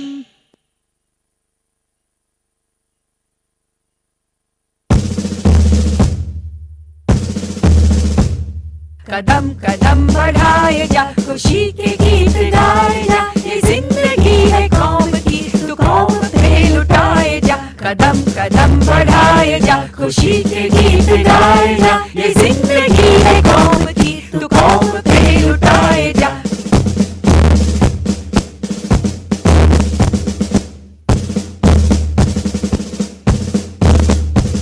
The novice regiment of 1,500 women were trained rigorously for 3 months in tactical warfare and tough military exercises. They were taught Hindi and English and were single-minded in their objective, to fight bravely to defeat the British. Captain Lakshmi was a natural leader. Her infectious smile, her positive attitude, and her radiant personality infused courage in every woman and transformed each soldier into a Rani. कदम कदम बढ़ाए जा खुशी के गीत गाए जा ये जिंदगी है कौम की तू कौम पे लुटाए जा कदम कदम बढ़ाए जा खुशी के गीत गाए जा ये जिंदगी है कौम की तू कौम पे लुटाए जा. The Rani of Jhansi Regiment, RJR, was deployed to Burma to march towards Imphal, India. News of the RJR unit and Captain Lakshmi's daring reached India, and thousands of young girls were inspired by her achievements. They marched secretly in their homes and on the rooftops of buildings to the INA's catchy marching song, which was banned and declared seditious by the British. कदम कदम बढ़ाए जा खुशी के गीत गाए जा ये जिंदगी है कौम की तो कौम पे लुटाए जा. In 1945, Captain Lakshmi was taken prisoner by the British Army and held in house arrest for almost a year in Burma. She displayed exemplary courage and determination, never breaking under pressure.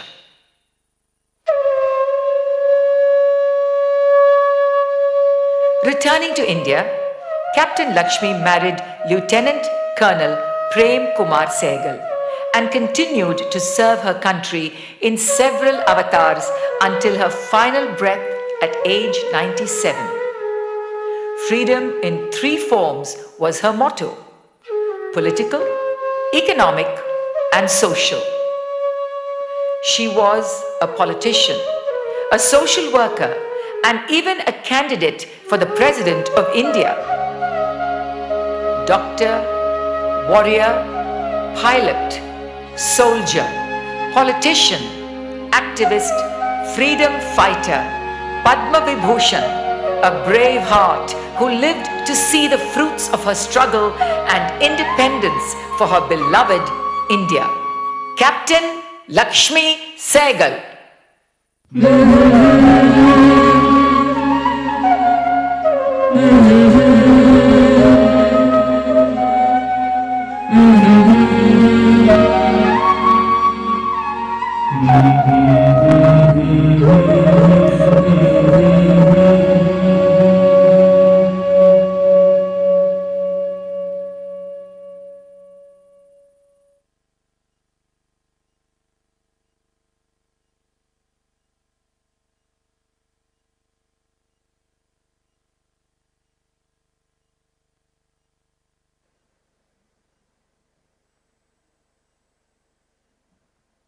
It was an amazing performance, Anita. Actually, what was more interesting is the research that went into it. I'm going to remove my cap. I want to ask you something about it. Are you comfortable in your uniform? No. colonial construct. Yeah, you want to say something about it? Well, I have to say one thing that looks very smart in pictures, very uncomfortable. Yeah. But what was really amazing was that the first time Mahatma Gandhi saw or heard about it, he was in such huge disapproval. He didn't think that it was he said it was most unbecoming. He shared that news with Netaji. The discoveries I made, Shalin, while researching this piece, although it is a short cameo in a larger full-length work, was that as we recuperate these historical figures, we must also ask, who are we not representing?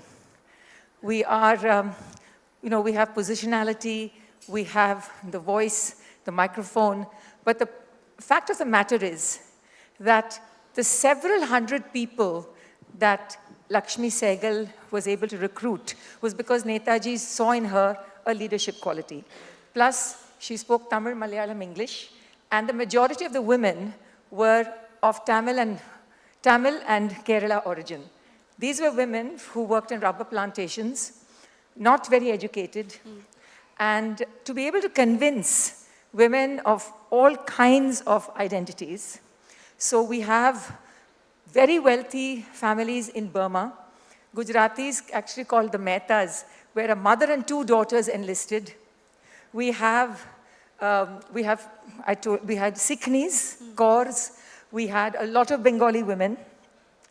And the fascinating thing was these women were all not born in India for several generations, but they were escaping lives of drudgery.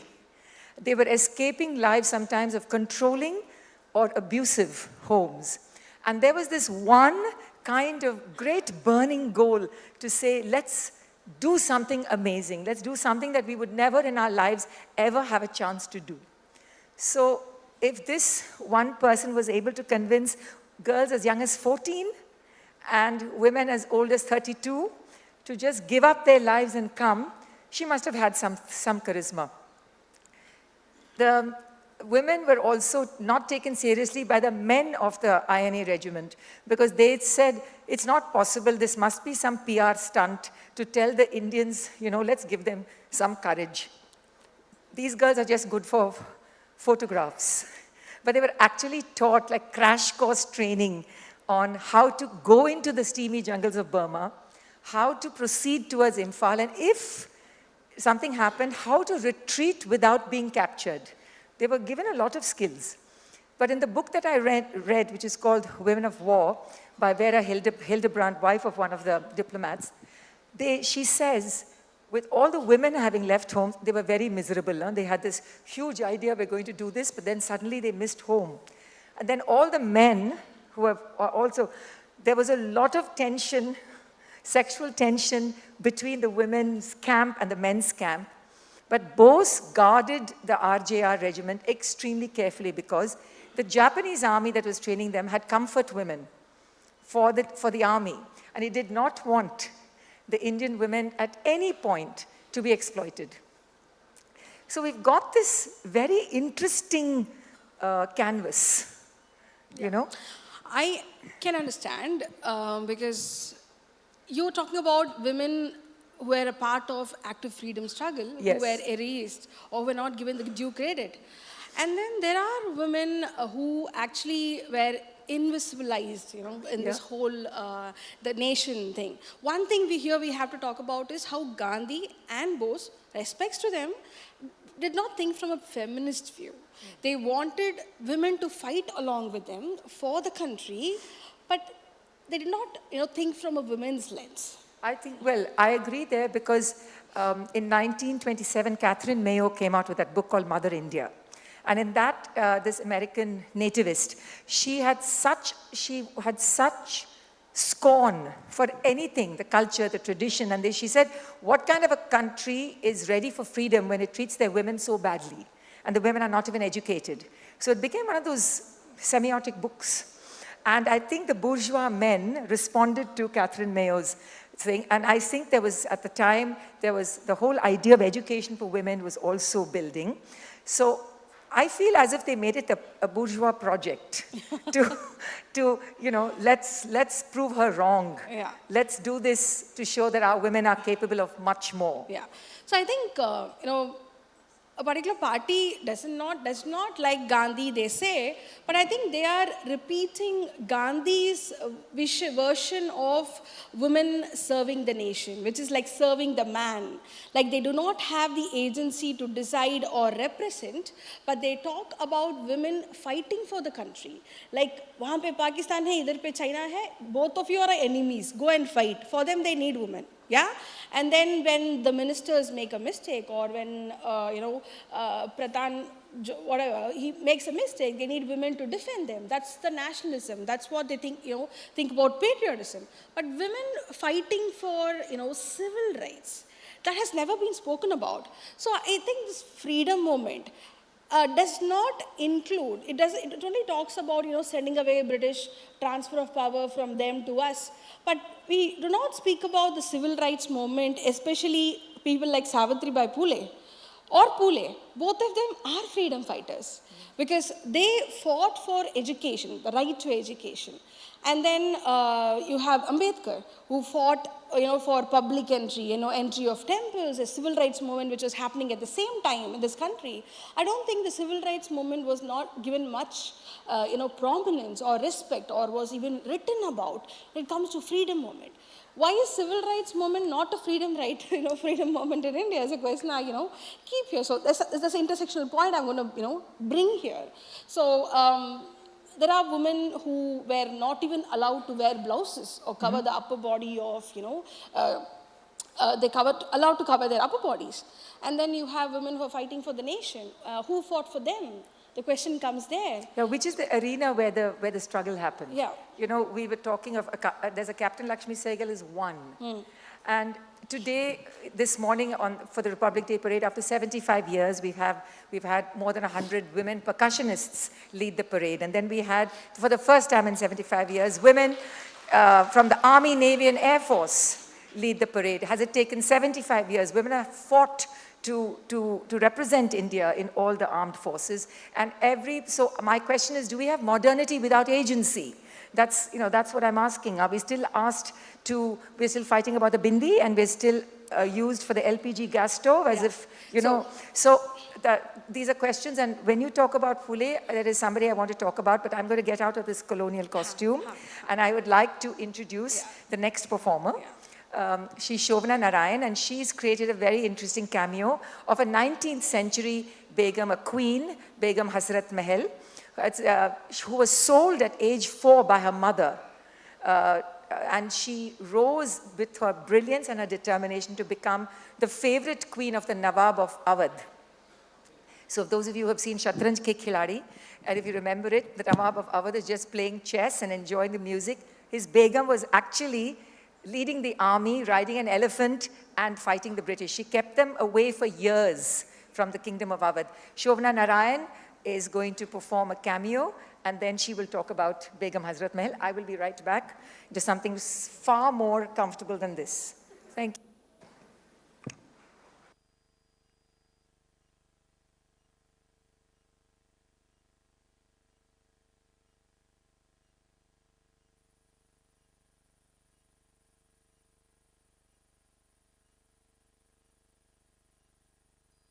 Namaskar. Well, it's wonderful to be here, and I congratulate the Hindu Lit Fest for this excellent array of speakers, and for doing it for so long, more than 10 years. And I'm grateful to them for remembering me on this beautiful occasion. Thank you very much indeed. I would like to also express my gratitude to Lakshmi ji for the last moment help that she has rendered. And thank you so much indeed. Well, I think Anita has already introduced Begum Hazrat Mahal. And I just wanted to say that here was a woman who actually, when the men around her had conceded defeat, she fought.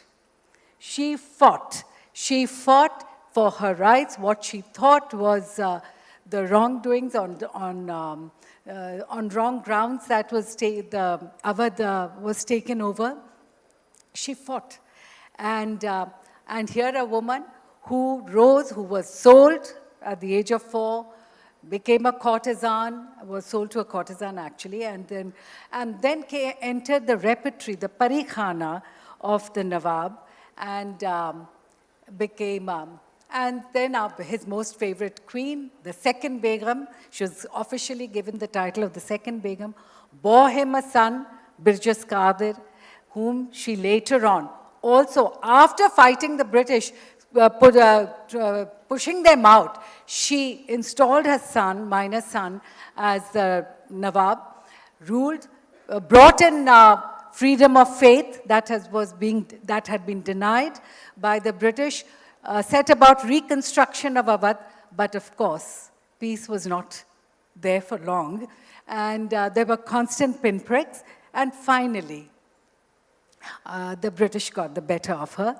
and she was sent off in exile to Nepal, where there is her maqbara is there, her coffin is there, and I end with a poetry, few lines from her poetry written by her. In this little cameo piece, you'll find a music piece of famous lines written by Nawab Wajid Ali Shah when he was being exiled to Matya Burj in Calcutta, and as though he was leaving his mother's home and going to the husband's home, to Sasural. And so it's a very moving piece, and when she refuses to accompany him. And towards the end, I end it off with her couplet. Thank you.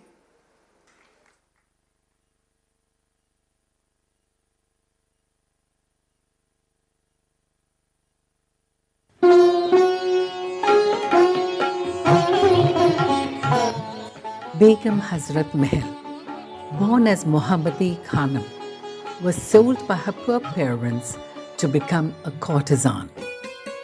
Mehak Peri, as she was known in the royal harem, caught the fancy of Nawab Wajid Ali Shah.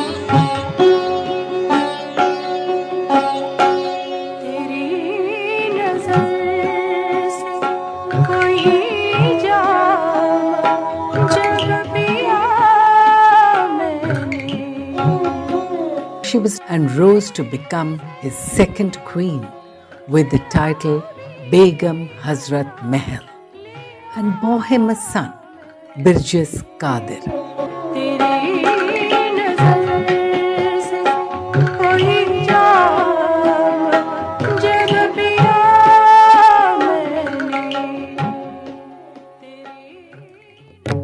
But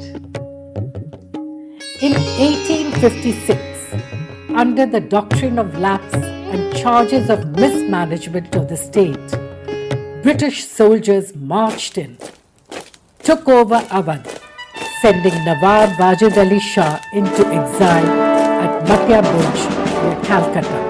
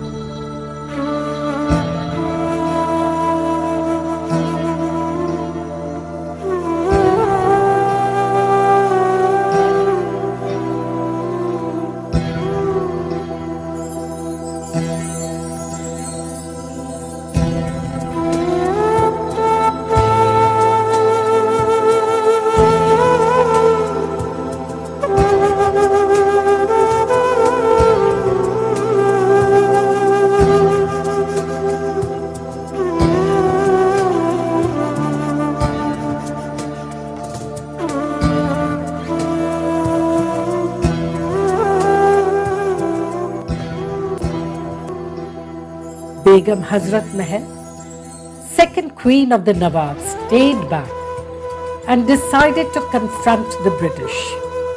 Touring even remote corners of the state, she motivated the dejected population of Awadh and raised an army.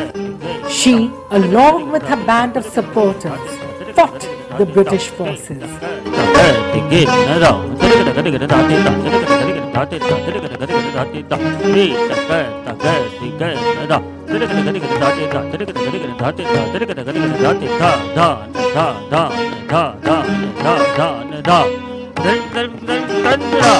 She seized power and installed her minor son, Bilqis on the throne, while she herself ruled as regent.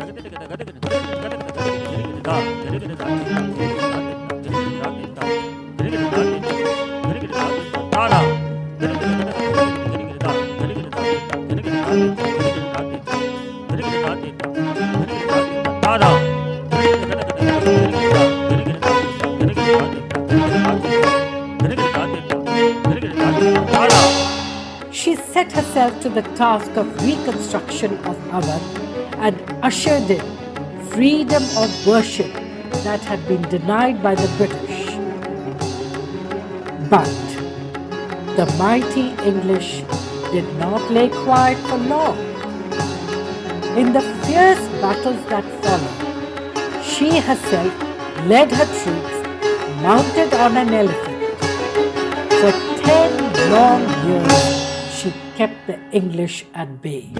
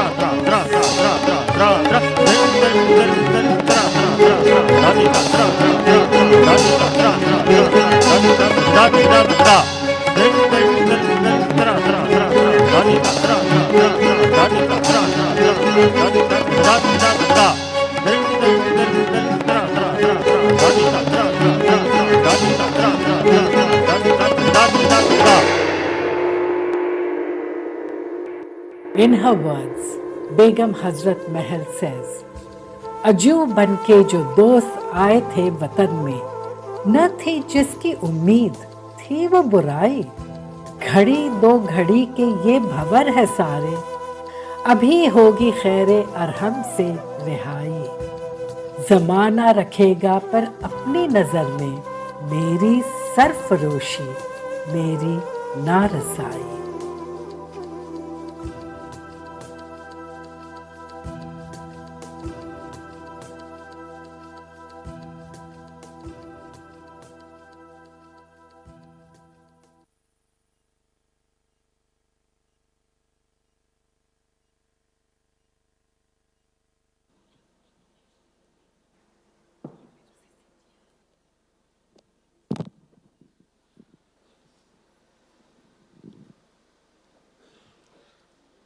Shona ji.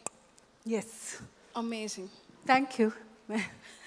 It was amazing. And are the names changed for UP right now, or is it still Lucknow? And, I was just informed that there used to be a Begum Hazrat Mahal Chowk, which has been renamed to Atal Bihari Chowk.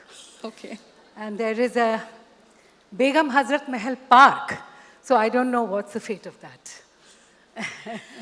Yeah, there I have a point, because nationalism always is connected nowadays, or from those days, is about brahmacharya. And brahmacharya has always been glorified. I don't know what's to be glorified about brahmacharya. And people, women who live their lives, who embrace their sexuality, who embrace their feminine charm. I think the freedom movement want to showcase a woman who has cut her hair, who's wearing a pant, who doesn't embrace her curves, Or even the In modern fact, women. I would say that the freedom movement, and particularly people like Begum Hazrat Mahal, there were many of them. They actually were proud women, very proud women, who had the interest of the nation, of this land. They had it to their heart, very, very patriotic.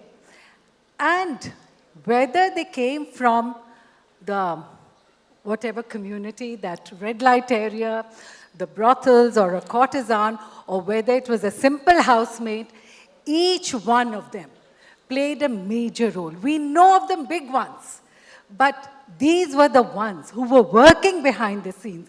In fact, a place like the Courtesan's Court was a place where a lot of them were very rich, and they also utilized their richness, they gave it, they started supporting the freedom fighters and the freedom movement, but at the same time, they were using their femininity also because of the where they were. Everyone came, it was a meeting place to pass on messages. Even through their music, dance, poetry, messages were being passed on. And, so that was the way, in fact, how broadcasting took place. So and there was a lot of political lobby happening. there was a lot of political aspect happening. They were active participants. And then... and they used their femininity. Yeah. They were not ashamed of their femininity. Because nationalism or fighting for the country doesn't mean that you have to shed your femininity. Yeah. So let's talk about Gandhi again. Let's gossip about Gandhi. So when these Tawais, these women, they went to Gandhi. When Gandhi was, collecting funds, he said, give me jewels. And all the women were giving their jewels. I heard the Tawawis of, UP went and gave the jewels. And what did Gandhi do with it? He actually said that he refused to take their wealth. Why? What did he say? Because he felt that it was not the correct message would grow out. So he was a little different in his point of view, but he accepted the fact that they were doing great work, that they were very, very nationalist and patriotic. But at the same time, he did not want to use their money that had been offered by them to support the movement, and because he thought that it was not correct. Purity, chastity, the purity of nation, how a nation, the concept of nationalism determines my bodily autonomy, which determines, you're more Indian if you're sanskar. I don't know this word sanskar. An MP, an woman MP, who just has, you want to tarnish her name, she just has a glass of whiskey with a short dress, and you just want to, and she's not Indian, she's anti-Indian, she's having whiskey. And you just have a picture of another MP, another man who's drinking, or his dressing has nothing to do with his character, or his patriotism, or his nationalism. So why are you placing your nationalism, your sense of pride in my body? Why are you determining, is marital rape not a crime? Why are you determining?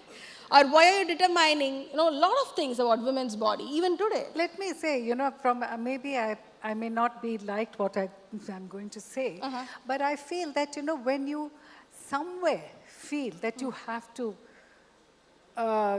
put your ego first, and and that you have to rule, you have to make a point.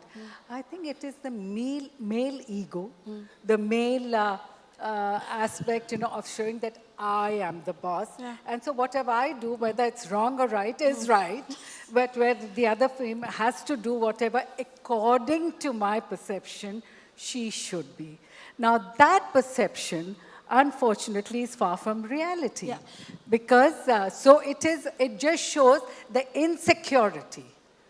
I would say insecurity in a particular gender who are unable to come to terms that there is also an equal aspect, that the other gender can contribute, can behave, can whatever be her behavior pattern, it doesn't matter.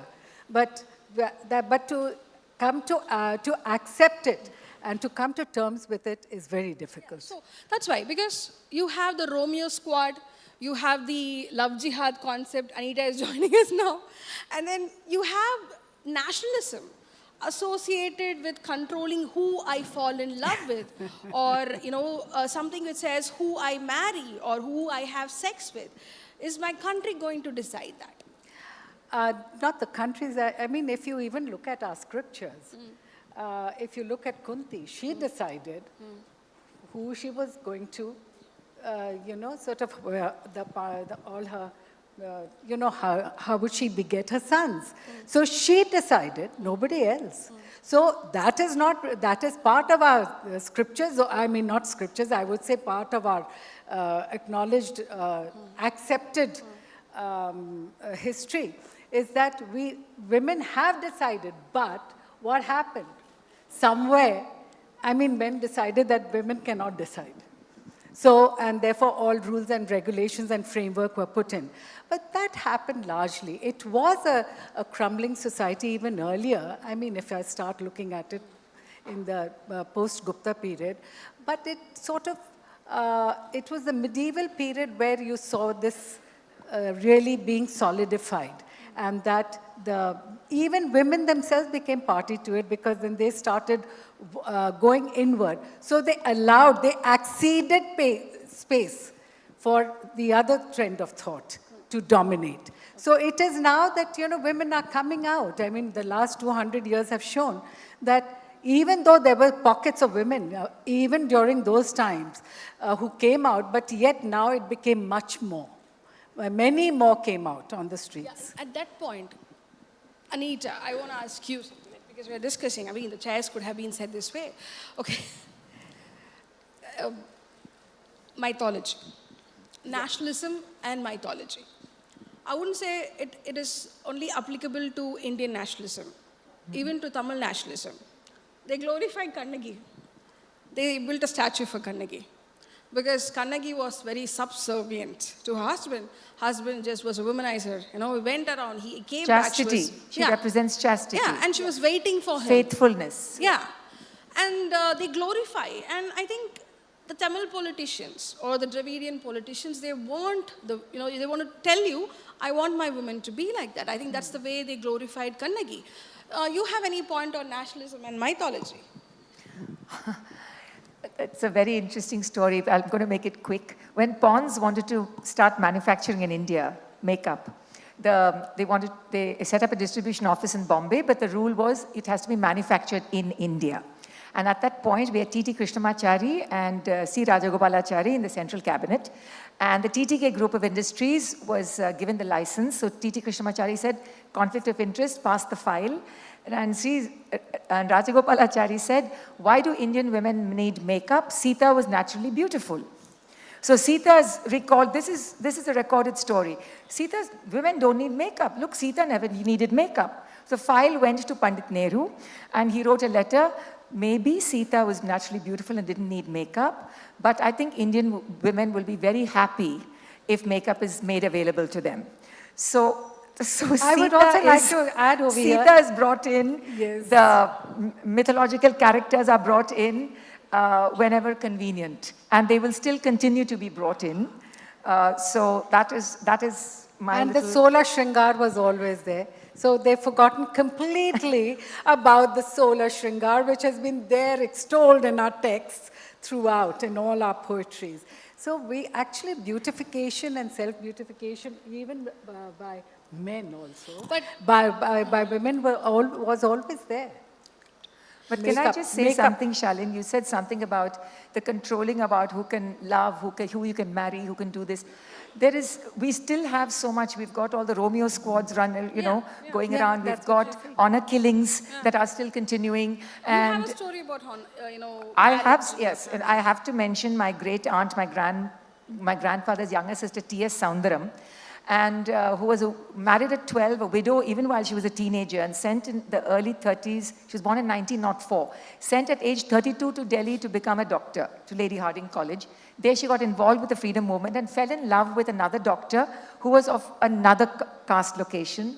Huge family resistance. The family that thought progressive and sent her to Delhi to become a doctor suddenly sort of clamped up.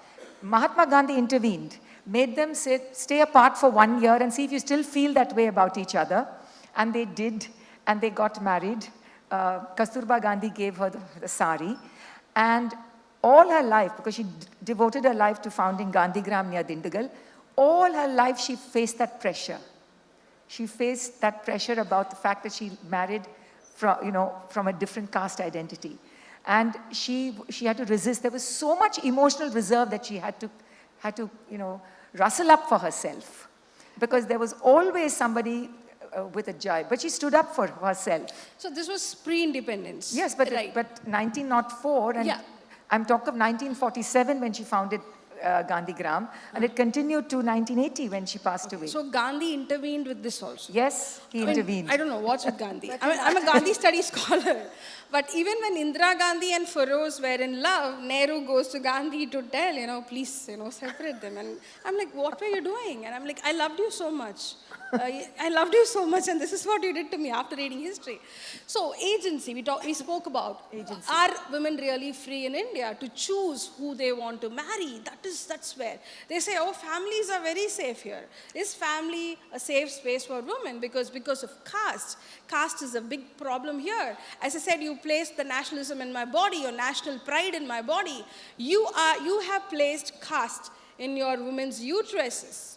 And then you want to protect it. You don't want them to intermarry so that caste purity goes off and it becomes a very, egalitarian society.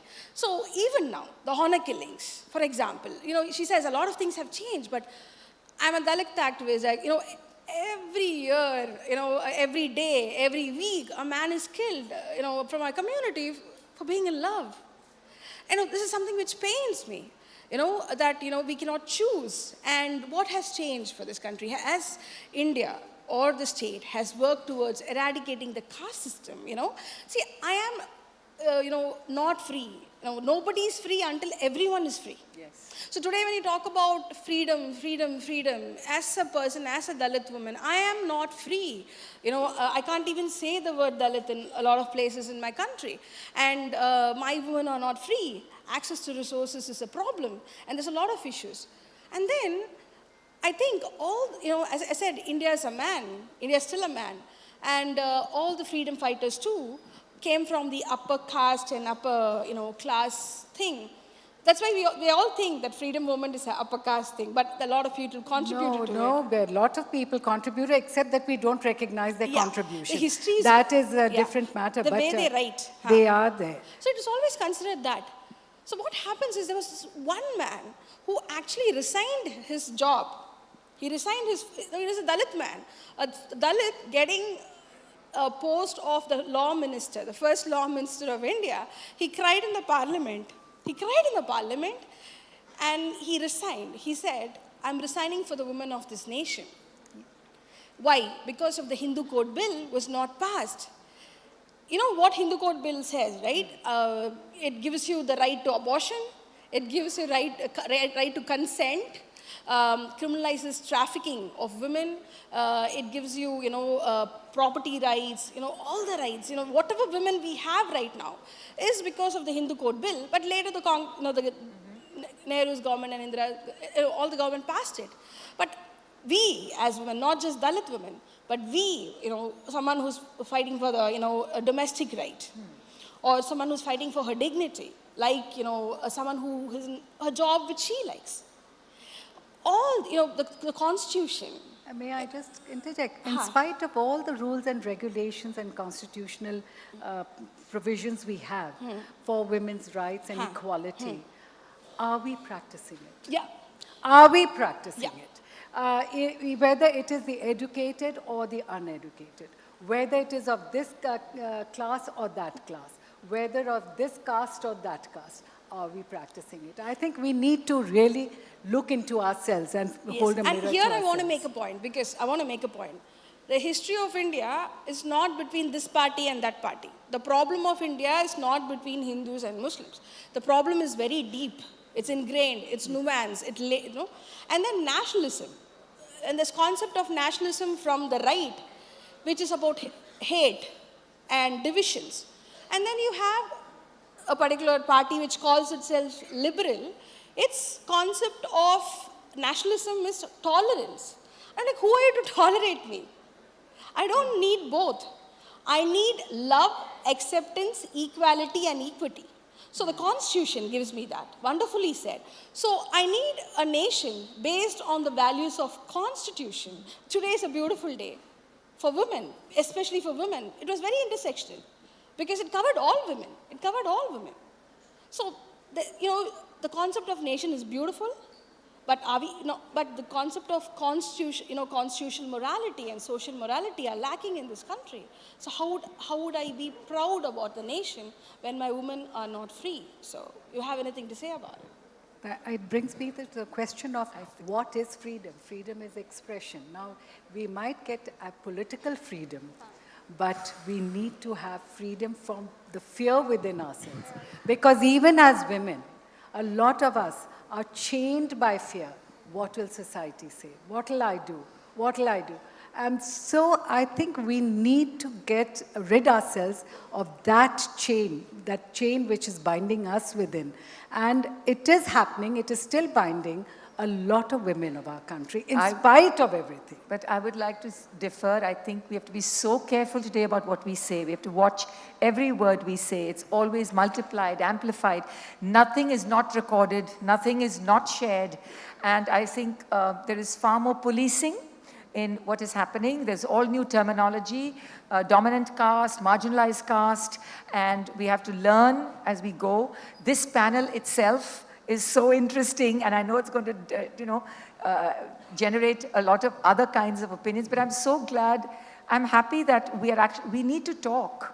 We need to talk and discuss and argue and disagree, because I think that you can all think we've taken so many steps forward, but from a position of privilege, you have to acknowledge that unlearning is very hard and learning new ways is equally hard.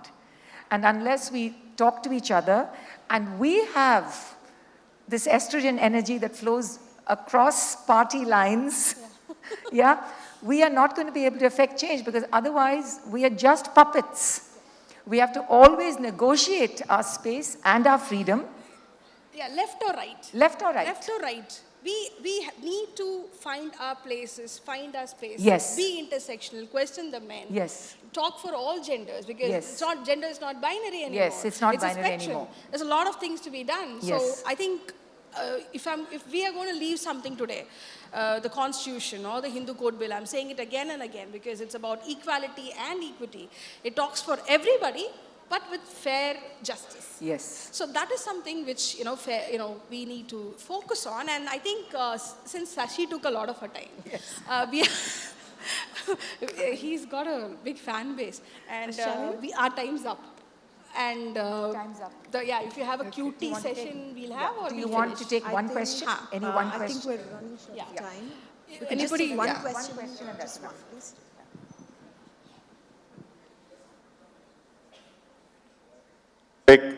The heading says, imagine women nationalists. Imaging, sorry. Okay. Imaging, right. So you went and asked to vote for RG. Why you didn't say PG? Sir? Imaging women nationalists, and you went and asked us to vote for RG. You made him a woman? If you want me to go fundamental right now, I would say this. As I said, both the parties are very, I would say, very patriarchal. That's what I said in the beginning. The electoral politics of this country, be either left or right, is very patriarchal. It is male. That's what I said. And that was a joke, because people might think bad. I'm taking a dig at Rahul Gandhi. I was nervous in the first 5 minutes. So, yes. I would say, political autonomy for women, I think Mayawati is a very good example of political autonomy, but there was a point where she was shamed, where, someone, I want to talk this point, since he raised, you asked to vote for RG. If I asked to vote for Mayawati, I will be called a traitor by the same group of people. And Mayawati, Veer Das got a Grammy, right? What he got, Grammy or Emmy? Oh, he doesn't sing, he only blabbers. So Veer Das got an Emmy where Veer Das made fun of Mayawati's body and sexuality in a very way, and he wins an Emmy. And I don't want a country which laughs for his jokes, over his jokes. I laugh at you, Veer Das, I'm telling you here. And, so this is where, because we should have another session for that. We should have another session where you have to give me 2 hours to speak about Dalit women politics. But yeah. Sorry Thanks, to sir, for interject. the question. Because of that, I was able to make my point. Thank you so much. Thank you so much, Shaleen, Anita, Shobhanaji. Thank you for that very, very powerful session.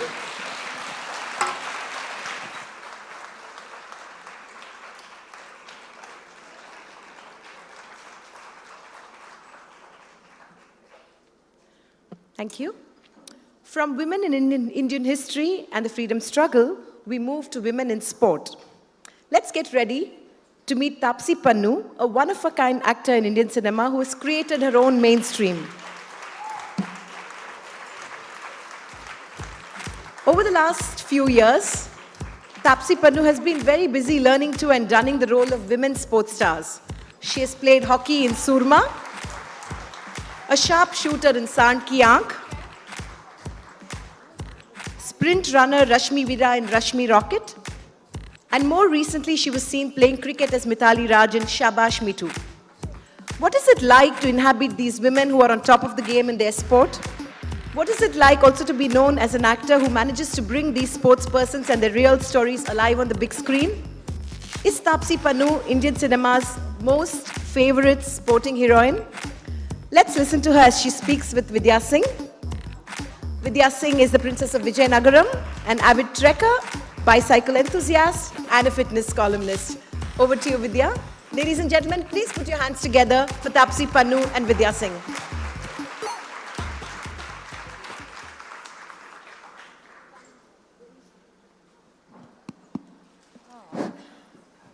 Good evening, everyone. I'd like to, on behalf of all of us, I'd like to welcome Taapsee to our city, Madras, that is now Chennai. Thank you so much. And happy Republic Day, everyone, before anything and else. I'm so happy she's coming. As she says, the last time she was here, it was in the middle of summer. So she's actually experiencing our winter in Madras, which is not such a bad thing. And, yeah, it's really chilly out there, I must say. So it's lovely to have you here, Taapsee, and you're an incredible person with a personality which has so many facets to it, and I think you wear a lot of hats, because I've been, reading about you, and it's quite incredible all the things that you have done. Thank you and are so still much. doing, and you're incredibly young as well. So that's Thank you so lovely. much. I hope everyone sitting here also is on the same page, otherwise I'll have a tough time next few minutes. So, a software engineer, that's how you started, I think, right in the beginning. Yeah, I started deciding about my life by deciding to become a software engineer. And I think in India, most of us become engineers first to decide what we really want to do in life. So that's exactly how I started. I think in the second year, I realized that I don't think I'm cut for it. I loved studying. I think this is a weird notion about actors that we are all backbenchers and we are all dropouts and all that. I think I'm very happy I'm one of those who chose this profession fully by choice. It was not out of being thrown out of school or college. I completed my graduation with distinction, #show off, because my industry is ridiculed a lot for having people who are dropouts. So let me just put it out there that no, not all of us are like that. In my second year, I realized that I am not made to become an engineer. Like, I'm not cut out for that, because a regular monotonous 9 to 5 job was something I saw my father doing and got pretty scared with the idea of doing that for the rest of my life. I decided to challenge myself every day because that will keep me going and will keep the life in me alive rather than just doing the same chore almost every day. And that made me feel like I need to probably change. But what, I had no idea about. I knew I had to complete my education because that was the only way I could let my family let me choose a profession of my choice. And we all know, sitting here, that how important family's decision is in your career. It's they who decide who you can possibly be first. So they let me choose my profession. That's why I give them a lot of credit. When people ask me, okay, the role of your family, I said the first and the biggest role of my family is they let me. Because I know so many people of my generation, my age, who are doing a lot of things in their life just because they were just told that this is the best way to go about life. So that's how software engineer turned into an actor, had an Infosys job, and I get to know every now and then that people at Infosys campus are still wondering where was I at the campus.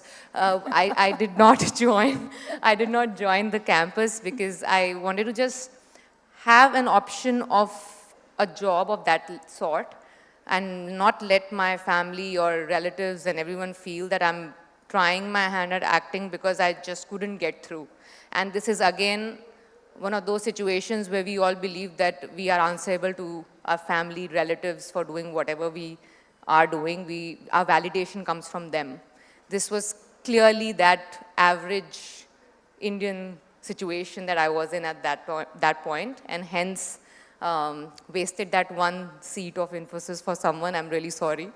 And then I chose to do what I really wanted to do, experiment with my life, and here I am. It's wonderful that you had the opportunity to do that too. Exactly, yes. And came into the line which you love and I figured it out on the way if I really love it or no. I've never acted, I didn't act in my college time, nor in school life. I never took part in any drama, any play, any skit, because I thought that it's too much for me to pretend to be someone else. It doesn't come naturally to me, I thought. But I'm a trained classical dancer. I'm trained in Kathak for 8 years almost. So I think expressing came naturally to me, which I used during my acting days. Tried to give audition, got selected. I've been very lucky with a lot of films in the beginning of my career, but my hustle or struggle actually started after my first film. Tapsi, you're an actress who's created your own mainstream. I think you've not gone according to the norms of what people expect someone to do. And you have broken barriers. It's incredible, all the paths that you have taken, paths that you have traveled in your career as an actress. And also you have taken incredible risks, I think, with roles that you have chosen, but somehow it's all fallen into place, God's grace also. Well, yeah, a lot of luck, as I say, in our industry. But yes, it's not like I can take the entire credit of this because honestly, I didn't have a choice. I was not given an option of starring in big films. I was not given those big, at least in Hindi, a lot of big films where you just have to be the good-looking heroine on screen and pass off with some great songs and a few scenes. I was never given that opportunity, and I believe that maybe it's because there are far better looking and glamorous girls out there in the industry who were better than me at doing that. So I always was very far away in the queue to get to that kind of a role. So I had no other option than to be who we all are, and we break the queue and start our own queue. So I did that. You're underplaying. I think you're being very modest because you're incredibly beautiful girl. So I don't think that's I didn't have an, so, when there's a cliche saying, when life throws lemons at you, make lemonade. So I think this is my lemonade. My mainstream is my lemonade. I didn't have an option. Yes. I made sure I picked up the scripts from wherever I could. I got directors attached to the scripts. I had producers who were ready to fund it. I had to be there in putting the project together for a lot of my films because they were not those conventional commercial films that producers and directors will come very easily. So I had to do a lot of hustle to get these projects together for a lot of my films. But then, as I said, the unique credit that I get to choose this path is solely mine. There's nobody out there who can point at it and say it's because of me that she's here, or it's because of me that she is who she is. And I think that makes me sleep very well in the night. It's a matter of huge pride also, I think, in yourself and your achievements. I think it's extraordinary that you have been able to work in films in 4 languages. That I find that astounding, because it's Tamil, Telugu, Malayalam and Hindi, of course.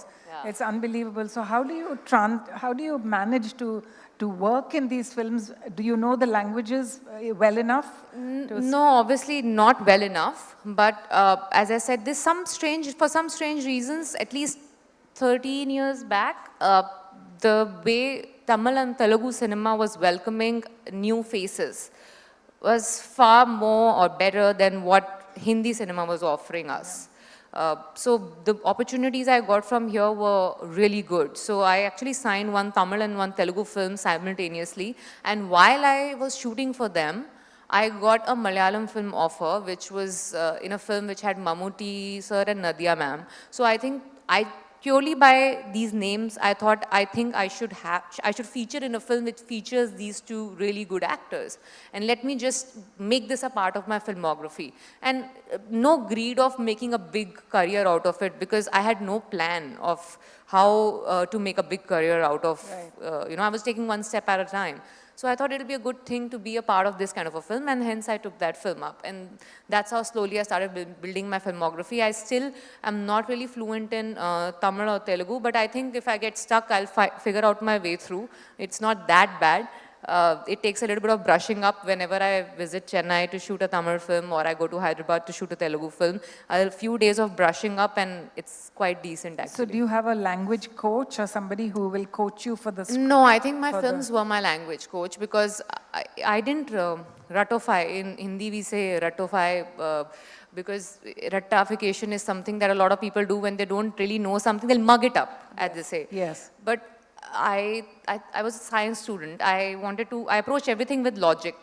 So I did not have the mind frame or, the acumen to basically cram it up. I had to understand each and every word and then learn my dialogues, which was a more tedious process, gave me sleepless nights. But I think one good thing it did was it actually made me learn the language in some way so that I cannot be stuck anywhere in the future.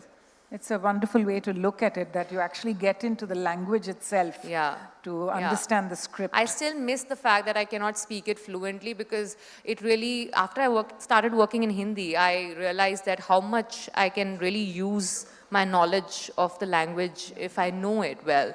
So I kind of realized that how much more I can do with my performance if I really know the language. But then, I'm a little greedy. I don't want to stop doing Tamil and Telugu films, so I still keep doing one in at least 1 year. So I can at least stay in touch with the place I started my career in. That's right. And then Miss India, you were in was it 2008? 2008, that's 2008. Really That's not lovely. the thing that I remember the most. I want to remember. I don't want to remember that part of my life. No, it's just because I was. At that time, I think like any other average girl in India, I felt like, okay, wow, I look half decent. Everybody says she's so pretty, so let's just go and take part in Miss India, because you obviously believe you're going to win it. So I applied for that, got selected in the top 28 or 29 that year, and went all the way to Bombay first time. At that point from Delhi, because I was studying in my college at that point, and it was the first time I visited Mumbai.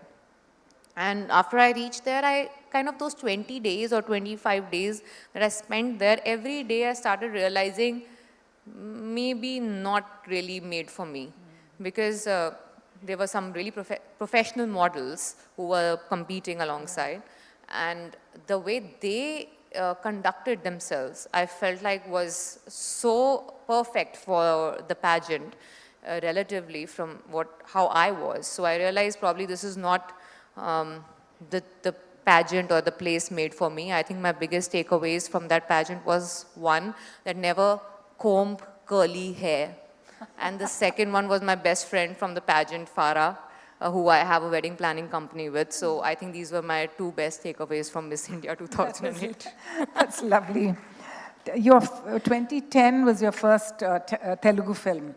Yeah, it released. Jummandi Nadam. Jummandi Nadam, yes. Nadam. So how was that a good experience? Well, it was a really good experience because it really, it put it out there what commercial cinema is about, which looks totally different from the other side. Like in front of the screen, when you're watching it, you feel like, oh wow, it's just about wearing fancy clothes and, you know, like nice singing and dancing happening. You just gracefully walk around and that's about it. But when you're actually doing it, it's a different ballgame altogether. My respect for everyone behind the camera, front of the camera increased drastically when I actually started acting. And that was a film that was directed by Raghavendra Rao sir, who's known to be, you know, he's known to be the man with Midas touch when it comes to the actresses. He's launched some really big names. So I realized what it really takes to even be a commercial star. Forget about like just a good actress. To be a commercial star itself is not as easy as we presume sitting there, that it's just about wearing good clothes, fancy clothes and walking around, you know, gracefully. It's not that. So a lot of things to learn, Telugu to learn, professionalism to learn. I owe a lot of my professional etiquettes or skills to South, Tamil and Telugu both. I was alternating my schedules actually. I went for my first Tamil film first, Artikalam, in Madurai, and then I went to shoot in Araku for Jummandi Nadam. So I was kind of like alternating my schedules. It so happened that Jummandi Nadam released first, and due to some VFX work, Artikalam ended up releasing in 2011. But I was shooting for them simultaneously. Yeah. So it's almost like a learning curve going through. Oh yeah, it was a, you know, the two diametrically opposite ends. Yes. I was in a Raghavendra Rao film, then I was in a Vetrimaran film. Yeah. It doesn't get more polar than this. Tell us about the extraordinary thing that you did 7 films in 1 year. That was something astounding, I thought. It's like, so when people ask me what is the craziest thing that you've ever done, I really have a very bland and a boring life, I feel. But this one thing I say that, like, even though I have nothing to do in it, because it's in the hands of the directors, producers, how they're going to release it. And obviously I have 365 days in a year, so I kind of figured out my planning. Yeah. But yeah, this is one of the craziest things in my life. I will remember that I had 7 releases in one year. And simply astounding. I'm just glad I didn't burn myself out. I think I was just too excited, like that, you know, a kid in a candy store wants to try everything that she is seeing and is looking appealing. So I think it was that. I think some of your films have been very, the films that you've chosen, I see that you did Chashme Badur in 2013, Pink, which was the big one there in 2016, and Judwa 2 in 2018. So these were 3 entirely different films with big stars as well. I think 2 out of these were by the same director, so they were pretty similar in the genre, Chashme Badur and Judwa by David Dhawan. These films, you know, no matter how much people ridicule the genre, that it just is so commercial and mainstream, it is playing to the gallery too much and all of that. But the unfortunate reality to this is you get numbers clocking in these films. My debut film, Chashme Badur, which was alongside some 3 relatively new actors, male actors as well, ended up collecting some 45 odd crores, which was a huge deal for a film with newcomers. So that is like almost unprecedented in a lot of ways. And then Judwa 2 became my first film to cross 100 crores. Even though I had done Baby before that, which was a critically acclaimed film, I had a beautiful 7-minute role in that. But really good film, and it had a big star like Akshay Kumar in it. But it stopped at 99.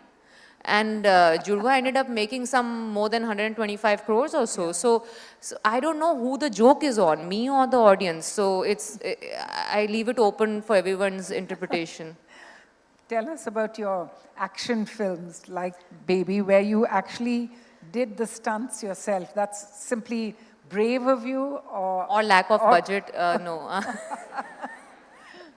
No, actually, the first film was Baby, that I tried my hand at action. And now I'm a person who doesn't like action or violence for that matter. I get really scared. Even if I see someone slapping someone, I get really scared. Contrary to the perception that people have of me, I don't keep bashing people left, right, center.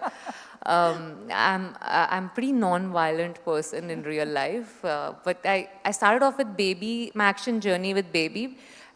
That came to me at a point where I had done Chashme Badur. It had become a hit, but I was still really not getting good films to do. And I was not able to understand why. You say you want a big commercial hit. I did have a good commercial hit in my kitty. I was the only actress in that film, but that really didn't help me get some big films after that. And so then I thought, okay, let me just start thinking in a new way. Let me just not go by the way I went about choosing my films in South, where it was only about the big heroes, the big directors or big producers. So I decided, let me just try a new path. And I happen to know that Baby is a film getting made by Neeraj Pandey, where he has two girls in the film. One is supposed to have a song opposite Akshay Kumar and a couple of scenes, and the other is supposed to have an independent action sequence of 1.5 minutes and a couple of scenes. So I went out and really pushed myself through the film to get that action part, because I knew that, okay, it is obvious for someone to choose to be paired opposite Akshay Kumar, but I was like, what will get me noticed and will take people by surprise is if I do this action sequence, which is independent of the male actor, where he's not really coming to save me. So I chose that with purely an experiment. It was a 7-minute role. The entire media didn't even realize that I'm there in the film before the film released, because it's supposed to be this big Akshay Kumar starer. What will this girl do in the film anyway, even if it's there? So all these kind of opinions before the film kind of helped me to stand out, because when the film finished, fortunately for me, people remembered me probably a lot, so much that I ended up getting my own spin-off, which has never really happened in Hindi film industry before, which was too good to be true for me. I mean, I was only like 3-4 films old, and they decided to make an entire film on my character called Naam Shabana. And that happened, that released, that made money, and then people thought, okay, now, she's going to keep doing this action stuff, which I really didn't want to continue the same genre. I did Pink and a lot of other things after that, but I'm still waiting to get an action film which will raise the bar from Baby and Naam Shabana. There are a lot of these action films and franchise that's happening right now in Hindi film industry, where, the girls are playing spies and all. But I did that back in 2015, and so I really have done that. So something else needs to come my way to excite me to be a spy or an undercover agent. It has to raise the bar. Otherwise, it's something that I've done and I've moved ahead now. Now to go to Donkey. Yeah. Tell us, sorry, smiling about that. Tell us your experience. This has been a very awaited film, and with Rajkumar Hirani films, I read in your thing that apparently he doesn't give that much visibility to the heroine. I think people who follow his work. And you did have a very large screen presence in it. Yeah, to everyone's surprise again. I've realized that whenever people don't expect much of me or my part in the film, that film works the best for me. It happened with me in Baby, it happened with me in Pink, and it happened again with me in Donkey, where before the film comes out, obviously it's looked upon, like Donkey was looked upon as something which is like this big superstar, this big director. So obviously it's only about, the superstar. But I was so lucky to get a part like this, because before this film, even Rajkumar Hirani's filmography didn't feature a female character which will have this much of screen space or importance in a film. So when I heard the narration for the first time, as it is to be called for that kind of a film was a big deal. Because I really I still don't have an access to that kind of, that kind of a room which will have these kind of people. it is very difficult for someone like me from the outside to get my foot in the door no matter how many hit films you do. Because the kind of films I do are not your conventional heroine films, which don't let me be the ideal choice to be the heroine for these big male superstars. So hence my entry into such rooms where these films are getting packaged gets almost like it's not even possible most of the times. So it was very surprising for me when Rajkumar Hirani called me after watching Man Marziyan that he would want to meet me and just discuss how I went about performing this role. I almost checked with Anurag Kashyap, is it really Rajkumar Hirani or there's someone who's pulling a prank on me? Because it was just such a sweet message which I had never received from anyone from the industry before. Yeah. So I went there, I met him. He was kind enough to appreciate my work, and then a couple of months later, he called me again and said that this is this film that I want you to hear, and I would love it if you become a part of it. I heard the script again. I felt like, you know, even if you would have made me a tree in this film, I would have done it, because who doesn't want to be a part of a Rajkumar Hirani Shah Rukh Khan film? But I think I just lucked out and got such an amazing role in the film, and again, that film has done a lot for me to put me out there in one of the biggest films of the year, commercially, because most of my films give me a lot of love and respect from people who see cinema for the art of it, but then it's always about, yeah, but you know, what about the mainstream success? So someone like me yearns for this also, so I'm not really put aside as a parallel cinema actress, and audience gives me a chance in theaters to walk into the theaters and see my film. I think you're being very honest by saying that. It's incredible. I think that it's not everyone who'll admit to something like that, that you're happy to be in that space, in that room. Yeah, I mean, that's I don't know if it's the elephant in the room, but I think this is my harsh reality. Absolutely. I also love the way you have no fear about speaking your mind on various subjects. And just very briefly, I loved your comments on the film Animal, and I thought it was very brave of you to say what most people thought in their minds. Even people across the country, I think, thought that. See, nobody wants to battle it out with numbers, right? Because in our industry, numbers is where you can put a full stop. There's no argument beyond that, because it is entertainment business at the end of the day, and when you see a big plus like that on a film, you really cannot question it beyond a particular point. So with Animal, I think what I said was I felt practical and logical. We have people talking about how when we appreciate Hollywood cinema like Gone Girl, and you know, all these films where the girl is playing the part which is not so righteous, we admire it for the art of it. But what about when, you know, the tables are turned and the man is portraying that in India? My simple question to them is, are we as audience similar to Hollywood audience? Do we see our films like Hollywood sees their films? Because I remember from my childhood, when you watch a film, you know, like Tere Naam, we had people walking around with center-parted hairstyle on the road. I saw, like, everyone became a bhai after that on road. We have films when Shah Rukh Khan does a film and his dialogues become iconic for everyone to say it in their regular day-to-day life. So we are a very impressionable audience. We do get affected by the films that we get inspired, we get affected by the films that we see, because they are an extremely important part of our life, and we take it very seriously. It's not just entertainment all the time. So when someone, and fortunately or unfortunately with an actor, after we become an actor, there's a sense of responsibility that we get. There's a soft power that we get to affect people. And that's why so many times we are forced almost to have an opinion on a lot of things that we probably don't know enough about also. So this kind of soft power, this power comes with a sense of responsibility.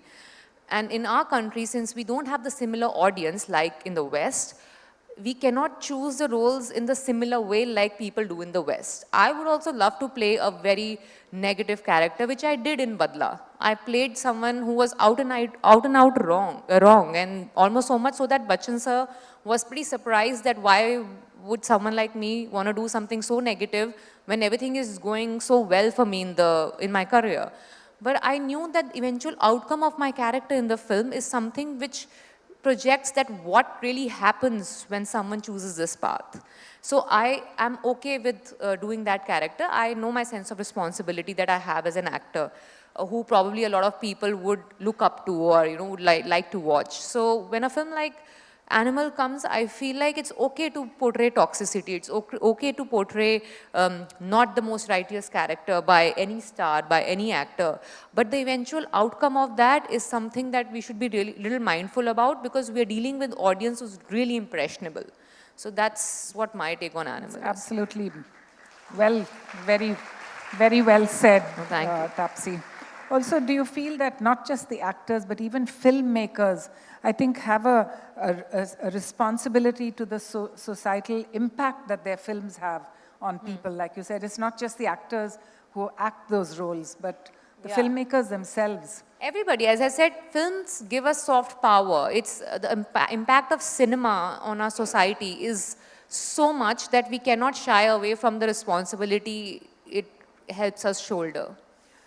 Tell us now about your production company, Outsider Productions. Yeah. And you have your own production house. That's extraordinary, and congratulations for that. Thank you. And just speak briefly about that. So this was something I started a couple of years back with an intention that it took me 10 years to actually climb, pass that bridge from being someone who is potentially good to someone on whom a producer can invest money on. And this is a very difficult and a long and tricky bridge to cross for actors. There's so many actors in our industry who I feel, or so many technicians also for that matter, are in our industry where people feel that we know they are good, but they're not saleable or marketable enough to invest money on them. So this big gap that it took me took me 10 years. Some people actually take even longer to cross it.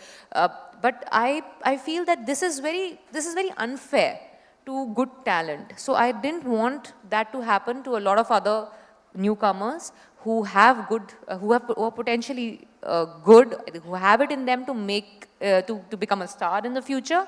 I don't want them to go through that grind where they probably give up or they probably get really bitter about the journey, and maybe become a part of their journey by giving them an opportunity which will probably help them cross that bridge better or quicker, or make it relatively easier for them to cross that. So I started this production house called Outsiders with my partner Pranjal, who's got fairly good experience in being a producer for a lot of films before. So we started this together, and Outsiders, because I don't think I have to define that. I think this term was looked upon as a very inferior term for a very long time in our industry, being discussed as like, oh, because you're an outsider, so something not so good happens to you, or because you're an outsider, you always, somehow the way they look at you is a little step down in the conversations that were happening. So I wanted to make sure that this myth that just because you're an outsider, everything inferior is what they refer you with. It shouldn't happen that way. So I decided to keep my production house's name Outsiders, and I've produced 2 films now, Blur, which co-starred me, and which was not really the plan to start my production house with a film that I am starring in, because my idea was to give opportunity to others, but certain circumstances made me partner and produce that film. But actually it was Dhak Dhak that I was working on when we started our production, and it came out last year, open to some glorious reviews. We had really good run on the OTT. We were like some really beautiful, affectionate messages from all across, and even some of them from the industry who noticed that how we made this kind of a film with this kind of a budget and this kind of relevance. And then next we are working on a couple of other things which again don't star me. So my idea of becoming a producer is not to generate opportunities for myself or to have a back-end share in the films or projects I make. It is something that, it's almost like a payback to an industry where when I entered this industry, I never thought I'll be here. It was one day at a time. So for whatever I've gotten here, it just is in a way sort of a payback to whoever I can help. It's wonderful that you have the opportunity to give back. I think that's very commendable. And as I said, you started at such a young age to think of others other than yourself. I think that's an amazing quality. Thank you. Haseen Dilruba Yeah. will be releasing soon. Yeah, the next part of it. The Yeah, next that's a part of sequel. it. It's a sequel. And I think you're one of the first actresses to shoulder your own franchise as well. So I think the only other actress in my memory who has something like this is probably Rani Mukherjee, who's got Mardani 2, and probably working on the next one as well. And if she's the only one other than me, I'm in some really good esteemed company, I must say. So yeah, it is a very surreal feeling. That film, when we started it, I was not even the first choice for that film. I was probably the only option left with Kanika, the writer of the film, because she thought that, acha, koi aur nahi karega, nobody else will do it, she'll only do it. I think she went around to 3-4 other star actresses, and they all turned it down for some reason. But I was lucky enough that I was there.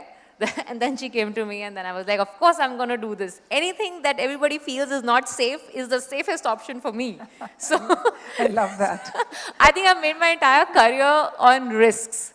If people ask me to define my career, I think I'll equalize it with risks. You've acted with mega stars like Shah Rukh Khan and Amitabh Bachchan, people like that. And you've held your own, I think, even against them. What did you learn? Was it a learning process? Did you feel intimidated by them, or was it just something that you could take back in a big way from working with them? Actually, with Bachchan sir, or with even Rishi Kapoor, when I acted with him in Mulk, their young, glorious days probably happened before I was even born. Absolutely. So that kind of really helped me to not to get intimidated, really, because I have seen them mostly in their second innings, when they started portraying roles, of a certain kind, not the conventional mainstream hero kind of roles. So when I was acting with them, I was only enjoying their craft real time. I still say looking into Bachchan sir's eyes and performing gave me biggest high, because there's some kind of an energy that he radiates when he's on set that really helped me grow and perform as an actor. So a lot of my performance credit in the films that I've done with him are courtesy him, because I know how it is when your co-actor really invests the energy in that shot, looking at you and performing, regardless of how much of him is in the frame or no. I've seen the good and bad of this side, so I really appreciate Mr. Bachchan to be doing that, and he is responsible for the kind of performance I could give in the films that I starred in with him. And with Shah Rukh sir, I think he is just such a smart guy. I mean, not just about how he performs or he makes use of the set, the frame, but also how he handles the situation beyond camera, and how he has made this empire and personality that he has made, a brand called Shah Rukh Khan. It's just so admirable. I think I get confused, what do I admire more, his personality beyond camera or in front of camera, because we both hail from the same city. We both come from Delhi. So there are a lot of things that I can, feel like, okay, I understand where it's coming from. But just so amazing how with the acumen and the IQ or the smartness of that man is what is really admirable.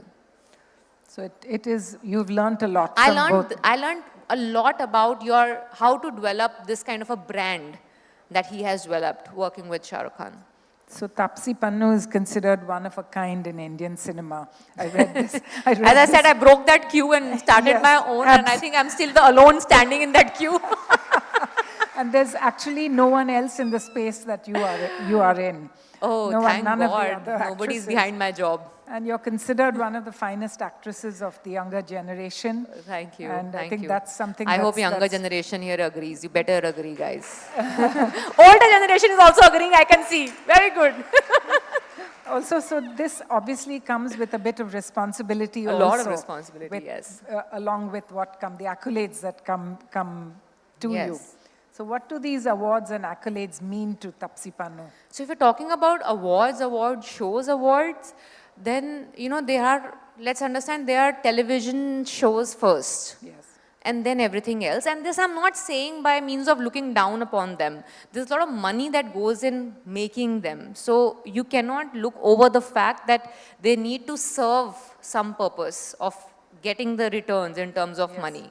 So they are television shows first. So then after that, yes, there's a set of jury, and that is very subjective. So there will be a lot of films that you like, I don't, I like, you won't. There will be actors that you'll enjoy, I won't. So it's a very subjective thing when you decide who is the best actor, who is the best actress. So I think we should not get swayed away thinking that that bunch of 5, 6, 7 people in the jury decided, so this is the ultimate best. No, it is their decision, and since they have been chosen to represent the jury, so this is what they think, and that's perfectly fine.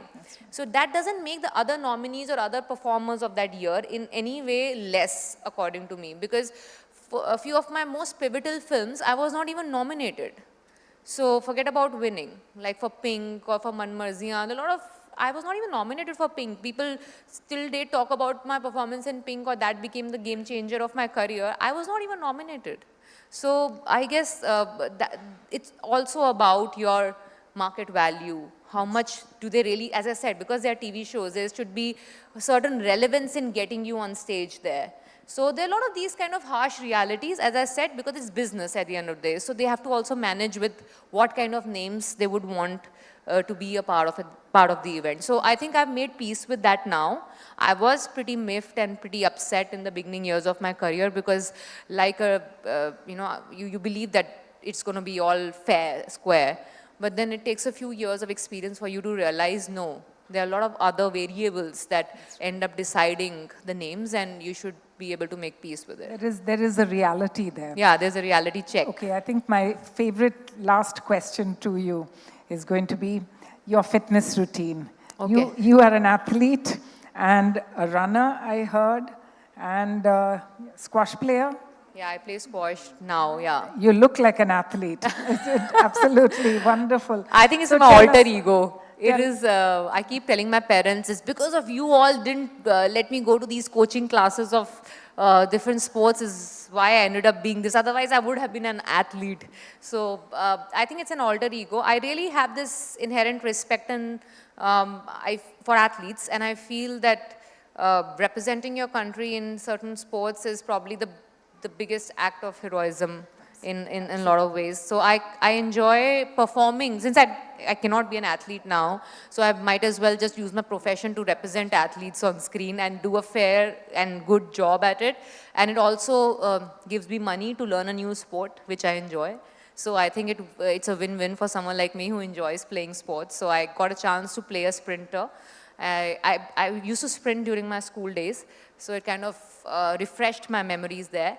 I learned hockey for Surma, though it was a very small role. I actually honestly took it for two major reasons. One was that they'll teach me hockey, and the other was because I get to act opposite someone like Diljit and do a story like that real story that really happened. So and learning hockey was one of the key reasons for me to do that film. And then I did Mithali Raj's biopic. Again, I'd never picked up the bat in my life. I've been that viewer who'll have an opinion about how it should have been played, but had no idea to play it myself. So I've been that cricket fan, and picking up that bat was some kind of a reality check, and I now finally can play cricket, and I've stopped giving my opinion on it now. So apart from that, yeah, I mean, I've learned shooting for Sand Ki Aankh. So yeah, there have been quite a few sports that I have learned, and I play squash in real, like I've been playing it since past 6-7 years. Pretty hard sport, especially for the knees. But yeah, I enjoy. I think that being an athlete really helps me understand how to deal with success and failure.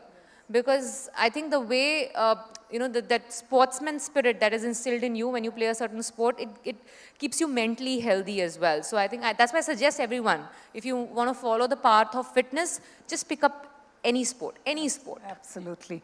Thank you, Tapsi. This is Thank simply you. wonderful. I'm just there's a few minutes, so I'm sure there'll be a few questions from the audience. So we'd love to open it to the audience. We have time for a few questions. I think There are we lots of help hands. Yeah, I please need choose. someone's help to, there'll be someone's help. Oh, wow, Oh my God. Get the mics. I think someone needs to just help us with choosing the questions, and I'm good to answer them, yes. Hello, everyone. Hi. I don't have a question, but I have to share something about Tapsi. which I don't know if you remember, Taapsee. So I'm a filmmaker in the Hindi film industry, and I have had once pitched a film to you, Taapsee, and in my entire 20 years of being a filmmaker, I have never met a person like you. I have to say this. I was always in the other end of the spectrum because I was in that room always. I've worked with Red Chillies and Yashraj and Dharma and all that. So that was my space. And at one point I decided that Is I that want... why I don't get work with Dharma and YRS? Because I'm because I'm very different actor that you've never seen before. No, I'm talking about your professionalism. Professionalism, yeah. Yes. Is that why Dharma and YRF doesn't take me? Because I'm way too professional. Maybe. Though Red Chillies is different, you know Red that. Chillies has taken me is different. twice, so Yes, and no exactly. complaints there. So the only other person I know like you is Shah Rukh. Wow, That's it. now I have arrived, guys. But genuinely, I'm going to say this very quickly. So I decided to go independent, and I was working with Pranjal, in fact, for something, and we wanted to reach out to you for a script, and I messaged you. You replied back within an hour, and you came to my house and met me the next day. This was in Warsaw. I don't know if you remember. This was with Kirit. Oh, yes. And we pitched you a film. And then I was like, okay, let's just sleep over it for 3 months at least, because no actor ever replies back before that. Within 24 hours, she messaged me saying, I've read the full script. And I was like shocked. I mean, like, that's unheard of. And she said, so I would like to meet you and Kirit, the director, because I have some thoughts I want to share. And I think 3 or 4 days later, you came to Kirit's office. And she didn't want to do the film, okay? She could have used 101 excuses to have, just disappeared or whatever, said anything. She actually came and told us what she didn't like about the film, what she couldn't relate to. And till date, I don't think I've met anyone like you, Taapsee. Please stay the way you are. Oh, thank you so much. I've never seen someone appreciate me after I've said a no, so thank you so much. Who's got the mic next? I think someone. Hi, Taapsee. So when we talk about expanding horizons for women and all, a recurring topic is always women in comedy. And as far as I've known, if I'm not mistaken, you're somebody who thoroughly enjoys comedy, and you're also somebody who is hilarious, so much so that you also have a stand-up set that you did with Sappan and Ankad. So my question is, will we get to see more of Taapsee Pannu in comedic roles? Oh, yeah, good timing to ask that question actually, because from Donkey, that was Rajkumar Hirani type of comedy, which has huge audience base, I feel. It gave me a chance to perform comedy as a genre. After this, I have a film called Wo Ladki Hai Kahan, which I hope they find a good theatrical release date soon. It is out and out comedy, and a comedy that I'm really proud of because it's very close to my real sense of humor, which I waited for years and years because I was like, I want to do comedy. I would love to do comedy because I'm someone who enjoys comedy in real. But the problem is I don't want to be the object of comedy in the film. I want to be someone who will perform and do comedy.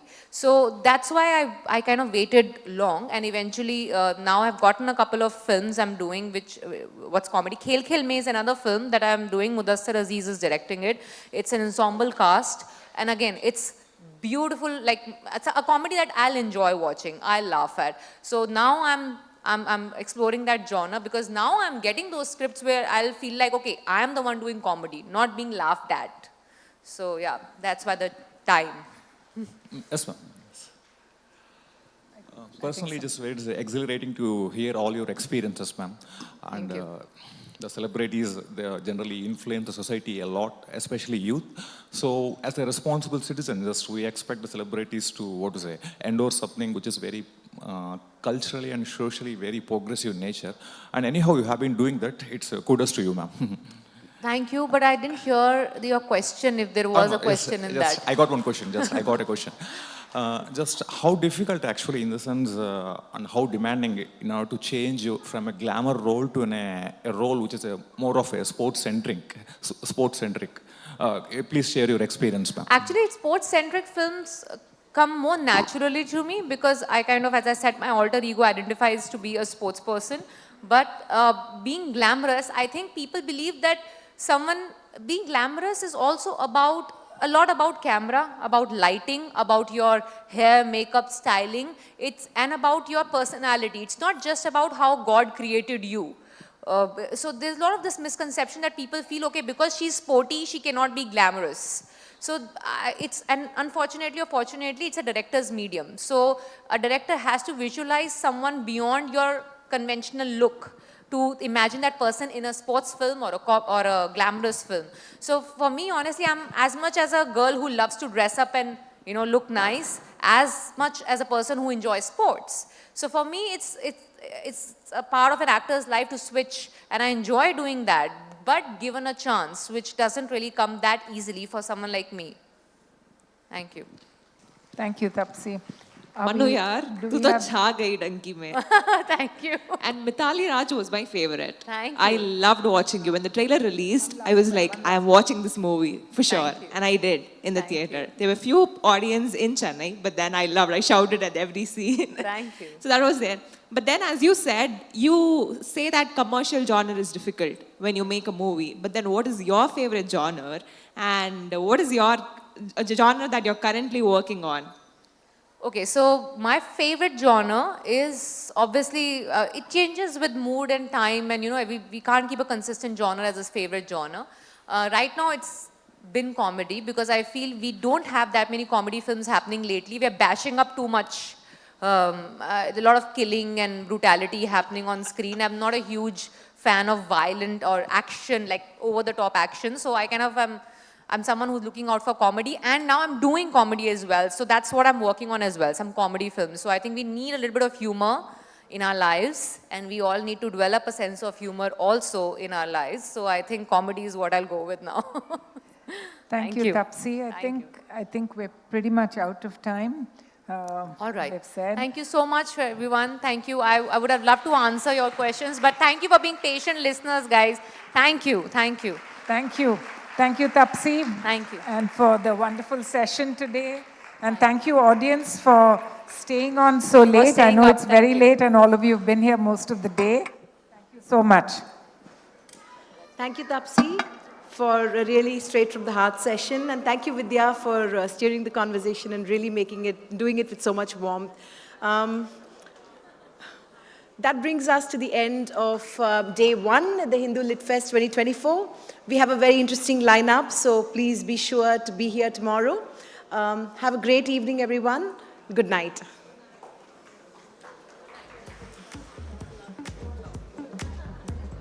Thanks.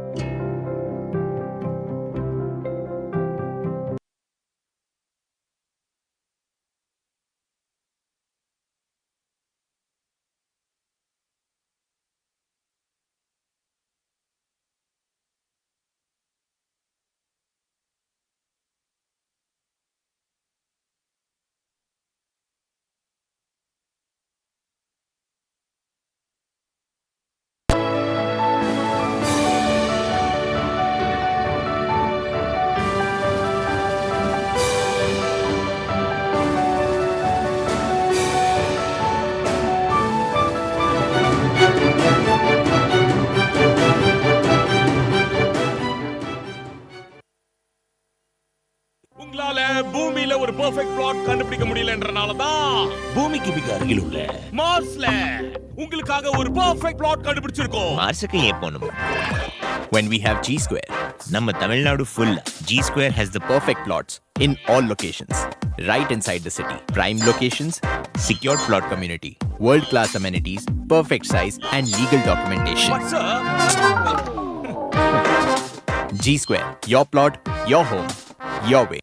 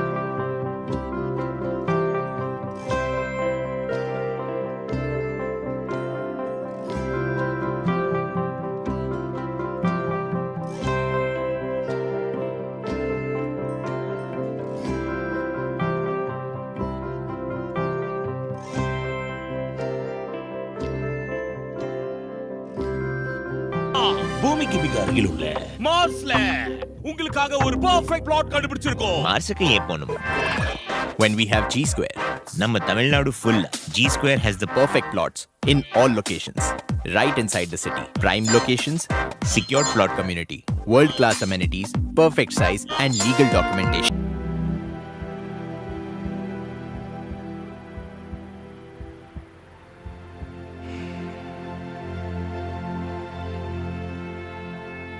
One small step is a leap towards the future. It's the pursuit of knowledge and awareness. Through much needed transformations and greater ideas, we gain wisdom and knowledge. From kids to adults, we become engineers, scientists, lawyers, entrepreneurs, artists, leaders, and much more. For destiny will reveal our true potential. How do I get there? How do I know my moments?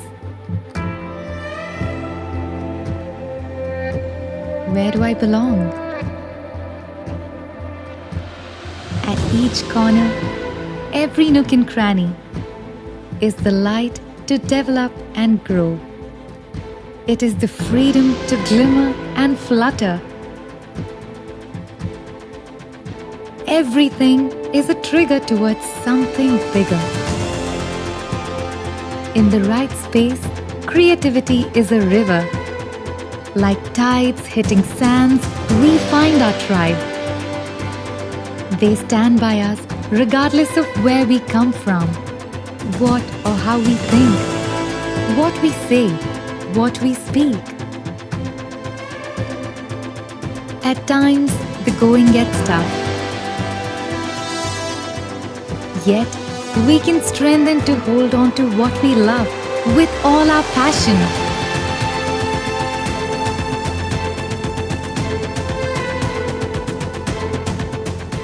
We dance.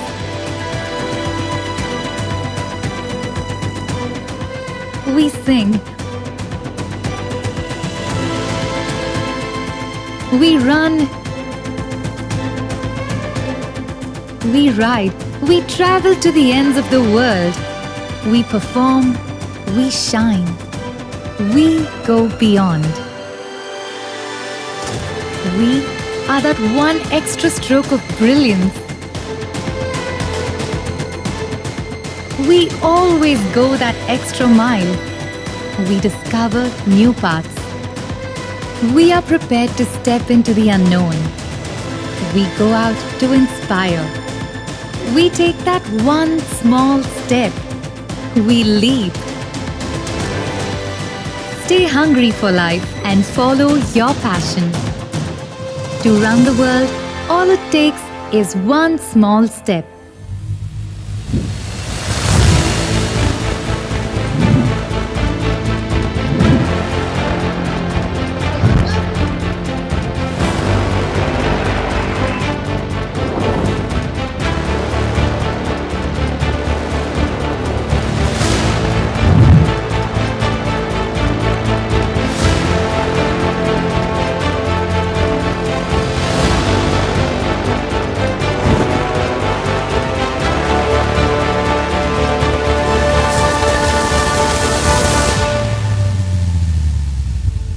The world needs well-rounded individuals equipped with knowledge, skills, and a compassionate heart.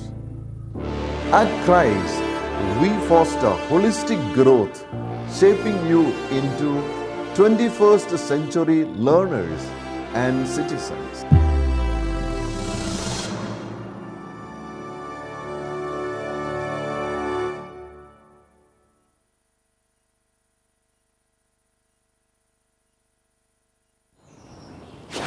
I am heat. Blazing heat.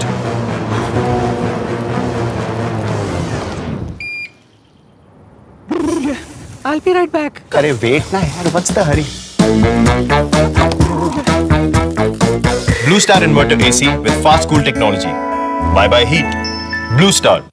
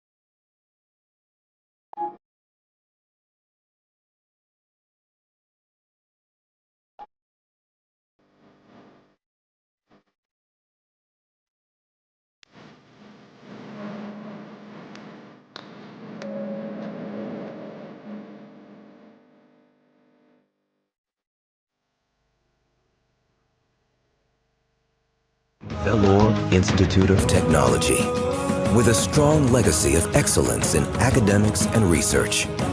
VIT stands tall among premier global universities. VIT campuses offer unique, customized and complete educational solutions in a world-class academic environment. A knowledge city that gives you a peek into your glorious future. Welcome to VIT.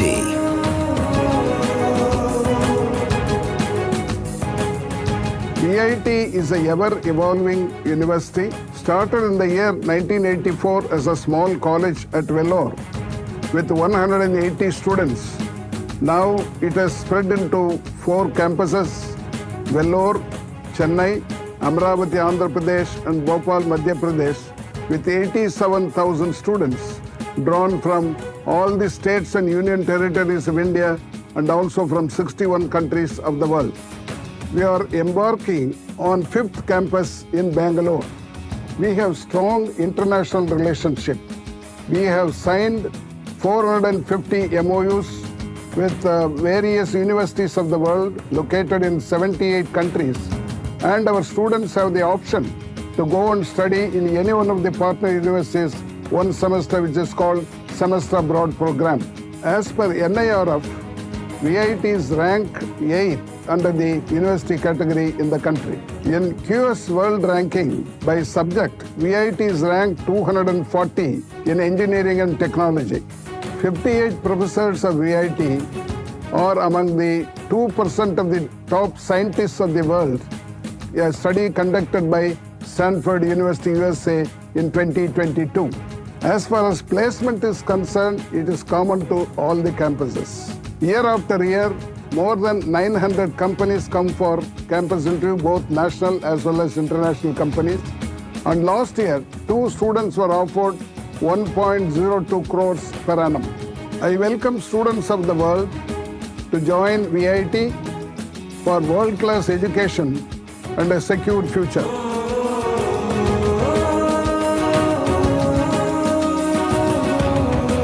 VIT inspires you to come out of your comfort zone, makes you explore the unknown, and in turn finds a way forward.